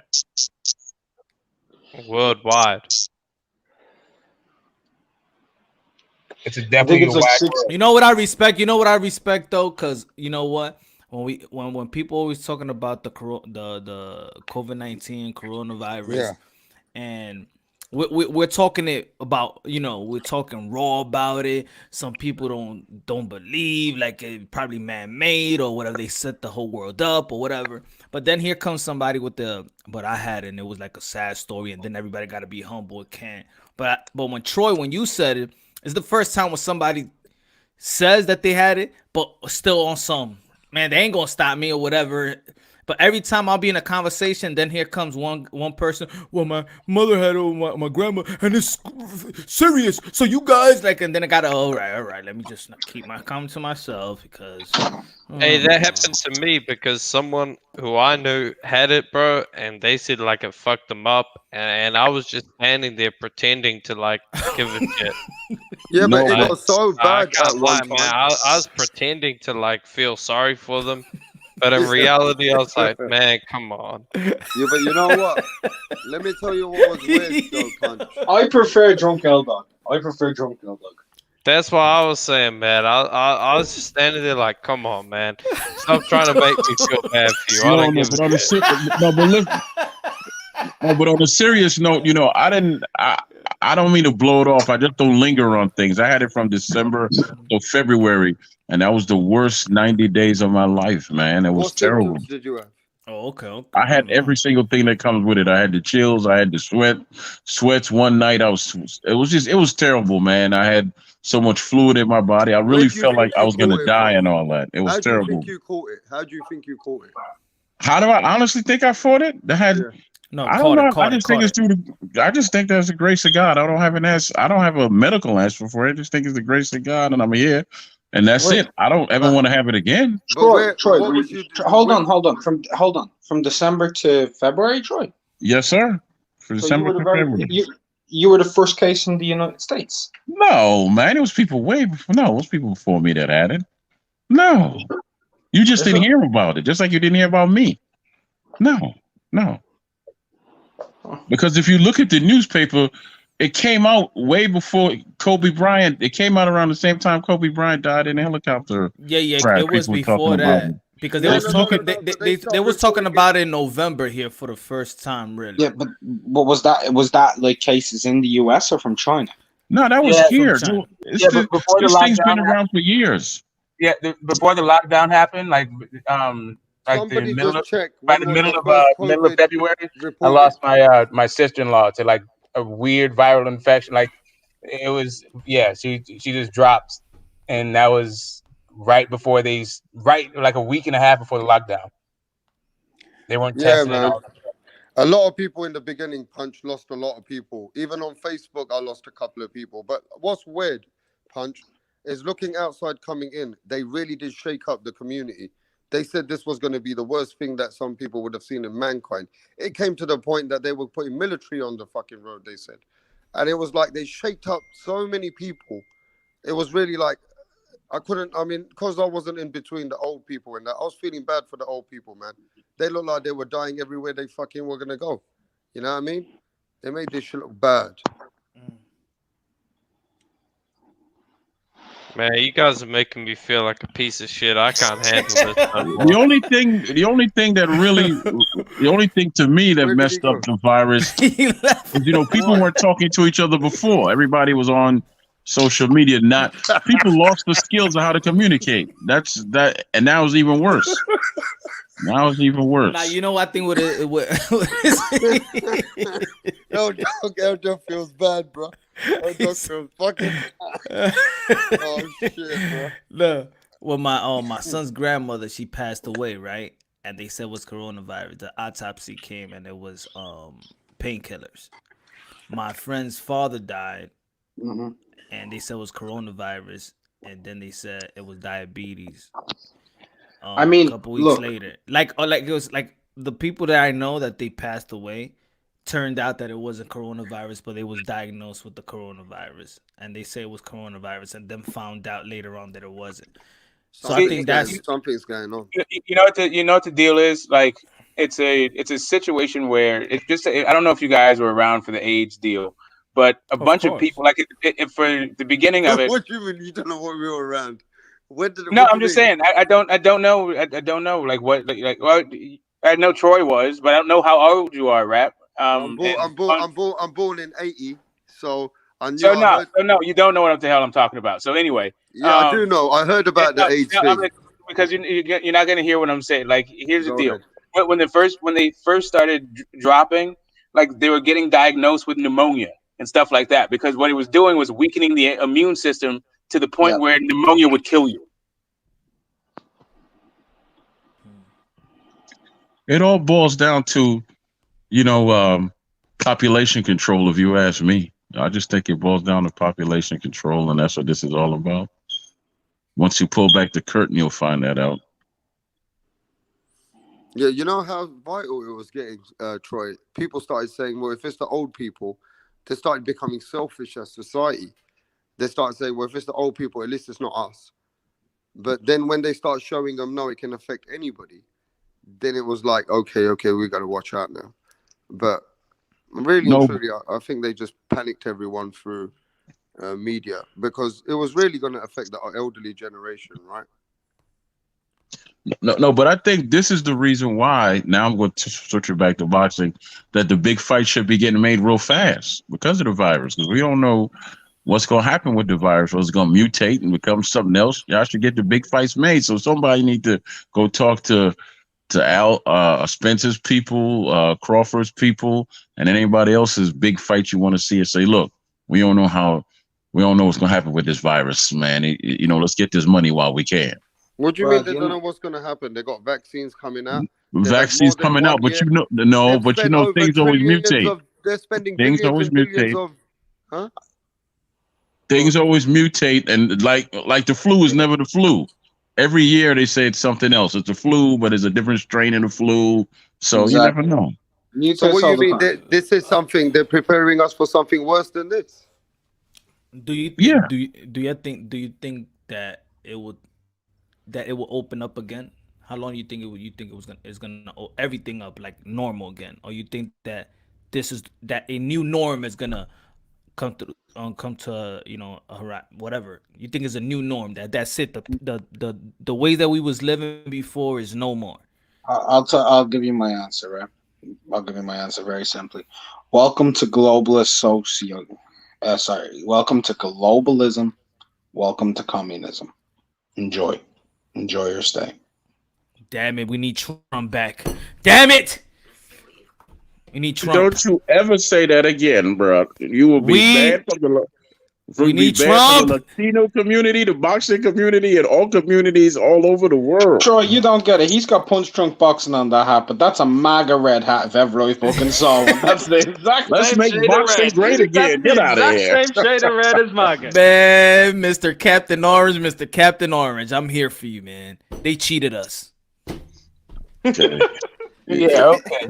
Yeah, I was about to say.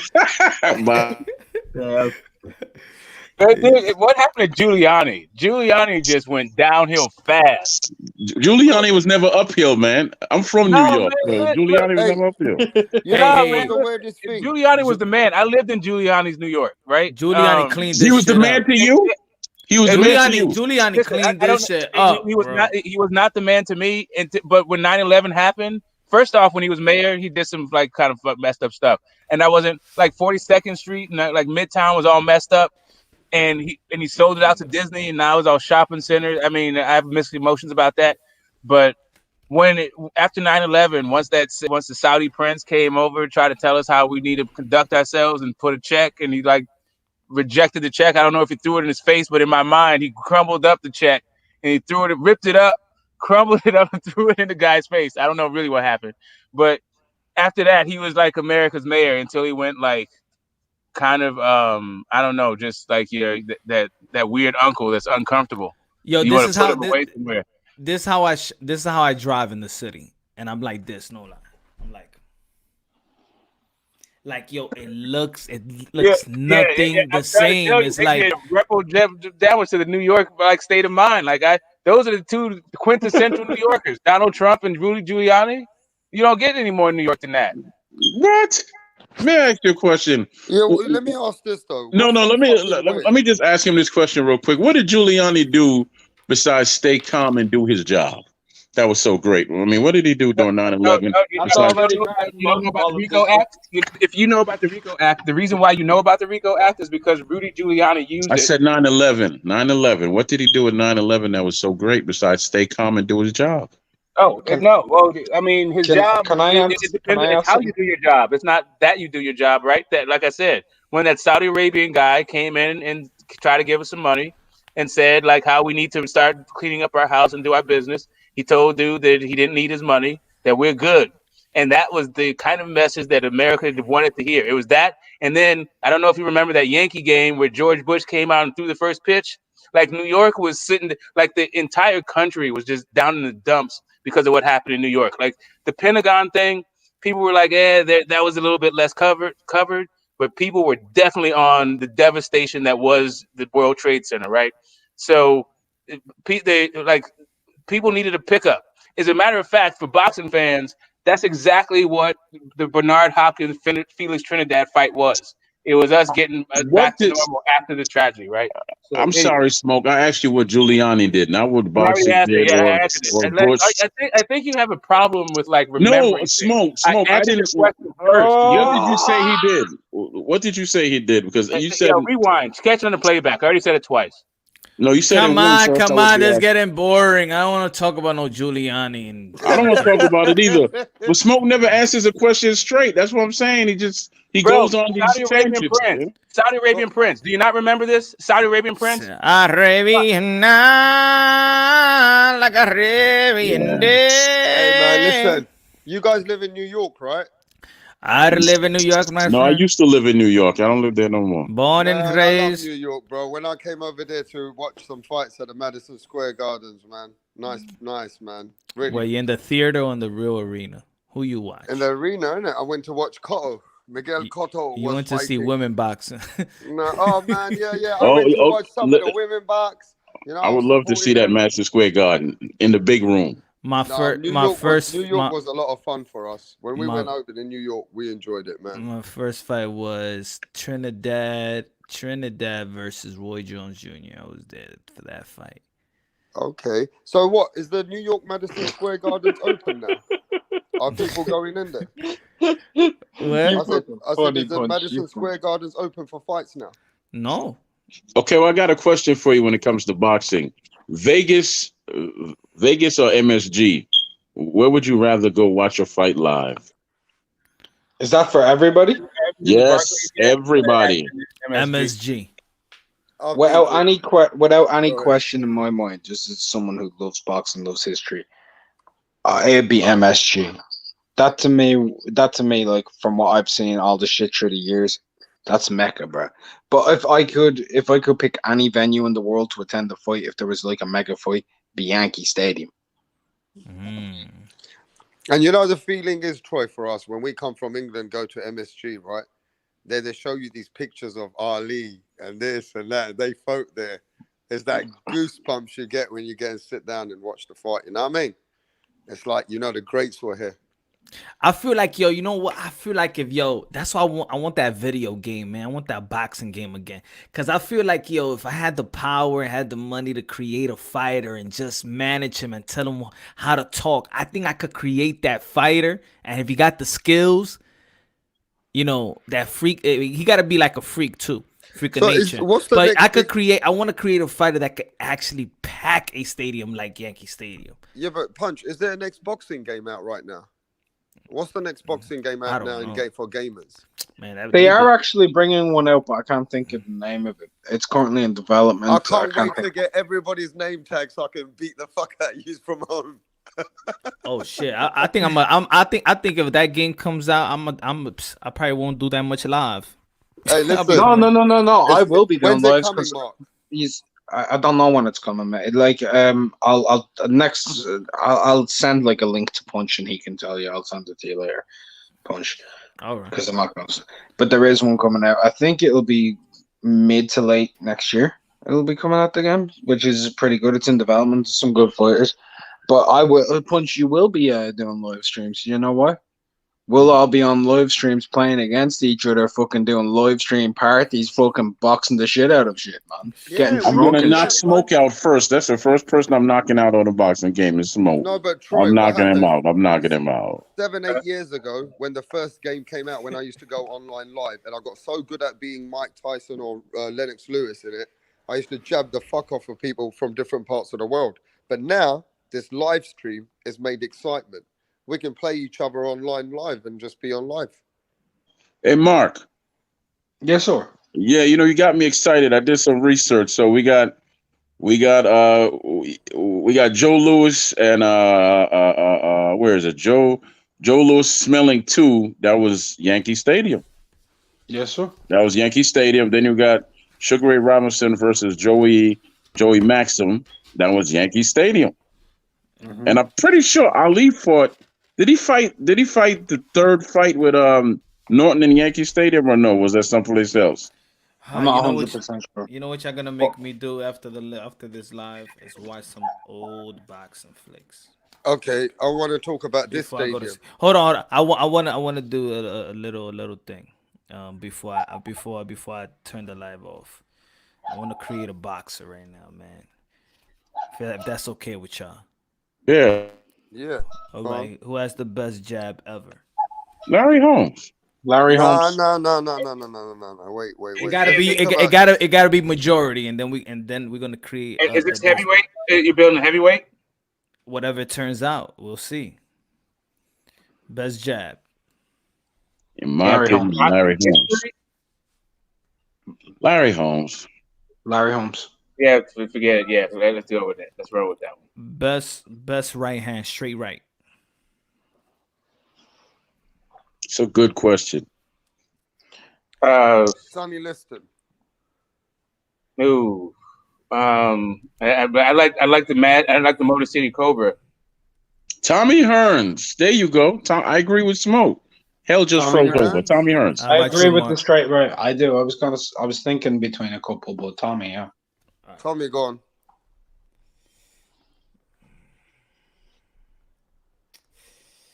Uppercut. I go Tyson. Prince Charles Williams at 175.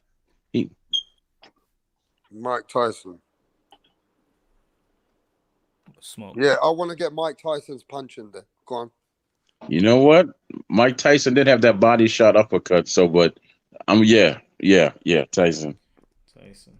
Damn, that was a good one though. That right hand, Wilder or Tommy Hearns. I think Tommy Hearns got a better right than Wilder. Yes.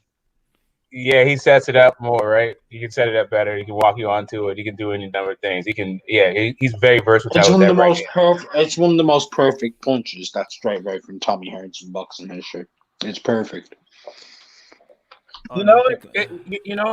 So the bolo punch is not really up. Okay, never mind. Right cross. Ooh, I like Floyd's. The straight right, the right cross is. I mean, the straight right is the right cross, Floyd right? Mayweather. No, the straight right is not the right cross. The straight right is a straight right. Right cross is slightly different. I'm gonna go. I'm gonna go a little bit off kilter. I'm gonna say Emil Griffith. I'm going to say Vander Holyfield. That's what I'm going to say.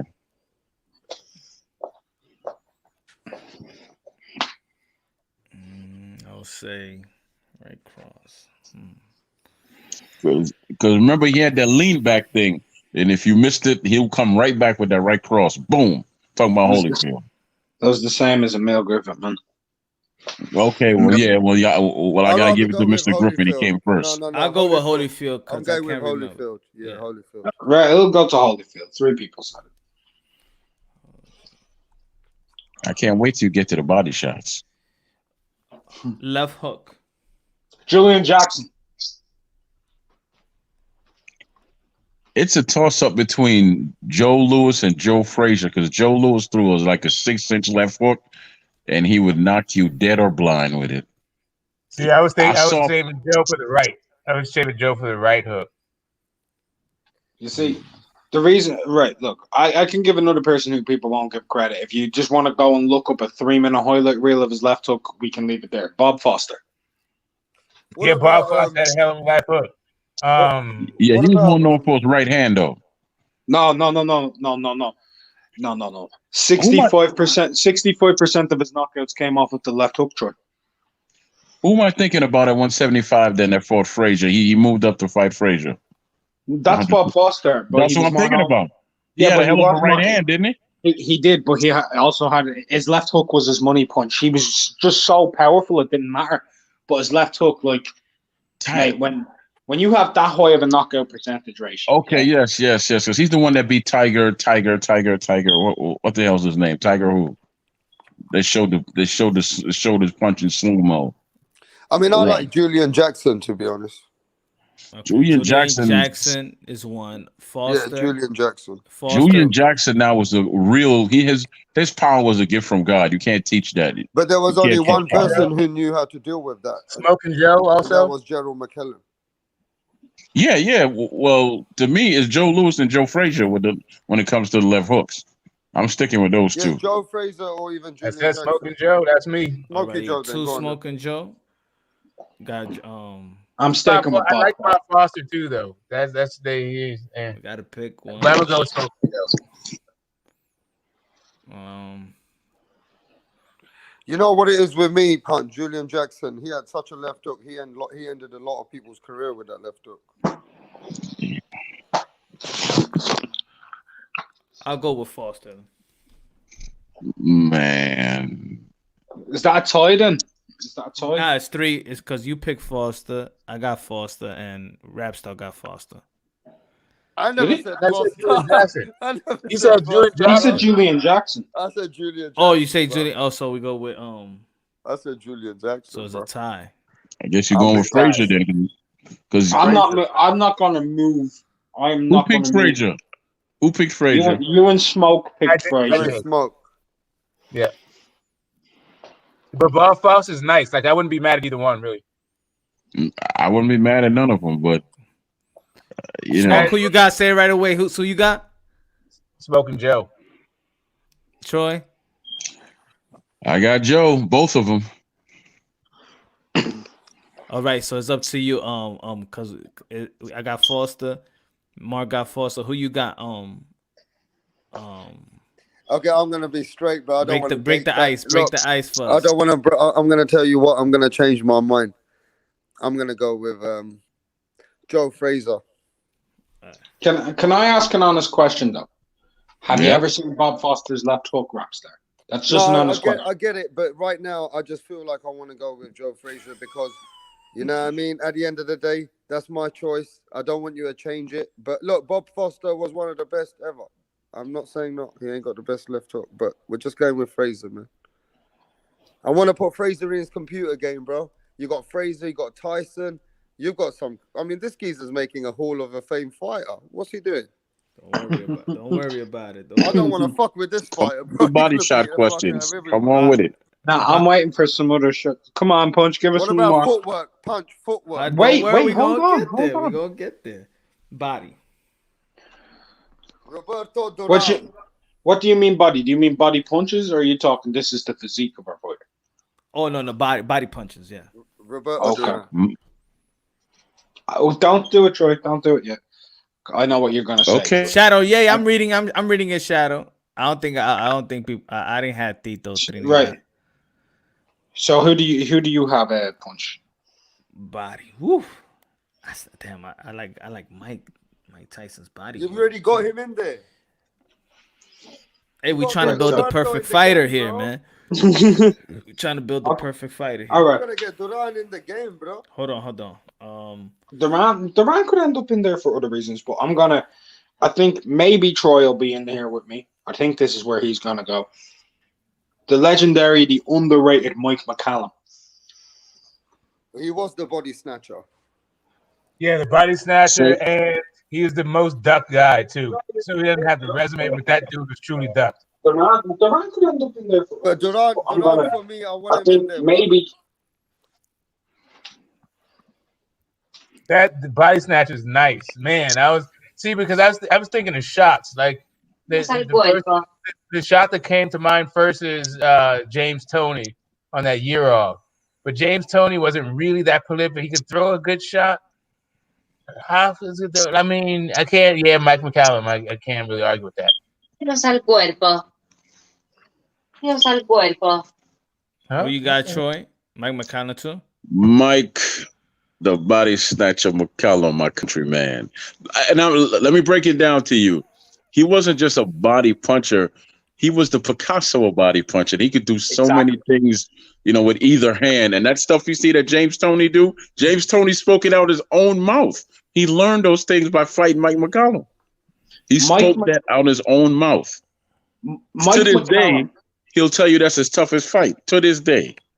Mike McCallum is the only person I've ever seen throw a body punch, a person take 2 steps backward, come to throw a hook, then field a punch, lean back, and then he hit them in the exact same spot again, and they went unconscious. Mike McCallum, they went unconscious from a body shot. Unconscious. Yeah, when he fought Julian Jackson, he was lifting Julian Jackson off his feet with uppercuts to the body. Yes. He was lifting him up. When he fought Harold Graham, the only way he could have defeated Graham, because Graham was so difficult, was to wear them hips out and wear that body. He said he would never fight Graham again, but he wore his body out. That right there. If you're not a boxing fan, you're not gonna like that fight. But that fight was pretty to me. It was a good fight. Roy Jones and James Toney beat the body snatcher, right, in their time. Well, the second fight with Tony and Mike is questionable, but Roy fought a 50-year-old Mike McCallum. No, it wasn't a 40-year-old. 40, 38. Troy is over-exaggerating. He's over-exaggerating a bit, but he was way past it when Roy fought him, man. He was way past it. Wasn't the same guy. Right. I know that he beat Steve Collins. Combinations. And people like that. He beat Steve Collins from Ireland, right? Yes, he did. Yeah, he did. And what other great wins did he have, or losses? Anyway, we've moved on to combination punch. Okay, what is it? Combination. Sugar Ray Leonard. Yeah. Shoe shining. Yep. Shoe shining. I got Sugar Ray too. I've got my profile picture.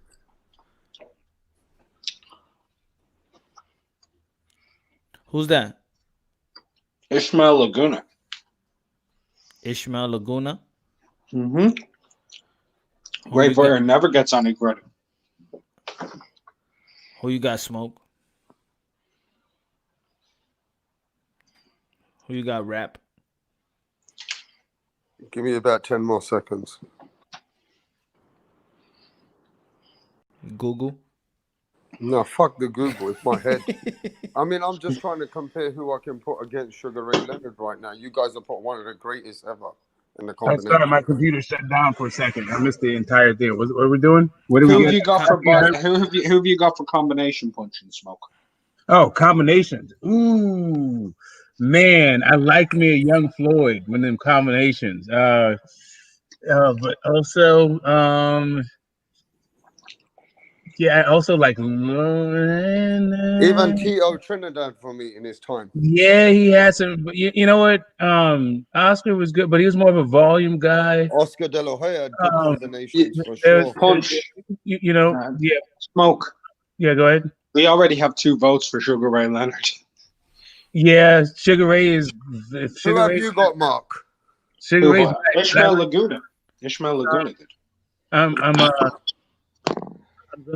going through it. I'm going through it. Give me a second. I want to make it like so we can put someone else. Yeah, against. combination is hard because you don't know. There's a lot of guys, right? Because like, what do you think Manny Pacquiao? He just kind of threw the same shots over and over. Manny Pacquiao had great combinations, but he didn't stop though. Like, man, then you think Eric Morales. Oh, I like Roy Eric Jones. Morales, I like Roy Marco Jones. Antonio Man. Barrera, man, great combinations. Yeah, man. Like, man. Matter of fact, I got Roy Jones because it came with speed, That's power, the thing about evolution. like combination punching is that's what you get with the lower weight classes. Those dudes don't stop with it. No, right? but you know something, Smoke. I never seen a guy, like Sugar Ray Leonard. When I watched these videotapes, the man was getting 6, 7 No, punches. he was nice. He was nice 6, with 7 it. punch combinations in at a time, bro. Yeah, he would. I But never he's seen like, a man do them kind of I don't know, man. combinations in my life. So combinations. Nice. So Sugar Ray Leonard. Let's Sugar. can't Yeah, go against let's him. move I on. Let's can't move go on. against Sugar Ray him. Leonard. Let's Sugar Ray Sugar Leonard. Ray. Troy, you got Sugar Ray. I feel bad if I did. Yeah, can't do it. Troy got Sugar Ray. Sugar Ray. Yes. Sugar Ray. Also, the Hawk though. What about Aaron Pryor, man? Like, yeah, I get you. All right. It's a hard one to do. You'll never get a perfect answer on that one. Yeah, it's hard.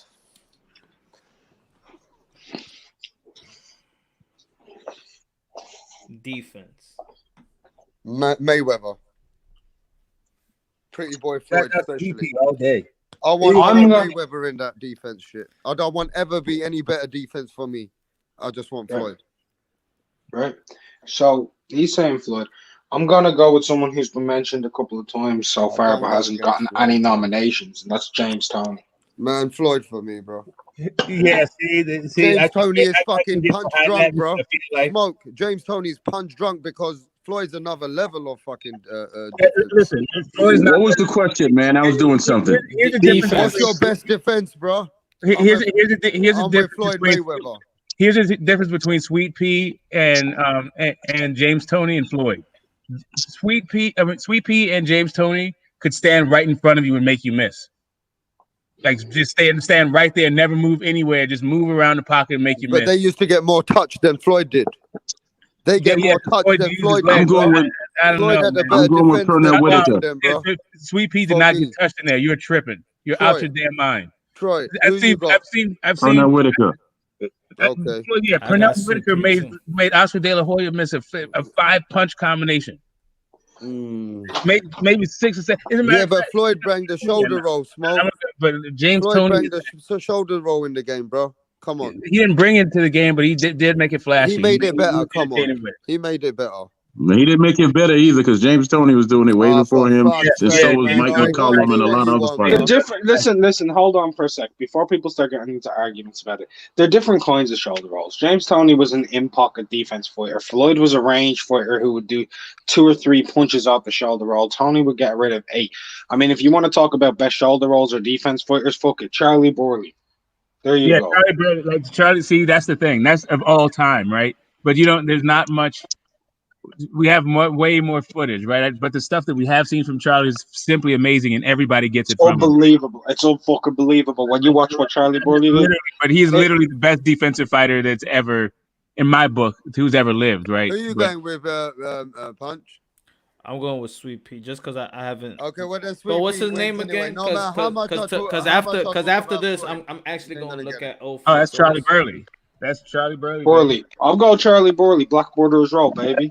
Ezra Charles is the master of the shoulder roll too. Sweet Pea Ezra gets Charles. it. Sweet Pea gets it. Go on. Hold on.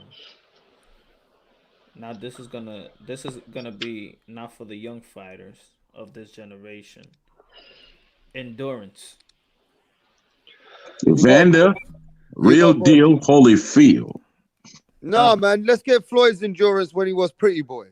Come on, man. He ain't fighting no 15 rounds. We gotta go. Oh, Yeah, see, that's the issue, right? Because now, like, guys used to go rounds. You're talking Joe Jeanette. You guys better fucking right? help me get Floyd Mayweather in this game, bro. I got Ali. I got Ali. Look, you see, what Smoke just said there is a very fair point. Joe Jeanette, right? Fighter most people wouldn't really know. This man got knocked down, I think, 27 times in a fight and knocked his opponent out in the 39th round. Hey, listen, I'll be watching this fighter. That's endurance, bro. Punch, I'll be watching this fighter as well, Edwin Valero. I'll be watching him lately. I'll be watching tapes on him. He got good endurance.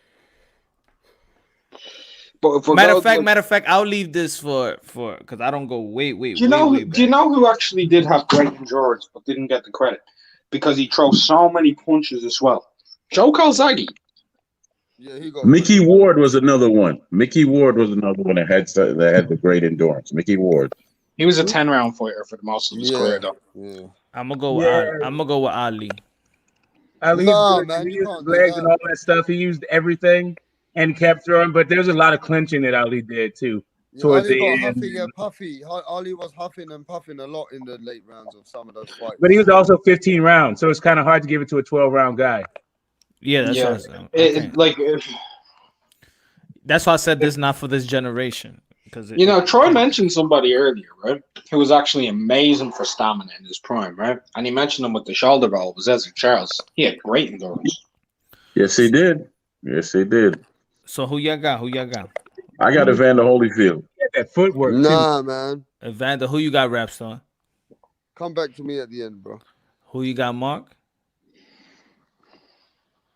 We're gonna circle it down to 15-round or 12-round fighters because otherwise it'd be Joe Jeanette. So I'm gonna go.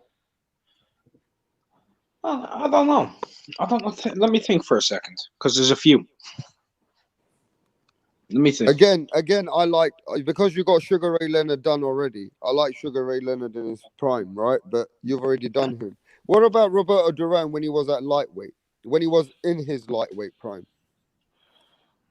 You said you're going to help me put Roberto Duran in the game. Did he have good endurance at lightweight when his younger days? I saw it. It looked good. Roberto Duran to me he would come in as pressure fighter. Like he was the bully of that weight. Remember, he was the bully of that weight. Yeah, I mean he brought it to you. Yeah, for sure. Every single time that dude was excited. But I wish one of these fighters one day put in their contract and be like, "Dude, we're gonna fight 15 rounds." All right, I'm gonna go with somebody. And I'll stick on this. I'm gonna go with Zuma Nelson for endurance. I like the Zuma. You know what? You know who never got tired in the fight and kept throwing from the first round to the second round a ton of punches? Kawasaki. Timothy Bradley. Nah, man, Kawasaki, bro. I like Kawasaki much better than Timothy Bradley when it comes to endurance. Let me see what the comments. So they got Hagler, Manny. Yeah, but you can't really do 12 rounders. You just can't do it. It's not the same. Willie Pep. No, that was for defense. Okay, that was for defense. Willie Pep actually didn't have great stamina in the last rounds. That's when he actually got tagged. He was an improv guy. We gotta pick a guy. For stamina. I got a trivia question for y'all. I'm going with Joe. I got a real quick trivia question for y'all since we're doing boxing history. I want Joe Kawasaki. Okay, good. You know who was the only man to beat Pep in the amateurs? I don't know. You already said his name a couple of times already. It starts with Sugar, ends with Ray, but in this case was Ray Leonard. Robinson, and at the time his name was Walker Smith. Yeah, yeah. The only problem with that is he outweighed him, but Willie was confident and he took the fight. After the fight, Ray got hemmed up by the police because they thought he was a pro. You know what? That's a true story. That's a true. Hey, have you got Roy Jones Jr. in there? You know what? When I'm he gonna was in his I'm gonna prime? switch my pick. I'm gonna switch my pick. What about Roy Joe Jones Gans. Jr. in his I'm prime? gonna go with Joe Gans. Damn, Joe Gans. We got Smoke. We said we're sticking this to 15-round fighters, not 40-round fighters, man. Okay, good. Yeah. Come on, man. Joe. So who you got? Joe Kawasaki. Two people had Joe Yeah, Kawasaki. Joe Kawasaki, bro. But listen, how are you gonna have he went 15, caught a train, went 300 miles because he had a fight the next day, and went another 15 with Sam Langford. Yeah, Langford did that stuff as well, though. I mean, I don't know, bro. Like, we can go. I just want to move away from the 1900 guys. They were built for that. Man. They were built for that, Smoke. Yeah. Chin. Chin. Oh my God, that's got to be Ali, right? I wouldn't necessarily say so because I can think. Roberto Duran, apart from the Hearns fight. Nah, but Ali's never been Julio stopped. Cesar Chavez. He retired on the stool, but he had never been knocked out. I know that, but he's been dropped a few times. I'm gonna say. I'm gonna Chavez. I'm gonna come Marvin out right. Hagler. Nigel Benn. Marvin Hagler. We're gonna have a lot of disagreements on this, I guess. I'm gonna say George Chuvalo. I'm sticking with Marvin Hagler. Man, that guy could take a terrific punch. You know what? George Foreman. George Foreman. Tua. Let me see the comment box. Tua. I'm the only person who named someone who was never dropped. Hagler was never dropped. Yes, he was. Tua. By who? By who? All right, listen. You sure it was a drop and not a slip? You sure it was a drop and not a slip? Nah, you guys have got it all wrong. You all got it wrong, bro. Marvin Hagler. Well, since I said Hagler already. Bro. Troy, stick with me, Hagler. You got to put Hagler's chin in there. Stick with me, Troy. No, I gotta check your Chuvalo's box right quick. I gotta see going who. for Hagler? We're going for Hagler. Yeah, man, he was a granite chin, brother. He had a fucking granite chin, that man. You know what I mean? One roll down, bro. Buster Mathis, Vic Brown, Levi. Have you done legs yet? Oh, Smoking Joe Three Frazier. boys Yeah, legs. no. I'm with Mark. I had to just brush up on Chuvalo's resume real quick. Yeah, he was in there with some real kills, some real knockout guys. Never dropped. Who had Never the best dropped right hand legs. lead? Who had the best right hand lead? Best right hand. Let Punch do this because Punch is asking another one, I think. Yeah. Hold on. Hagler, chin. You know, did we say body puncher and not mention Henry Armstrong? It's done already. Yeah, we did. It's already done, bro. Yeah, it's already done. Okay. Legs. What about legs? Hold on. I don't know if I want to say legs movement or For Chuvalo. By the way, or ring who do you have down for chin? Who do you have down for chin? Hagler. How many votes did he get? 3. Did you pick Hagler, Punch? Yeah. Yeah, Punch, me, and Troy. All right. So what we got for next? What's your next? Are you doing movement, legs, or what you doing? How should I put the movement? Cause legs in it. How about ring generalship better? Yeah, ring generalship. I mean, ooh, that's a lot of guys. Archie Moore. Yeah, that's one of Archie the guys Moore. that came to mind. But Charlie Burley came to mind. Also, Willie Pett came to mind.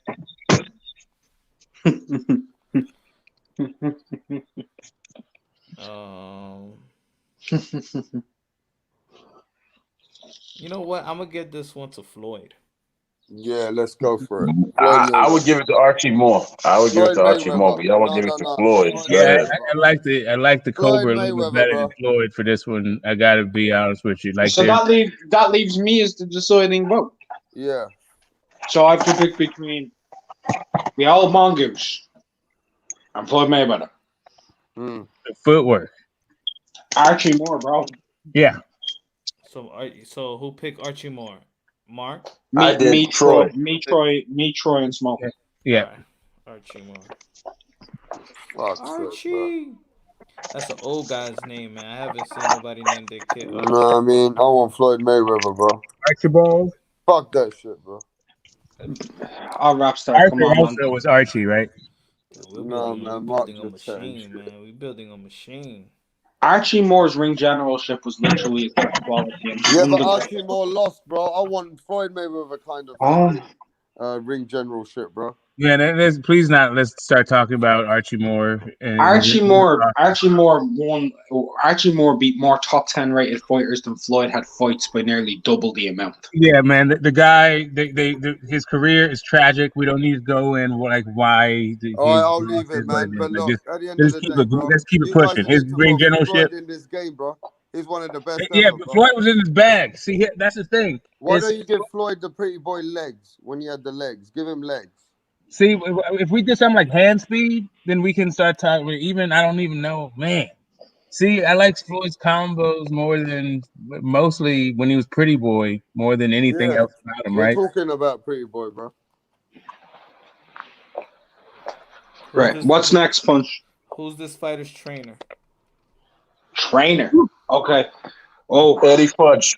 Yeah, I was gonna say Eddie. Customato. The great Cuffs. Emmanuel Stewart. Let's bring He was Cuffs able. back. He was able to take the green fighters and take them to all-time greatness. He was able to make guys who had already been pros, made them all-time great. Yeah, I'm gonna go with Manny Stewart. What about Ray Arcel? He was great too, but he wasn't bad either. You know what? Eddie Fudge trained the first two men to beat Ali, and he trained the first man to beat Holyfield. Eddie Fudge is a great trainer. That would be my number 2. But I like Ray Arcel. Ray Arcel. I'm saying. Let me put this into perspective. Right? Ray Arcel trained 2 of the greatest lightweights of all time, and Benny Leonard and Roberto Duran. And he's trained more Hall of Fame fighters than any other man in history. Let that sink in. So I like to get with it. I know it's history. Rapstar I know got it's Cuss. history, but Eddie Fudge is it for me because you got. I'm gonna stay with Manny. That Ray Arcel. I like the guys, but I wasn't able to really appreciate those. Yeah, me too. Yeah, like that. I'm gonna go with Manny. Stuart, Emmanuel, Rapstar got. Yeah. Fine, then if I have to switch off my choice, then I'm gonna go with Eddie Fudge. I go with Fudge. Let's go. Here's another thing. He used to spar with Joe Louis. He's the one that really got his time. It is a close 1 and 2. I'm not mad at Eddie Fudge. No, I'm not. Both of them are great trainers. Yeah. And by the way, we just mentioned Joe Louis. Let's give it a little bit of a shout out to his fucking trainer, Jack Blackburn, Chappie, yes. Yeah, Chappie Blackburn. Great trainer. Yeah. He was. I mentioned him, but I mentioned Blackburn, but then I just went to Manning because I've seen him, right? Hey, did you already do the hardest? Who Blackburn train again? Joe Louis. And he was a fighter himself. He was also a real good fighter. Hey, Punch. Have you already done the hardest puncher yet? I want you to Google a trainer by the name of Pepe Carrera. You heard of him, Punch? No. Okay, Google. He trained Sugar Ray, Simon Brown, Maurice Blocker. Yes. Carrera. Lennox Lewis, Pepe Carrera. Yeah. Okay. Pepe Carrera. By the way, before we end up moving on, right? I just want to give another quick one on great trainers and stuff. Harry Wiley Sr. We just need to pay our respect to that. Just we can't have conversations like that and not mention guys like him. What's his name? Harry Wiley Sr. No one mentioned Cuss, huh? That's what I mentioned. Rapstar Cuss did right first. at the beginning. As soon as I mentioned Cuss, nobody wanted to say nothing, bro. Yeah, because Floyd Patterson was soft as hell, and then Tyson Mike got I don't know. He turned into a little bit of Cuss was a very good trainer, He was an good. amazing trainer in my opinion. He right? was. I'm not saying he's not Hall of Fame, one of the greatest ever trainers ever, but the best. We're talking about I know. the best now, right? I know. I'm just saying. The reason I had to say Harry Wiley Sr., by the way, because no one even picked up on it, was fucking Sugar Ray Robinson, and nobody's mentioned Sugar Ray Robinson in any category yet. Right. So for me, Sugar Ray is like if we had a thing about punch placement, we probably should have said it. We probably should have said him. Thinking back on it, we probably should have said him for left hook. No, but I actually mentioned Sugar Ray when I gave you the trivia question about who beat a Pep and amateurs. Yeah, but I worded my stuff very, very carefully, Troy, because what I said was in any of these categories. No one's mentioned them in these categories. Yeah, and I think it's really his shot selection, his ability to set you up. Like his footwork was good too, but he had like a herky jerky style. Wait, what else are we? Speed? Ray Robinson. Pretty boy Floyd.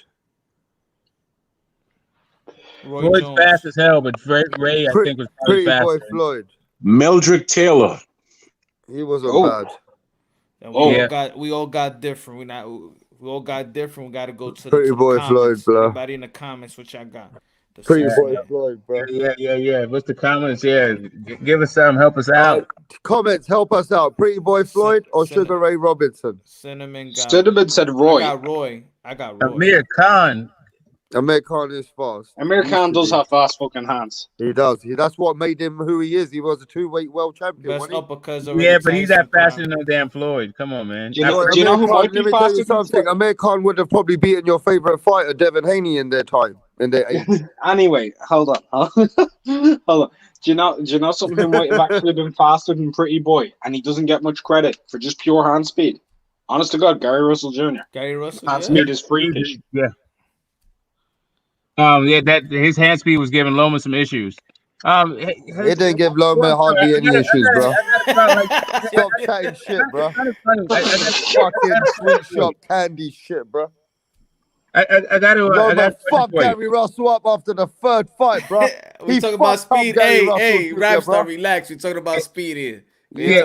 Don't make those comments, bro. Loma fucked him up. I know. Like, listen. Like, you're one of the guys that. Loma fuck Gary. Yeah, we have two more people we have two people in the chat say Roy Jones or JJ and Roy. So I'll go with Roy. Yeah, we can go with Roy. Roy Jones was amazing.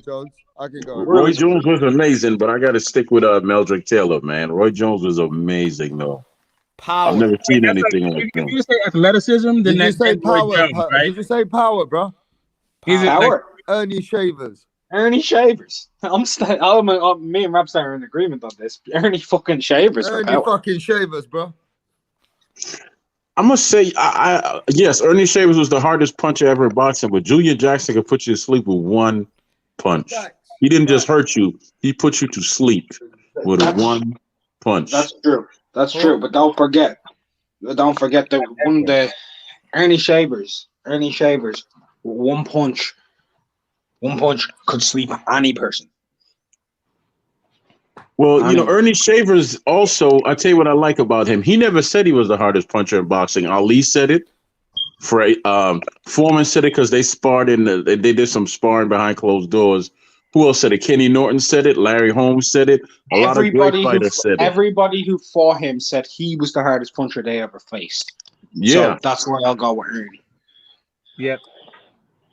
I go with Foreman. Foreman was Foreman. It took you a minute. See, the thing is, Ernie Shavers took you a minute too, but those guys, it also knocked you out with one. Yeah, even in the chat, we're seeing. Shavers, I mean, when you watch Sonny Liston's fights in the beginning, he was knocking everyone out. He was. Like this one punch KO power. What about George Foreman? Smoke. George Foreman was a hard fucking puncher. He was a hard puncher, but the one punch knockout was really not his bag, right? I mean, he did it a couple times. Michael Moore is like the famous one, right? But even like Ryan Lyle, it took a bit. Like they were knocking each other down. Frazier, he was knocking Frazier around. I don't know. Nigel Benn. Nobody talks about my man Nigel Benn, bro. He was a who had the best fucking headbutt? puncher. Nigel Sorry, Benn. But we already have 3 people who've said Shavers though. I know, no. Shavers is my first choice. Yeah, but but you know, Nigel Benn. I got to remind you guys, he had a hard puncher. He was a hard puncher. So was the dude that he nearly killed, Gerald McClellan. He was one of the hardest punchers too, Gerald McKellen. He's the one who beat Troy's favorite puncher, Julian Jackson. He beat him twice. He's one of two. He's one of because he wasn't the first person to beat Jackson. The first person to beat Julian Jackson was Mike McCallum. Yeah, the body snatcher. Yeah. Let's not forget John the Beast Mugabe either. Another hard punch. Yeah, another. Yeah, he made Hagler piss blood, didn't he? Hagler was pissing blood. Hey, wait. Yes, he did. Punch. Roberto Duran was one of the hardest punchers in lightweight. Yeah, but we're talking about the big. You can't be a lightweight and dethrone Ernie Shaver. Nassim Hamid was one of the hardest punchers in featherweight. Champion. Yeah, we talking about overall power though, so we got to stick with Schaefer's. He's the hardest puncher in boxing. Yeah, just go. Right, what have we got next? That was my first choice, Shavers. Yeah, Ernie. Southpaw Orthodox. But what do we want to make this fight, or Southpaw or an Orthodox? You mean switch? You mean switch hitting punch? Not a switch hitter, no. We want a switcher, bro. Switcher. Wait a minute. Who do we say for was that? Who took it for stamina? Oh, I haven't done stamina. I did endurance. All right. So who did we pick for endurance? Joe Kazaki. What? I said Evander Holyfield was way over him. Kazaki won that, bro. Yeah, they shouldn't have. Who voted for Kazaki? Yeah, like that's a 12-round fighter. How is a 12-round fighter gonna be? I don't know. I said I just. Nah, man. Like let's do it. Let's do it again. Let's do it again. Okay, yeah. Hurry up. Endurance. Evander. Yeah, that's still well. He's on the cusp, right? Did he start? No. We can't choose Evander. He already got right cross. Exactly. So we gotta go with Kawasaki. No, you can't. You can't say that, Punch, because you picked Mike Tyson a couple of times. No, we only picked him once. No, we only picked him once. Uppercut. That's it. Yeah, but you still voted for him on a couple of. Yeah, but we couldn't pick him. No. When I said Mike Tyson, I said, damn, Mike Tyson does got body work, but I didn't pick him. All right. Right, so endurance. Manny Pacquiao now. Well, I'm gonna go with I like Muhammad. No, he looked kind of tired at the end. You know what? I picked Muhammad Ali. This guy gets a lot of shit. He gets a lot of shit. But by Christ, this was the best thing he had was his engine. Rocky Marciano. Yeah, he had a hell of a right hand too. Hold on. When we say endurance, okay. When we say endurance, is this endurance like a guy that could take punch, weather the storm at the same time, and go long? Pretty boy Floyd. Yeah, that's Marciano. What about Pretty boy Marciano Floyd? all over? Yeah, that's Marciano all day long. What about Pretty boy Floyd's endurance, Smoke? He's 12 rounds. Yeah, this is the category I said that it can't be somebody from this generation. Yeah, Marciano. I'm with it. Marciano, who you got? Yeah, he could take a punishment all fight and still take you out late, and still keep coming with the same kind of energy and verve too. I had Ali. I'm going with Ali. Fuck it. I like Ali too. I've just seen him tired, but he had a long career. He had a longer career than Marciano, right? Yeah. Troy, who you got? We gotta go to the comment box. Yeah. Punch, I'm still here. And we gotta go endurance. Who you got endurance? Oh man. Oh Lord. I would say Ali too. All right, there we go. Let's do it. Let's move on. I would say Ali too, because Ali. You see, I'm disappointed. I'm a bit I see another name. Hold on. Can I just say something real quick before you do? I'm a little disappointed if we do that with Ali, because I believe Ali should be the heart of this fighter. He should be what? The heart of the fighter, not the endurance. Hey, If we feel like we need to go back But and no, switch it up, we'll go back. can we do Hart and then Mind also? Because Mind, I think Ali, and then Hart. There's a lot of guys with big hearts. Stamina.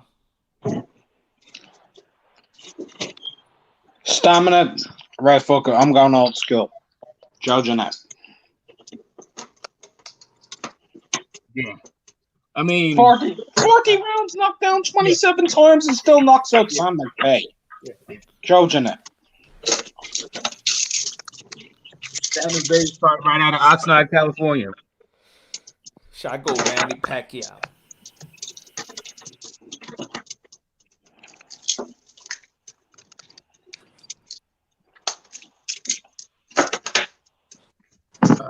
No, I don't agree with both of you. I still go with Pretty Boy Floyd. For endurance? No, stamina. For stamina? Oh, wow. Yeah, Pretty Boy Floyd. Come on. I hear you, baby, but that's not right. But cool, I'm with you. We can move it on because Floyd deserves something. Yeah, Pretty Boy. And Shit. Next to no one. Man, I like chocolate. No. You know, I Floyd like gets the pay-per-view number. Huh? Yeah, exactly. But I think Ali got the most lucrative fight still, adjusted for inflation. So, how about Chocolatito? Pretty Boy Floyd. For stamina? Mm. How many times did Pretty Boy go 12 rounds? Like 6? I mean, Pretty Boy Floyd though just had great stamina. yeah, I mean, but if you want to do that, then that's Sweet Pea all day. Like all of his fights were 12 rounds, and he was like not losing a round ever. He was like Mr. 120, 120, 120 going 12 rounds, you know. Pretty Boy, even, you know what the thing about Pretty Boy, when he was Money Mayweather, he still had great stamina.